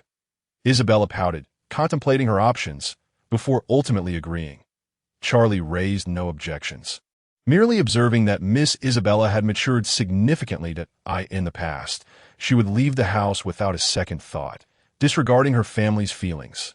Isabella and Charlie rode together to Leon Town, where the streets bustled with people, causing their horses to move at a sluggish pace. "Miss Isabella, do you have any specific plans for your visit to the city?" Charlie inquired, leading the horse while glancing up at her. It's simply a matter of having not ventured out in a while." On the streets, few rode horses, making those who did the focal point of attention. Most residents recognized Isabella as the daughter of a knight commander of the 8th Knight Order, a force that had withstood 2 encounters with formidable magical beasts. Many speculated whether their family was merely fortunate or secretly guarded by a powerful high-level sorcerer. Furthermore, a considerable number of citizens were aware of Isabella's recent kidnapping. Observers noted that her demeanor appeared as normal as any child's, leading to some expressions of surprise as their gazes frequently drifted toward her. Given the recent surge in events, Isabella felt as though countless eyes were scrutinizing her, rendering her uncomfortable and unaccustomed to the sensation. After all, she had grown accustomed to a life of obscurity in her past existence, and this world mirrored her previous one in many ways. Charlie noticed Isabella's melancholic expression, but could discern her underlying thoughts. Her troubled demeanor clearly indicated she was grappling with an issue. "Miss Isabella, as the daughter of a noble family, it is entirely natural to attract attention," Charlie remarked soothingly. "If you aspire to greatness, do not allow the gazes of others to dissuade you. The year has only just begun, and I have observed substantial changes in you. Have you experienced something significant? Isabella shook her head, perplexed. I do not know what I wish to do in the future. I am aware that the world harbors many dangers, and now that I witness a peaceful life, I simply wish to maintain that tranquility. Miss Isabella, at such a young age, you have already begun to ponder such matters. Charlie expressed, surprised. Typically, children her age were more preoccupied with play, but if you prefer a peaceful life, you can choose to be a joyful, ordinary person. Isabella did not heed Charlie's words, recognizing them as mere small talk. However, she sensed irregular fluctuations of magical energy in the surrounding air, indicating the presence of multiple high-level sorcerers in Leontown. These energies were subtle, and those who had not fully grasped the nuances of the microscopic world would be oblivious to such details. She had consistently suppressed her entry-level magical energy fluctuations, evading suspicion from any hidden watchers. It was reasonable to infer that they were not benevolent. She merely found it curious that they all seemed to congregate in Leontown. It felt as though countless eyes were watching her from hidden corners throughout the city, that a few minutes later, they arrived at the food street, where the enticing aroma of pork oil scallion pancakes wafted through the air. Isabella's senses ignited upon catching the scent. It was simply too delectable. Excitement coursed through her as she eagerly scanned her surroundings for the source of the tantalizing fragrance, momentarily forgetting her previously melancholic demeanor. Upon reaching the pancake stall, Isabella implored Charlie to purchase 10 servings without delay. She was pleasantly surprised to discover that such culinary delights existed in this world. The sight of the golden brown pancakes made her mouth water. The establishment was run by a young couple, and the stall was modest, capable of accommodating only 3 tables. The steady stream of customers indicated that their business thrived. They also had a little helper, clearly their young son, who appeared to be around her age. Their son had awakened earth element magic at a young age and exhibited a remarkable level of composure, assisting his parents with their livelihood. Isabella, famished, patiently waited while occasionally glancing around from her perch on the horse, pondering how many high-level sorcerers had arrived in the city. What were their identities? She recalled Ling mentioning that the appearance of 2 high-level sorcerers in the same location was exceedingly rare. Yet, aside from the flower of Sin's flower on the other shore and herself, there were at least 6 high-level sorcerers active in the city, with the freshly packed pork oil scallion pancakes in hand. She made her way to the coffee shop from her previous visit. Isabella requested a cup of juice, drinking half before claiming the need to use the restroom. Seizing the opportunity, she opened a rift in space, donning a black robe and transforming in a hyjanther before heading to the magic weapon shop. Upon arriving at the alleyway leading to the shop, she distinctly sensed the presence of a high-level sorcerer nearby. At that moment, her magical energy remained at the entry level, but for the sake of appearances, she expertly controlled her magical fluctuations to project a high-level aura. As she approached the shop entrance, the same clerk from her last visit was present. I am Jasmine Mona Hyjanther Soy of the All-Seeing Eye Organization, Group C, Isabella stated, presenting her organizational identification badge, that I have come to purchase weapons. I require a mid-tier magical sword crafted from the finest materials. The clerk, not daring to show any negligence, warmly led Isabella into the magic weapon shop. Inside, the first floor displayed magical swords of entry-level quality and below, while the interior space featured a duplex structure, revealing half of the second floor's display cases. The second floor was guarded by 3 mid-level sorcerers, and the shop staff possessed a minimum strength of entry-level 2. The young female clerk enthusiastically introduced the popular mid-tier magical swords, all priced at 70 silver coins each, and noted that they were not yet attuned. That I am not interested in the popular swords. I require the finest mid-tier magical sword. You need not worry about my ability to pay. Isabella spoke coldly. The shop assistant's eyes lit up as she introduced the finest batch of intermediate magic swords, crafted from top-tier steel, interwoven with dragon claws, and embedded with magical gemstones, the scabbard made from the horns of a high-grade blood magic bull. Let's discuss the price. I am pressed for time, Isabella said impatiently, her gaze fixed on the swords displayed against the wall, growing weary of the incessant descriptions. After all, these are the best intermediate magic swords, currently available at a discounted price of 100 silver coins each. What? 100 silver coins? I refuse to buy, Isabella exclaimed, taken aback. The price was such that she could acquire 2 lower-tier intermediate magic sword for the same amount. Regardless, with the protection of the Holy Envoy, even a piece of rotten wood would outshine this sword. Today's purchase was merely for preparation that we have a promotional offer. Buy 5 swords and receive 1 for free. These swords have been in our inventory for 2.5 years, and their original price was 138 silver coins each. They are crafted by the finest magic smiths in the city of Leontown. Isabella's eyes flickered as she replied, "Very well. I shall take 10. I do not possess silver coins, but I can exchange 10 gold coins instead." Isabella retrieved a pouch of gold coins from her storage space. Selecting 10, the shop assistant could hardly contain her smile as she accepted the payment and arranged for staff to prepare the 12 exquisite intermediate magic swords. 10 minutes later, Isabella meticulously examined the goods, using her perception powers to scrutinize every detail before confidently placing them into her storage space. The volume of this transaction caught the attention of the shopkeeper, who, accompanied by his daughter, sought to witness the lavish spender. Using his perception powers, he discerned that his daughter had awakened ice magic, characterized by her snow-white hair and a gaze devoid of warmth, showing no fear of Isabella's potent magical energy. However, Isabella had no time for pleasantries and declined their invitation for afternoon tea. Yet, this very refusal led the shopkeeper to believe that the high-level magic sorceress was merely acting aloof, undeterred by the fact that this batch of swords had lingered unsold for so long. To his surprise, someone had indeed taken notice and purchased them. After Isabella's departure, she quickly returned to the CAF as the sun dipped below the horizon. The two purchased some meat and vegetables before heading back to the grape estate in Moorling Village.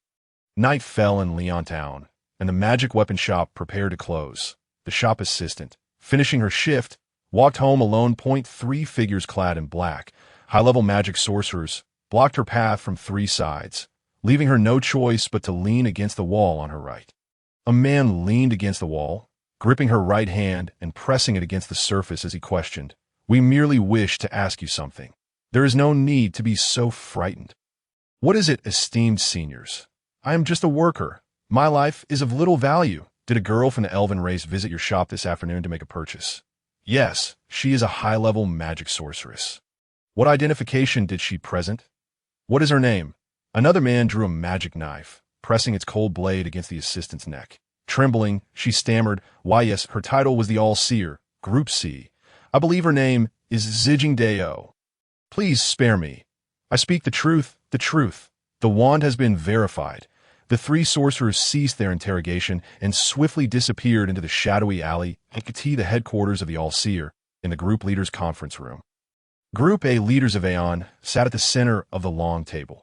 This meeting primarily focused on the recent investigative progress of each group, sharing intelligence before deciding on the next steps.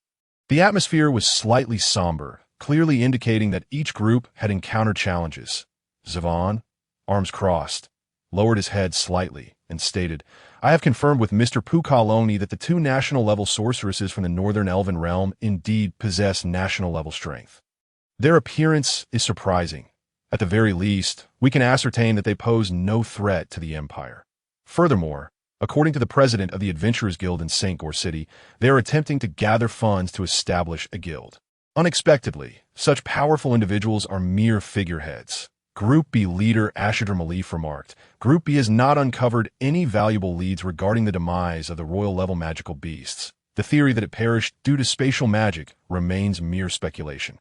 Currently, only spatial magic can execute effective attacks without leaving elemental traces or affecting the ground environment. Nonetheless, without evidence, publicly declaring that the royal-level beast fell to our hands would invite no one to contest that claim. Thus, this investigation concludes here." Group C leader Mahagla scoffed, observing the gloomy expressions of the others, surmising that Zaveon had likely encountered a significant setback, perhaps even unaware of the adversary's abilities, hence his reticence. Meanwhile, Group B appeared ineffectual, having mobilized substantial resources yet yielding no results. "Ahem, may I speak now?" Mahagla addressed the group in a low voice, prompting the leaders to exchange glances. Yet at that moment, Zaveon's fierce gaze remained fixed on Mahagla, his mind replaying Lin Yi's warning. Beware of Group C, whether this was an incitement from the opposing side or merely the truth. If Group C harbored a traitor, they were exceedingly well concealed. Mahagla opened 3 files before him, beginning to recount recent findings. Previously, we discovered a dungeon associated with the mysterious woman. Our personnel from Group C and A identified an entrance leading to the dungeon deep within the cavern. To expedite exploration, we organized 4 teams of advanced scouts, and after 3 consecutive days of rapid exploration, the dungeon remained unobstructed up to the 3rd level, indicating that it had been deliberately opened. The first level of the dungeon features a vast hall connecting to the outside world. The 2nd level descends into a deep pit, but on the 3rd level, we encountered the remains of Group C's subduing, specifically the corpse of Pyrie Penny, compressed into a stone-like form. Aside from spatial magic, no other means could achieve such a feat. Additionally, according to other members of Group C, yesterday, Zijingdao was spotted in Leontown. Forgive me for interrupting. Zevaon raised his hand. How do you still have members in Leontown? Mahagla coldly scoffed. How forgetful you are! I previously mentioned that Zijingdao would not easily perish. She's highly likely to have defected. Outsiders cannot be trusted. She killed Suing in the western Orlon Highlands and might be hiding in the southern city of Leontown. Recently, I heard rumors of a high-level magic sorceress acquiring materials from elite magical beasts in Leontown. My team members took extra precautions to investigate, and indeed, we learned yesterday that Zijingdao purchased a substantial quantity of intermediate magic swords at the magic weapon shop, that if she were not selling materials. Where would she obtain such funds? Moreover, consider this. Typically, an individual's financial capacity allows for the purchase of only 1 sword. Given Zijingdao's combat style, she is not one to wield sword. Thus, the only truth is that she is acquiring swords to assemble her own faction. As Mahagla spoke more fervently, the other leaders exchanged glances, contemplating the implications of his assertions. Mahagla produced 3 files detailing Zijingdao's activities over the past 40 years, particularly noting her tendency to undertake solitary missions in recent years, often acting unilaterally. D Group leader Emi Chikura inquired with a seductive tone, "When did you first catch wind of her potential defection?" Mahagla responded, "As her superior, I am well informed regarding her activities. However, during the last investigation into the Magic Guest Group, she failed to notify me beforehand and undertook the mission solo, a responsibility originally assigned to Suing." Emi interjected, "We all know she is a veteran of the organization. Those who previously worked with her have either perished in battle or retired. With her years of experience, it is not surprising that she can perform the duties of 3 individuals. Therefore, I propose that we collaborate with our D Group's assassination unit and venture to Leontown together." Zavang, without objection, lowered his head in contemplation, his right hand thoughtfully resting on his chin, eyes closed as he pondered for an extended period. At present, it appears that Mahagler has no issues whatsoever. It is certain that the traitor within Group C cannot possibly be the leader. His current decisions align perfectly with the interests of both the organization and the Empire. Since he possesses evidence proving Higdor's betrayal and the hidden dangers of secretly establishing a faction, coupled with his exceptional leadership abilities, it is plausible that Lingyi's so-called warning may merely serve to incite internal strife within our all-seeing eye. By the conclusion of the meeting, no dissenting opinions regarding the organization's subsequent operations were expressed. The investigation into the dungeon continued to deepen, suspicion surrounding Higdor's defection intensified, and the assassination team from Group D was dispatched to pursue him. Other group members without critical tasks were allowed to return to their original posts, as the mobilization of personnel by the all-seeing eye had become overwhelming, clearly stretching their resources thin. Group F needed to continue recruiting talented individuals. In the afternoon, in the city of Leowinton, a high-ranking sorceress with a dual identity, lurking in the shadows, received a message scroll from a haggler. The mission outlined in the scroll was clear. The assassination team from Group D would assist, and Higdor must be captured alive, in the silent forest, where green shoots had begun to emerge. The number of magical creatures was steadily increasing, with a significant presence of entry-level and junior magical beasts. Seizing the opportunity during her afternoon nap, Isabella opened a spatial rift and ventured into the silent forest. The memory of her first encounter in the forest, where she was pursued by junior magical creatures, was etched in her mind, a perpetual source of shame, a testament to her past. This time, she came to test the capabilities of her top-tier, mid-level magic sword. The reason for not purchasing a high-level weapon was due to the lack of such items in this small southern town. Those available in the black market had all been resonated with, and wielding an all-elemental magical weapon would surely be a troubling experience, in any case, with the blessing of the Holy Guardian affixed to her weapon. The blade was sharp and resilient. Isabella felt a surge of confidence as she unleashed 12 spatial rifts in a single breath, exclaiming, "How magnificent I am!" With that, 12 magic swords soared out from the surrounding woods. In an instant, dozens of silver lights flickered and intertwined, vanquishing 20 entry-level magical beasts, the bewitching fungi, within a 400-meter radius, absorbing their cores and magical essence. Her internal magical source remained unchanged, deep within the mountains. Isabella's magical perception extended for 10 kilometers, a capability she had acquired while absorbing the Earth Dragon's power in the dungeon. Within a 10-mile radius, no high-level magical creatures were detected. But there were hundreds of junior magical beasts and 5 intermediate ones out on the mountainside. She sensed 2 humans. One was a mid-level second tier, while the other was entry-level, and their distance was gradually closing. Isabella felt a twinge of curiosity. In this period, with so many magical creatures in the silent forest, why would someone venture deep into the woods, akin to her own entry-level days, ascending into the skies? The dense forest obscured her view of the ground, yet her senses provided more details than her eyes could convey, for the thick foliage concealed the figures of those on the ground.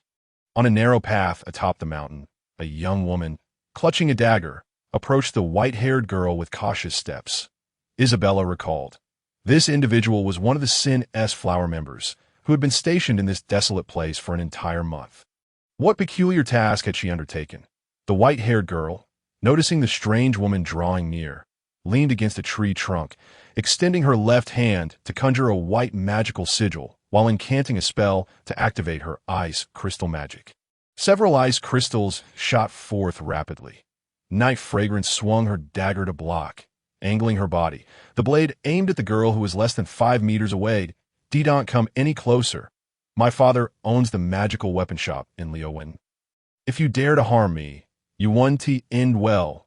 One dagger was thrown, embedding itself in the tree beside the girl's right cheek, severing a few strands of hair, transforming into Higdor's likeness.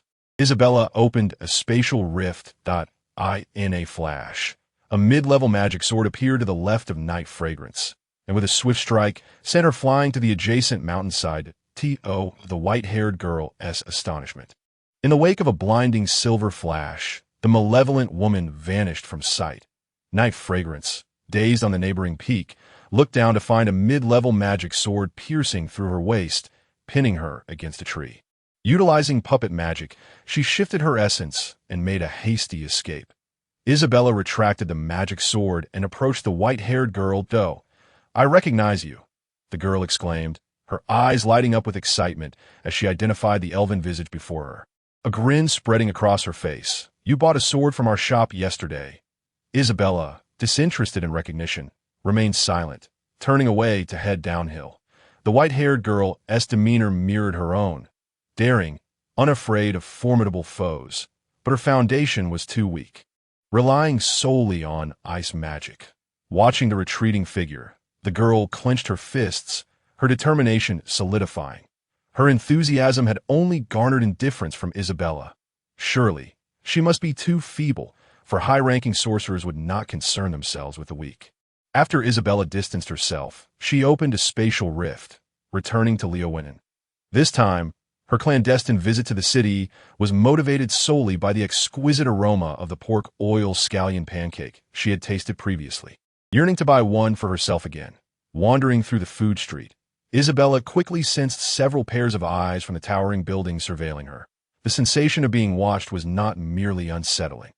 Activating her Earth Dragon's magical sensing ability, she instantly discerned the presence of numerous formidable individuals throughout Leowen. After queuing for over 10 minutes, she noticed 6 high-ranking sorcerers observing her from a 9-story building behind. Without a doubt, They were individuals with dual identities from the magical guild and the all-seeing eye. Yet how to deal with them without jeopardizing her false identity, ensuring her continued freedom within the city? The food street was bustling with commoners. They wouldn't dare to act, for the conflict among high-ranking sorcerers often resulted in considerable destruction, should they engage in direct confrontation within the city. It would lead to collateral damage and civilian casualties, a dilemma for those who serve as their pawns. The more she pondered, the more she felt something was amiss. They should have already acted by now. Was it because 10 mid-level, third-tier sorcerers had arrived from the Countess' residence? The newcomers were indeed the true members of the all-seeing the Countess' residence. Count Jalai sat in the reception hall, feeling highly anxious due to the peculiar nature of their identities, as he personally hosted members of the Empire's intelligence organization. Beads of sweat trickling down his forehead, that we are members of Group D from the All-Seeing Eye.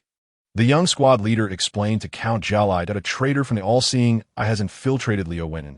She is of high-ranking sorcerer caliber and specializes in close-quarters combat. The squad leader patiently detailed the mission assigned by the organization. It turned out they were tasked with capturing the traitor. Our city guards Haven T spotted her at all. The individual in question has worked within the organization S Group C for many years.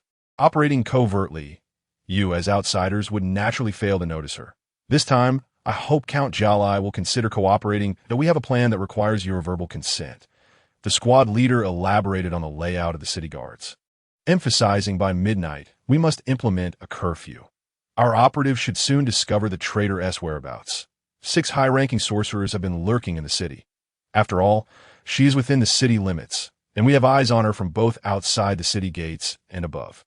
The Imperial Dragon Riders' 3-headed flame dragons have been deployed to monitor the skies and shifts. The scroll shop has also been investigated. No one has purchased a teleportation scroll in the past week. And now the sale of teleportation scrolls has been ordered to cease. She cannot escape. Upon hearing the detailed plan, Count Jalai couldn't help but break into a cold sweat. The All-Seeing Eye organization operated with remarkable professionalism. Very well. This matter will be overseen by your esteemed officers. That I shall immediately notify the city guards to arrange for the city's defenses regarding the curfew. Count Jalai hesitated, concerned that the recent preparations for other business might affect the timeline, but ultimately decided to pause. The curfew will commence at 10 o'clock tonight, Count Jalai declared with conviction. Shall we additionally mobilize the night order? The night's order is no longer necessary. The squad leader sipped his tea, pondering, this is a matter for our organization, and we shall endeavor to resolve it ourselves. He contemplated the night's involvement. Mobilize personnel to the nearby village to prevent that individual from wielding any remaining teleportation scrolls. In the fountain square of Leonton City, Isabella sat alone on a long bench, savoring a pork lard scallion pancake while observing the bustling square. Workers were repairing the pavement, and one laborer was accompanied by his son. Mending bricks, the child had awakened to earth elemental magic. Although gifted, his family lacked the means to enroll him in a magic academy. On the other side stood a magical blacksmith shop, its sign proclaiming the crafting of wands, long swords, shields, and magical armor. The blacksmith's son had awakened to fire elemental magic, assisting his father in controlling the smelting process. I could see that moment. A tall middle-aged man seated himself beside Isabella, dressed in a black uniform akin to that of the shadow. He was clearly a person of significance. He crossed his legs and held a pipe between his lips. The middle-aged man spoke slowly. Higender, our organization is currently in pursuit of you. I am here to issue a warning. The entirety of Leonton City is now encircled by us. You refer to your organization as the All-Seeing Eye, but it is the magic guild you speak of, is it not? Isabella replied nonchalantly, a tone of disdain lacing her words. You intend to capture me? How laughable. Return and consider whether you possess the strength to do so. There are fewer than 20 operatives in this city. Even with the mobilization of the city guards, capturing me is entirely impossible. As she uttered these words, Isabella mimicked the tone she had used upon first encountering Ling Yi, leaving them oblivious to the fact that Higender was merely an impostor. The middle-aged man, his voice low and menacing, retorted, I'm unaware of the source of your bravado, but we are all too familiar with your capabilities. You cannot escape. 2 shadows drifted across the ground, while in the sky, 2 crimson flame dragons soared. each bearing a mid-level, third-tier sorcerer upon their backs. Isabella glanced upward to see the dragons circling above Leonton City, their wings creating a thunderous rush of air. The people below, bewildered, looked up in excitement. Pointing at the Imperial Dragon Riders, the Dragon Riders, Isabella mused, if memory serves me correctly, they have been stationed at the border, and yet for the sake of capturing me, you have gone to such lengths. The clock tower near the fountain square chimed 2 o'clock. You have issued a challenge to me, and I need not conceal my intentions any longer, Isabella stated as she finished her pancake. Rising from her seat, she declared, there is no time for idle chatter. We shall meet tonight. With her hands tucked in her pockets, Isabella strolled towards an alley, swiftly opening a spatial rift at the corner and returning to her room. The surveillance personnel followed closely, yet they failed to catch sight of Higender. The surge of magical energy has vanished, mused the man in the square, holding a black magic cube, anxiety gnawing at him. Meet tonight. Could it be she truly has her own people? As he pondered, the black cube trembled as Grass Point 2 colleagues approached, questioning him. They too were taken aback by the scene. It seemed Higender had no need for a teleportation scroll, perhaps having mastered a form of spatial magic that allowed for instantaneous travel. However, such secrets of spatial magic had been lost for over a millennium. Once they learned of this revelation, the group could not remain idle. Upon reaching their temporary base, they inscribed a message on a scroll to inform Maglara. Unwilling to relinquish the opportunity at hand, Maglara revised the arrest warrant into a kill order, stating that upon the next sighting of Higender, they were permitted to eliminate him on the spot. Back at her home, Isabella lay in bed, quietly contemplating her next course of action. Must I abandon the identity of Higender? She mused, lamenting the predicament of being pursued by 2 organizations simultaneously. Should she utilize this identity, she would have to strike decisively to render them powerless, that in the future, could she still access special venues under the Higender guise, such as the Magical Equipment Shop, Scroll Shop, and Adventurers Guild? In this world, bounty notices might be issued in a public manner. If the information exchange were sufficient, this identity could remain useful for quite some time. As night fell, Leonton City was under a complete curfew. Hirota received a task, leading the 8th Knight's order to guard a village near Leonton City, repeatedly cautioning that the night would be perilous, advising everyone to remain indoors. If discovered, my father will surely punish me. Isabella, well aware of the night's impending events, felt a twinge of concern. The butler, Charlie, had tightened his grip on supervision. Miss Isabella, Mr. Hirota's mission involves assisting the city guards in apprehending a high-ranking sorcerer on the wanted list. He fears for your safety, so I will be watching over you throughout the night. How infuriating, Isabella thought, her frustration boiling over. She had planned to engage in a confrontation tonight, only to find herself confined. Having made bold statements earlier, they now felt utterly hollow. Let them amuse themselves. Calming down, Isabella reconsidered. Those fools could never locate their elusive Higender. The real Higender was not even in the city. Even if she herself were to appear, they would be no match for her. Since it was inconvenient to venture out, she would allow them to wait in vain like a Team Midnight. The entirety of Leonton City was under the control of the city guards and the all-seeing eye organization. Numerous guards conducted house-to-house searches. Even Hirota's residence was scrutinized, but Charlie the butler managed to deflect their inquiries. After all, this was the night captain's home, where no one could hide, let alone a wanted criminal.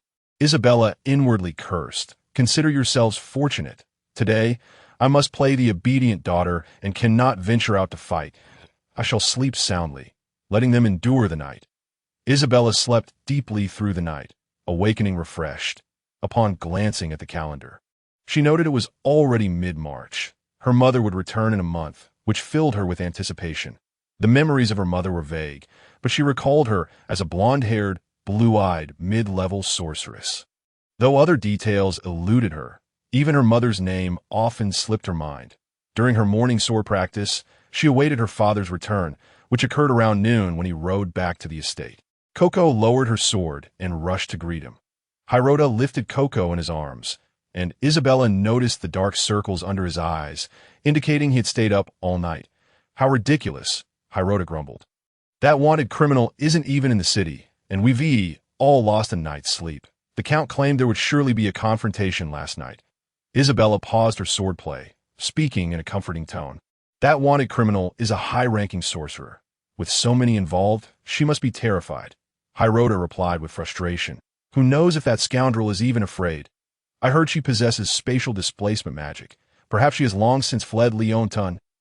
With so many searching for her in the city, how could she possibly sleep? After venting his ire, Hirota sighed, ruffling Coco's hair.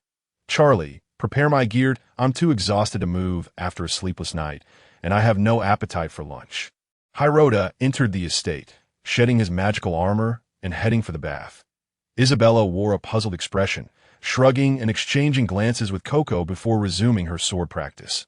Had she forced herself to confront them last night, perhaps she would have had a chance to face Hirota. Yet, stepping back for now, maintaining the Higender identity as a vagabond seemed most fitting, particularly since peace would be elusive in the city for the remainder of the month. At the All-Seeing Eye headquarters, Maglara had not slept a wink throughout the night, and as dawn broke, he had heard no favorable news. Damn it, Higender, Maglara erupted, cursing in his office. How dare you leave my men in the lurch? When did she acquire the secret of spatial displacement? Outside, a C-Group clerk hesitated at the door, too intimidated to enter and report his findings. In Leonin City, the curfew had persisted throughout the night. Aside from some economic losses in the black market and red light districts, residents subjected to searches by the city guards felt it was of little consequence.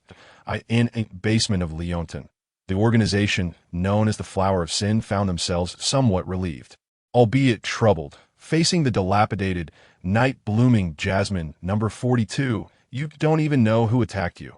Under the moonlight, Yi Laixiang knelt before the Lord of the Higginbana Flowers, pleading, My lord, I acknowledge my mistake. It was my negligence. I witnessed a novice little girl wandering alone in the serene forest and, with ill intentions, contemplated abducting her for a trifling sum of money. Just a month has passed, and you have not learned from the folly of the previous two fools?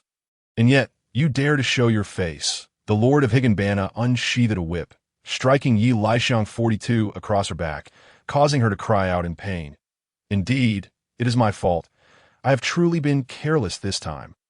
However, I sensed no one else nearby. Yet inexplicably, as I prepared to bind her, I was discovered. The Lord of Higginbana lashed her several more times. You should abandon this task, continue to rotate the personnel for surveillance. Is overseeing a vineyard such a daunting task? The Lord then composed herself and instructed her maidservant. This time, we shall alter our strategy. Seek out two slightly older individuals and also find a very young one to masquerade as an ordinary family of three. Relocate to Moling Village, near the residence of the Night Herod. Remember, do not engage in any nefarious deeds. Living in the village requires simplicity and humility. Should you breach the rules again, you shall be summarily expelled from the sinful flower. After the maidservant departed, Yi Laixiang 42, trembling on the ground, wept silently. I've already lost half my life, and upon my return, I must endure beatings. Could it be that the white-haired little girl is a child of destiny? Something is amiss. Every time I attempt to act, unforeseen events transpire, indicating that there must be an omniscient observer monitoring the silent forest. With reddened eyes, Yi Laixiang 42 glanced up at the Lord of Higginbana. The Lord spoke first. Last night, the city was on high alert for Higgendal. What a coincidence. I have only just become acquainted with that elven girl. Perhaps I shall assign you a different task. Seek out Higgendal, offer her some incentives, and find a way to entice her to join the sinful flower. Given her current circumstances, she would be the most suitable addition to our ranks, but I have never even met that person. Today, the Adventurers Guild should post a wanted notice. You should check for yourself. During the midday break, Isabella once again opened a rift in space and traveled to Leontown, passing by the magical weapons shop. She noticed several city guards conversing with the shopkeeper at the entrance. Looking up, Isabella spotted the white-haired little girl she had rescued yesterday, peering down from the third-floor window, but on her way, groups of city guards patrolled, and the usual foot traffic on the main street had significantly dwindled. Isabella stopped to buy some pancakes. The vendor remarked, yesterday they were investigating a wanted criminal. That individual is a high-level sorcerer, and since last night, the city has been under tight security. Today, many are in a state of panic, too afraid to venture outside. Even those entering the city are subjected to thorough scrutiny. What if they cannot find a wanted criminal? Will they not ease their vigilance? Isabella inquired. The vendor shook his head, indicating uncertainty. This is the first time I've encountered such a situation, as long as we can live our lives peacefully. That is sufficient. You look very familiar. Oh, I remember now. It's Miss Isabella. This city is quite dangerous. Do not wander alone. Finish your pancakes and hurry home. Receiving the pork and scallion pancake, Isabella utilized her magical senses to fully comprehend the city's defensive arrangements. The entire city was on high alert. They would not easily lift their guard. The Sorcerer's Guild and those with omniscient sight were moving throughout various districts, with city guards stationed at every alleyway. And even the black market was patrolled by dozens of guards that at an intersection near the black market. Several men were furtively discussing matters that its all that wanted criminal fault. She's disrupted our business. Sigh, who knows when peace will be restored? All the supplies we prepared have already arrived in the city. As for when the black market will reopen, it matters little. You all seem quite comfortable. If I cannot sell that item, I will incur a significant loss. It doesn't matter if the auction house is closed, but if the entire black market shuts down, that would be disastrous. A stout-faced man approached. What's the rush? I have 3 copies of the Phoenix Scrolls on hand. My child is preparing to attend Bryphon Academy, so I am in dire need of funds. Old buddy, are you selling counterfeit goods again? That scroll cannot resurrect people. It can only revive animals. Selling it to humans is even more unscrupulous. Isabella shook her head upon hearing this, and, after a moment of contemplation, her heart leaped with joy. It turns out the black market is preparing for an auction, which has been temporarily halted due to the commotion surrounding the wanted criminal. Now I am curious if there will be an opportunity to encounter higher-level magical weaponry. This black market auction seems quite intriguing and worth attending. After traversing several streets, Isabella passed by the Adventurers Guild, where a throng of adventurers had gathered. From a distance, she noticed a newly posted S-rank bounty on the notice board. It was indeed the bounty for Hijendal depicted on a large wanted poster, accompanied by a description of the task and details of the target. Task description: Jasmine Mona Hijendal, a defector from the Ubalik Empire's omniscient eye. Possesses healing and spatial magic, excels in close-quarters magical combat, and can utilize spatial displacement. Publisher: The Omniscient Eye of the Ubalik Empire. OE, reward: 1,200 silver coins. Meanwhile, far to the northwest, in the Elven domain of the north, at the entrance of the Adventurers Guild in the St. Go City state, Ling Yi and Shui Shi arrived to accept their tasks for the day. Upon their arrival, the crowd parted to make way for them. Shui Shi, spotting the character on the wanted poster, couldn't help but burst into laughter, pointing at the S-rank bounty and turning to Ling E.1. 200 silver coins. Shui Shi laughed uncontrollably. A high-level sorcerer with both spatial and healing magic is only worth this much. Who would dare take such a reckless bounty? I might just lose my teeth from laughing. Ling E looked up and saw her own likeness depicted on the bounty poster, feeling a pang of bitterness. The Empire cannot find her. Have they resorted to mobilizing the Adventurers Guild? Yet this person is a defector from the Omniscient Eye. If we consider the danger level, it would be reasonable to assign her a rank even higher than S. But alas, the highest rank is merely S. I have a rather favorable opinion of myself. Shui, she reached for the bounty. She hesitated. How amusing. It is impossible for anyone to capture her. If the bounty is accepted and not completed on time, one must pay a penalty of 10 times the bounty's value. Ling Yi felt a surge of dissatisfaction. Goodness, I would be capturing myself. In Leontown, Isabella, transformed into the likeness of Hijendal, knocked over a few city guards and hastened towards the concealed western city. It is time to swiftly conclude this farce in Leontown. Quickly, the wanted criminal has been spotted heading towards the western city. Within Leontown, the shouts of the city guards echoed, and nearby guards organized their teams to encircle the western city. After transforming into Hijendal's appearance, Isabella picked up a red blanket that was drying in the sun. Its texture nearly dry, and draped it over herself as a cloak. Running created a breeze, and the red color made her more conspicuous. With a thought, Isabella took to low-altitude flight, moving swiftly, her heavy armor making it impossible for the city guards to keep up. In the shadows, 6 high-level sorcerers with dual identities received the news and swiftly made their way to the western city, leaping from rooftop to rooftop. Isabella found herself on the rooftop of a wealthy household in the western city. Standing on the third-floor terrace, awaiting her pursuers, 2 high-level sorcerers, cloaked in flying capes, easily caught up with her, while 4 others positioned themselves atop the building, ready to counter any attack. All 6 high-level sorcerers wore black uniforms resembling shadows. 3 men and 3 women. Above them, 3 12-meter wingspan fire dragons circled just below the clouds, hovering near the western city. The 2 men before Isabella were both adept in fire element magic. The one who had not yet engaged was the very same who had conversed with Isabella at the Fountain Square the previous day. Mimicking Higendel's unique combat stance, Isabella clenched her fist, and the spatial fluctuations in her palm began to distort. 2 flames surged forth. Isabella unleashed a spatial fluctuation, dispelling the flames that charged at her like a ferocious tiger descending from the mountain. She cast another spatial spell, propelling herself forward and, in an instant, arrived before the 2 assailants, delivering a powerful punch to each, distorting their faces with the force of her blows. After retracting her fists, Isabella furrowed her brow at the 2 figures sprawled on the first floor.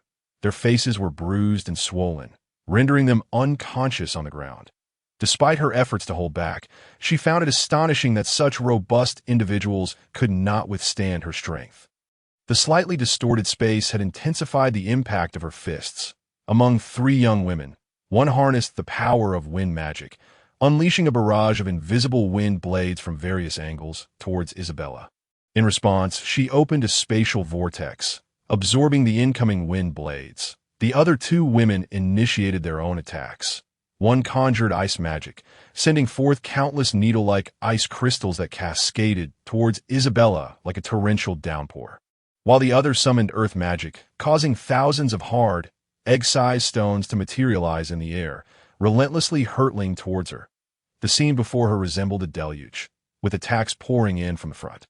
The spatial vortex held for 10 seconds, during which Isabella realized that the attacks whizzing past her were effortlessly penetrating the walls behind her. She felt the ground tremble beneath her feet. Suddenly, a massive, sharp rock erupted from the ground. Although it moved swiftly, Isabella's reflexes were swifter. She leaped into the air just in time. Crack! A bolt of lightning struck from an unknown source. Boom! A thunderous surge of electricity, as thick as a bowl, struck Isabella, erupting a multitude of sparks and causing arcs to flicker dozens of times within a brief moment. The arcs danced around her, yet, under the protection of her divine shield, such a level of lightning could not harm her. The onlookers were left in disbelief, not because of the spectacle, but due to their inability to comprehend how such a powerful lightning spell could fail to injure her. Isabella hovered in midair, pointing her right hand at the man who had unleashed the lightning spell. Behind him, a swirling distortion of space appeared, as if he had fallen into quicksand. He strained to activate his flying cloak, but still could not escape the gravitational pull of the spatial anomaly. In desperation, he activated a basic teleportation scroll, vanishing into the vortex's entrance and reappearing at the Earl Jalebo's estate. You have nowhere to retreat. Higender, today marks your demise. A roar echoed from the sky as a crimson flame dragon descended, a man leading a cadre of warriors, each wielding 7-meter-long spears. As the dragon approached, it flipped in the air. Swooping down, the 2 riders raised their mid-tier spears, aiming at Isabella. With remarkable agility, Isabella evaded their assault, grasping the dragon's hind leg and pulling with all her might as she was dragged along. The sudden shift in balance nearly caused the dragon to falter in its flight. Ascending to great heights, once they broke through the clouds, Isabella released her grip and soared towards the valley, pursued by the 2 flame dragons. Turning to glance back, she saw the dragons open their massive jaws, unleashing a torrent of flame that extended 100 meters. In response, Isabella opened a spatial vortex in the direction of her flight, instantly feeling as if she had plunged into a bed of sponge, decelerating rapidly in midair, causing the dragon's fiery assault to miss its mark. The riders on the dragon's back were taken aback. They had never witnessed anyone maneuvering in such a manner. They quickly ascended, pulling the dragon skyward, preparing to dive and accelerate. The four high-level sorcerers, arriving late to the scene, realized their altitude was insufficient to reach the target above the clouds. The limitations of their flying cloaks were evident, as they could only soar to a maximum height of 4,800 meters above sea level, or 200 meters above ground. It was clear that they were still over 300 meters below their target in the sky, a distance that conveniently fell just outside their attack range. Isabella surveyed her surroundings, her suspended presence igniting frustration among the onlookers. The three flame dragons formed a diagonal line, diving towards her, retracting their extended wings. While the riders crouched low on their backs, the dragons' tails slicing through the air with precision.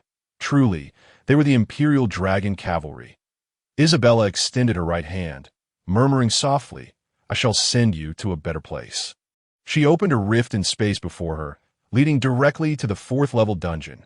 Whoosh! The three flame dragons vanished from sight, only to find themselves in a dungeon filled with floating islands. At their speed, it would take them nearly 2 months to reach the ground level, and within, only elite-grade monsters awaited them, making their survival a hellish endeavor. In midair, the four gazed up at the suddenly vanished dragons. Isabella cast her gaze upon them, still contemplating how to execute her next move, but ultimately decided to adopt a gentler approach. After careful consideration, she flew in a direction meant to mislead them into believing Hijander had departed from Leontown.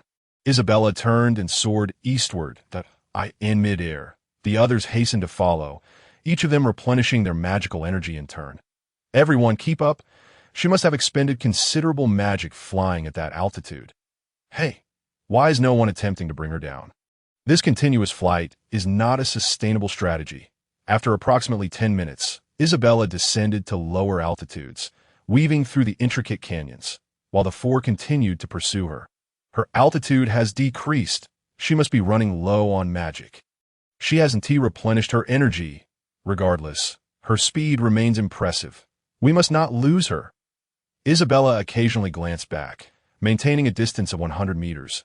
After navigating several chasms, she seized the moment and opened a spatial rift. Upon entering, she arrived in the valley of the silent forest, decelerating and reverting to her original appearance, compressing her magical source, and finally storing her red cloak in a spatial fissure. She opened another spatial rift and returned to her room. Just as she settled down, the footsteps of butler Charlie echoed outside the door. Knock, knock, knock. After confirming one another's presence, Charlie opened the door. "Miss Isabella, do you wish to practice magic this afternoon? However, I would advise against practicing in the backyard, as it may disturb Mr. Helota's rest," Charlie inquired from the doorway. "Not today. Instead, teach me how to make afternoon tea," Isabella replied, tying her ponytail and turning her back to Charlie. Meanwhile, at Orlon Heights, the four who had been flying for several minutes halted at the edge of a cliff. "She has escaped again. The nearby magical fluctuations suddenly ceased. We've lost 3 flame dragons this time. How has that guy become even stronger than during the all-powerful Eyes operational period? There's no time for discussion. Return to Leontown. Perhaps she will return to the city tonight." Out in the wilderness surrounding Orlon Heights, the four vented their frustrations at a pile of stones in an empty area. Countless ice crystals and fragments rained down upon the boulders, each larger than a 2-story building, and even as the stones were shattered, it did little to quell the anger boiling within the young sorcerers. Venting is futile. At least we now know Hijander's true strength. One remarked, "Ray, you've worked with Hijander for years. I assent today, the first time you're truly recognizing her. I have no time to engage in such trivial matters with you younger ones. Instead of wasting time venting, we should check on our injured brothers in the city and arrange for the Magic Guild to keep a lookout that we need not risk confronting her." After a few moments of chatter, the group returned to Leowinan City. Upon arriving at the Earl's residence, they began to express their grievances towards the 10 members of Group D. After some debate, Group D claimed that Group C had failed to inform their fellow organization, and that Group C had acted impulsively. Despite their quarrel, both groups decided to write a message scroll to inquire with their leaders about the next course of action. The leader of Group C, known as the All-Seeing Eye, was the first to respond. instructing them to remain in Winton City, while the leader of Group D sent their members to conduct covert reconnaissance in the eastern town. In the afternoon, Isabella learned to prepare afternoon tea. She skillfully handled the ingredients, drawing on her experience from her past life of frequently cooking home-style dishes, though her current small stature made it somewhat unwieldy to manage the kitchenware. Isabella quickly adapted, prompting Lord Charlie to exclaim, "Miss Isabella possesses remarkable culinary talent. As a butler, I can't help but feel somewhat inferior. The pastries she has made are indistinguishable from those crafted by novice." Isabella responded, "Lord Charlie, your teachings are commendable. There is no need to practice magic daily. Learning to savor life's pleasures is the most delightful joy, with thoughts of her impending enrollment weighing on her mind." She added, "I can't help but worry about how I will adapt to life at the academy." Lord Charlie pondered for a moment and replied in a calm tone, "Life at Bryphon Academy is surrounded by many noble children, including those from royal courts, dukes, and marquises. Miss Isabella, once you enter the academy, do not feel out of place due to your status. Maintain an optimistic outlook, as they may very well be amiable."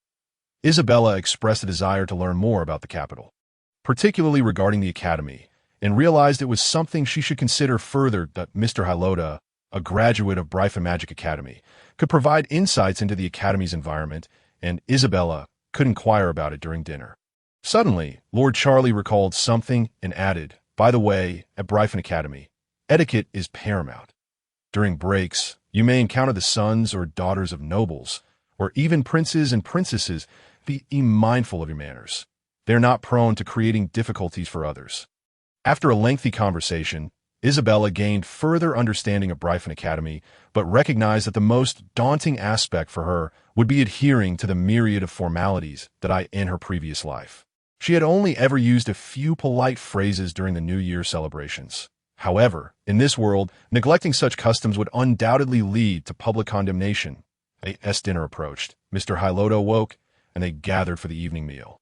Isabella shared stories of her father's experiences during his youth at Bryphon Academy, noting that his time there was rather uneventful until he attended the Alberic Military Academy, which marked the beginning of significant transformations in his life. Midnight, Isabella's favorite time, arrived. Since transforming into Higender could attract attention, she decided against such a change. Instead, she donned a subtly smiling white mask, lowered her black hood, and controlled her magical energy to the intermediate second tier as she wandered through the alleys of the black market. This visit was intended to gather information regarding the black market auction. However, the city's vigilance continued, and the black market seemed to relax its guard only after midnight. There were few sellers and even fewer buyers. After several rounds through the alleys, she finally overheard whispers about the secrets of the black market auction. It was rumored that the wanted criminal had fled Winton City, and it was estimated that the delayed black market auction would take place in 2 days. "My Phoenix Scroll should be sellable by then. I will surely reward you for this lead, and no need for such formality. We're all here to do business." "Mutual benefit is expected," replied a man who had been in the scroll trade for many years. "But do you truly know how to create a genuine Phoenix Scroll?" "Of course I do. The challenge lies not in the artistry of the scroll, but in the materials and enchantments being subpar. When the materials are sufficient, I can produce as many as needed. My family has a legacy in scroll crafting. Alas, in my generation, it seems increasingly difficult to profit from scrolls over the past few decades. The scroll makers nurtured by Azuloria have claimed half the market." Isabella lost interest as the conversation shifted towards scrolls. Deep within the dark alleys, there was a CAF frequented by a diverse clientele, most of whom were not of good character. To gather more information, she deemed it best to visit a bustling place. Upon entering the CF, Isabella discovered a space the size of 2 classrooms. Yet there were no available seats, as if all those who would typically wander the black market had congregated here instead. The patrons were engrossed in discussions about their respective businesses, and as Isabella stood at the entrance, she noticed many rugged men eyeing her with interest. Controlling her magical energy at the intermediate second tier, none dared to question her, leaving them only to stare in awe. Besides coffee, the CF also served low-alcohol beverages. "Little miss, are you here looking for someone?" A barista approached Isabella at the counter, his tone gentle. He appeared to be in his 20s, adorned with a golden nose ring and an emerald earring. Dressed more exquisitely than most women in a pristine white shirt and red waistcoat, providing a refreshing contrast to the burly patrons. Isabella recognized that his polite demeanor stemmed from an awareness of her considerable strength, which exceeded the average in the black market. Oh, you know anything about the black market auction? Isabella asked, jingling 5 silver coins in her hand. What do you intend to do with the auction? Buy something?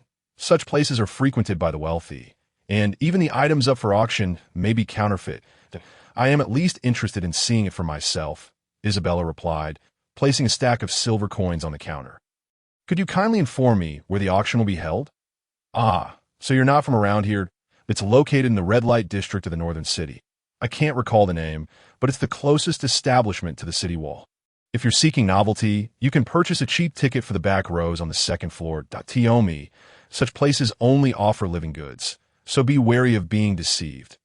Isabella simply responded. Thank you. It's unusual to see someone as polite as you in a place like this. The barista smiled faintly as he accepted the silver coins. Would you like a cup of coffee? Or perhaps some liquor? You can call me Robert. Oh, just a drink will do. Isabella pondered for a moment, unsure of whose name to use. Robert appeared quite young. Isabella activated her perception power and discovered he was an intermediate second-tier water element magician, controlling the water elemental power in his drinks. Little miss, I'm already 36 years old. Who knows how much longer I can maintain this youthful appearance? Robert smiled, clearly pleased by the compliments about his youthful looks. He quickly prepared a drink for her. Isabella picked up the glass and released a faint flicker of fire element magic, enveloping the drink in a swirl of blue flames. Upon witnessing this, Robert's expression shifted from surprise to curiosity, eventually settling into a knowing smile that he realized that this seemingly unassuming girl was, in fact, a fire element magician, achieving the intermediate second tier at such a young age. While he had never encountered an intermediate second-tier magician wandering aimlessly like a vagrant. After confirming that the drink was safe, Isabella took a sip, the flames dancing around her. Robert had concocted a very light spirit, but he remained cautious of the peculiar girl before him. Watching her down the drink without so much as a change in expression, he realized he had encountered an opponent he could not best. After her departure, Robert composed a message scroll to alert the auction house of the presence of this mysterious girl. Meanwhile, Isabella felt a twinge of dissatisfaction. There seemed to be no good people in this black market, where even the food was shrouded in secrecy. She recalled having sold elite-grade magical materials at a bargain price, realizing that even a slight increase in market price would likely attract buyers seeking quality goods. Yet why was the auction established in the red light district? In order to ascertain whether Robert was speaking the truth, Isabella opened a rift in space and ascended to the heights above North City. A fleeting glance revealed the location Robert had mentioned, where a steady stream of sealed packages was being transported into a grand 4-story building. She also observed individuals from the Sinful Blossom organization participating in the labor. After a prolonged wait, she discovered no trace of any high-level magical weapons. The time had arrived for the night of the black market auction. After midnight, the auction finally commenced. Isabella donned her previous attire of black clothing and a white, smiling mask, controlling her magical source at the intermediate second tier.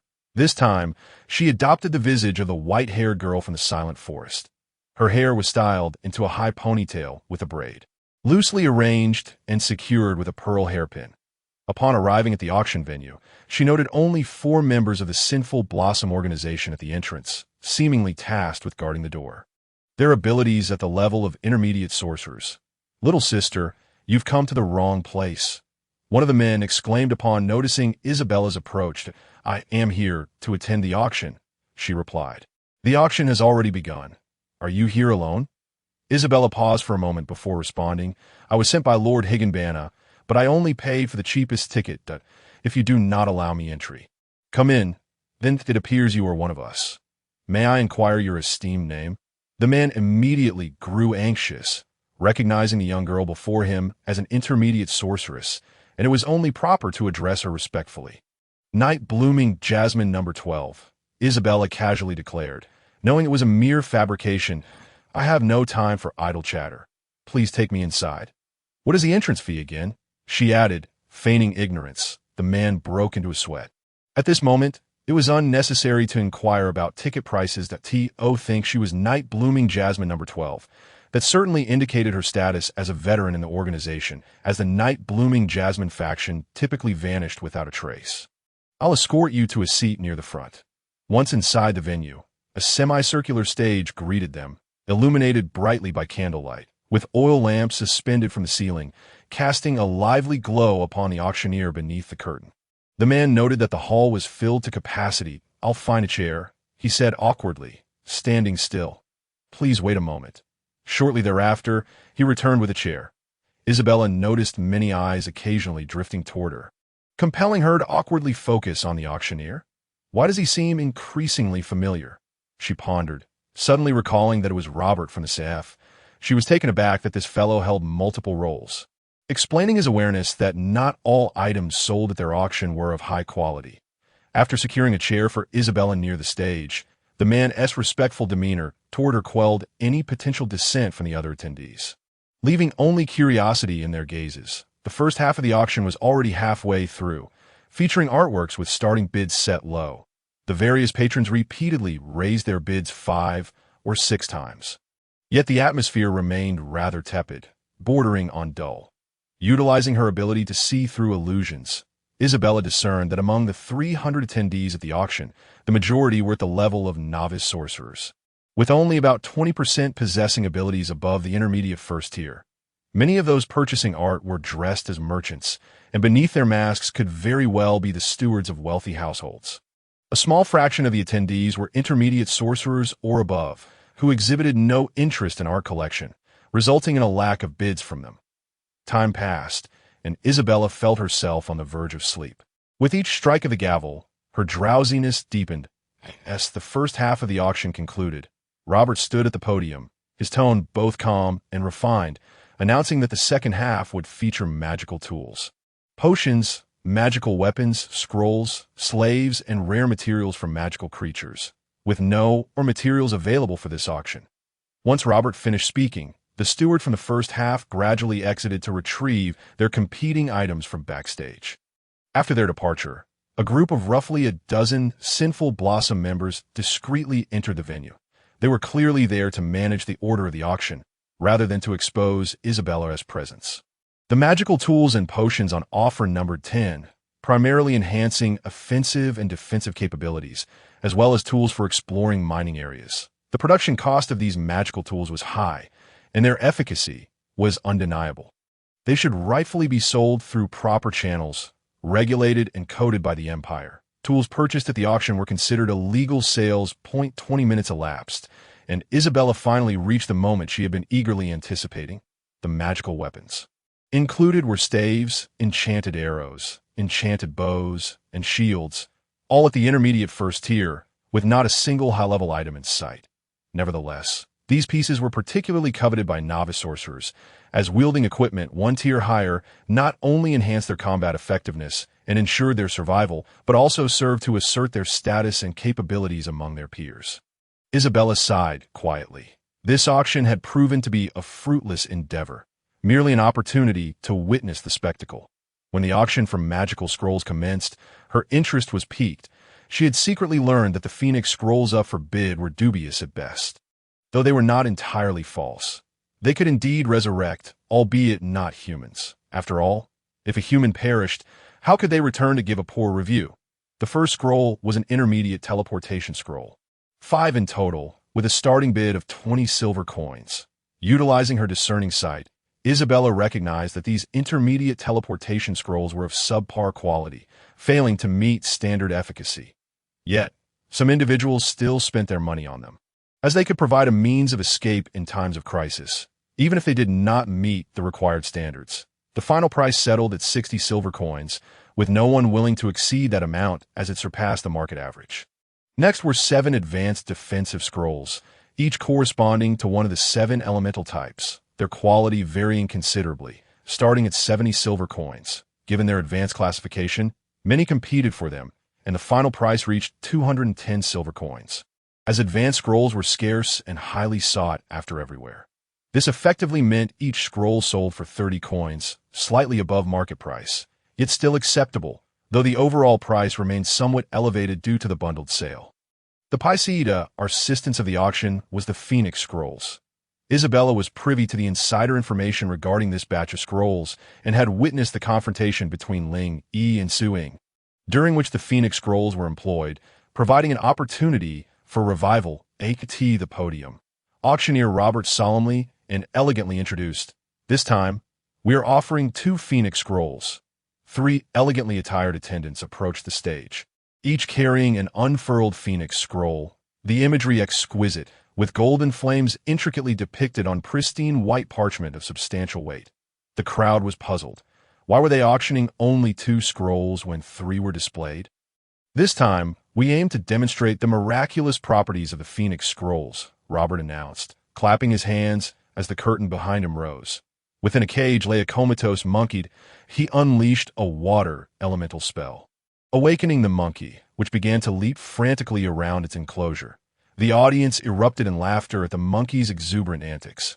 Grasping the monkey's paw, Robert channeled his magic, placing it upon the back of one of the Phoenix Scrolls, which emitted a ghostly blue glow as it activated. This moment, whispers filled the room. How could such a precious Phoenix Scroll be wasted on a mere monkey? This is a gross misallocation. Following this, Robert used water elemental magic to encase the monkey in a water sphere, and after a struggle, the creature ultimately succumbed to drowning. A magical swordsman from the Sinful Blossom organization was summoned to deliver a few strikes, and the audience was left in no doubt that the little monkey was indeed beyond revival. After 2 minutes of anticipation, the body of the monkey within the cage radiated a golden light, floating within as if buoyed by air. Following the brilliance, the monkey sprang back to life, lively once more within its confines. The starting bid for the 2 Phoenix Scrolls was set at 100 silver coins. A wave of astonishment swept through the crowd. The market price for a single Phoenix Scroll typically hovered around 500 silver coins. Here, the starting bid was astonishingly just 50 silver coins each. It was as if the auction was catering to the impoverished of the small town. After several rounds of fierce bidding, the price for the 2 Phoenix Scrolls soared to 900 silver coins, effectively draining the entirety of a pair of brothers bound by life and death of their resources. Isabella let out a sigh once more. After their purchase, they would truly be bound together in life and death. However, the Phoenix Rebirth Scroll had its limitations. It could only resurrect the user at the same spot, necessitating the use of a teleportation scroll thereafter, or else the resurrected would still be subject to attacks. The final segment of the event was the auction of slaves in the hall. Those merchants who had not yet left seemed to be eagerly anticipating this concluding phase. The children brought forth were all around 12 years old. Most of the captives were of subhuman descent, abandoned by their parents, and none bore the bloodline of the normal races. Isabella refrained from passing judgment. On stage, the half-elf and half-orc children were clad in scant garments, each having awakened a modicum of magic, albeit at a rudimentary level. Under the magical suppression of their cages, they were not much different from the small monkeys that had previously been confined for experimentation. The half-elf girl was sold, presumably destined for a fate unknown, while the half-orc boy would surely be purchased as a laborer, due to Isabella's petite stature and her position in the front row. The children on stage often cast their gazes down upon her, their eyes reflecting a fervent prayer for salvation. In contrast, Isabella could hardly believe that she shared the same world with them. The more she observed, the softer her heart became. In her mind, she sought to comfort herself, attempting to quell the turmoil of her conscience. These were abandoned children, not merely captives. The most pitiful aspect was that their starting bid was a mere 500 copper coins, and the final selling price rarely exceeded 50 silver coins. Their lives were valued even less than that of a subpar intermediate magic scroll. By the end of the auction, 10 slaves had been sold. Despite their plight, Isabella knew she could not act impulsively. With her current financial capability, she could afford to buy them, but how could she provide for them afterward? Where would they live? Those considerations were indeed the most troublesome, potentially beyond her capacity. The small slaves were gradually escorted backstage after the auction concluded. The last to appear was a normal human boy, his hair a striking blend of deep red and white, shimmering silver red in the glaring light.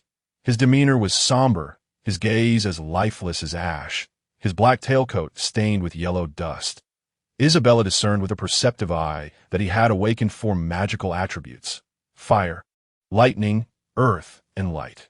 Robert, the auctioneer, introduced the final item of the day, stating that he hailed from the Third Empire of Kirillaman and possessed the innate talent of a superior mercenary, born on the borders of the Aubric Empire in a den of magic. Both of his parents were adventurers who had perished in battle years prior. Robert continued his introduction, his tone elegant and devoid of emotion, treating the matter as though he were merely presenting an ordinary commodity.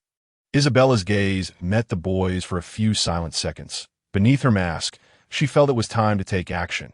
His magical talent was exceptional, and such a being should not fall into the hands of others.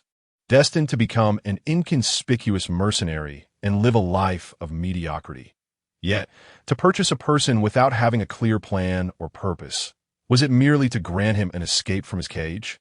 The boy within the confines breathed slowly, gradually closing his eyes, waiting to be claimed by a master, his silence and lowered head suggesting he had long surrendered to his dismal fate. Robert continued to describe the boy's combat skills. Though he left the specifics of his origin vague, he might have been found or captured. Certainly, he had not come willingly to. Gentle reminder noted that the boy had already killed 5 employers, urging anyone capable to make a bid. The starting price was set at 20 silver coins. 25. Bids began to pour in. 30. 35. Time slipped away slowly, and Isabella remained in a state of indecision. 50 silver coins. A middle-aged man raised the bid once more, having done so for the 5th time. Isabella spoke firmly. 55 silver coins. A series of subsequent bids ensued. The only sounds exchanged were the cold figures of the auction. The boy in the cage remained unfazed. It mattered not to him who bought him. Minutes passed, and the price soared to 200 silver coins. The 2 bidders displayed a calm demeanor, yet neither was willing to yield. At that moment, the middle-aged man spoke. "Little sister, what do you intend to do with him? Surely, you do not wish to acquire a sturdy body for your own comfort." His words elicited laughter from the audience, akin to being doused in cold water unexpectedly. Indeed, it was peculiar for a young girl to bid on a boy. Isabella found no need to retort, but simply continued to raise her bid.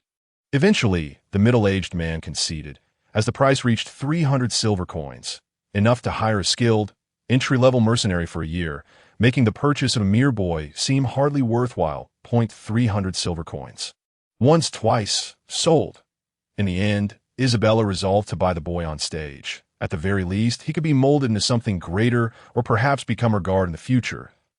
As the event concluded, murmurs of disbelief filled the air. How strange it was to spend 300 silver coins on a boy. After all, he was just a boy. 20 silver coins would suffice. Could it be that she had taken a liking to him? Ha ha ha! Was she truly willing to spend money for love? A child husband? Backstage, Isabella was the last to arrive. There only a few members of the Sinful Bloom organization discussed what to eat the following day and what amusements awaited. Isabella had no excess silver coins, opting instead to pay with 3 gold coins. Robert recognized her instantly as the little sister who had visited the CAF 2 days prior, noting the similarity in both her height and tone. "Little sister, do you know him?" Robert inquired, his expression neutral and his tone calm, devoid of any mockery towards Isabella. "I do not know him," Isabella replied, glancing at the boy, who was half asleep in his cage. She quietly approached him. He was a person of exceptional talent. Upon hearing this, the boy remained in a daze, his sleepy eyes struggling to focus on Isabella outside the cage, only to be startled by her mask. He flinched, pressing his back against the bars. "Little sister, I have heard from the merchants that he is very dangerous. Are you not afraid he will kill you?" Robert asked, puzzled. Isabella did not respond, instead squatting before the boy, facing him through the iron bars. "What is your name? How old are you?" Isabella's inquiry carried a hint of coldness. The boy rolled his eyes in response, refusing to answer, turning away in defiance, seemingly upset by Isabella's sudden appearance. "Forget it, let him out. It is getting late, and I am already tired." Isabella ordered. One of the Sinful Bloom members with the key unlocked the cage. Isabella noticed a red slave collar around the boy's neck. Robert handed her a red control leash inscribed with runes, saying, "I do not care what you intend to do with him. I am merely a part-time auctioneer. Taking the control leash, Isabella glanced at it before saying, "Boy, come with me. I shall not mistreat you." The boy climbed out of the cage, standing a head taller than Isabella, his physique appearing frail, as if he had not eaten in 3 days.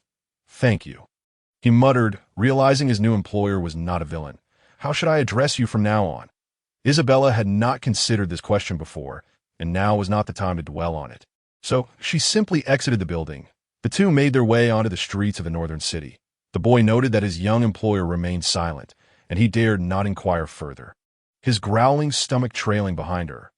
Eventually, Isabella found a late-night tavern, ordering noodles and roasted meat. "I won't eat." "You can have it," she said. Isabella sat across from the youth, her tone devoid of emotion, lamenting only her own impulsiveness. Today she had purchased this individual, yet who could say how much more she might have to spend in the future? The young man began to grow wary, observing Isabella's relaxed demeanor as he cautiously consumed his meat and noodles. Unbeknownst to him, it had been ages since he had enjoyed a proper meal, and as he ate, silent tears began to trickle down his cheeks. Isabella, legs crossed and arms resting on her knees, bowed her head, squinting her eyes and swaying slightly, feeling an overwhelming fatigue wash over her. She was on the verge of drifting into slumber. Minutes passed, and the boy finished his meal. The sound of his chewing ceased. Isabella inquired once more, "What is your name? How old are you?" "Elvin Keller, 12 years old," he replied. The auctioneer spoke the truth. "I am not a bad person. Those employers mistreated me, so I killed them. Oh." Isabella responded with an air of indifference. "That is all in the past.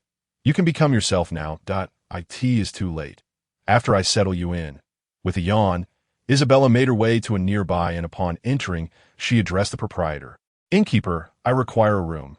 The innkeeper, who held a pipe between his lips, cast a glance at the child, said nothing further, and returned to his book, mumbling, 5 copper coins for the night." Isabella found the innkeeper's response rather peculiar, and pointed to the boy beside her. "Please prepare a room for him. He will stay for a month." "How much will that be?" The innkeeper blinked in surprise. What is this scenario? A poor child encounters a wealthy heiress. He stammered, 2 silver coins for a month. Isabella and Elvin ascended to the 3rd floor of the inn, where the room was spacious, complete with a bathroom and a window that overlooked the street. "You will stay here alone for the time being. I may have time tomorrow evening to take you to enhance your magical source," Isabella said, producing 5 silver coins. "Here, this is your allowance for the month." Just as she was about to leave, she paused. "Oh, I almost forgot." She squinted, retrieving her basic magic sword from thin air, placing the blade at the entrance. "Make do with this. Do not wander about or engage in mischief." Isabella opened a spatial rift and returned to her own room, collapsing onto her bed in slumber. Elvin witnessed spatial magic for the first time, realizing that such sorcery could indeed facilitate instantaneous travel. She had provided him with sustenance, lodging, weaponry, and a genuine new beginning. Was it true that a saintess existed in this world? Elvin grasped the pristine magic sword, which bore no signs of prior use. The following day, Elvin ventured into the city with his newfound coins. An indescribable sense of freedom enveloping him, he spent a little on food and water, as well as acquiring several new garments. Upon returning to the inn, he bathed and awaited the night, anticipating the guidance of the saintess he admired. Isabella, however, indulged in a prolonged slumber, only to be roused by Harold. "Isabella, why have you been sleeping in so late recently?" Harold's tone was serious, tinged with a hint of reproach. "What? Did you sneak out last night? Which child sleeps in this late after a full night's rest? Is there something wrong with your health? I seem to genuinely not have enough sleep." Isabella replied, still lounging in bed, irritated by the early disturbance. She had likely slept for less than 5 hours. Harold sighed and continued, "You will not practice swordplay this morning, but you must visit the Count's estate. Count Jaley has an event today related to the entry-level children of Leondon." "I want to go," Isabella protested, remaining entrenched in her bed. She had stayed up far too late the previous night, cursing the wretched auction that had kept her awake until 3 in the morning. How could a child her age endure such late hours? Harold shook his head, pulling back Isabella's covers and directly changing her clothes. "You must go, as this event is closely tied to the younger generation of Leondon. You could make friends who are just like you." ignoring Isabella's protests. He dressed her within minutes.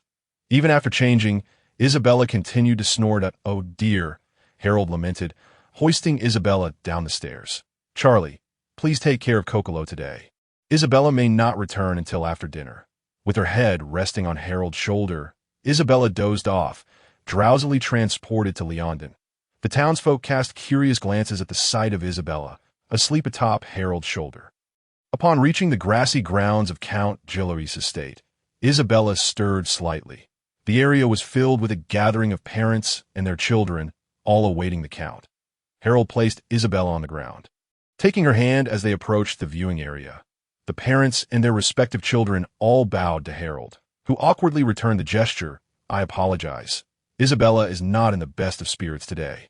Isabella rubbed her eyes, gradually regaining consciousness, only to realize she had arrived in a familiar place.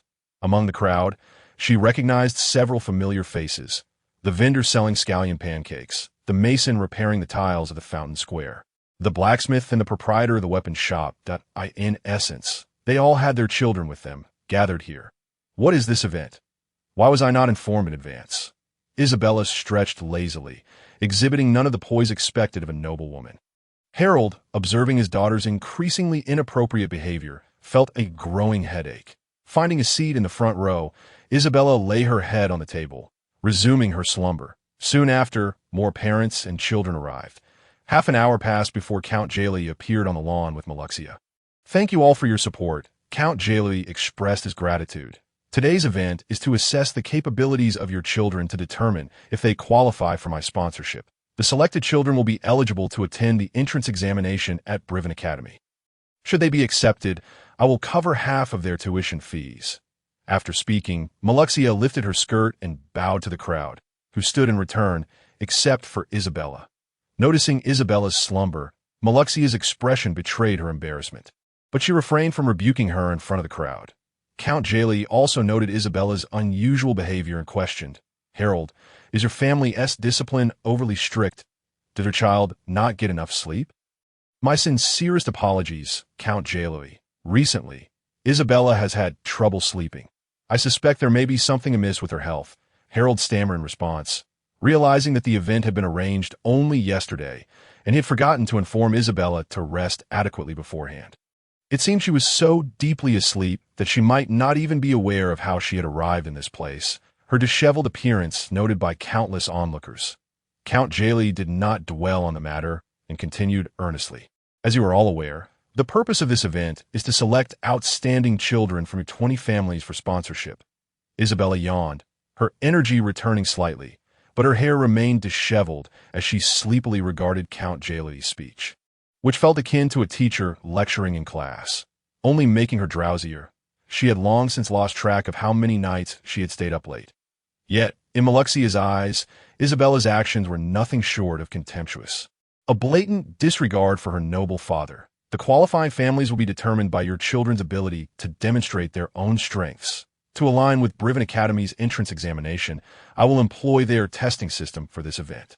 Rest assured, the difficulty is not high and poses no danger. The first task involves reciting 3 spells from memory. The second task requires children to cast magic 3 times within a minute. The third task entails forming teams of 3 to defeat a low-level monster, a slime, where the team with the shortest time will be declared the winner. The rules set forth by Earl Jalai represent a simplified version of the entrance examination for Briven Academy. Designed primarily to gauge the abilities of various children, Isabella's awareness gradually began to awaken. After exchanging a few pleasantries, Earl Jalai commenced the first assessment. Meluxia, silent as a shadow, took her seat beside Isabella, while 2 maids distributed pens and sheets of paper.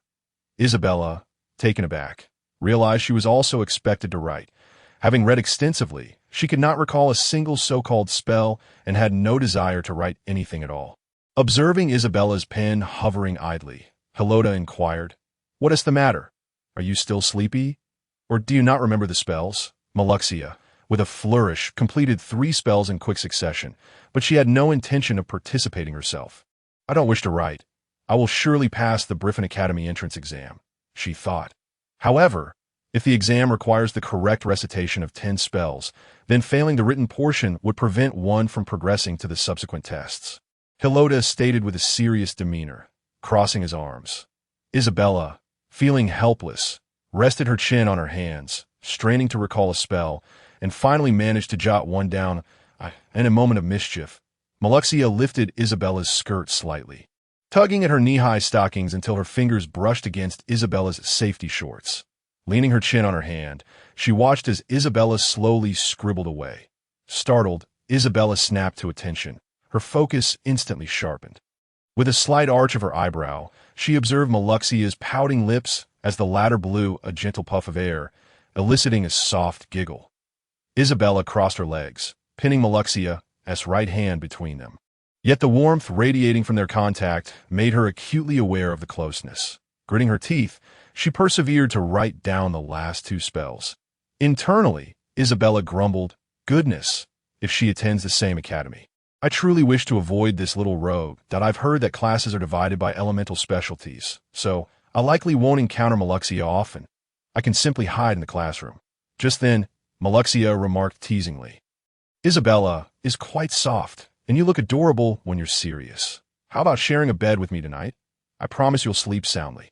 The maids collected everyone's papers and pens, and Earl Jalai invited everyone to enjoy the breakfast prepared in advance. After their meal, he proceeded with the next round of assessments. The first to perform was a girl with white hair, whose family owned a magical weapon shop in the city. She was the first to finish her written work, thus taking the stage.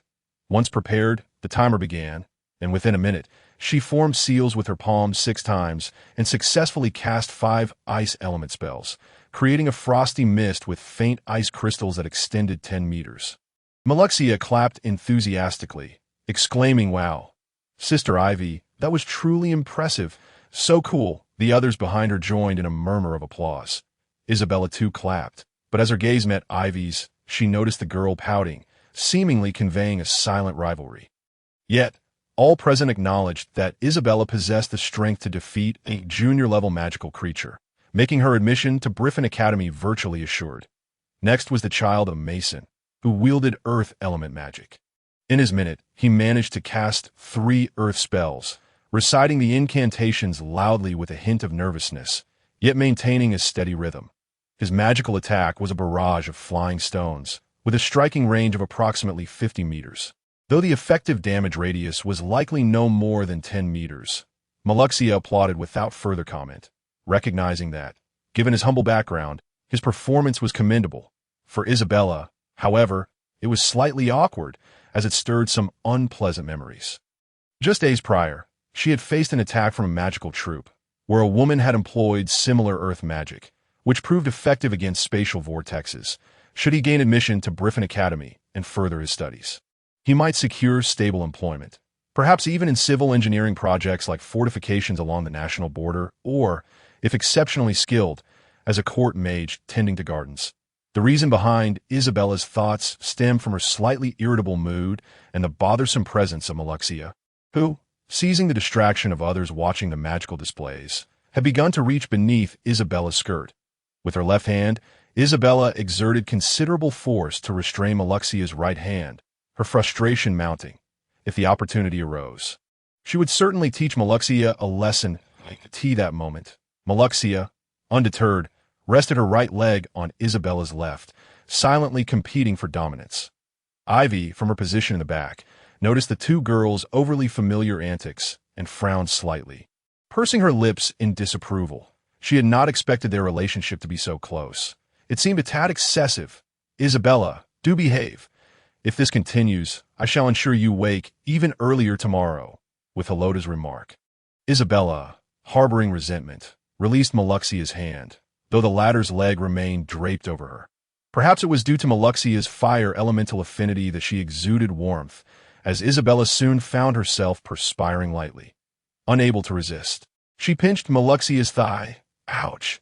Why do you pinch me so hard?" Maluxia exclaimed, smacking Isabella's shoulder in retaliation, drawing curious glances from the spectators behind them. Hilota, observing the scene, felt an urgent desire to leave. These 2 children displayed no semblance of decorum. He feared that if they were to attend Briffin Academy and interact with the offspring of nobility, such conflicts could jeopardize his position as knight commander. He resolved to ensure Isabella learned the importance of behaving appropriately. Next to perform was a chubby boy from a family of bakers, whom Isabella had seen on multiple occasions but could not recall his name. He cast fire element magic, managing to release 2 spells within a minute, while 2 others failed to ignite, likely due to his nerves causing him to mispronounce the incantations. Nevertheless, he maintained a smile as he prepared to exit the stage. His fire magic had a considerable area of effect, but a limited range, barely reaching 10 meters. Other participants included children from small trading companies, with some girls so anxious that they failed to cast any spells at all. Towards the end, a slightly flushed boy from a blacksmith's family, known to Isabella, stood before the audience. She remembered his precise control over fire magic. In 1 minute, he unleashed 6 fire serpents, reaching a distance of 15 meters. His incantations were delivered with conviction and clarity, showing no sign of trepidation before the eyes of his peers. Maluxia applauded him, acknowledging his exceptional performance in fire magic.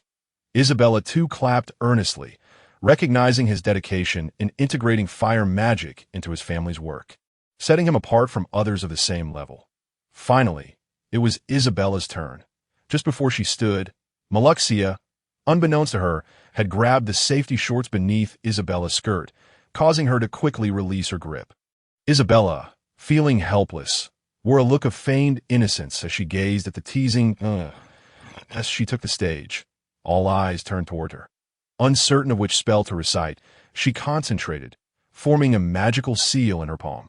After a brief pause, she unleashed a series of subtle lightning strikes, extending beyond 10 meters. Any target within that radius would face severe consequences. Within a minute, Isabella executed 10 lightning spells with apparent ease. The audience erupted in enthusiastic applause, while Ivy bit her lip, realizing that Isabella's prowess was undoubtedly the most remarkable of the day. Yet she reflected, it mattered little. On that fateful day in the Silent Woods, she had encountered an elven maiden whose spatial magic had far surpassed Isabella's abilities, effortlessly defeating a mid-tier sorcerer. Lastly, it was Maluxia's turn. As the timer commenced, Maluxia's incantations flowed with remarkable speed, her enunciation crisp and clear, matching Isabella's pace in forming her magical seals. The flames have yet to abate, and the incantation is recited once more. This marks the 11th repetition, surpassing even Isabella's silent recitation by 1. This is primarily due to Maluxia's early detection. After releasing the spell, she swiftly recites the incantation again, preventing the magical seal from entering a cooldown. The fire's reach is extended to 15 meters, waves of heat surging one after another, elevating the temperature throughout the arena by several degrees. In the stands, Ivy, having witnessed Maluxia's performance, feels a pang of envy. After all, the children of noble birth enjoy advantages that far surpass those of commoners. Isabella is taken aback, astonished that the eccentric and vivacious Maluxia has honed her skills to such an extent. In a display of competitive spirit, she has unleashed fire elemental magic in rapid succession, depleting a significant portion of her magical energy in a short span. Count Jayla's face beams with an even brighter smile, as he is acutely aware that, given Maluxia's capabilities, she can release magic a maximum of 9 times within a minute. Today, however, she has shattered previous records, surpassing the offspring of the Barina family. After the second examination concludes, the crowd takes a moment to rest. Once everything settles, Isabella yawns, feeling drowsy once more. Behind her, the children of various households greet each other, forging connections. Yet, Isabella remains entirely uninterested in their company. Ivy, however, is unfazed by the nobility's gaze and approaches Maluxia. Miss Maluxia and Miss Isabella, Ivy offers a slight curtsy. With such remarkable prowess, do you possess any special training methods? Maluxia leans forward, almost brushing her face against Ivy's, and whispers, let me share a secret. The key to casting magic is speed, precision, and decisiveness. Also, Isabella is wearing lace shorts beneath her dress today. Upon hearing this, Ivy's face flushes crimson, reaching all the way to her ears. How could Miss Maluxia divulge such information to me? Maluxia, hands on her hips, gazes intently at Ivy with a serious expression. How could you so easily share such invaluable advice? Ivy, feeling the heat on her cheeks, touches her flushed face and could see that moment. Isabella has returned to her spot, resting her head on the table, leaning against Helota, and has fallen asleep once more. During lunch, Isabella lacks an appetite, consuming only 2 puddings before continuing her slumber. In the afternoon, after a refreshing break, the group reconvenes on the lawn to prepare for the 3rd examination. Isabella and Maluxia are not permitted to participate, as their abilities are sufficient to handle a basic slime on their own. Furthermore, their absence conveniently forms 7 teams. The teams are randomly assigned according to the draw.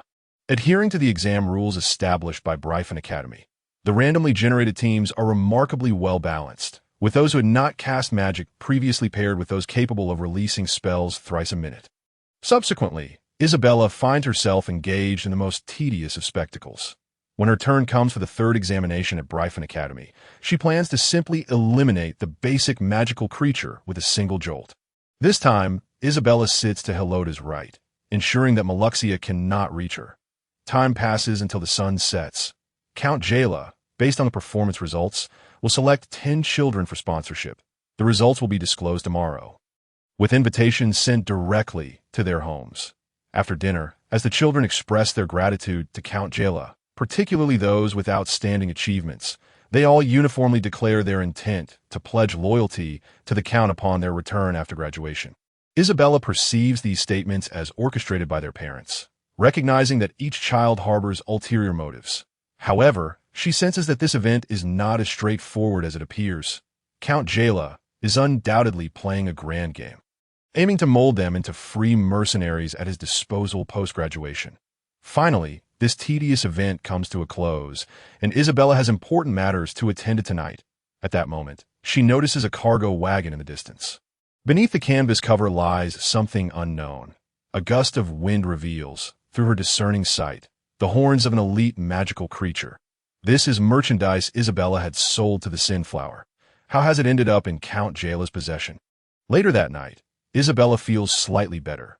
Upon returning home, she receives a few admonishments from Helota regarding etiquette and her sleeping habits, and soon, it is deep into the night. She still feels a hint of drowsiness. Each midnight, Charlie BER comes to check on her. Perhaps she could devise a way to find a decoy, transforming it to resemble herself, allowing her to roam freely outside. The idea is promising, but the execution presents a significant challenge. As Isabella ponders, her gaze falls upon the small teddy bear beside her bed, stroking her chin thoughtfully and nodding with understanding. Utilizing the slime's transformation magic, she gazes into the mirror, molding the plush bear into her likeness. Achieving an impeccable replica, after changing into her pajamas, she places the bear on the bed, tucking it in with the covers. Isabella shakes her head in admiration. It's simply seamless, utterly perfect. Why did I not think of this sooner? I should have acquired the slime's abilities earlier. Isabella opens a spatial rift and exits her room, making her way to the second-floor corridor of the inn where Elvin resides. She takes light steps, retrieving a black robe and white mask from her storage space. Arriving at Elvin's door, she knocks softly. It's me. At this hour, you should still be awake. Isabella uses her magical sensing ability to confirm that Elvin is indeed inside. Leaning against the headboard, Elvin is polishing a basic magic sword with a clean cloth. Upon hearing Isabella's voice, he immediately stands, setting the sword aside to answer the door. Upon seeing Elvin, now looking quite refreshed, Isabella is slightly taken aback that he remains handsome, though his frail physique clearly indicates malnutrition. At 12 years old, he barely exceeds 4 feet in height. He possesses a solid foundation, and once he grows, he will not pale in comparison to noble sons. At the very least, she intends to guide him through a transformative experience, much like she had with Lingy. Can you read? Isabella inquires as she enters the room and closes the door. She is now more concerned about his educational background. If his literacy is lacking, he may not grasp her instructions promptly. I can read. My parents nurtured me from a young age. They are exceptional adventurers, both intermediate-level magic sorcerers. Even when facing magical creatures 1 level stronger, my parents can hold their ground. Isabella, after hearing this, realizes that he articulates himself quite coherently, demonstrating logic and coherence in his speech. Then, with a cold demeanor, she poses a question to D. Oh, you wish to grow stronger. Elvin falls silent. That I used to think so, but after the myriad experiences of the past 2 years, I've come to realize that I lack the opportunity to grow stronger. The room is shrouded in darkness, devoid of even a single oil lamp.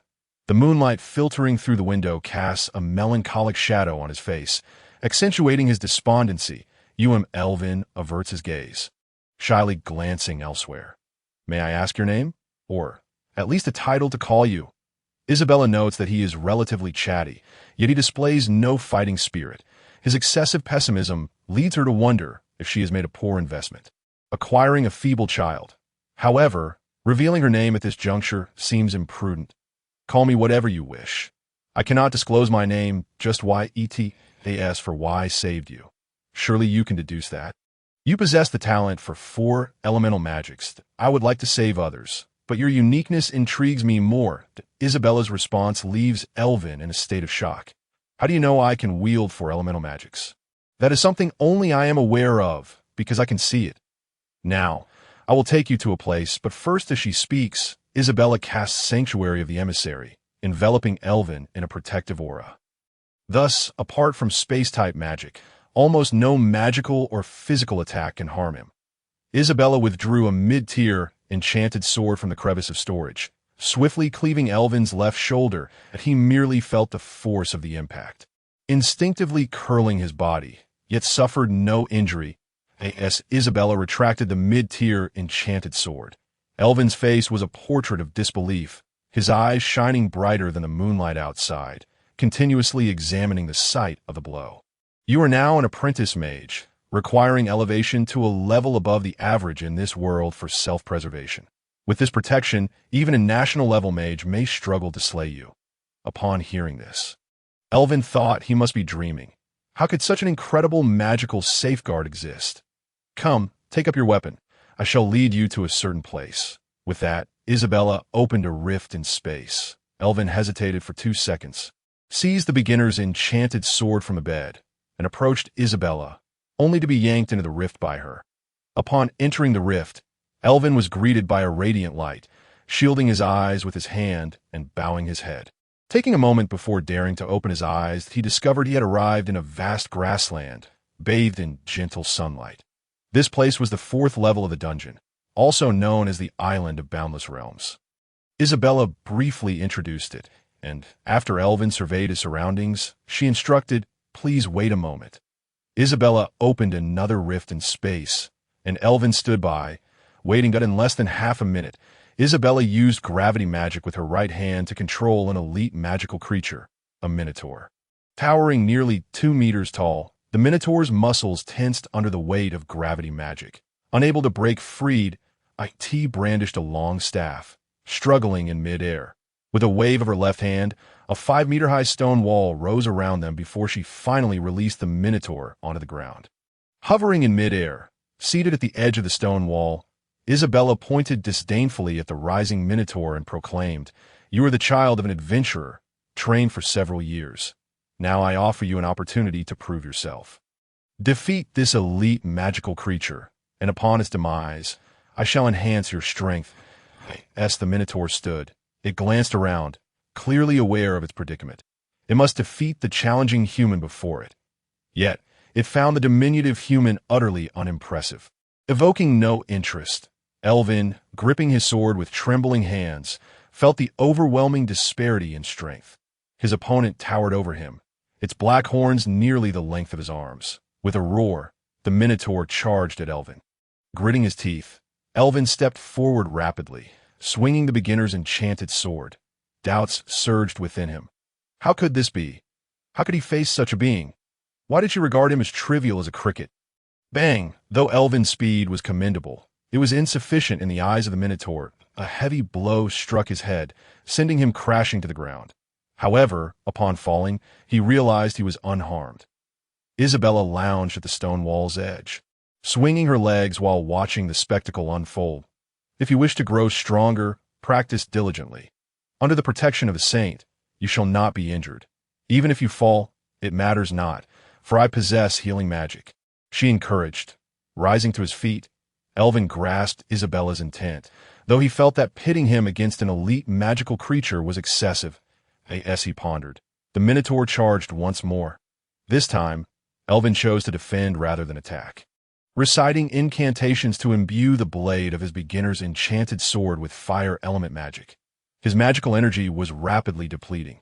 The sharp and fervent blade severed the Minotaur's wooden staff, causing it to abandon the weapon and ready its iron fist for combat. Elvin, now wielding the enchanted sword with a newfound grace, felt his magical energy waning. Isabella observed their standoff intently. Her drowsiness dissipated. The Minotaur lunged again, but Elvin noticed its movements were so swift that he could hardly discern the moment of attack. Better to hold his sword defensively. Bang! Elvin was once more knocked down, a powerful fist sending him crashing against the wall, his body dropping vertically. In that instant of rapid assault, his mind went blank. This time, he was unaware of when his sword had been knocked from his grasp. The disparity in their strengths was too vast, unable to bear witness any longer. Isabella utilized gravity magic to control the beginner's enchanted sword. Striking the Minotaur with a chilling blow, as the magic core entered Isabella's body, it swiftly made its way to Elvin.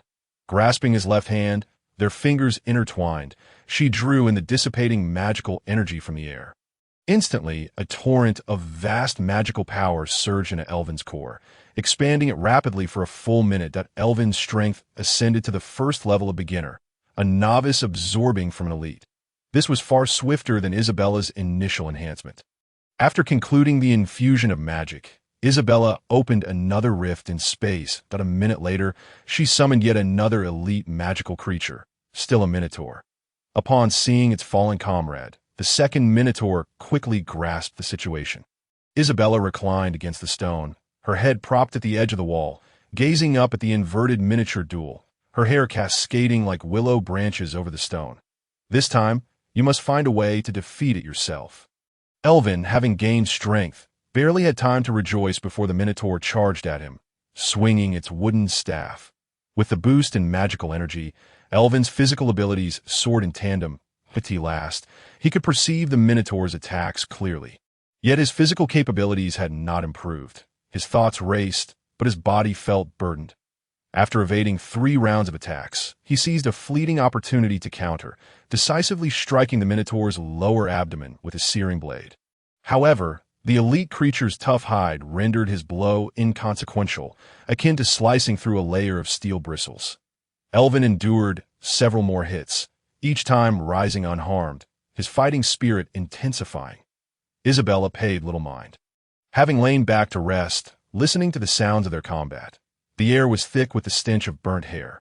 Amidst the blows, Elvin learned to execute blade vibrations, counterattacks, and fluid strikes, gaining numerous opportunities to engage under the enchantment's influence.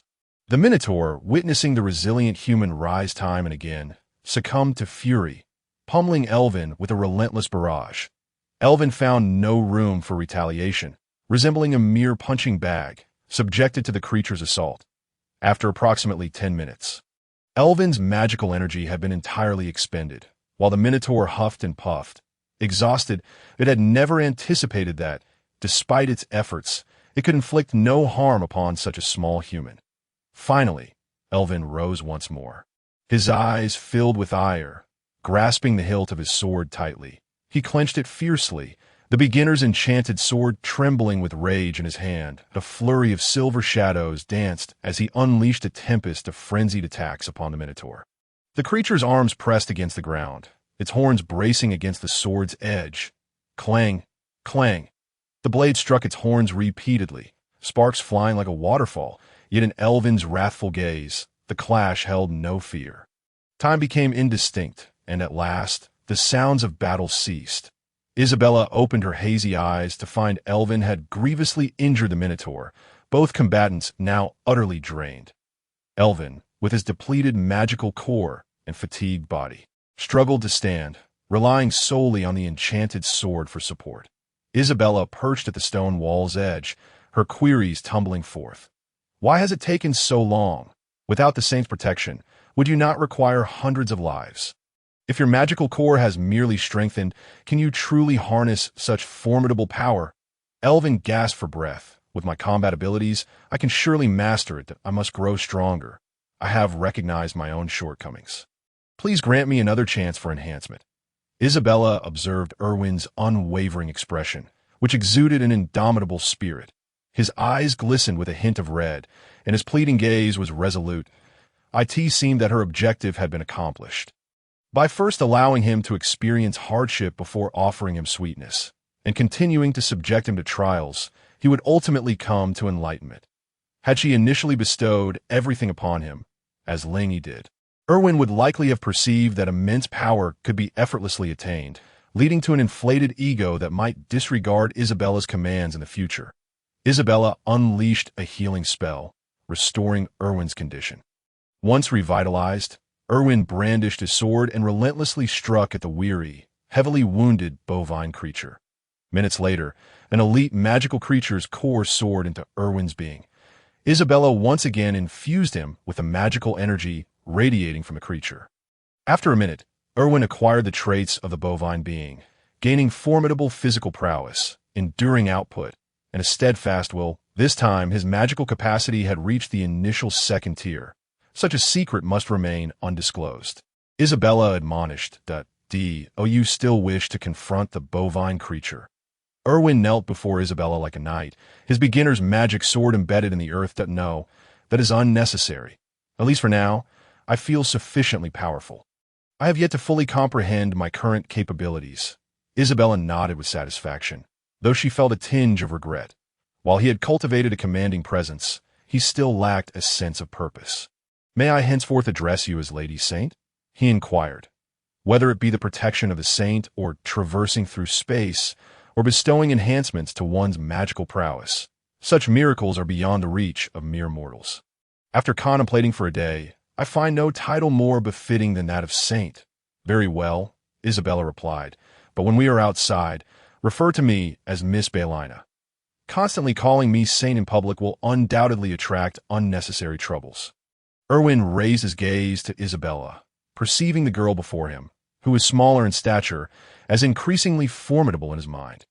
Isabella opened a rift in space, leading them to a small tribe of bovine creatures. Numbering at least 15, she deftly controlled her beginner's magic sword, dispatching the elite magical beings with ease, before commencing her third infusion of magical energy. After a minute, Erwin's strength ascended to the intermediate second tier. Any further enhancement would necessitate the complete magical energy from more elite creatures. His current power was sufficient to contend with most experts in the city, and with the saint's protection, he would not easily fall victim to advanced sorcerers. Isabella utilized gravity magic to manipulate her beginner's magic sword, severing the horns of the bovine creatures and stowing them in her left-hand spatial void. She selected the largest pair of black horns and handed them to Erwin. That will suffice for today. Tomorrow, after lunch, I will have 2 hours to take you to the blacksmith's, where we can commission a fine magic sword for you. Could it be a curved blade? I have practiced with curved swords since childhood. When wielding a straight sword, I tend to instinctively grip it with both hands, leaving significant openings after a strike. Certainly, Isabella nodded. I believe I should assign you a new task in a few days. For now, it is time to rest. It will be best for you to remain at the inn until noon tomorrow. Erwin agreed with excitement, following Isabella as they entered the rift and returned to the inn. In the depths of the night, at the headquarters of the all-powerful Eye, a temporary meeting was convened. Group leader Zaveon was presented with the latest report.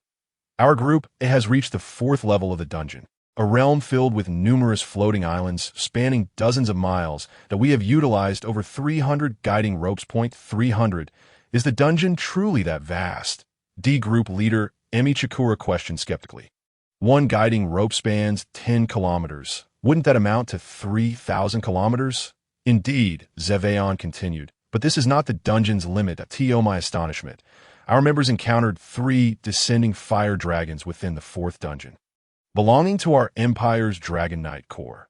After greeting them, we learned they had been pursuing Hyjendor in Leontown when a blinding light transported them to that strange world. The collective gasp filled the room as the attendees murmured in disbelief over the bizarre circumstances. How could the Empire's Dragon Knights appear in such a place? Magura inquired. Could it be related to Hyjendor's spatial transfer technique? Zevon nodded, his expression perplexed as he produced a document for distribution among the attendees. Additionally, there is something even stranger. The fourth dungeon is primarily inhabited by bovine, ovine, and equine creatures. These herbivorous elite magical beings. Currently, our investigation has been suspended due to insufficient guiding ropes, but they have safely returned to the surface. E-Group leader Siniandos asked, how many more guiding ropes are needed? I estimate that we have over 200 in stock, since it would facilitate the exploration of the fourth dungeon. I suggest we allocate them all to group. That is unnecessary. The fourth level of the dungeon is quite stable. You may purchase more guiding ropes as needed, that if we allocate everything to group solely for one dungeon's investigation. Other members requiring guiding ropes for their tasks may struggle to fulfill their missions. Very few are engaged in tasks requiring guiding ropes that I propose that Mr. Zeveon allocate half of the stock. 100 ropes to you, and I will arrange for a bulk purchase at a later date. Agreed, Zeveon nodded gratefully. After such an extensive investigation, the current clues still lead back to Hyjin Dor. We have thoroughly examined her background and consulted her biological mother, but they have long lost contact. Regrettably, the experts of the all-powerful, I have been unable to subdue Hyjin Dor. At this, Zeveon cast an exasperated glance at Magura. After all this discussion, I now seek everyone's opinions on how we might apprehend this pivotal figure. Hyjin Dor. The recent demise of the royal-level magical creature could very well be attributed to her use of spatial magic. The Dragon Knights pursuing in the Orlon Highlands were directly transported to the fourth level of the dungeon due to her actions. C-Group has already investigated several eastern cities of the Empire without encountering her, and each incident points towards her. Magura questioned, is that so? However, the lead regarding that mysterious woman who suddenly appeared has also gone cold. Finding Hyjin Dor may not be crucial, Zeveon replied. For now, we should minimize personnel activity. The exploration of the fourth level of the dungeon will be the responsibility of Group I. Even 5 individuals will suffice. We have no further discussions on today as new intelligence. Let us adjourn. Later that night, Zeveon found himself alone in his room, gazing at the starry sky outside. He began to speculate before the investigation began. There was the mysterious woman, followed by the appearance of 2 national-level figures in the northern elven realm. Tall, beautiful women whose strength surpassed that of Sir Longni. And then there was that diminutive figure. How did she know my name? She even warned me to be cautious of C-Group's pursuit of Hyjin Dor in Leontown. Did I stumble upon the truth? No, it cannot be. After all, they are of national caliber. Could their height merely be coincidental? The powerful duo has remained in the northern elven realm. Surely they wouldn't appear simultaneously in far-off Leontown. With a deep sigh, Zeveon murmured, it seems I must personally seek out the two and inquire about the situation. Perhaps they have some intricate connection to Hyjin Dor. The next morning, Isabella did not linger in bed, having only taken a brief rest in the fourth dungeon. Last night's return was the swiftest to date, coinciding with Cheruber's midnight inspection before she returned to her quarters. Once again, she rose early to practice her swordsmanship. For a child of noble birth in this world and era, such a routine signified a rather ordinary day. However, Helota had long ceased to provide guidance in swordplay, and in his eyes, Isabella had already developed muscle memory in her techniques. Isabella, Helota remarked, laying down his long sword, observing her earnest practice. You require sparring partners to enhance your skills. Your techniques are already second nature to you. Yet on the battlefield, you must learn to adapt and respond accordingly. Thus, starting today, during our continuous sword practice, you shall attack me until the day you depart for Griffin Academy. After listening to Helota's advice, Isabella felt a smile trying to escape her lips, but biting down on her teeth, she forced back the laughter, resulting in a visage that appeared agonizingly pained. If her father were to discover that she was currently battling outside, wielding not a sword in hand, but rather controlling the magical sword through sorcery, one could only imagine the remarkable expression that would adorn his face. Yet, her secret must remain safeguarded. What is the matter? Helota inquired gently, concern lacing his tone to you lack confidence, or are you afraid? Isabella raised her long sword, its blade pointed at Helota, and with a resolute demeanor replied, my father is the captain of the knights, a formidable warrior. Naturally, I feel nervous and fearful. In truth, Isabella had long wished to gauge her father's true strength. Yet if she were to confront him directly, she would need to restrain her own abilities. As she did not wish to appear overly defeated, Helota assumed a defensive stance. Isabella, you must take the initiative in battle. You need to project your strength. Remaining on the defensive will lead you to an endless cycle of being struck. As Isabella advanced, lifting her long sword, the moment she swung it, although she did not employ magic, her inherent strength produced shadows and gusts of wind from her blade. Helota, as a seasoned magical warrior, could hardly believe that the force behind Isabella's strike was on par with his own. At the instant she wielded her sword, she realized she might have exerted a tad too much force, and in her effort to decelerate, the execution of her move had already begun to slow. Helota, relying on years of experience, evaded several of her attacks. After a few rounds of confrontation, he seized an opening, and with the tip of his sword suppressing her, he rendered Isabella's next move futile. For Helota, this was the first time facing Isabella, and he felt a mix of exhilaration and nostalgia. I never expected her to have trained to such a level.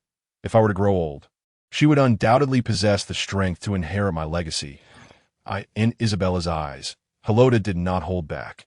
He fought her as a true adversary. However, there was no need for seriousness. She pretended to struggle through several rounds, allowing her swordplay to slow as the match progressed, thereby granting Helota the opportunity to conclude their bout. If they were to face off for several more rounds, would it not be excessive to consider the fledgling in his eyes as truly formidable? After 2 rounds of confrontation, Isabella succumbed after 7 or 8 exchanges. She breathed heavily, lowered her long sword, and took a towel from Coco to wipe her sweat, inquiring, "Father, I'm exhausted. May we take a break?" After tidying up, she noticed the wide-eyed expression on Helota's face, realizing he was slightly gritting his teeth, and remained silently contemplative. "Very well, let us rest a moment before continuing." Helota felt no excitement. Rather, an intense tension gripped him from within. He recognized that, in their earlier exchanges, he had been more anxious than Isabella. He perceived his daughter as a formidable opponent, one he could not afford to underestimate. Despite having unleashed several powerful strikes, she seemed to anticipate them, evading effortlessly. Yet when it came to moves that should have posed no challenge, she appeared unable to counter, as if deliberately allowing him an advantage.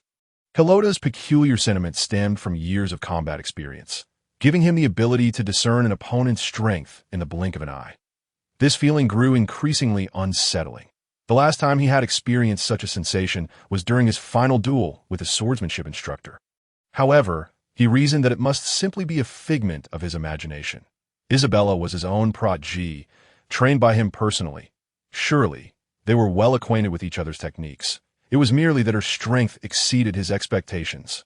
Leading to his disorientation, he saw in her swordsmanship the reflection of his own youth, and thus he could not possibly defeat the younger version of himself.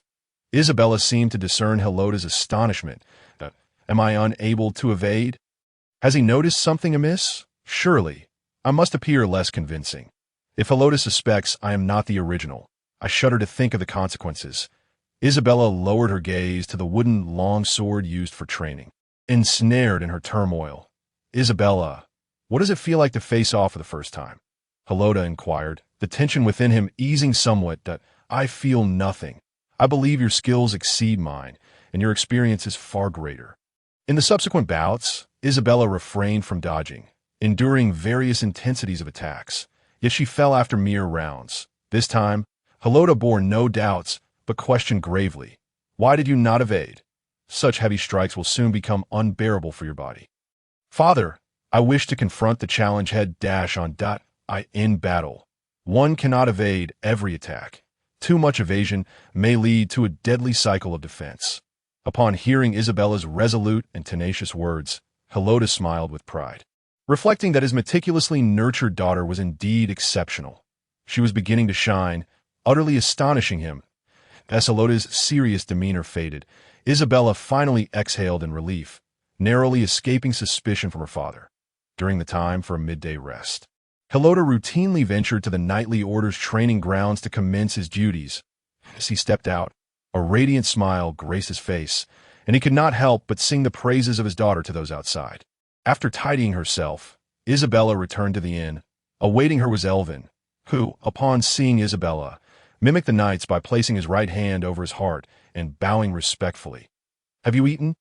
Isabella initiated with this simple, everyday greeting. Elvin, unable to meet her gaze, felt unaccustomed to such concern from anyone aside from his parents. "I have had a simple meal of noodles." "Make sure to eat more meat," Isabella gently advised. "For strength and growth, I have little time this afternoon. I must be on my way." Elvin nodded, his expression tinged with embarrassment, for everything he had now was bestowed upon him by the Saintess, the food, the provisions, and the formidable power. The more he received, the heavier his guilt grew. As they walked through the streets, Elvin's silence struck Isabella as peculiar. "What is the matter? Are you not speaking today, Miss St. Verena?" Elvin replied, somewhat dazed. "I was pondering how I might repay you for the blessings you have granted me today. Let us speak of such matters in the future." Isabella smiled knowingly, finding Elvin's guilty demeanor somewhat endearing. Sensing the kindness that lay within him, upon reaching the fountain square, the weapon forge Isabella selected was Mig's establishment. From a distance, she saw Luo Mig channeling fire elemental magic into the furnace, while his father rhythmically hammered the glowing iron blade. Entering Mig's blacksmith shop, they inquired about custom weapons. "What? Crafting a mid-tier weapon. Do you two know how much that costs? Moreover, the fastest completion time will be a month. And your materials are not yet prepared. This is not a place for children." Luo Mig addressed them, explaining the rules of the trade. Isabella found herself instantly overwhelmed. "I am unsure of the appropriate materials. Perhaps I could offer more money. You may use these elite magical beast horns. If there are any remnants of the material, you may keep them. Can your shop forge a mid-tier magical sword?" Isabella produced a gold coin, and Luo's eyes widened in astonishment, as it was his first encounter with such currency. "This is equivalent to 100 silver coins. This should suffice." Luo's father raised no objections. Yet they had recently taken on numerous urgent orders, meaning that the preliminary work for this order would fall solely upon Luo. Isabella had no objections and paid the full amount. In the Northern Elf domain, St. Go City-State Point one morning, Zavang arrived alone at St. Go City-State. After waiting for a considerable time at the Adventurers Guild, he finally encountered two national-level sorceresses upon their return. Only after they submitted their bounty did Zavang approach to greet them. Watertide and Ling, esteemed national-level sorceresses, do you not wish to pledge your allegiance to an organization of power? Zavang conversed with them, his tone casual and unassuming, as if chatting with old friends. "Why are you here again?"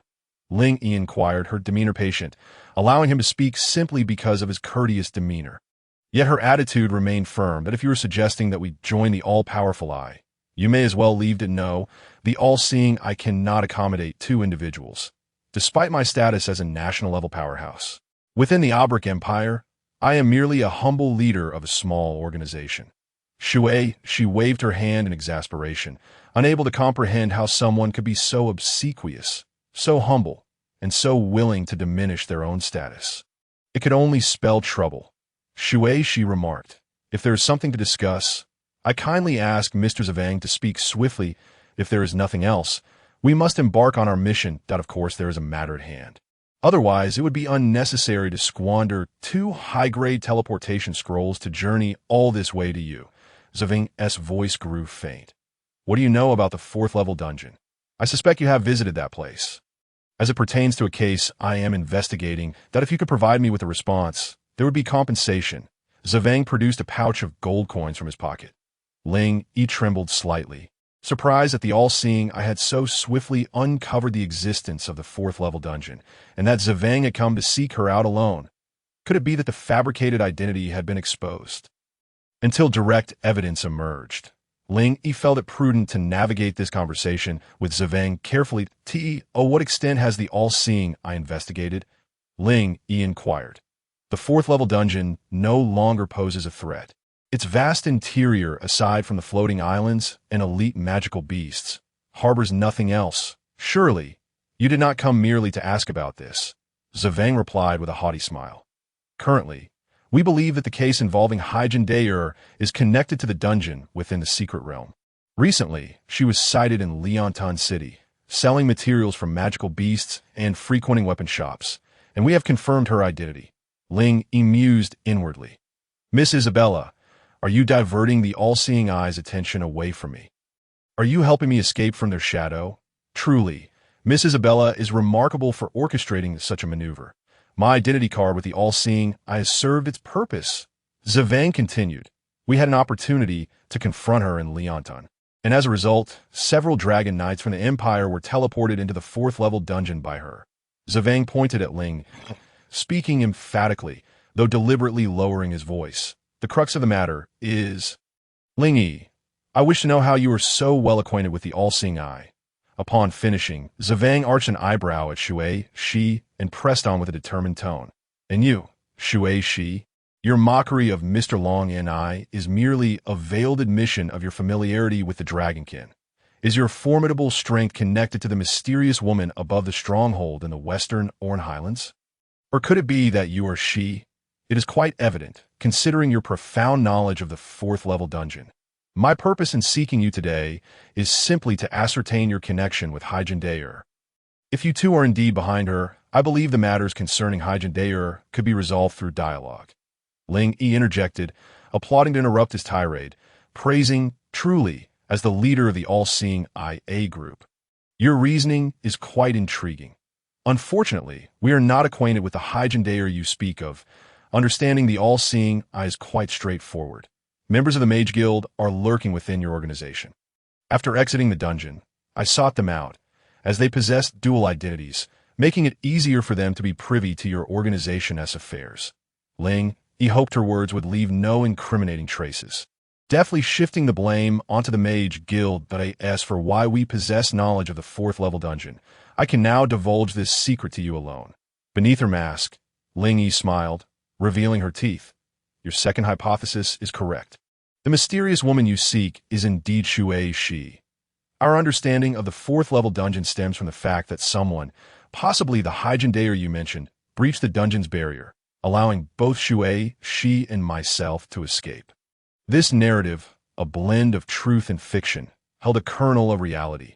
Upon hearing this, Zavang's mind cleared, and he bestowed upon Ling a pouch of gold coins. She glanced inside to find 10 coins neatly bundled together. However, Zavang soon furrowed his brow, stroking his chin in contemplation. Ling and Shui Shi exchanged glances, avoiding the brooding Zavang. Zavang found himself caught in a whirlwind of thoughts. I see. This aligns perfectly with the timeline. If the barrier was breached, then the cause must be Hyjin spatial magic. With her capabilities, breaking through formidable magical seals is not a problem. But according to their statements, how could Ling possibly forge an acquaintance with the Mage Guild in such a short span? No, it is indeed possible, for the guards at the stronghold are all from Group C. Ling warned me to be cautious of Group C. Thus, Zavang raised his head only to find that the two had vanished from his sight.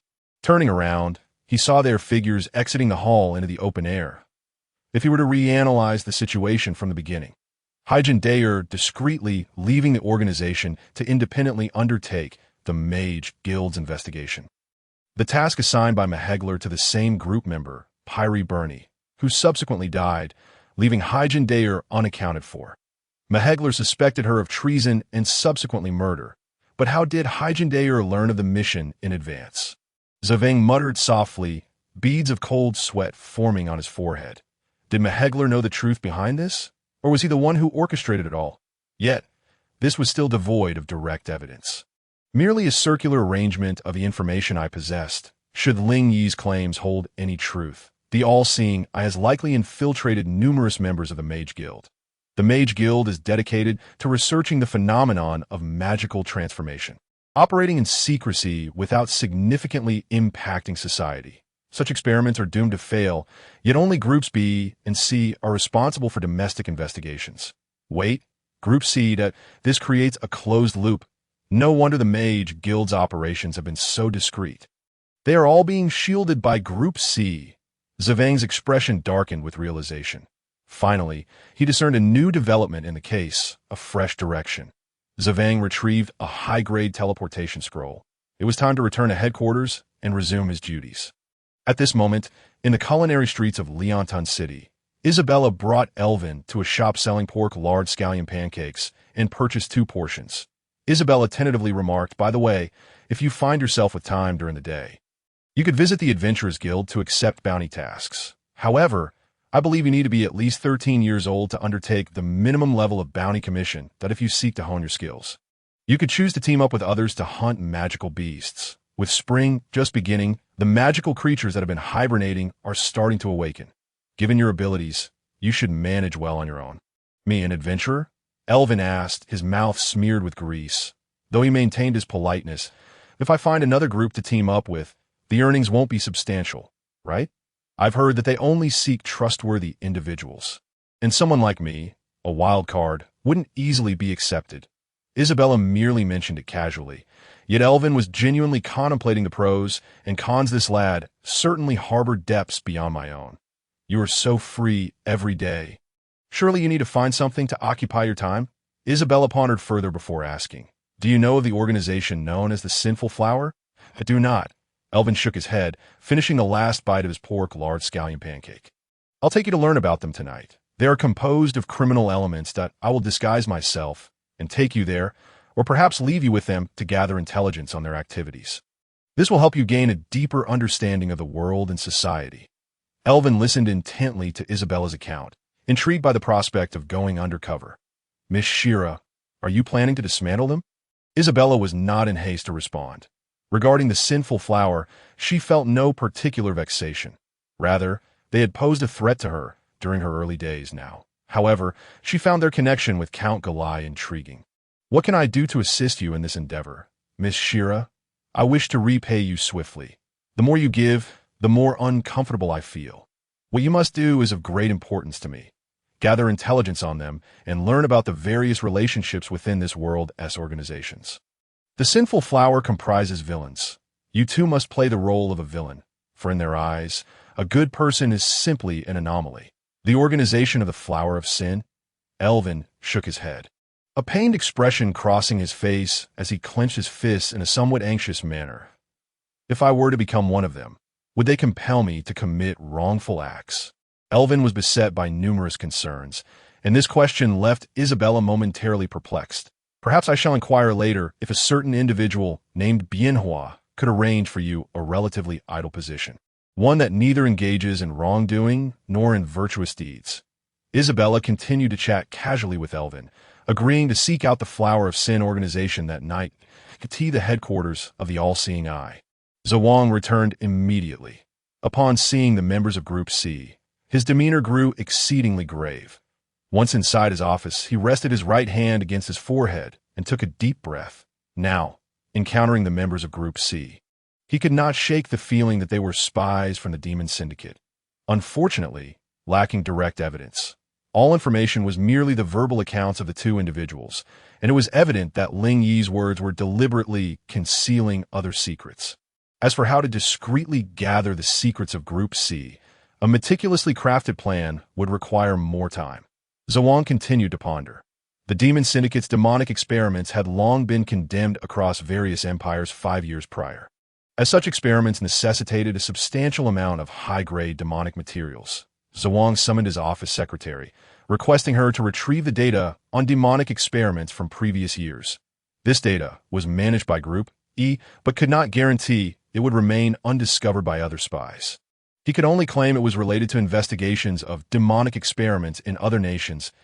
As night fell, Isabella led Elvin to a dilapidated street in a northern city, where the residents were impoverished families, a gathering place for the laborers at the bottom of society. They arrived at an inconspicuous flower shop that appeared to be closed. Isabella could not help but lament the state of this decrepit district. Here, people were hardly able to afford enough food, let alone flowers, that if business were thriving here, it would surely be a matter of suspicion. Transforming into the guise of Hyjinther, Isabella approached and knocked on the door. A girl of 13 or 14 years, with delicate features, answered. Isabella recognized her attire, a soft pink garb worn by the maidservants of Bienhua. "I am Hyjinther," Isabella announced, producing her identification badge, "that I have come to seek an audience with your esteemed Bienhua." The maidservant blinked in surprise, recognizing the wanted fugitive from Leontown standing before her. You would make a perfect addition to the flower of sin. Please, come in. The maidservant's gaze shifted toward the boy behind Isabella. Wait, who is he? Isabella explained. He is one of us. He is also a fugitive who has taken the lives of 5 employers, making him equally suited to join your ranks. Elvin's eyes widened in shock, realizing that the saintess had not only altered her appearance, but had transformed her tone and demeanor entirely. If one were unaware that she was merely acting, they might truly believe she was Hyjinther. Elvin's expression was tinged with anxiety as he cast a fleeting glance at the maidservant before finally composing himself to speak. Yes, I have killed 5 employers who wished to further justify himself, but swallowed the rest of his words. The maidservant harbored no significant doubts. The 2 before her possessed a terrifying prowess, and it was somewhat unfathomable that such young individuals bore such heavy sins. Once inside the flower shop, the maidservant locked the door securely and guided them to an entrance of a secret chamber, which was accessible via a staircase leading downward. The staircase spanned 3 meters in width, illuminated by bright oil lamps, and at a corner stood a mid-level mage, a middle-aged woman, armed with 2 long daggers at her waist. Isabella speculated that her profession might be that of a magical assassin or warrior, serving as the enforcer of his clandestine stronghold. Upon reaching the basement, both Isabella and Elvin were taken aback. The staircase opened into a broader area, with 10 oil lamps hanging from a ceiling, and on either side stood neatly arranged wooden doors. Isabella did not count them, but estimated there were approximately 60 doors lining the hall. The basement housed only a few scattered individuals, all members of the Bienhua organization, their powers at the initial 3rd tier. Isabella used her magic to sense the surroundings, discovering that only 6 mid-level mages resided in their respective rooms, likely resting. The basement was remarkably clean and dry, with a gray carpet covering the floor that muffled footsteps, creating an ambience reminiscent of a concealed corridor within an underground hotel. At the entrance of each room hung an iron plaque bearing a number, indicating the designated occupant of that space. At the end of the corridor, a left turn led to Bienhua's office. Isabella met with Bienhua, expressing her intent to pledge allegiance. Isabella and Elvin settled into a plush sofa, and the maidservant brought forth steaming cups of coffee. It is truly challenging to hide outside. I had not anticipated the depth of your organization. The flower of sin, Isabella prays, I would be willing to join. But I have certain conditions that, if met, would facilitate negotiations. Bienhua smiled, pursing her lips, and inquired, what conditions do you wish to propose? Should the cost be too steep, I may be reluctant to consider it. But I believe you would fit well within our family. The flower of SIN.my first condition is that I will not accept your directives, nor will Elvin. Our joining the flower of sin is merely to evade detection. That is agreeable. Bienhua responded swiftly. My second condition is that our relationship is one of cooperation. At appropriate times, I shall provide you with substantial quantities of demonic materials, without being compelled to undertake assignments you designate. Bienhua continued to acquiesce. So your intention in joining us is for commerce. This condition is also acceptable, for we, the flower of sin, are indeed in the business of trade. Bienhua picked up her pipe. As a high-level mage, you may also establish a new flower group within our organization. However, you must sign a binding contract. Should you betray us at will, I shall not be lenient. Bienhua gestured for the maidservant to produce 2 binding contract scrolls. Placing them before the 2, Isabella felt a jolt of anxiety. She had not anticipated this cunning old fox would resort to such tactics. With little time for contemplation, she inscribed Moli Mona Hyjinther Soy, the name on her identification badge. Upon completion, the contract scroll resonated with her magic. Isabella thought to herself, oh no, does writing someone else's name also bind me? Could it be that the scroll recognizes only the signer, rendering the name merely a formality? Elvin likewise inscribed his name. Isabella furrowed her brow as she observed the myriad of subservient clauses on the already signed binding contract scroll, should she ever act against the flower of sin. What consequences might ensue? Divine retribution. Would the heavens conspire to eradicate the flower of sin, leaving her to wield the blades of rival organizations? Isabella now regretted her decision. Her original intent had merely been to play along. Yet she found herself ensnared. Bienhua sported a sly smile, gazing at Hyacinther's bowed head in silence. Drawing a deep inhale from her pipe, she inscribed her own name, but she wrote Bienhua instead of another. Clearly, she understood that names were merely a formality. The binding contract scroll only responded to the individual who signed it, at the very least. The conditions Bienhua had previously agreed to would still hold true within the binding contract. Realizing she had fallen into Bienhua's cunning trap, Isabella opted to play along. I shall establish a new flower group, the Golden Tulips, but for the time being, I will not accept new members. I will only allow Elvin to join my group. Bienhua, observing the composed half-elf maiden, chose not to press further and nodded in agreement. This child is new to our ranks. Kindly assign him a relatively light task, preferably one that does not involve violence. Bienhua's eyes glimmered as she exhaled a plume of smoke, nodding gently. This unexpected acquiescence puzzled Isabella. Why did she so readily agree without offering any further remarks? Coincidentally, I am in need of a very young member for the Flower of Sin. And fortuitously, this task is quite light, Bienhua replied nonchalantly, her demeanor devoid of deception. Pray tell, what exactly does this light task entail? Isabella inquired. Bienhua smiled frequently, her demeanor only deepening Isabella's confusion regarding this crafty old fox. If I reveal it, you must promise not to laugh at me. Isabella, her eyes filled with curiosity, shook her head slightly. I promise I won't. The task at hand involves surveilling the vineyard, and Elvin's role is rather straightforward, to pose as the child of a couple residing in the house next door to the Hall of Berina, thereby monitoring the transport teams within the vineyard. Upon hearing this, Isabella was left utterly perplexed. What? Is this really considered work? And he moved in next to my home. It dawned on her that perhaps the most perilous places could indeed be the safest. But why the need for surveillance? Isabella inquired. The Flower of the Other Shore recounted the motivations behind this operation. Initially, the plan was to observe from the mountains in the Silent Forest, but recent suspicions of being discovered by the All-Seeing Eye necessitated a shift in strategy. It would be more prudent to masquerade as an ordinary family. Being situated close to the main road would allow for close monitoring and early awareness of the movements of the aristocracy from the capital, while also minimizing the risk of arousing suspicion from hidden masters lurking within the Silent Forest. At that moment, Isabella finally comprehended why she had frequently encountered members of the Sin Flower in the Silent Forest. The so-called hidden masters were, in fact, none other than herself. Ah, I see now. This truly is a remarkable job. How could it not be good when the eyes of the Sin Flower and Elvin are living right next door to me? Isabella jestingly probed. What other duties do the members of the Sin Flower have? It seems everyone is rather idle. The Sin Flower does not have an abundance of tasks. The Flower of the Other Shore continued to smoke. Our work primarily involves accepting clandestine jobs.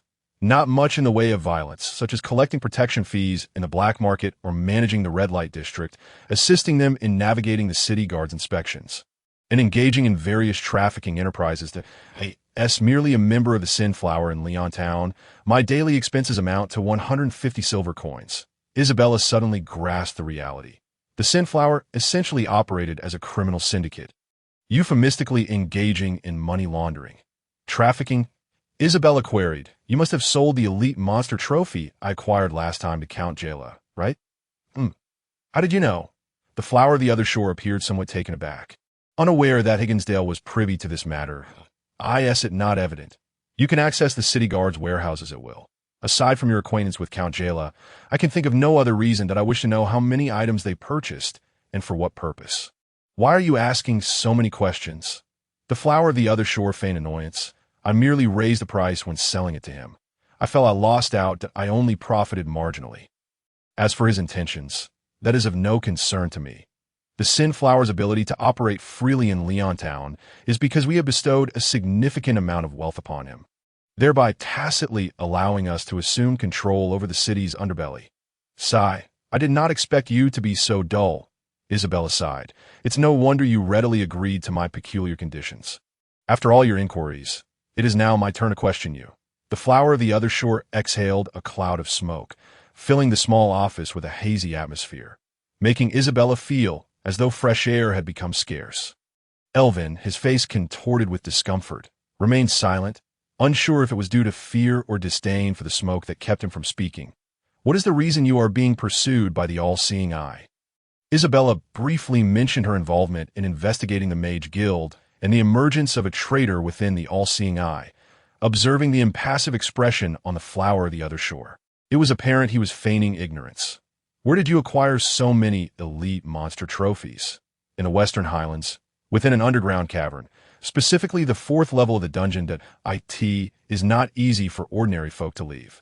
Only I can consistently provide these materials," Isabella asserted, sharing her advantage, if only to justify her infrequent visits to the Sin Flower that a maid approached, stating that a new pattern was to be crafted for the new flower group, with the engraving scheduled for the following day. "Why are you moving next door to the Barina residence?" Elvin, in a financially precarious state, inquired about any other potential business opportunities during this time. Isabella was curious to ascertain whether the Sin Flower operated as she had described, engaging in illicit activities, gathering evidence, and seeking opportunities to provide this evidence to other factions within the Empire, aiming to dismantle the Sin Flower's presence in the city that will move in 3 days. "If you're looking to earn quick money, I know of a good place," the Flower of the Other Shore suggested. Elvin is still too young and inexperienced. It wouldn't matter if he went, he'd just end up getting beaten. As the Flower of the Other Shore concluded, she cast a sultry glance at Elvin. Accompanied by a faint, enigmatic smile, Isabella's gaze flitted back and forth, observing the silence between the two. "Where is this place? What sort of work is done there?" Elvin asked, his tone slightly tense, despite his attempts to feign calmness. His voice trembling and his limbs betraying slight quivers. Such a reaction could stem from fear or the trepidation that arises when conversing with someone of higher status and power. That place. The Flower of the Other Shore lowered her smoking pipe and began to pack it with tobacco. Is located approximately 10 miles northeast of Leontown, in a little-known town called Black Valley. It is inhabited by mountain bandits, along with the Mage Guild and various other idle folk. You can engage in underground boxing matches with the Mage Guild or the bandits. Winning a match could earn you anywhere from dozens to over 100 silver coins. Magic is prohibited during these contests. Everything is purely physical. However, you are far too young. With your looks and physique, you could entertain the more unsavory ladies for a night and earn yourself 10 to 20 silver coins. Upon hearing this, Elvin's face flushed crimson as he continued to gaze intently at the Flower of the Other Shore. "I'd rather box. I've been training for 2 years. Isabella continued the idle chatter, feeling the weight of fatigue pressing down on her eyelids. "That we should take our leave now. From now on, when I come to the Sin Flower, I'll appear directly in the basement corridor. You have no objections, I hope? There's no need for such formality between us. I hold you in high regard. You may act freely," the Flower of the Other Shore replied, with no further topics to discuss. Isabella posed one last question to Elvin before opening a spatial rift. "Would you prefer to return to the guest house or stay here?" Upon finishing her inquiry, Isabella's gaze shifted back and forth, encouraging Elvin to remain in this place. Elvin quickly grasped the Saint Lady's intent. She wished for him to stay with the Sin Flower and better understand their operations. Scratching his head, Elvin stammered, I'd prefer to stay here. It's quite convenient." The Flower of the Other Shore had no objections, instructing the maid to lead them to an available room. The room was neatly arranged, featuring a partition, a large bed, and seating. The ceiling was notably high, with a narrow gap at the top, clearly a hidden window overlooking the ground below. The floor was carpeted, but this was no ordinary carpet. It resembled the hide of a large animal. "Tomorrow morning, move your belongings from the guest house. Remember to eat plenty of meat during meals. That I will return here to find you tomorrow night." Isabella opened the spatial rift and returned to her own chamber. This conversation yielded some insights, providing a general understanding of how the Sin Flower operated and its relationship with the outside world. Presently, her greatest concern was that damned absolute contract scroll. The effects of such a special scroll were unpredictable and could lead to bizarre occurrences. At the very least, she recalled that the text mentioned punishment to death by the goddess of contracts, a tale that sounded like a frightful story meant to scare children. After a brief organization of her thoughts, Isabella drifted off to a peaceful slumber. Meanwhile, Elvin found it difficult to sleep, faintly detecting a subtle floral fragrance in the air. The fatigue he had felt earlier seemed to dissipate upon catching a whiff of the scent. Having thoroughly checked, he found no source of the fragrance within the room that a knock at the door piqued Elvin's curiosity. Who could it be at such a late hour?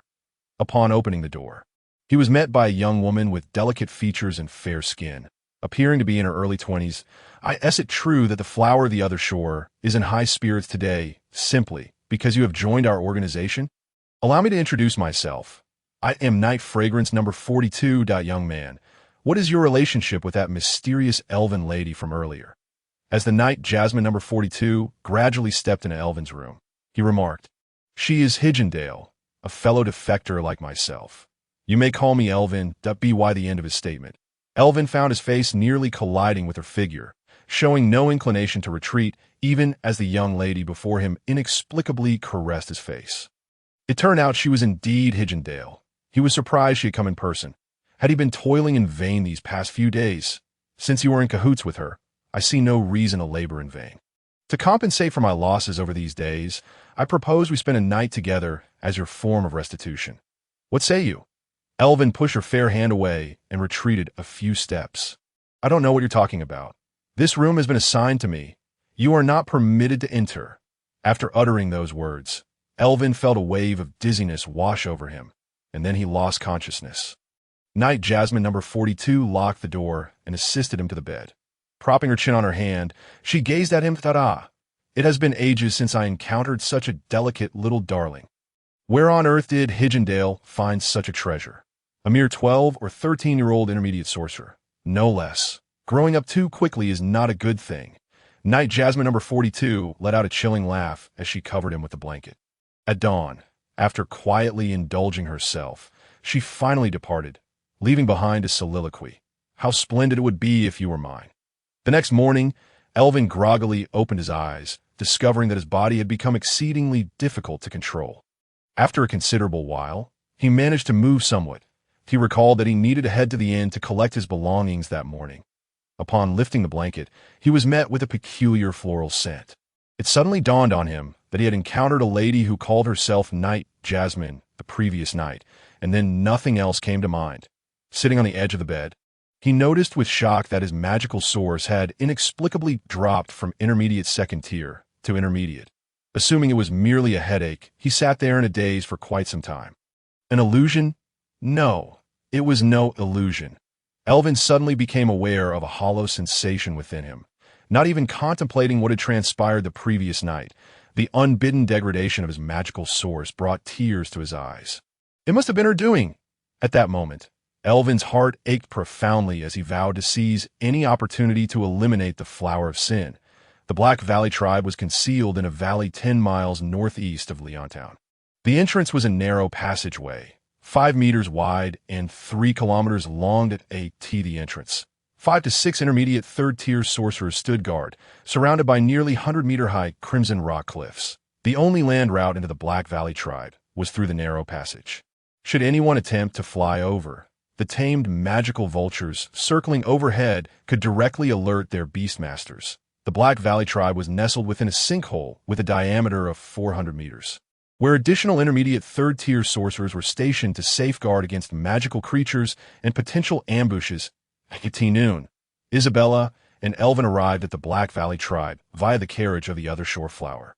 Having traveled a short distance, only half an hour out of the city, Isabella observed that the mountain road leading to the Black Valley tribe was often patrolled by several intermediate second-tier sorcerers disguised as local residents or nearby bandits, seemingly guarding this route with intent. There were no signs of magical creatures in the vicinity, perhaps because they had grown bored and exterminated all nearby magical beasts that I'll take you to see that place. It's generally inaccessible to ordinary folk, the other shore flower casually introduced. The Black Valley tribe was rife with diverse factions, and within its confines, fighting was the most popular activity. They had a platform that directly severed the flow of magical energy. Stepping onto the platform rendered one akin to an ordinary person, making it exceedingly difficult for even high-ranking sorcerers to harness their magical sources there. Isabella felt a tinge of curiosity in this magical world. It was astonishing that such a thing could exist to isolate magic. Upon reaching the edge of the sinkhole, Isabella was taken aback by the vastness within. Surrounding the bottom of the sinkhole were many three-story ordinary residences. And at the center of the Black Valley tribe stood a small fortress-like tower, 6 stories high, which also housed the fighting platform. Tamed magical vultures circled above, and buildings clung to the sinkhole's cliffs, while 4 griffins awaited their lunch. The armed capabilities here were nearly on par with the city guards of Leontown. Isabella found it quite strange that, with so many factions and armed forces present, the guards of Leontown seemed oblivious. Other Shore Flower, Isabella directly inquired, is there no city guard or knightly order to oversee this place? The Other Shore Flower looked at the half-elf girl with a puzzled expression and smiled. You are unaware that this place is actually part of Count Jialai's territory, which he has tacitly allowed these factions to congregate, enriching his own coffers. Otherwise, how could his current residence be so lavish? Upon hearing this, Isabella felt a mix of emotions. Realizing that Count Jialai was adept at playing both sides, it was no wonder that at his birthday banquet, she had seen many noblemen and so-called elite figures from various circles, all connected to Count Jialai. No one had dared to break that unspoken agreement, as it was all for profit, with Count Jialai acting as the grand financier. As the carriage arrived at the fighting arena, they were greeted by a magical warrior. Once inside the arena, Isabella noticed that the magical essence was even scarcer than outside, as if something within repelled magical energy. Elvin had been following closely behind Isabella, but remained silent throughout the journey. She was unaware of the reason for his silence, and did not inquire, but his sudden drop from intermediate second-tier magical prowess to mere intermediate was indeed a first, without a doubt. She suspected his brooding demeanor was linked to his diminished strength. However, with the Other Shore Flower at her side, Isabella held back her questions. Upon reaching the vicinity of the fighting platform, they were surrounded by a tiered audience area that rose 3 stories high. Capable of accommodating 1,000 spectators, the events were held at night, so there were few people present when they arrived. The Other Shore Flower continued to lead the way upstairs. The fighting platform was a massive slab of finely cut black rock, with irregular edges, encased in a large iron cage. Isabella studied the environment for a long time, unable to imagine the spectacle that would unfold at night. Elvin too gazed at the mysterious black stone platform below, regretting his decision to come here, but firmly believing that with the protection of the Holy Messenger, even if he were beaten badly, he would not perish easily. That I am acquainted with the leader of the Black Valley tribe. The Other Shore Flower remarked that he was once a court magical guard, but when magical assassins infiltrated the kingdom, he failed to stop them and lost his left eye and right leg in the process. 15 years ago, upon his return, he allied with Count Jialai to establish the current Black Valley tribe. And how does this place generate income? Isabella inquired. If it merely revolved around fighting, it seems rather monotonous. Why do you suddenly ask that? I'm under no obligation to provide answers. You will soon find out, she replied with a mysterious smile. The highest level of the building, in the main hall, the Other Shore Flower met with the leader of the Black Valley tribe. He was a middle-aged man with a scarred face, missing a left eye which was covered by a black patch, and his absent right leg was replaced by a wooden prosthetic. Only the Other Shore Flower conferred with the leader, leaving Isabella and Elvin to wait on the side. They sat in a tea area behind a partition, a distance of several meters apart, speaking in hushed tones. Isabella could hear their conversation and gestured for Elvin to remain silent. What? Has the Flower of Sin run out of usable members? You bring 2 children to me?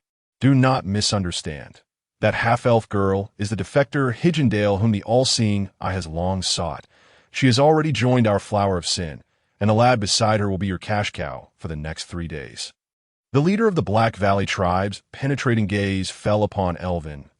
If Hijendale can be acquired, I will have struck gold. As for that Elvin, is he resilient? If he were to perish in combat, I would bear no responsibility. The loss of life is a frequent occurrence here, particularly among the young and the frail, who seldom engage in many bouts. Upon concluding this statement, it was evident that he was reluctant to have Elvin participate in the fight. The same old tactic was employed. First, one would let his opponent win a couple of matches, and then allow him to lose a few, likely ensuring that by the end of the night, he would be more compliant. After all, they were merely transient sources of revenue, and this young man had the potential to draw attention.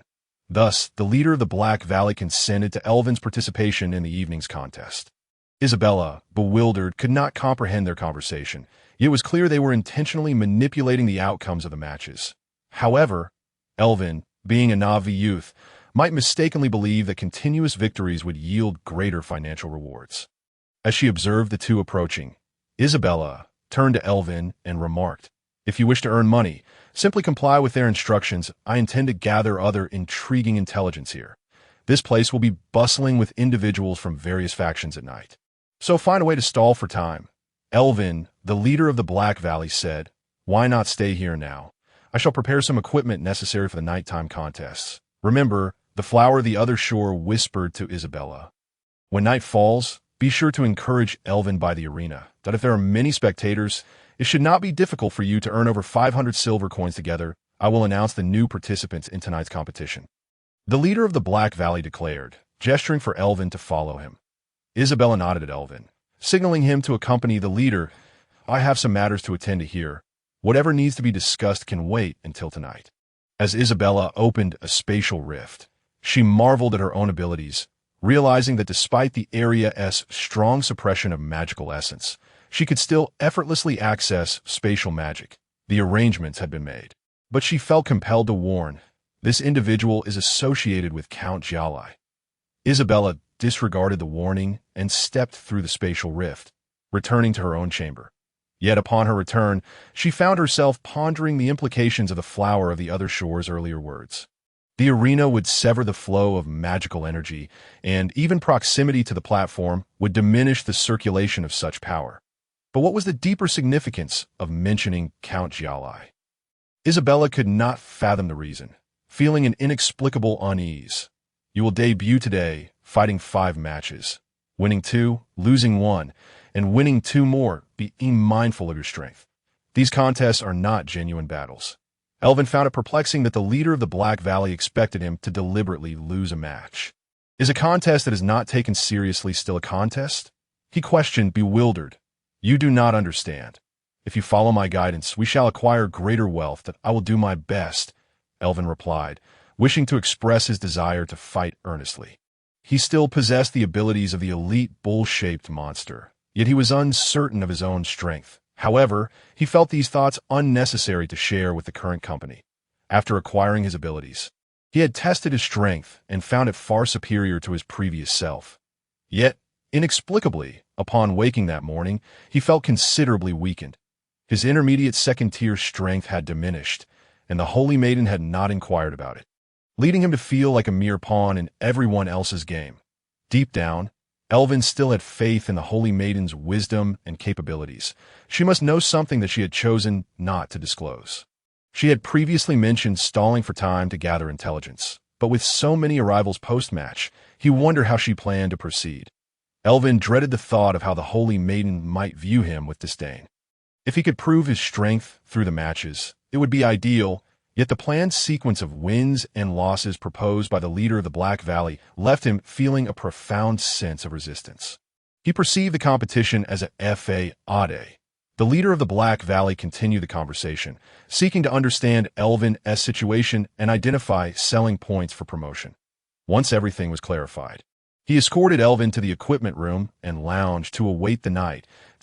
He also instructed his subordinates to spread the word about the evening's contest throughout Leontown. Finally, he summoned his personal guards to relay a message to Count Jialai.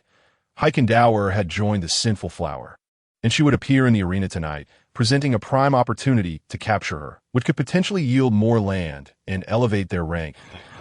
As afternoon approached, news of Heikendower's appearance in the Black Valley tribe reached Magilla through a messenger utilizing a communication scroll. At the headquarters of the All-Seeing Eye, Zavion had been monitoring the movements of Group C, but he noticed a member of Group C hastily making their way to Magilla's office. Recently, he had been contemplating the connection between the 4th dungeon and Heikendower, but no matter how he pondered, it felt uncanny. Although the All-Seeing Eye's personnel were on guard, why had Ling Yi referred to them as the Devil's Guest Group? Could it merely be an attempt to discredit them? How had Heikendower managed to employ spatial transfer techniques to transport members of the Imperial Dragon Cavalry? Upon receiving the latest news about Heikendower, Magilla was quite pleased. This time, they would finally capture her. She posed a significant threat to the Devil's guest group and likely possessed knowledge of the numerous members within the all-seeing eye, possibly including himself.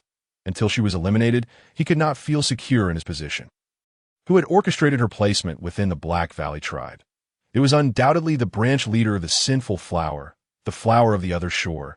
The secretary answering the query softly added, "The sinful flower has collaborations with many factions. If we capture Heikendower, they will surely expect us to share the spoils. Let's mobilize all capable personnel from Leontown that we must secure Heikendower at the Black Valley tribe. The presence of many onlookers near the arena will greatly diminish the flow of magical energy. No matter how powerful she is, she cannot escape. This time, I demand her head." Thus, if the Empire captured Heikendower, no one would be able to claim any profit, and they could also eliminate the troublesome Black Valley tribe. However, there's still some of our people within the Black Valley tribe. Do not worry. Leontown lacks the Devil's guest group. Only members of the all-seeing eye reside there. If we fail to capture Heikendower this time, everyone must retreat from Leontown and resume operations within the all-seeing eye. If we fail now, it is unlikely we will get another chance. We must be prepared for eventual exposure. If we capture Heikendower, she must be executed immediately. Exposure? Who would believe Heikendower's wild claims? It is not her fault. It is that we have caught the attention of someone within the all-seeing eye. Our group has been too active lately. It is time to lay low. Savion stood at the door of the Group C office, refraining from knocking and simply waiting. When Magila's secretary opened the office door, she was startled by the imposing figure of Savion, causing the documents she held to scatter across the floor.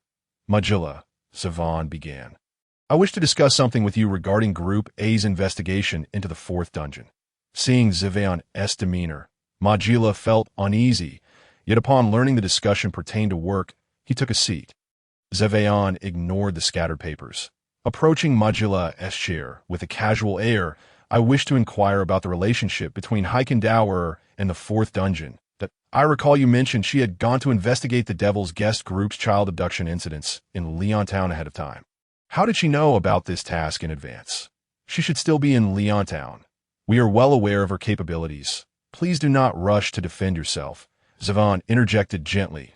"If we assume her presence in Leontown to be coincidental, investigating the Devil's guest group's activities, then a paradox arises that this." Magila's heart sank, and he stiffened in fear. "What? Have I been discovered?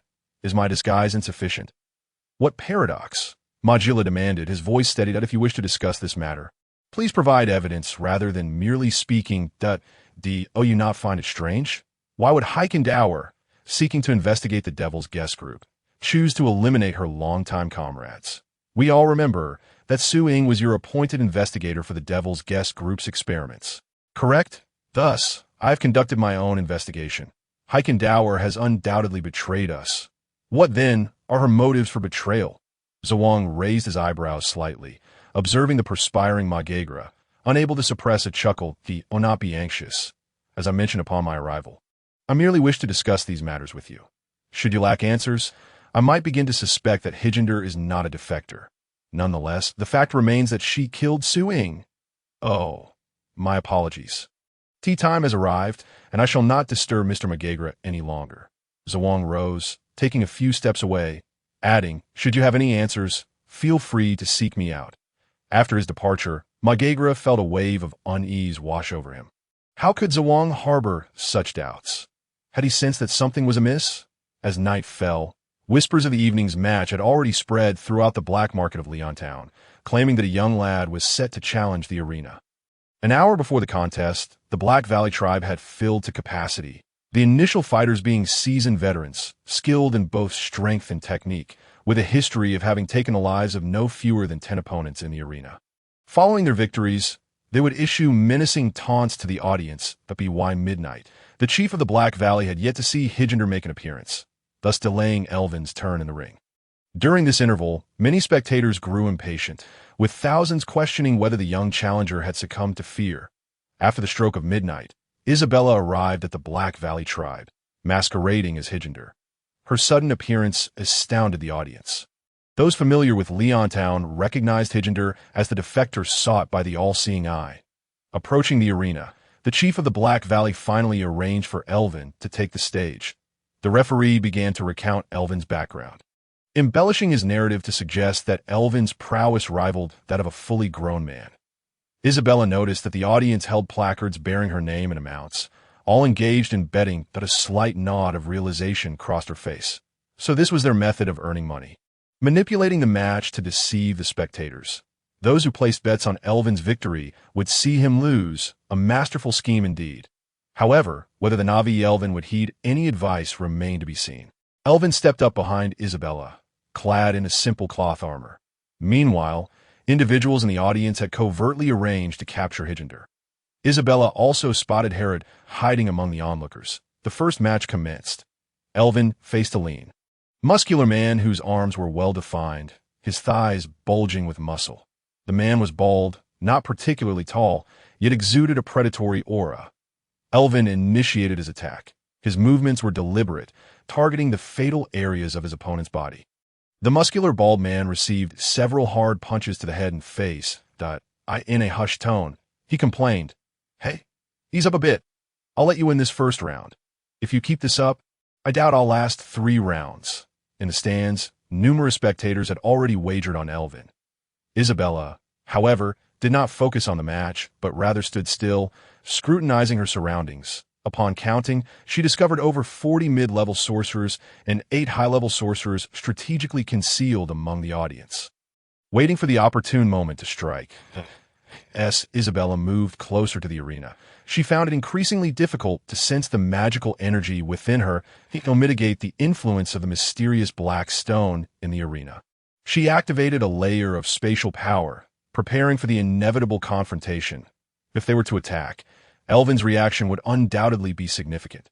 Thus, she could only face these captors alone, or perhaps eliminate a few high-level sorcerers, causing the others to retreat.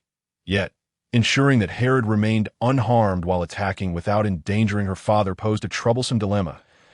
As the first round concluded, Elvin emerged victorious, decisively defeating the muscular bald man without sustaining any injuries.